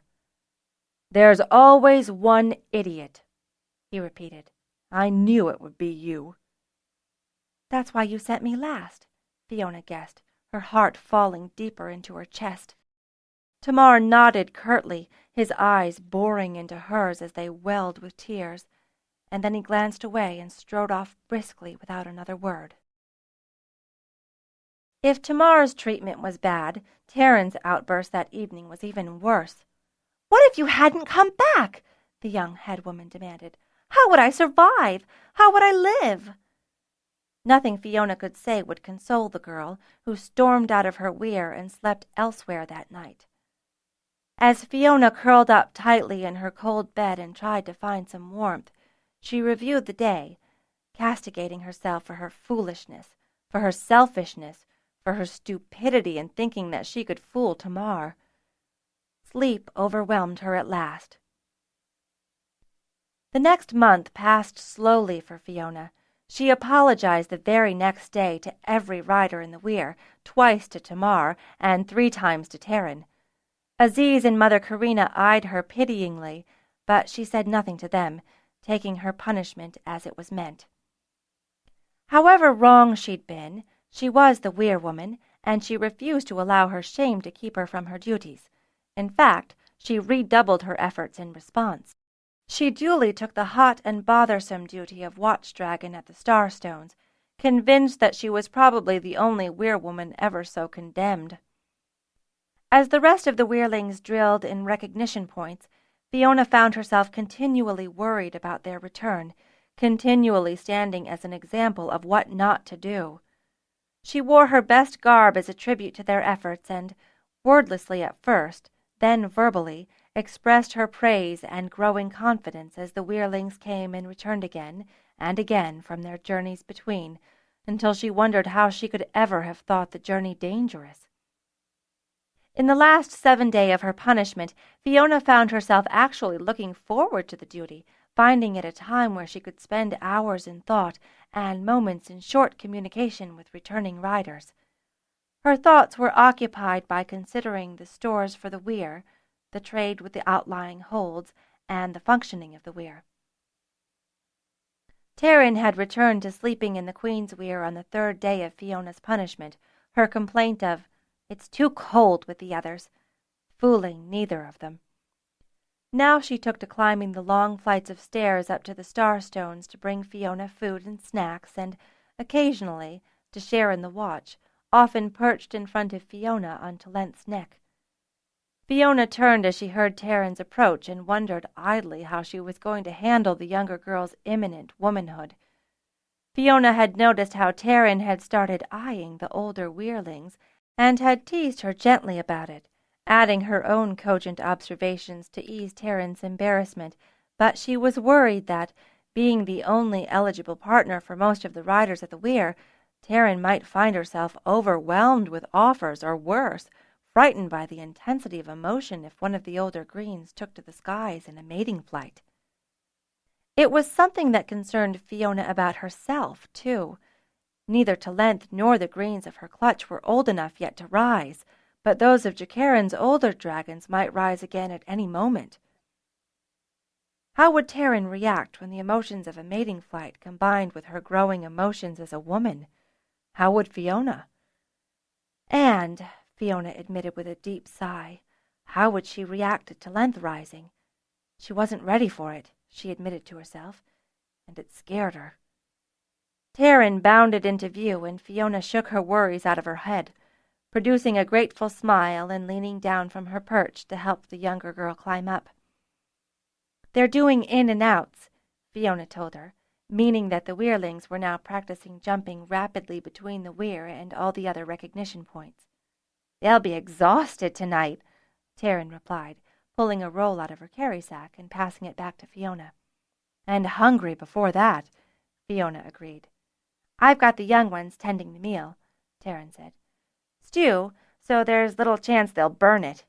"That's good," Fiona agreed. "What are the traders going to do when we leave?" Taryn asked. "They'll manage," Fiona replied, unconcerned. To ease Taryn's worried look, she added, "They've managed before, haven't they?"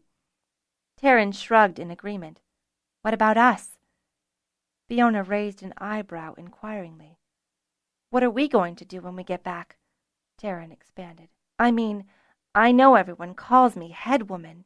"And with good reason," Fiona cut across her firmly, surprised to hear the younger girl bring up that old worry. "But when I get back, I'll just be another Weyr girl," Taryn said. She frowned as she added, "And what about Zinna?" "I don't know," Fiona replied slowly.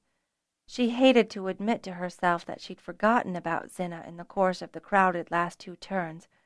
Musingly, she said, "You'll be as old as she is when we return." "It'll only be 3 days for her."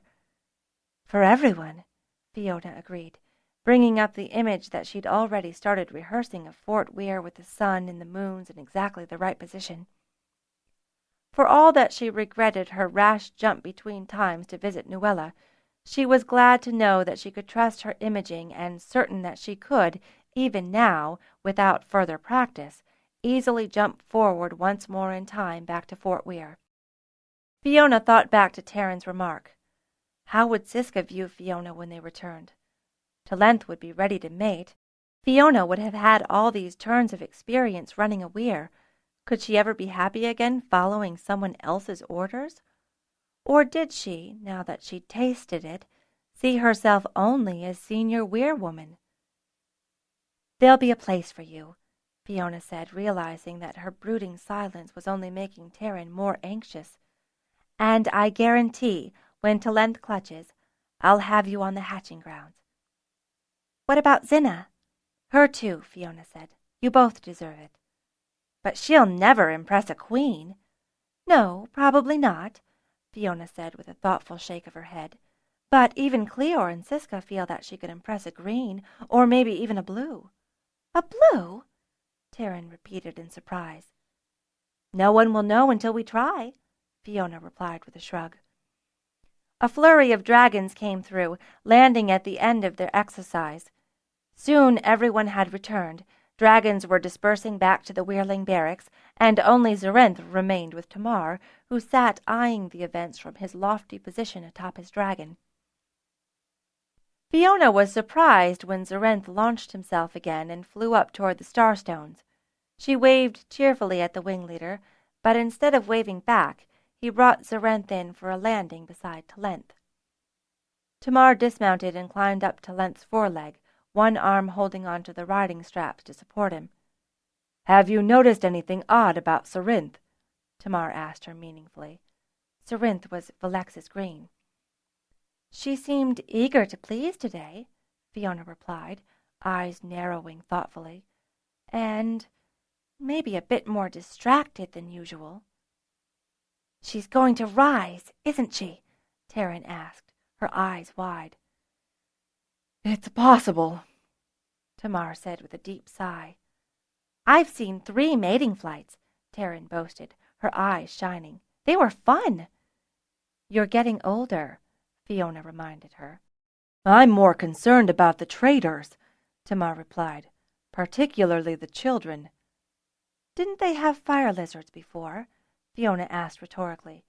Tamar's expression remained grim, so Fiona added diplomatically, "I don't see any reason why we can't talk with them tonight." Tamar looked only partly relieved. "Have you—" Fiona smiled at his awkward discomfort and shook her head sadly. "Fire was too young to rise, but there were plenty of fire lizards at Harper Hall." She glanced into his eyes and, in that moment, quashed her fears. I think I'll manage." "Good," Tamar replied, lips pursed tightly. "Good." He paused a moment before saying, "You've done well here with the Wehrlings." "It's been fun," Fiona agreed. "I've learned a lot." "I thought you might," Tamar said with a sly grin. Fiona glanced at him sharply, then roared with laughter. "There's always one," she choked out between gales of laughter, pointing her finger at him accusingly. Tamar went bright red, then hung his head for a moment before raising it to meet Fiona's eyes, nodding in honest admission. Pern glanced back and forth between the two of them, mystified over the exchange, until Fiona explained. Tamar was speaking from experience when he said there's always one idiot who thinks he is special. "You were the idiot?" Pern asked Tamar in surprise. Tamar nodded guiltily, recovering enough to say to Fiona, "Did you learn your lesson as well as I did?" "I think so." "Good," Tamar replied.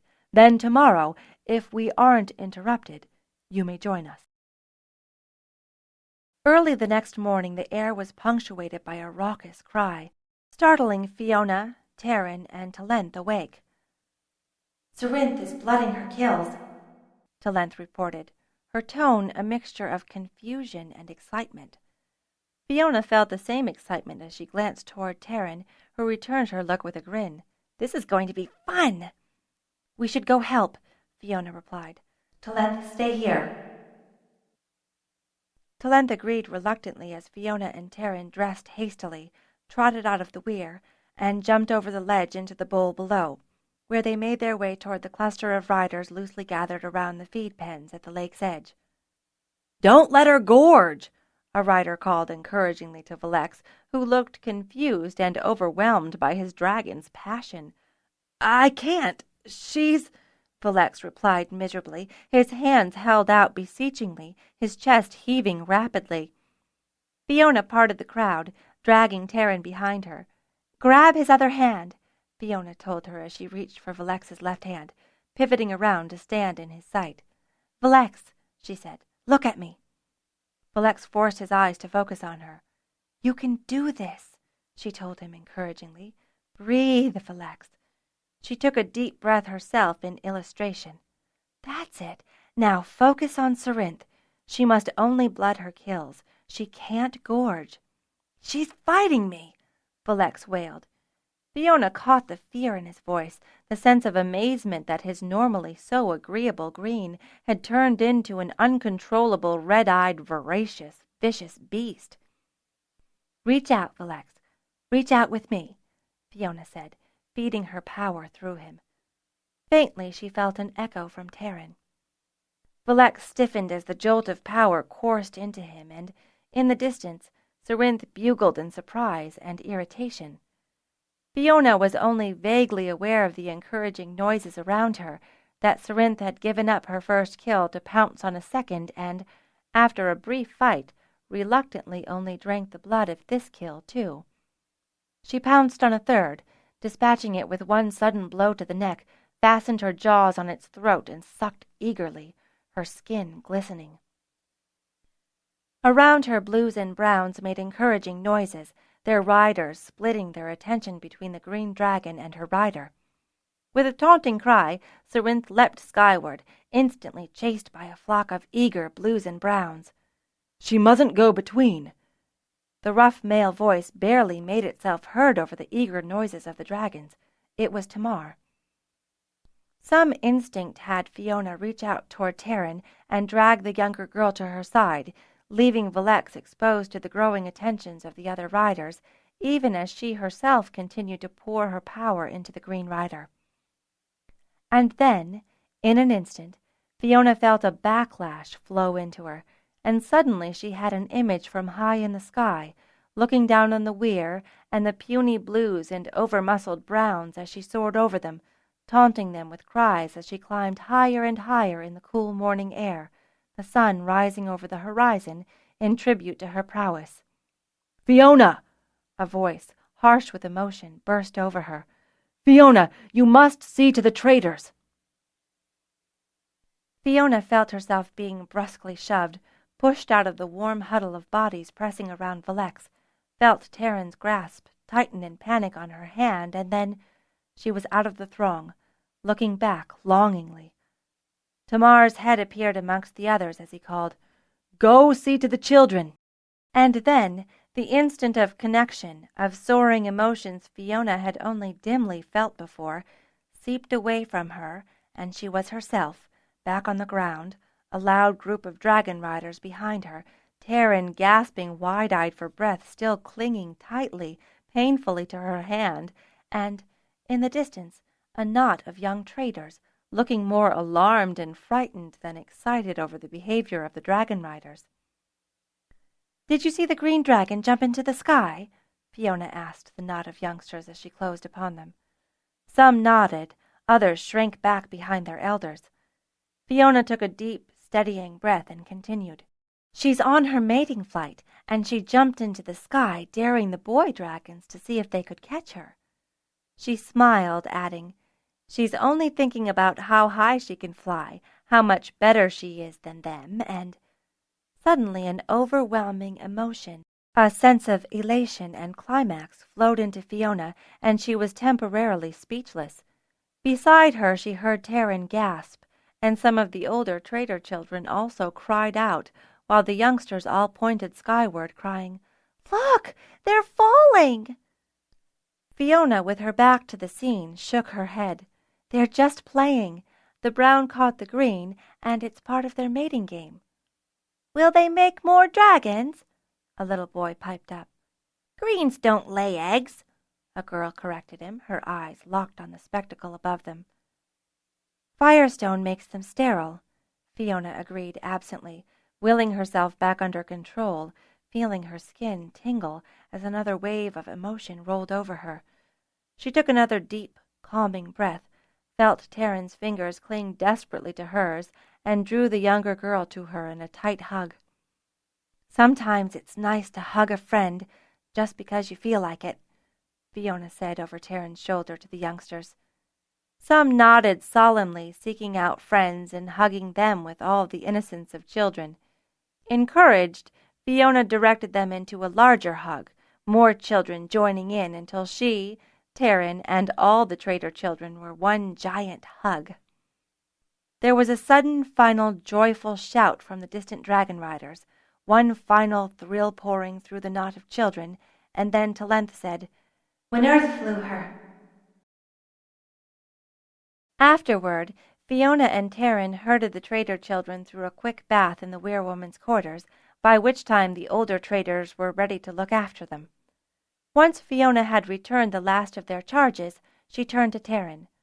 "Let's take a moment in the bath ourselves." "Do you want to go first?" Terran asked. Fiona shook her head. "Just this once. We'll share the tub." As Terran's eyes widened, Fiona added hastily, "We'll be needed soon. We won't have much time." They were quickly in and out of the tub, spending more time drying and combing hair than bathing. Fiona insisted on Terran going first, and as the younger girl sat with her eyes closed as she luxuriated in having her hair parted, combed, and braided, Fiona remarked, "You did well." "I was scared," Terran confessed, lowering her head so that Fiona could finish braiding. "I wasn't sure what I wanted at the moment. I felt so overwhelmed, not myself." She paused thoughtfully, then declared, "I want to be by myself, not someone dragon-flamed." Her words echoed in Fiona's mind long after. "Tell Tamar we're coming," Fiona told Talent, signaling to Terran to stop drying her hair. "We've got to get going," she said aloud as she rose from the chair and started for the entrance to Talent's Weyr. "With a mating flight there are 2 very happy riders, and—" She gestured with an open hand. "They'll all need breakfast," Terran agreed, striding quickly to catch up with her. They found Tamar at the entrance to the kitchen cavern. "I'll start the claw," Terran said, rushing past. "No rush," Tamar called after her. "We'll take this as a rest day." Fiona cocked an eyebrow upward and grinned impishly. "And how did you enjoy your first mating flight as werewoman?" Tamar asked. Fiona started to recount Taryn's trenchant observation to him, but thought better of it, changing her expression to one of mild amusement. "Has Cerinth chewed Firestone?" Taryn called from her place by the hearth. "Firestone?" Tamar repeated, frowning. "No, we won't start to practice flaming until they've mastered the recognition points." "You might want to reconsider that," Fiona observed. "I'm not sure if we would want to wait for Cerinth to clutch." "Oh," Tamar said, dumbstruck.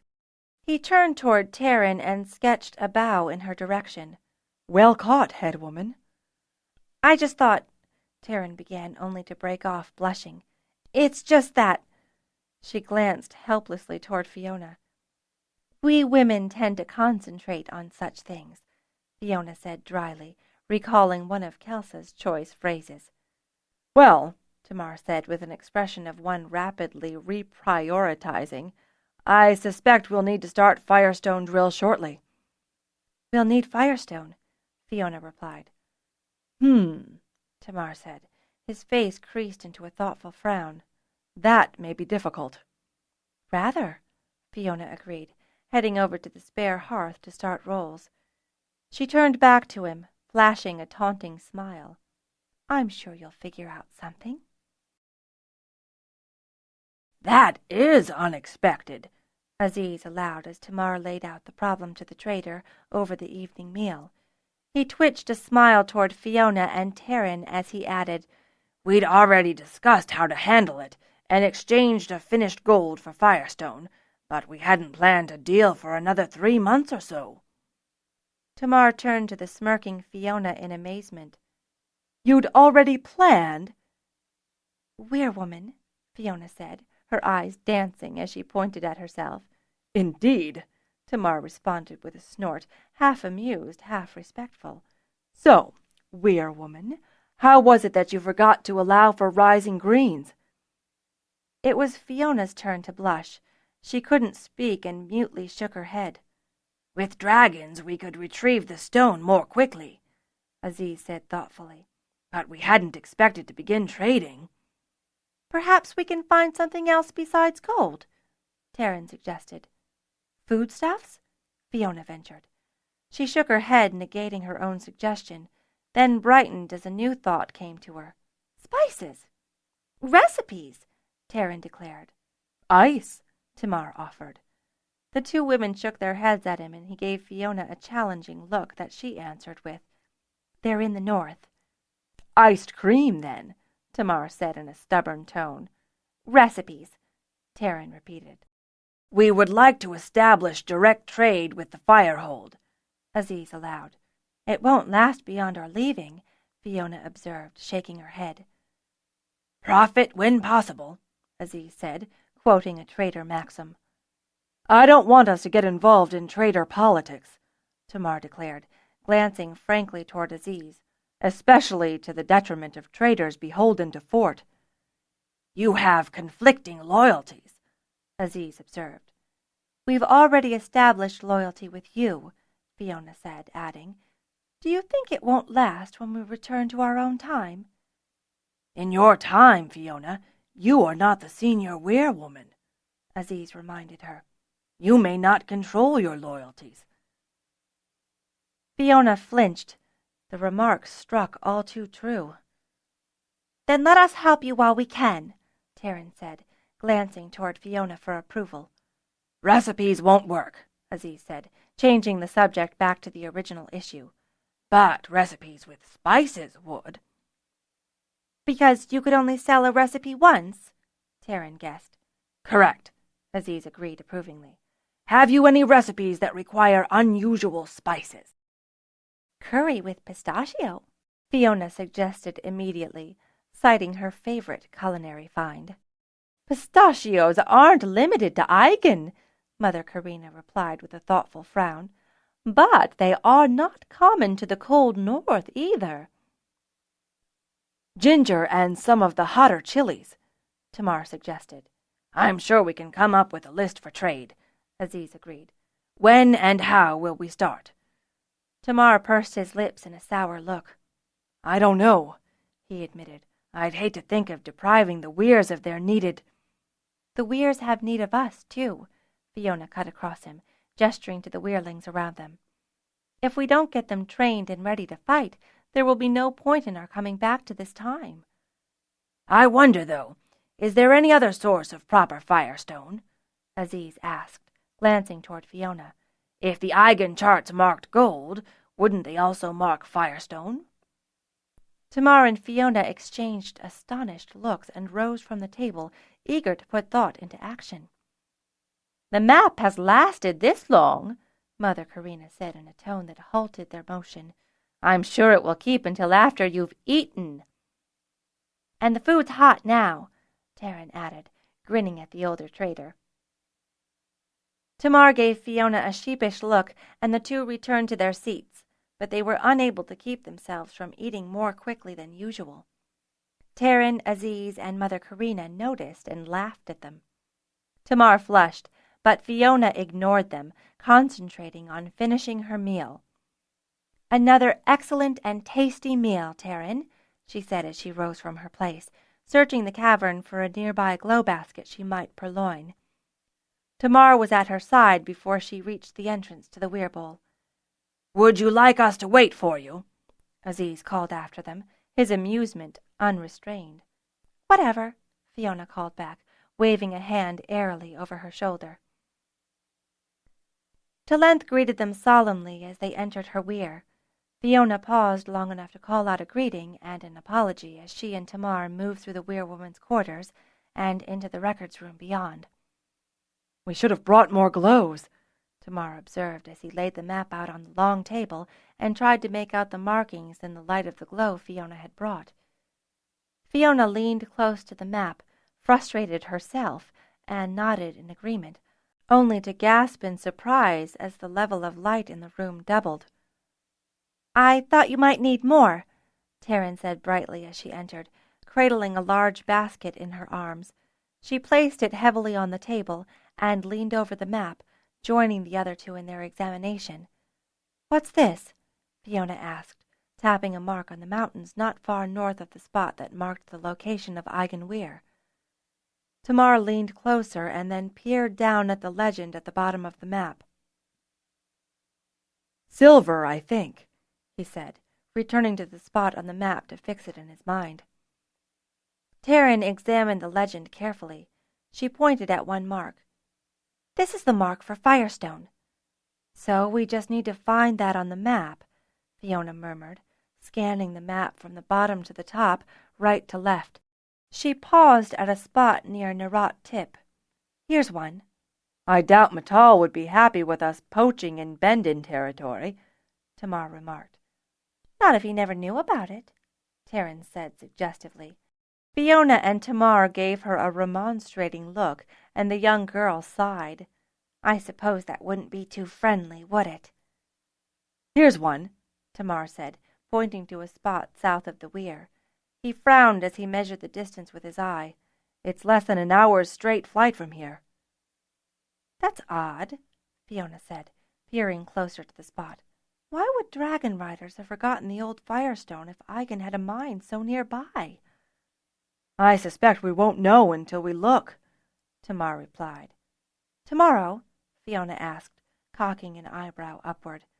Tamar nodded. "Do we tell Aziz?" Taryn wondered.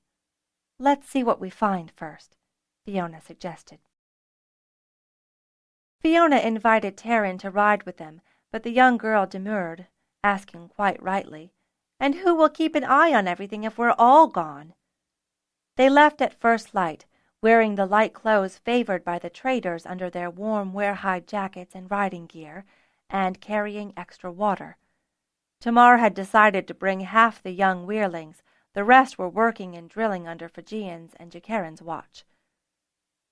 Tamar had set Janos directly in charge of the traveling group of Weyrlings, who had been ecstatic at the thought of a playful excursion until Tamar had reminded Janos that they needed to bring shovels, picks, and other digging tools.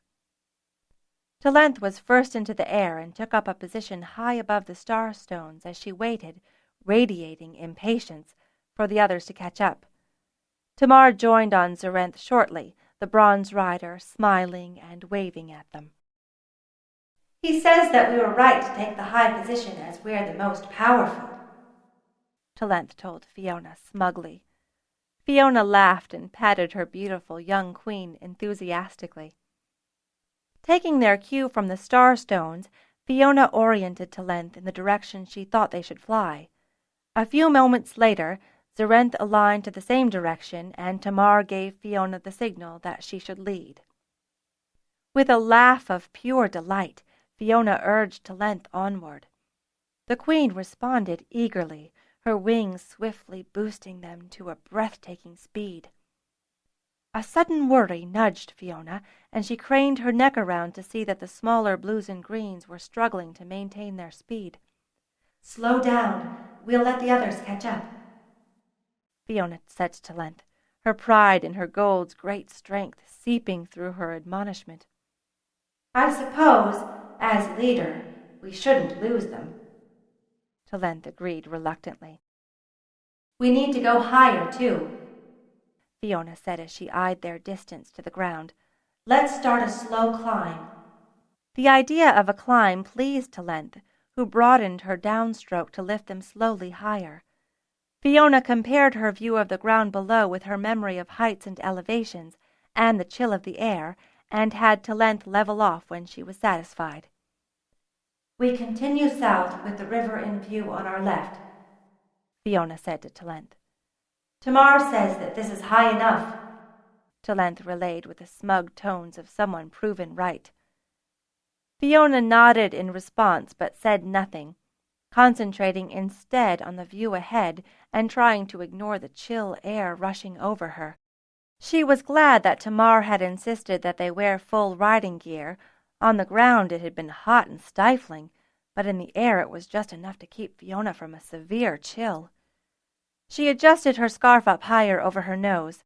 "I've seen them freeze clean off," Vadan had told her once when they were discussing the dangers of dragon flight. The sun to their left lit the Eigen River gold, then silver as it rose higher into the sky.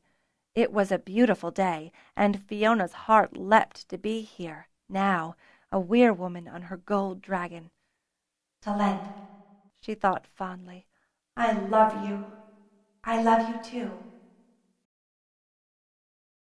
"They're lagging," Fiona told Talent as she scanned the Weyrlings struggling along behind them 2 hours later. "Ask Tamar if we should land and let them rest. Tamar says that we should land when we find the site," Talent replied. Fiona pursed her lips tightly to hold in a sharp retort and bent further over Talent's neck, peering at the ground below for any sign of the landmass they were seeking. The map had shown a spot on the southern end of a saddle between two hills, the northern one higher than the southern, with the Firestone on the eastern side of the saddle. But that map had been drawn hundreds of turns back, and while the mountains wouldn't have changed in that time, the sands of Eigen could have blown so much dust into the area as to fill in the saddle itself. That would make sense, else why would the Dragonriders have abandoned the mine? Her gaze caught on something. There! What was that? She peered down further, raising a gloved hand to shield her eyes from the sun. It looked like a large X in the ground below her. It was directly in the saddle between two mountains, and the area looked recently worked. Fiona had Talent turn a tight circle over the spot. "Ask Tamar if we should land," Fiona said to Talent, even as she urged her gold lower. "Yes," was the response Talent relayed. "Let the Weyrlings land first," Fiona instructed Talent. "We'll go look around a bit." They flew to the far side of the southern hill, then circled to the west and came back around to the Big X. Fiona could spot a road that led toward the river and followed it to a well-constructed pier that looked recently used. There were coils of rope neatly placed at the far end, ready to moor a cargo ship. "Tamar says we should join them," Talent told her. They circled back and landed near the others.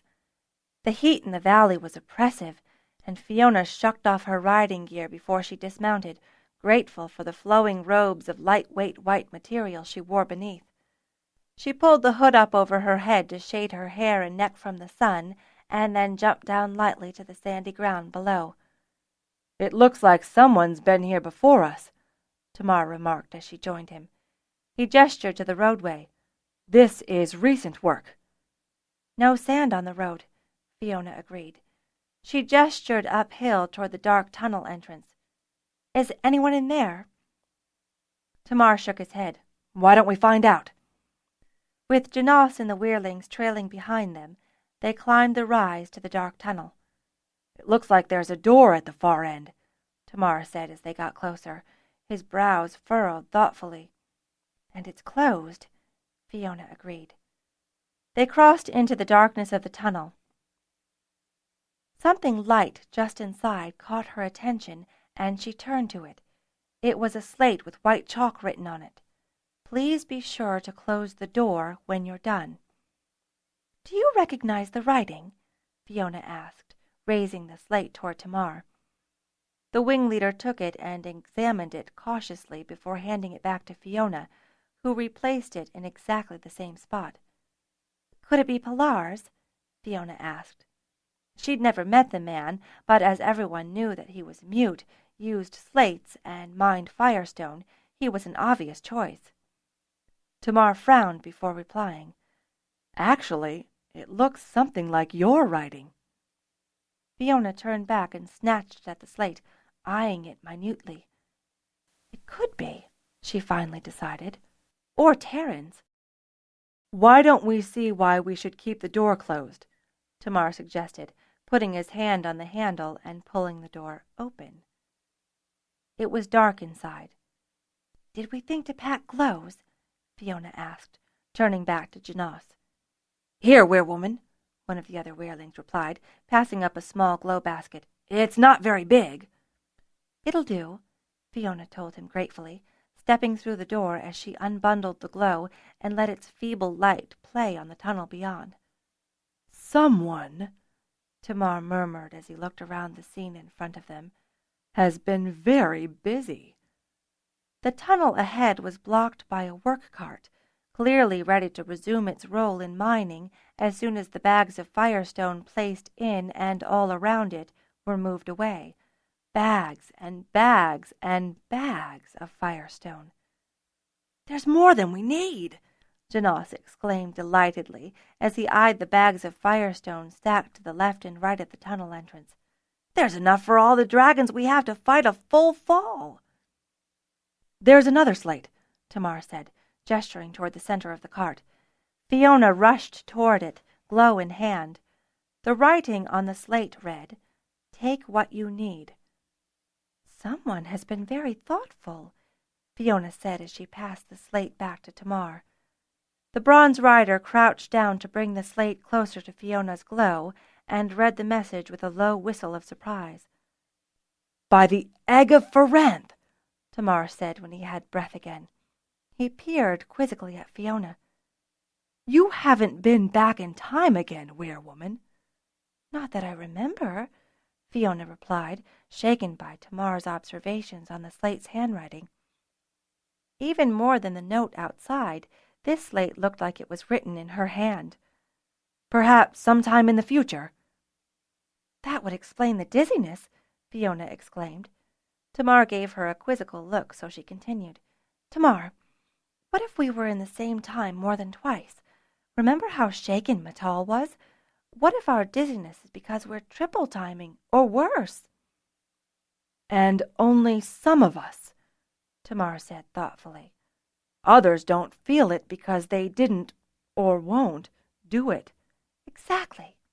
"That's a possibility, Werewoman," Tamar agreed. A moment later he added, "But it's a possibility for the future. For now, we've got other concerns." "Like mating greens who haven't chewed firestone," Fiona said. "Precisely." Tamar turned to Janos, saying, "Organize a party to start loading the dragons. We'll take this load back between." The work was hot and sweaty, but in less than 2 hours, each of the dragons was loaded with 5 sacks of firestone. Zarenth and Talent each carried 8, and the tired riders mounted their dragons. Tamar says that you are to give the coordinates, Talent told her as they rose into the hot midday air. Fiona swelled with pride at the honor, then set the image of Eigen Weyr at midday firmly in her mind, and sent the image to Zarenth for confirmation. She caught Tamar's pumping arm gesture of acknowledgement. Had Talent send the image to the rest of the wing, then said, "Let's go."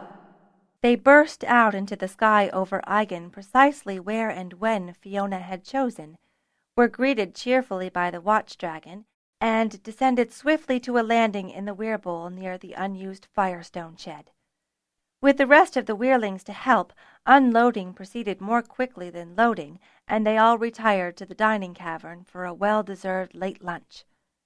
"We've got 96 sacks of firestone," Tamar said to Fiona as they started into their meal of cold cuts and bread, "so we can afford to use 2 sacks each." "So that's enough to flame for about an hour and a half?" Fiona asked, piling some cold chicken onto her bread and liberally spreading it with one of the marvelous curry pastes that Mother Karina had introduced to the Weyr. Tamar nodded, watching Fiona's behavior with an amused look. "What?" Fiona demanded, seeing his look. "Can't a girl be hungry?" "Of course," Tamar responded smoothly, his eyes twinkling. "But it would be a shame if Talent strained herself." "I am not fat," Fiona declared hotly, suddenly folding the bread in 2 and forcing it into her mouth.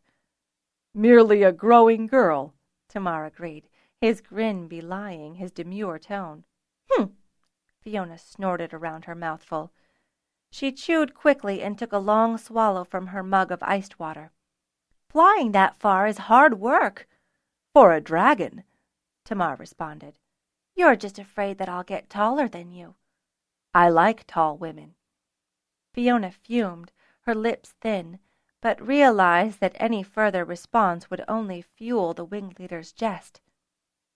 "So, we'll start with the firestone after lunch?" she asked, desperate to change the topic. "Not you, unless you want to make Talent sterile," Tamar replied. "I thought I might watch." "I'm sure you'd be welcome," Tamar said, adding with his former humor, "and you could use the exercise." Talent was sleepy after lunch and lay inside her Weyr, peering out at the activity. "Lazy bones," Fiona chided her. "You didn't fly this morning." Talent reminded her haughtily. "I helped haul the firestone," Fiona countered. Talent made no response, but Fiona caught a faint hint that her queen felt none was necessary. "I'm not fat, am I?" Fiona asked Pern, who stood nearby, eager to watch. Pern eyed her for a moment, then said, "Well, you're taller than me." "So I'm fat?" Fiona demanded, horror-stricken. "I don't know," Pern replied thoughtfully. "You might just be growing. I think you'd have to ask Mother Karina." She shrugged. "But what if you are?" Fiona had never thought of herself as fat. She'd always been skinny. Everyone at the hold had pestered her to eat more. "You're only skin and bones," they'd always say.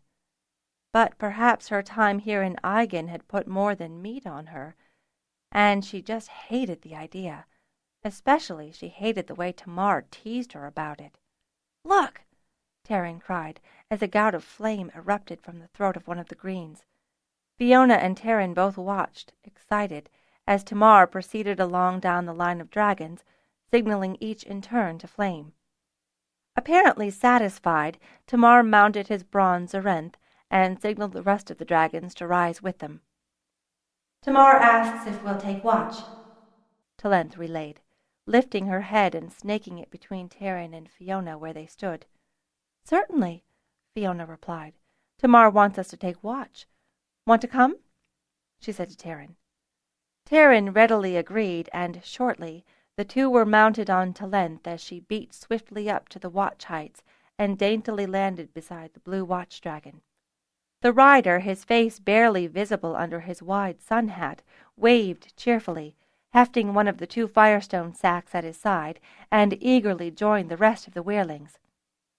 "I suppose from now on we won't be able to call them Wehrlings," Fiona said. "They've still got to learn how to fight as a wing and as part of a larger flight," Taryn pointed out. "That won't take long," Fiona replied. Fiona was right.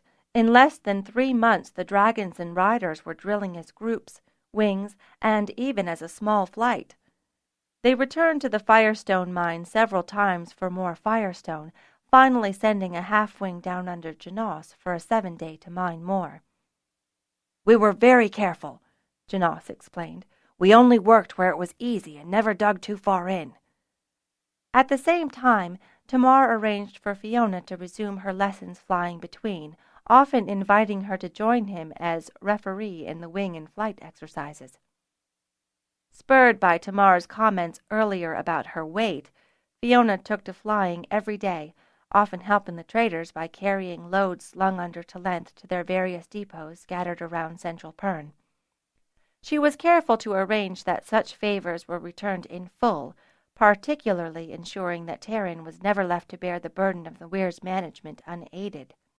Tamar had taught and drilled Fiona and Talent on all the recognition points throughout Pern, from the massive Red Butte to the spires of High Reaches Weyr, from a safe distance, from Narot Tip to Southern Bowl, from Istahold to the icy Far Watchers, until Fiona could instantly and accurately recall the images for any place at any time. "We're drilling now," Tamar explained as they planned for a night jump to Fort Hold not long after Fiona's 6th turn, "because you'll need to know this when we return to our time, and with thread falling, there may not be any chance to practice." He did not add, but Fiona guessed, that the other reason he wanted her and Talent fully trained was in case something happened to Siska or her Malurth. "We must pay particular attention to time," he reminded her. Fiona nodded and took a steadying breath to still her racing heart. She was going back to where she lived, when she lived there. "Tamar says for us to send Zarenth the image," Talent told her. "All right," Fiona replied, concentrating on the image in her mind.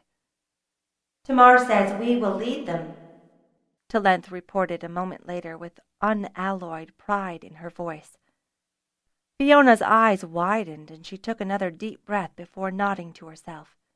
"Ready?" she asked Talent. When her gold dragon rumbled in acknowledgement, Fiona said, "Let's go." The cold, dark nothingness of between enveloped them. Fiona scarcely noticed it. She was concentrating so hard on her destination. In a moment they burst out into the sky above Fort Hold, the Harper Hall visible to their left, and Fiona ordered Talent to start a slow rightward spiral down, checking over her shoulder to be certain that Zarenth had followed them. She smiled as she caught sight of the bronze trailing behind her, his multifaceted eyes barely returning the moonlight. Below them, from the hold, Fiona heard the high-pitched bugling challenge from Forsk, the hold's green watchweir. "Tell her it's okay," Fiona said to Talent. Immediately, Forsk's challenge changed to a warble of greeting. She looked down behind her to where the watchweir's lair was slowly receding away, and waved at the bright eyes of the watchweir.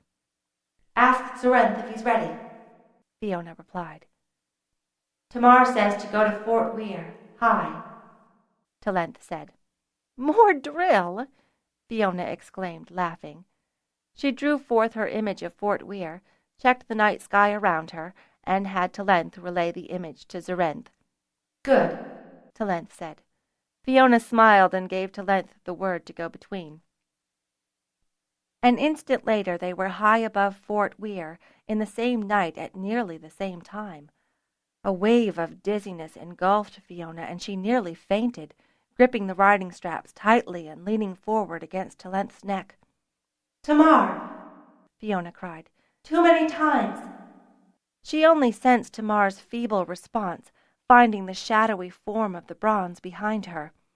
Without waiting, Fiona formed the image of Ayin in her mind and ordered Talent and Zarenth to jump between, back to safety. The watch dragon bugled worriedly as they reappeared in the warm Eigen air and swiftly descended to the weirbowl below, dragons and riders scrambling toward them anxiously. "Get to Mar!" Fiona shouted above the din as she struggled to shake off the severe lethargy that had turned her legs to stone and kept her shivering in fright. "Come on down, werewoman," Fijian called, raising his arms wide. "I'll catch you." Sluggishly, Fiona undid her straps and threw her leg over Talent's neck to slide down off it and into Fijian's waiting arms. He caught her easily with one arm under her knees and the other under her shoulders. "Are you all right?" he asked worriedly, peering down into her eyes. Fiona found herself looking up at him, seeing the intensity of his gaze, sensing his concern, and suddenly she felt more than all right. In fact, a bugle from Talent startled her back to reality. "Yes," she said shakily, gesturing for him to set her down. "Thanks for catching me." "My pleasure," Fijian replied with more warmth than Fiona found comfortable. Had he been about to kiss her? Had she been about to kiss him? They were the same age, or nearly, but Fiona was startled by the flood of emotions that surged within her. "I'm not ready," she told herself firmly. Her body disagreed. 19. White wine for wonder, red wine for blunder. Weirhold, late evening, AL 500, 8:18. Fiona grinned to herself as she gripped Pern tighter to calm her as Talent steepened her spiral downward to the landing area outside of the weirhold. "I thought dragons didn't see in the dark," Pern called back over her shoulder nervously. "They see," Fiona assured her, "just not as well as watch Weyrs." Pern's response was a wordless noise, not quite a squeak.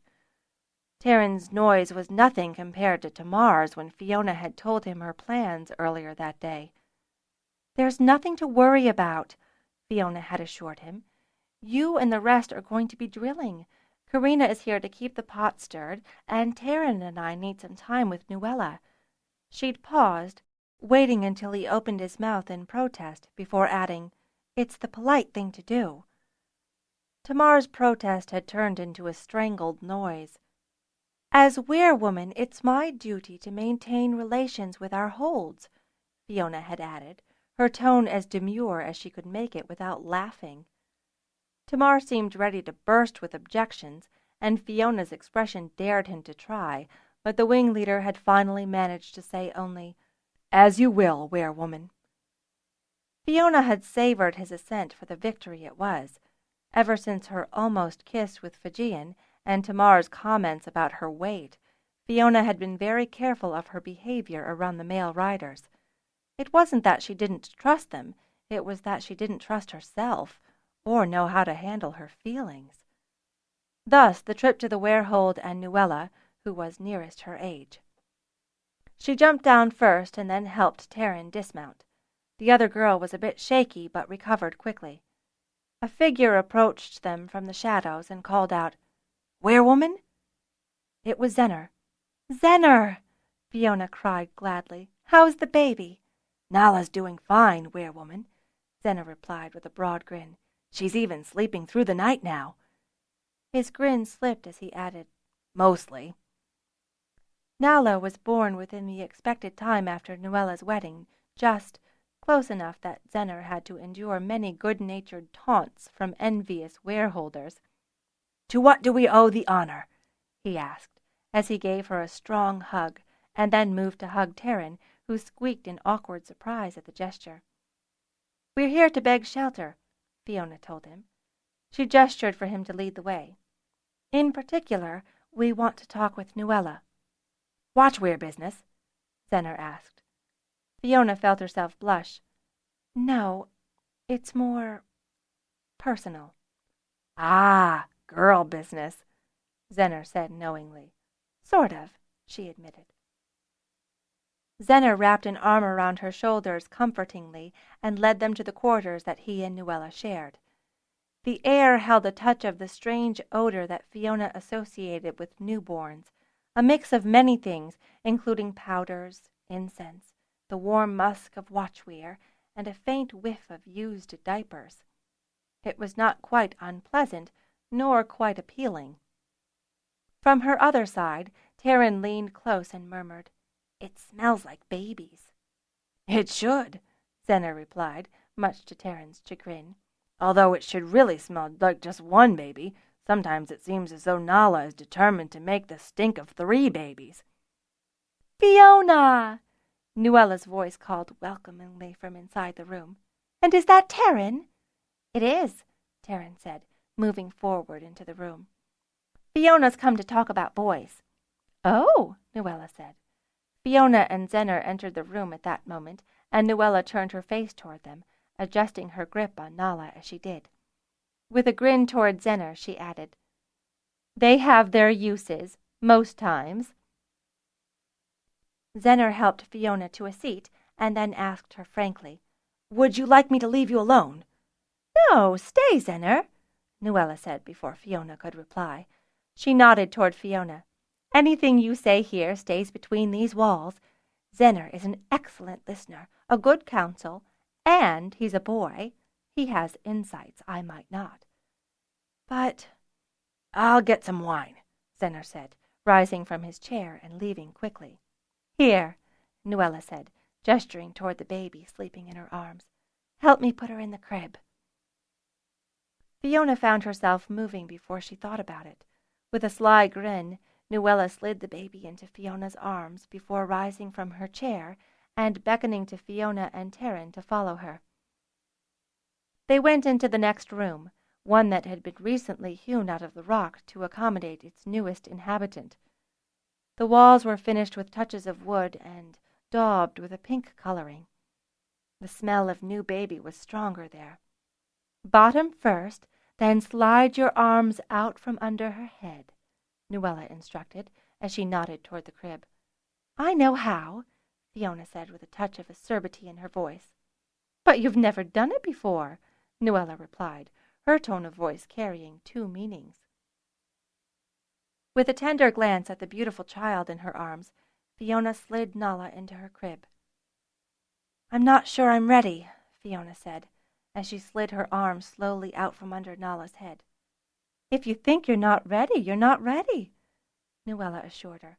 "There's no reason to rush." "I know that," Fiona replied, her tone just short of a snap. "It's just that—" "I see," Nuella said after it was clear that Fiona had finished speaking. "Sometimes you'd like to, is that it?" Fiona nodded before remembering that Nuella was mostly blind, then said, "Yes." "And you're afraid that you might?" Nuella asked. "I'm afraid of the consequences," Fiona said, nodding toward the sleeping baby. "Not just that, but also how it will affect the other riders." "Worry about yourself," Nuella told her. "You can't control how the riders will feel. And besides, they will have feelings whether you do anything or not. You and Taryn are the only 2 eligible women for them." "There are trader girls, too," Taryn piped up. "Not eligible," Nuella said. "They won't be going back to your time in 9 months." 9 months, Fiona repeated thoughtfully. "That's not much time at all," Taryn said. "And then it will be more than 7 turns before I'll see either of you again," Nuella mused regretfully. She gestured toward her sleeping daughter. "She'll have over 7 turns then." "I'll have almost 14, Taryn said. She glanced at Fiona. "I'll be nearly the same age as you were when we came here." They heard the sounds of Zenner returning in the other room and moved to join him. "Wine?" Zenner said, as he placed a tray on their dining table, snaking glasses around to each in turn. He poured for Nuella first and carefully placed the glass in her outstretched hand. He waited until she'd tasted it and pronounced it wet before he served the others. "Are you trying to get us drunk?" Fiona asked as she eyed the large glass Zenner had filled to the brim in front of her. "Of course," Zenner agreed pleasantly. He filled his own glass and raised it. "To Fiona, Werewoman of Pern." "Fiona!" Terran and Nuella echoed enthusiastically. Fiona went bright red. Terran took a large gulp of her wine and giggled. "To Nuella, Werewoman of Pern!" Terran cried, raising her glass once more. Fiona sipped her cool wine, only to find Zenner scowling at her. "This is not Bendon White, Werewoman," Zenner told her brusquely. "This wine is meant to be gulped." "It is?" Zenner nodded emphatically. "I said to Silstra, 'Silstra, I've 2 very nervous werefolk who need to talk and laugh. What sort of drink would you recommend?'" "You told Silstra?" Fiona cried, aghast. "I did, indeed," Zenner said, raising his glass again and gesturing that she should do the same. "And she said, well, if it were the werewoman, she'd have to have Bendon White, but as I know it isn't, then you should have this instead. It doesn't cost much, and they won't remember in the morning." "And you believed her?" Terran demanded in surprise. "I wasn't sure," Zenner confessed, refilling their glasses. "I imagine I'll find out in the morning." What Fiona found out in the morning was that her head ached terribly, her mouth felt funny, and she was sure she'd said far more to Zenner about her worries than she'd ever imagined. Somewhere between the 3rd and the 4th bottle of wine, they seemed to appear from between. Fiona found herself pouring out all her worries and fears to Zenner. Nuella had quietly taken herself off to bed. "And I almost kissed him!" Fiona exclaimed as she summed up her encounter with Fijian. "I'm glad you didn't," Terran murmured beside her, her eyes carefully fixed on her glass. "He's cute, but he's not my kind," Fiona admitted, dimly becoming aware that she was missing something from Terran's response. "Tell me more about Fijian," Zenner said to Terran. She blushed, but, under his gentle questioning, proceeded to regale them with tales about his kindness, his smile, his strong arms. "I'll say," Fiona agreed, earning a scowl from her friend. Again, feeling that she was missing something, Fiona turned to Zenner appealingly, but the Goldcrafter only cut his eyes toward Terran, indicating that she should keep listening. "What does he think of you?" Zenner asked Terran softly. "I don't think he knows I exist," Terran said morosely. "He likes your cooking," Fiona told her, earning herself another glower from Terran. "I think she's looking for more than that," Zenner told Fiona quietly. "Oh," Fiona said, suddenly understanding. Her face split into a broad grin, and she turned to Terran. "You fancy him?" "Seems like a good choice to me," Zenner observed smoothly, smiling at Terran. He refilled Fiona's glass and nodded for her to have some more wine, while he said to Terran, "And if he likes you, he'll show excellent sense." "But I've not yet 13 turns." "Age has nothing to do with it," Zenner told her kindly. He smiled fondly as he continued. "Nuella hadn't more than 12 turns when she first kissed me." "What was it like?" Fiona asked in wonder. Zenner blushed bright red. "It was marvelous." Terran let out a deep, sympathetic sigh, and Fiona found herself following, although in her mind's eye it wasn't Fijian she thought of kissing. The person was a nebulous image, taller, older, but no one she could quite identify with certainty. "Maybe you should just kiss him," Fiona suggested to Terran, "like Nuella." Terran's eyes grew huge at the notion, and she shook her head in mute denial. "From what I've heard," Zenner began, "from Fiona," he nodded to the werewoman, "and Tamar and countless others, you're the sort of woman that any Dragonrider would be proud to call his mate." "Ew!" Terran exclaimed, scrunching up her face. "I don't want to." She trailed off uncomfortably. "Well, you want to kiss him, don't you?"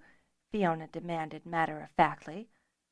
Reluctantly, Terran nodded, and Fiona's face took on a triumphant expression. But before she could speak, Zenner said, "Kissing is a good thing." Fiona glanced at him sharply, but he persisted. "A kiss is good enough by itself for most people I know." Fiona closed her mouth, considering his words.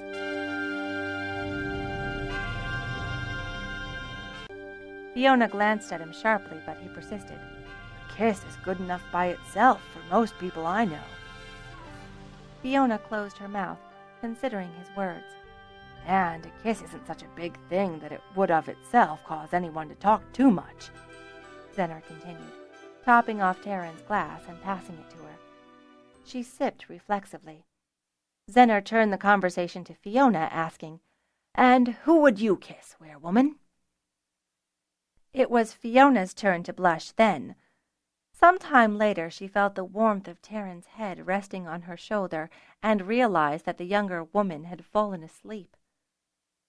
Zener seemed not to notice as he was engaged in a lengthy account of Silstra's wedding and Kinden's part in it, a topic which Fiona found quite engaging. "Mittal said that he's with Lorana now," Fiona broke in as Zener paused to sip his wine. "I don't know who that is," Zener told her, and raised a hand to stop her from telling him, saying, "And if she's from the future, I think it best if I know nothing more." Fiona stopped, frustrated, until Zener asked if she would share her memories of Kinden, which she gladly did. Somehow her memories reminded her of her flight to Fort Hold with Tamar, and that got her talking about Tamar. "He's so demanding, always saying, 'Do it 3 times, then you'll know,'" she exclaimed, shaking her head, and suddenly wishing she hadn't. The room started spinning.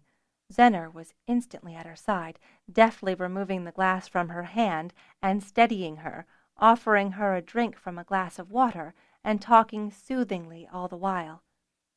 When she recovered, she shrugged off Zener's suggestion that she get some rest. She had to tell him something, she was certain, but she couldn't think of what. It took him a while to realize that something was troubling her, but the moment he did, he peered directly into her eyes and asked her quietly, "Are you in love with him?" "Kinden?" Fiona asked in response. "Or Tamar?" "Or both." "A lady holder doesn't," Fiona responded instantly, her face set in a frown. "A werewoman can," Zener told her kindly. "But he has Lorana," Fiona objected. "And you would never come between him and the one he loves," Zener observed respectfully. "But you don't have to tear your heart apart to save his, no more than you have to avoid kissing Tamar." "Why would I want to kiss Tamar?" Fiona had asked, suddenly feeling very tired and very confused. "I wouldn't know," Zener admitted with a slight shake of his head. He rubbed the back of his neck wearily. "Perhaps I was seeing things where they weren't." He gestured to Taryn. "I think we should get her to a proper bed before she gets a crick in her neck." Fiona turned to gaze down at her friend, stroking her dark hair fondly. "She is such a good one." "She is, at that," Zener agreed, rising as he extended an arm toward Fiona. With some effort, she found her feet and helped Taryn to hers, and somehow they found their bed and slipped into it. It was no surprise to Fiona to find that she had slept in her clothes, nor that Taryn's breath was foul. She suspected hers was just as bad, and turned her head away to spare the young headwoman from it. They returned to the Weyr much later than Fiona had expected, both somewhat relieved and somewhat subdued by their night's festivities, seen off by a weary Zener and a warm and wakeful Nuella. "Don't forget that you have a home here," Nuella said, hugging each of them in turn. "Next time we'll let you change the baby," Zener added with a grin. "Deal," Taryn replied, rubbing her temples wearily, "as long as you don't serve us any wine." "You might think now that you'll never drink again," Zener warned her, "but I suspect you'll be wrong." "Oh," Taryn replied, "I might drink again, just never that much." Now, as Talent was challenged by the watch-dragon, Fiona felt a sense of relief to be back at Aigen. Her questions and worries were not all resolved, but she felt certain that they would not overwhelm her. Tamar greeted them with a mixture of relief and concern, glad to have them back, but worried about their demeanor. "I take it you were not served Bendon White." "How did you guess?" Taryn wondered. "You wouldn't have such awful hangovers this late in the day," Tamar replied with a humorous snort. "Silstra was told that she wasn't serving the Weyr woman," Taryn replied, glancing over to Fiona with a grin. "I'm glad to hear that," Tamar said. "I'd hate to think that the Weyr woman of Eigen was being served second-class wine." "The Weyr woman of Eigen is not sure she wants to be served any wine for a long time," Fiona told him. "I understand," Tamar said with feeling. "All the same, I'm glad that you two had some time to yourselves, away from all this—" He gestured to the gathering riders, groping for the right word. "Maleness?" Fiona suggested. "I was going for exuberance," Tamar said, "but I think you've got the better word for it." He paused a moment before adding solicitously, "Is it a great strain for you two?" "Being the only women who came from our time?" Fiona asked in clarification. At Tamar's reluctant nod, she continued, "Yes, it is. A strain and a temptation, too." Tamar sighed.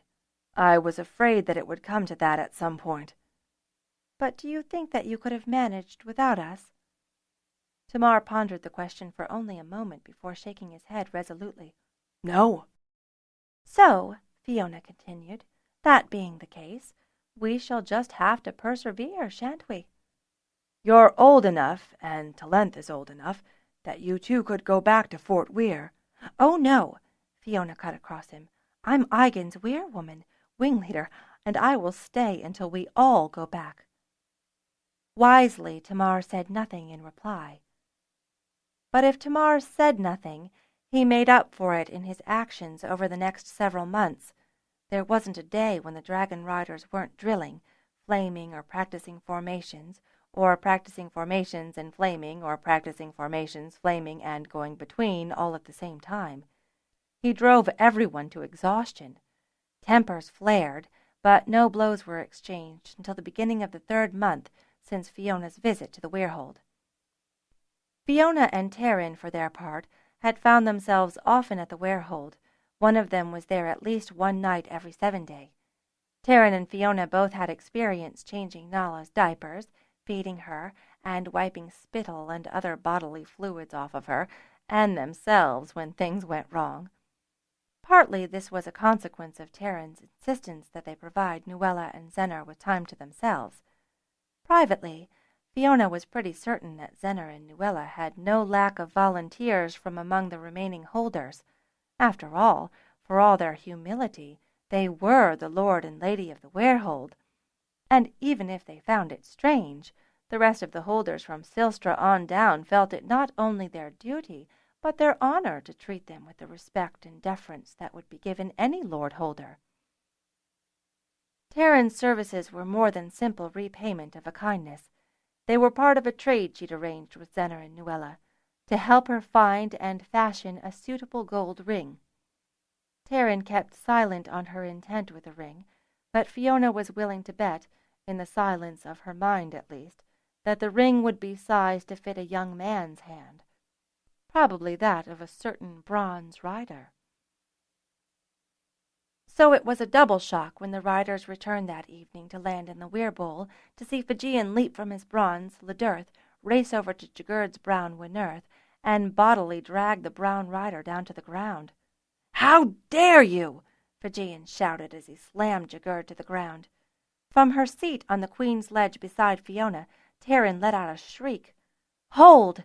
Fiona cried, her voice echoing loudly around the weir, her power of command surging as she reached out to Talent and, in an instant, stilled both riders and dragons as though they'd been frozen in the wastes. Tamar raced over to the two as they stood grappled but unmoving, cast a mixed look of admiration and fear toward Fiona, then gestured for her to release them. Fiona did nothing of the sort, instead racing from her perch on her ledge to stand beside Tamar, gazing at the two riders as they stood breathing raggedly, fighting against her control. Let them go, a voice urged her. Fiona glanced around in surprise for the source and found no one. All eyes were locked on the two riders. With a hiss, she released her hold on the two, even as Jakarin and Janos reached for the two riders and drew them apart. "What happened?" Fiona demanded, glancing from Fijian to Jagerd and then to Tamar. The wing leader shrugged.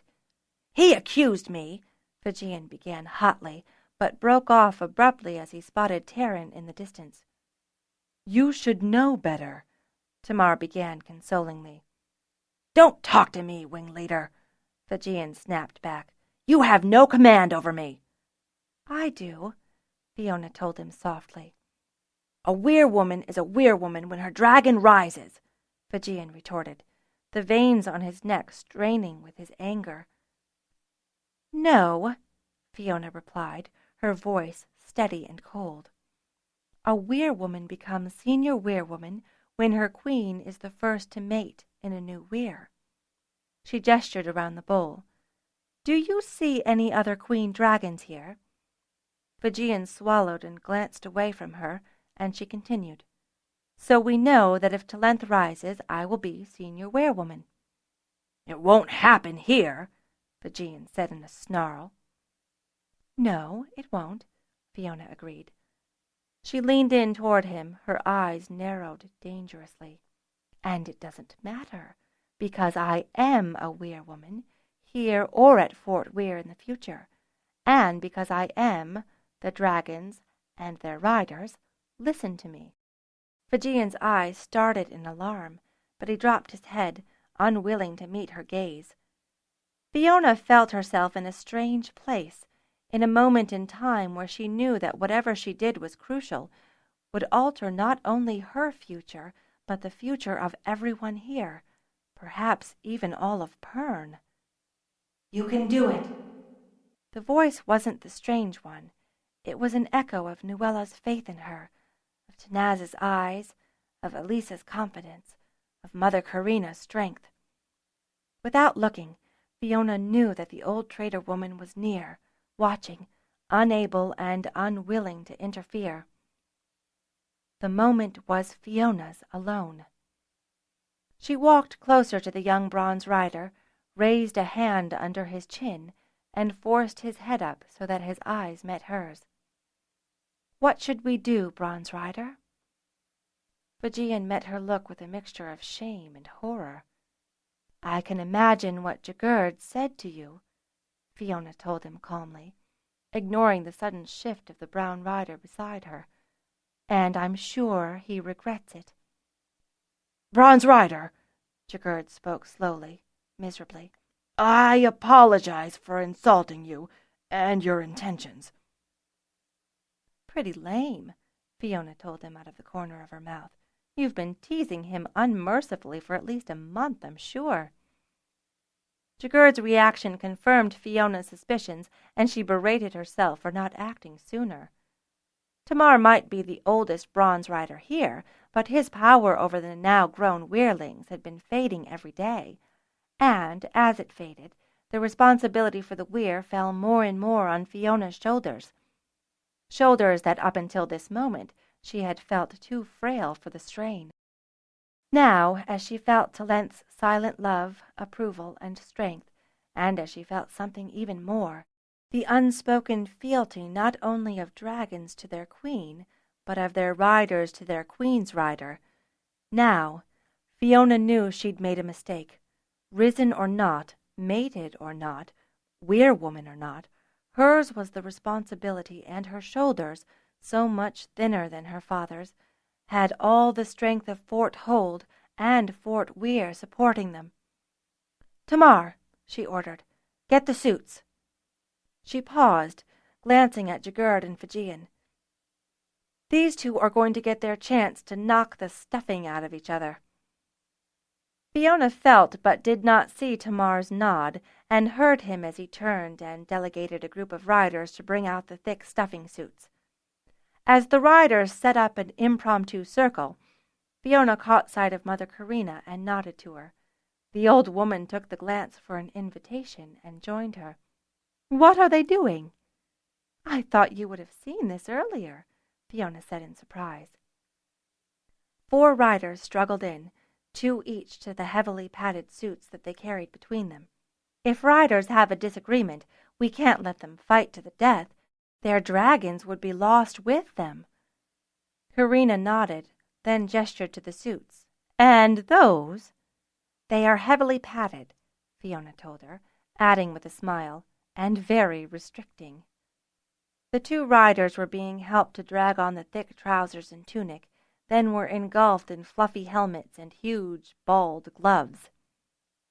I've only seen one other fight myself, Fiona said, shaking her head. There is something about being back in time, by the first egg, that makes riders more irritable. Queen riders, too? Karina asked softly. Fiona nodded bleakly. Queen riders, too. So, who knocks the stuffing out of you when you need it? Karina wondered. Usually I do, Fiona admitted sourly. Karina murmured, her expression neutral. They'll be exhausted before too long, Fiona predicted as the 2 riders stood opposite each other and began the formal salute. How long will you let them fight? Tarrant demanded from behind. Fiona turned to the younger woman and pursed her lips before answering. Until one of them can't fight any more. Won't or can't? Tarrant persisted. Can't, Fiona told her firmly. Fijian delivered the first blow, rocking Jagerd back on his heels. The brown rider kept his hands at his sides. You wanted this fight, Fiona shouted at Jagerd angrily. Jagerd looked at her entreatingly, but Fiona shook her head, her anger growing. You fight, brown rider. Reluctantly, Jagerd raised his hands to block Fijian's blows, but the wiry bronze rider ducked around him and started pummeling the brown rider on his side harmlessly.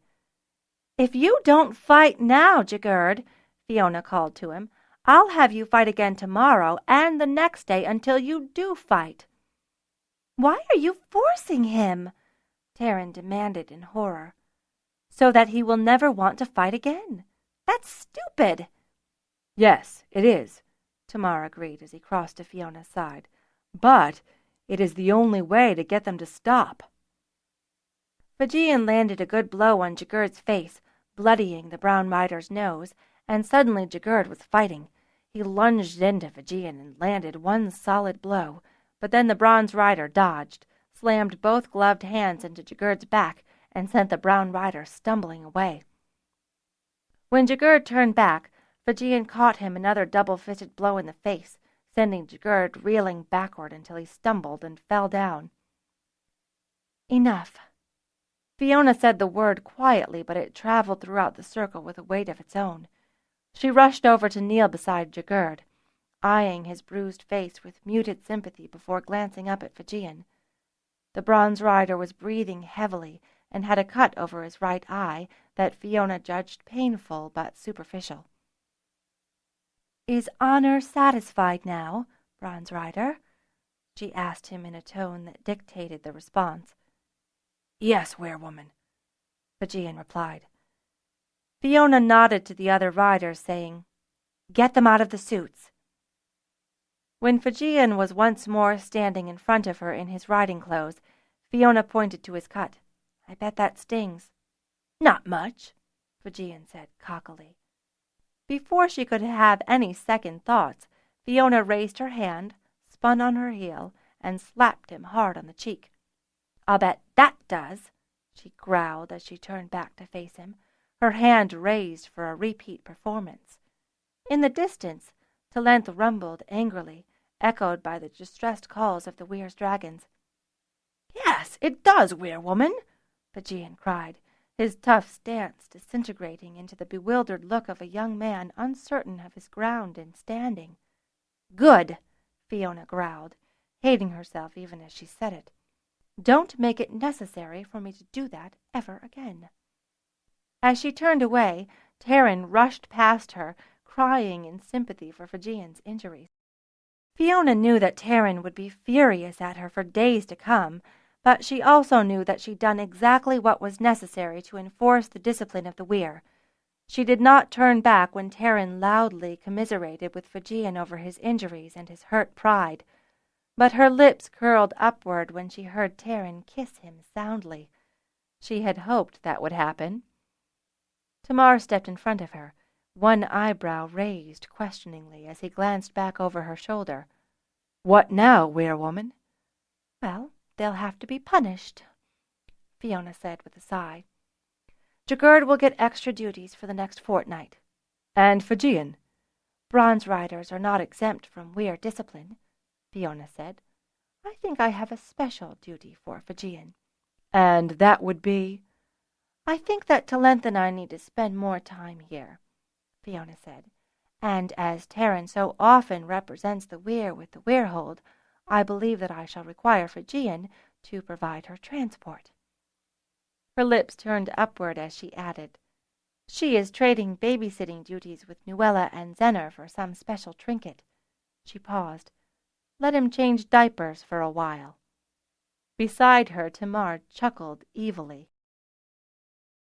For the next 7 days, Pern slept elsewhere than Fiona's Weyr. "You've only solved one problem, you know," Mother Karina said to Fiona late one evening as they tended the hearth together. Fiona made an attempt to look quizzical, but the old woman was having none of it. With a sigh, Fiona nodded. "It's difficult," she said. "It always is," Karina agreed gently. "I mean, I've got a queen and I'm a weirwoman," Fiona objected. Mother Karina smiled unsympathetically. "I'm an old woman and a trader." Fiona fumed to herself at that response, and all the while Mother Karina simply waited patiently until Fiona recovered her composure and carefully examined Karina's words and compared them to her own, at which point her expression fell and she sighed again, her lips turned down ruefully as she said, "So we've got the same problem, only different." Karina nodded silently, her eyes gleaming in congratulation of Fiona's insight. "But I'm scared," Fiona blurted in a wail. "Of course you are," Karina said, leaning forward to pat Fiona's hand reassuringly. "That's natural. You wouldn't be you if you weren't." Fiona avoided her problem by plunging herself even deeper in Weyr matters, but as 7 days became months and they neared the time when the older Dragonriders were due to reappear and the masked riders would return to their proper time at their proper Weyr, Fiona realized that time was forcing her hand. Pern never quite apologized to Fiona for leaving her, but she did return, although she never spent quite as much time with Fiona after that, preferring to spend most of it in Fijian's company. That much of Fiona's plan had worked out so perfectly that she was not at all surprised to find that Pern had given Fijian her hard-earned gold ring as a turns-end present. Judging from Pern's expression the next morning, Fijian's response had been everything that the young headwoman could desire.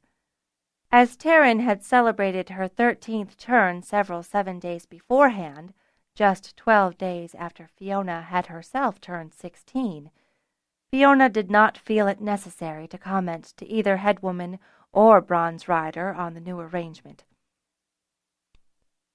For her part, Fiona found herself growing misty-eyed as she caught the sunsets over Eigen, the desert all hued with reds and purples in a cloudless sky, the stars suddenly appearing like brilliant jewels visible in an instant, the 2 moons with their stately progression, the Dawn Sisters waiting to greet her in the early morning, or, more often, to find her greeting them in the strange double-day cycles that they had adopted so long ago to manage the unbearable midday heat. Fiona had found the time to engage Terrigar and Zenner in solving the problem of a flamethrower that didn't require the old firestone. The holders would pay plenty for it, had clinched the argument. She had so intrigued Zenner and Terrigar with the difficulties of the project that they only needed the merest incentive for trade to commit themselves wholeheartedly to the project. Trade flourished between Weyr and Weyrhold. Aziz and Mother Karina shrewdly had established a major depot at the Weyrhold, allowing for a convenient meeting place for the Eigenriders and a permanent basis for expansion in the whole central region of Pern. When Taryn was at the Weyrhold, Fiona would spend time with Mother Karina and other traders interested in cooking, developing new recipes and perfecting old ones, all the while learning and engaging in the joys of gustatory arts. But it was Tamar who engaged her attention the most. Since the fight between Fijian and Jagurd, the older bronze rider had treated her differently. Worse, his treatment of her seemed to change and morph almost daily. He would be obsequious one day, disdainful the next, reclusive, fearful, garrulous. Almost in response, Talent grew more willful and demanding.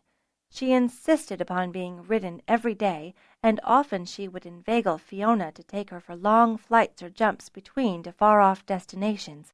Her attitude toward the Weyr's remaining browns and bronzes alternated between standoffish and coquettish almost as frequently as Tamar's moods changed. Through it all, she was still respectful and adoring of her rider, but Fiona began to find herself fearing that she might wake one morning to a dragon inflamed with the mad bloodlust of a mating queen. The brown and bronze riders all treated her differently, as did the blue and green riders. She could find none among the latter with whom she could bond as she had with Fidan. She missed him dearly, even if they were easier for her to be around than the sometimes overly sensitive bronzes and browns. Of all the riders, Jagurd's behavior toward her had changed the most. At first he had been fearful of her, but then he had sought her out, at first to apologize, and later to confide. It had been his heartfelt loneliness, a loneliness with which Fiona found herself keenly sympathetic, that had decided Fiona to encourage the riders to spend more time mingling with the traders and the wareholders. Tamar had been reluctant to permit the change until he discovered that it was not his decision to make. Fiona had been careful to limit the meeting so that no long-term relationships could form, only to have to be painfully broken when the Dragonriders were forced to return to their time. But they had still left plenty of opportunity for dancing, singing, and an occasional heartfelt romance to blossom. Resigned to her will, Tamar had enthusiastically joined in with the festivities, and Fiona was reasonably certain that there was at least one holder lass who would devoutly regret his leaving.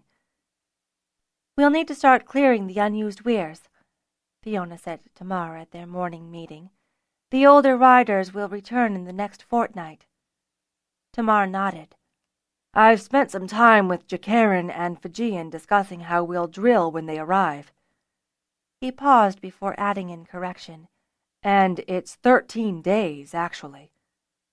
"We shouldn't linger here," Fiona cautioned him, accepting his correction with an irritated look. "We think that we can get enough drill done in 17 days. "Is that enough?" "It's all we can afford," Tamar told her simply. Fiona narrowed her eyes at him suspiciously. "Talent will have 3 turns then," he explained. "What's that?" "Oh," Fiona responded, breaking off in chagrin. "She'll be ready to rise." "I thought you would want to have the largest choice possible," Tamar told her softly. "She deserves no less." It was a moment before Fiona could find her voice. "Yes," she said quietly. "Yes, that's very considerate." Tamar made a slight half-bow in his chair. "I try, werewoman." He finished his claw, rose, and said to her, "And with your permission, we will drill this morning and clean after midday." "Yes, that seems good," Fiona agreed, also rising from the table. Karina, who had sat at the far side watching them in silence, glanced from one to the other and shook her head sadly. Fiona noticed and shot her a challenging look. You will be leaving in 30 days, Karina told her, pushing back her chair. We must get ready. Fiona grinned at her. Last chance for ice. The cleaning, as Fiona had expected, was tiring and irritating. None of the riders were pleased with her as they sat for their evening meal, especially faced as they were with the knowledge that they would be repeating their efforts in other weirs for the next 7 days at the least. Fijian groaned as he stretched after dessert, glancing apologetically toward the weirwoman, but he was less out of sorts than many of the others who had not had to do such menial duties for the better part of a turn. We need to leave the weir better than we found it, Fiona reminded, trying vainly to suppress a glower. I know, weirwoman, Fijian replied apologetically. It's just that my muscles forget. It'll be easier tomorrow, she assured him. Or the next day, Jakarin muttered sardonically from his seat at the far end of the table. Or the next, Fiona agreed. They grumble, but they're not upset. Tamar's voice coming from right beside her was startling. He had been silent throughout dinner. He seemed ready to say more, but restrained himself. What? Fiona prompted. Tamar hesitated before replying. I only wanted to say that I think you're doing a great job as a weirwoman. He paused, again obviously weighing his words carefully, and seemed ready to remain silent until Fiona gave him a challenging look. I hope you won't be angry at this, but I wonder how you will handle becoming a weirwoman when we return, and you are not the weirwoman. It'll be a relief, Fiona responded impulsively. Tamar raised an eyebrow at her questioningly, and Fiona reassessed her feelings. I'll miss it, certainly, but I think I'm too young. Once, maybe, Tamar interjected softly, shaking his head in firm denial. Fiona found herself meeting his soft brown eyes, really looking into them, and felt herself flush. Excuse me, she said hastily, and rose from the table, moving as quickly as she could without attracting too much notice through the dining cavern and out into the still night of the weir-bowl. She didn't know what she was doing. Her feet moved instinctively until she found herself in Talent's lair, her head leaning on the hinge of her beautiful gold jaw, just in sight of her calmly whirling green eyes. How long she stayed there she couldn't say. It was only when she heard boots softly climbing up the Queen's ledge and entering Tamar's weir that she realized her purpose, and with a final caress of her beautiful queen, Fiona stepped out onto the Queen's ledge and turned left towards Zarent's lair. A noise, the sound of her shoe dislodging a rock, alerted him to her presence. Weirwoman, Tamar said, coming from his bathroom, dressed in his sleeping tunic. You startled me. Fiona's eyes were wide, her breath rapid as she forced herself to cross the distance between them and looked up at him. Talent will rise soon, she blurted, not saying the words she'd rehearsed before. Tamar's eyes narrowed as he glanced toward the Queen's weir in alarm. Then he looked back down at her. Not today, surely. Soon, Fiona repeated. She raised a hand to stroke his cheek and was surprised at how smooth it felt. I don't want her first time to be my first time. I see, Tamar replied softly into the silence that stretched between them. He regarded her silently for a moment. What about Kindon? Fiona shook her head soundlessly and buried her face against his chest, her arms loose around him. Tamar drew back, raised a hand, and gently drew her chin up until she was looking into his eyes once more. And then he leaned down, draped one arm around her waist, and kissed her. Much, much, much later, as Tamar lay breathing softly beside her, Fiona leaned over and twitched his chest sharply. Tamar's eyes flew open and met hers in surprise as she leaned over him, her hands moving toward places she had never been before. "You always say that to get it right, you must do it 3 times. The bronze rider had only time for a startled smile before Aigen's werewoman leaned heavily into him for another kiss. Drifting through euphoria and back to mere consciousness, the words were said. "I love you." "I know." But Fiona could never remember who said them, or if they were spoken simultaneously, or even uttered aloud. 20. Rider, dragon, hearts be true, to this creed you always hew. Flame thread, protect Pern fall after fall, turn after turn. Aigen Weyr, evening, AL 501, 318. "I will miss you so much," Fiona cried as she buried her head once more against Mother Karina's chest. The last of the traders were gathered in their caravan, ready to return to their depots. "It is likely you will never see me again," Karina told her softly, causing Fiona's tears to redouble in intensity.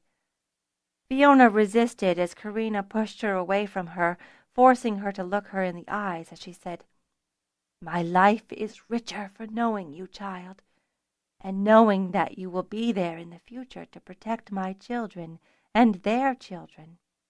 "And theirs," Fiona vowed, her voice strong even through her sorrow. "And theirs," Karina agreed, hugging Fiona tightly once more before parting again. "Do you know what a gift that is?" Fiona shook her head and wiped her eyes free of the latest rain of tears. "You will one day," Karina foretold. She shoved Fiona toward her dragon and the assembled dragons and riders. Fiona paused and turned back, pulling the heavy leather jacket off her shoulders. "I almost forgot," she said, as she handed the Aigen werewoman's jacket to Aziz, who stood with an arm draped over his mother's shoulders. "Would you put this back in the records room for me? It belongs to the Aigen werewoman." "I'll put it back for you," Aziz said, raising his eyebrows to add emphasis to his double meaning.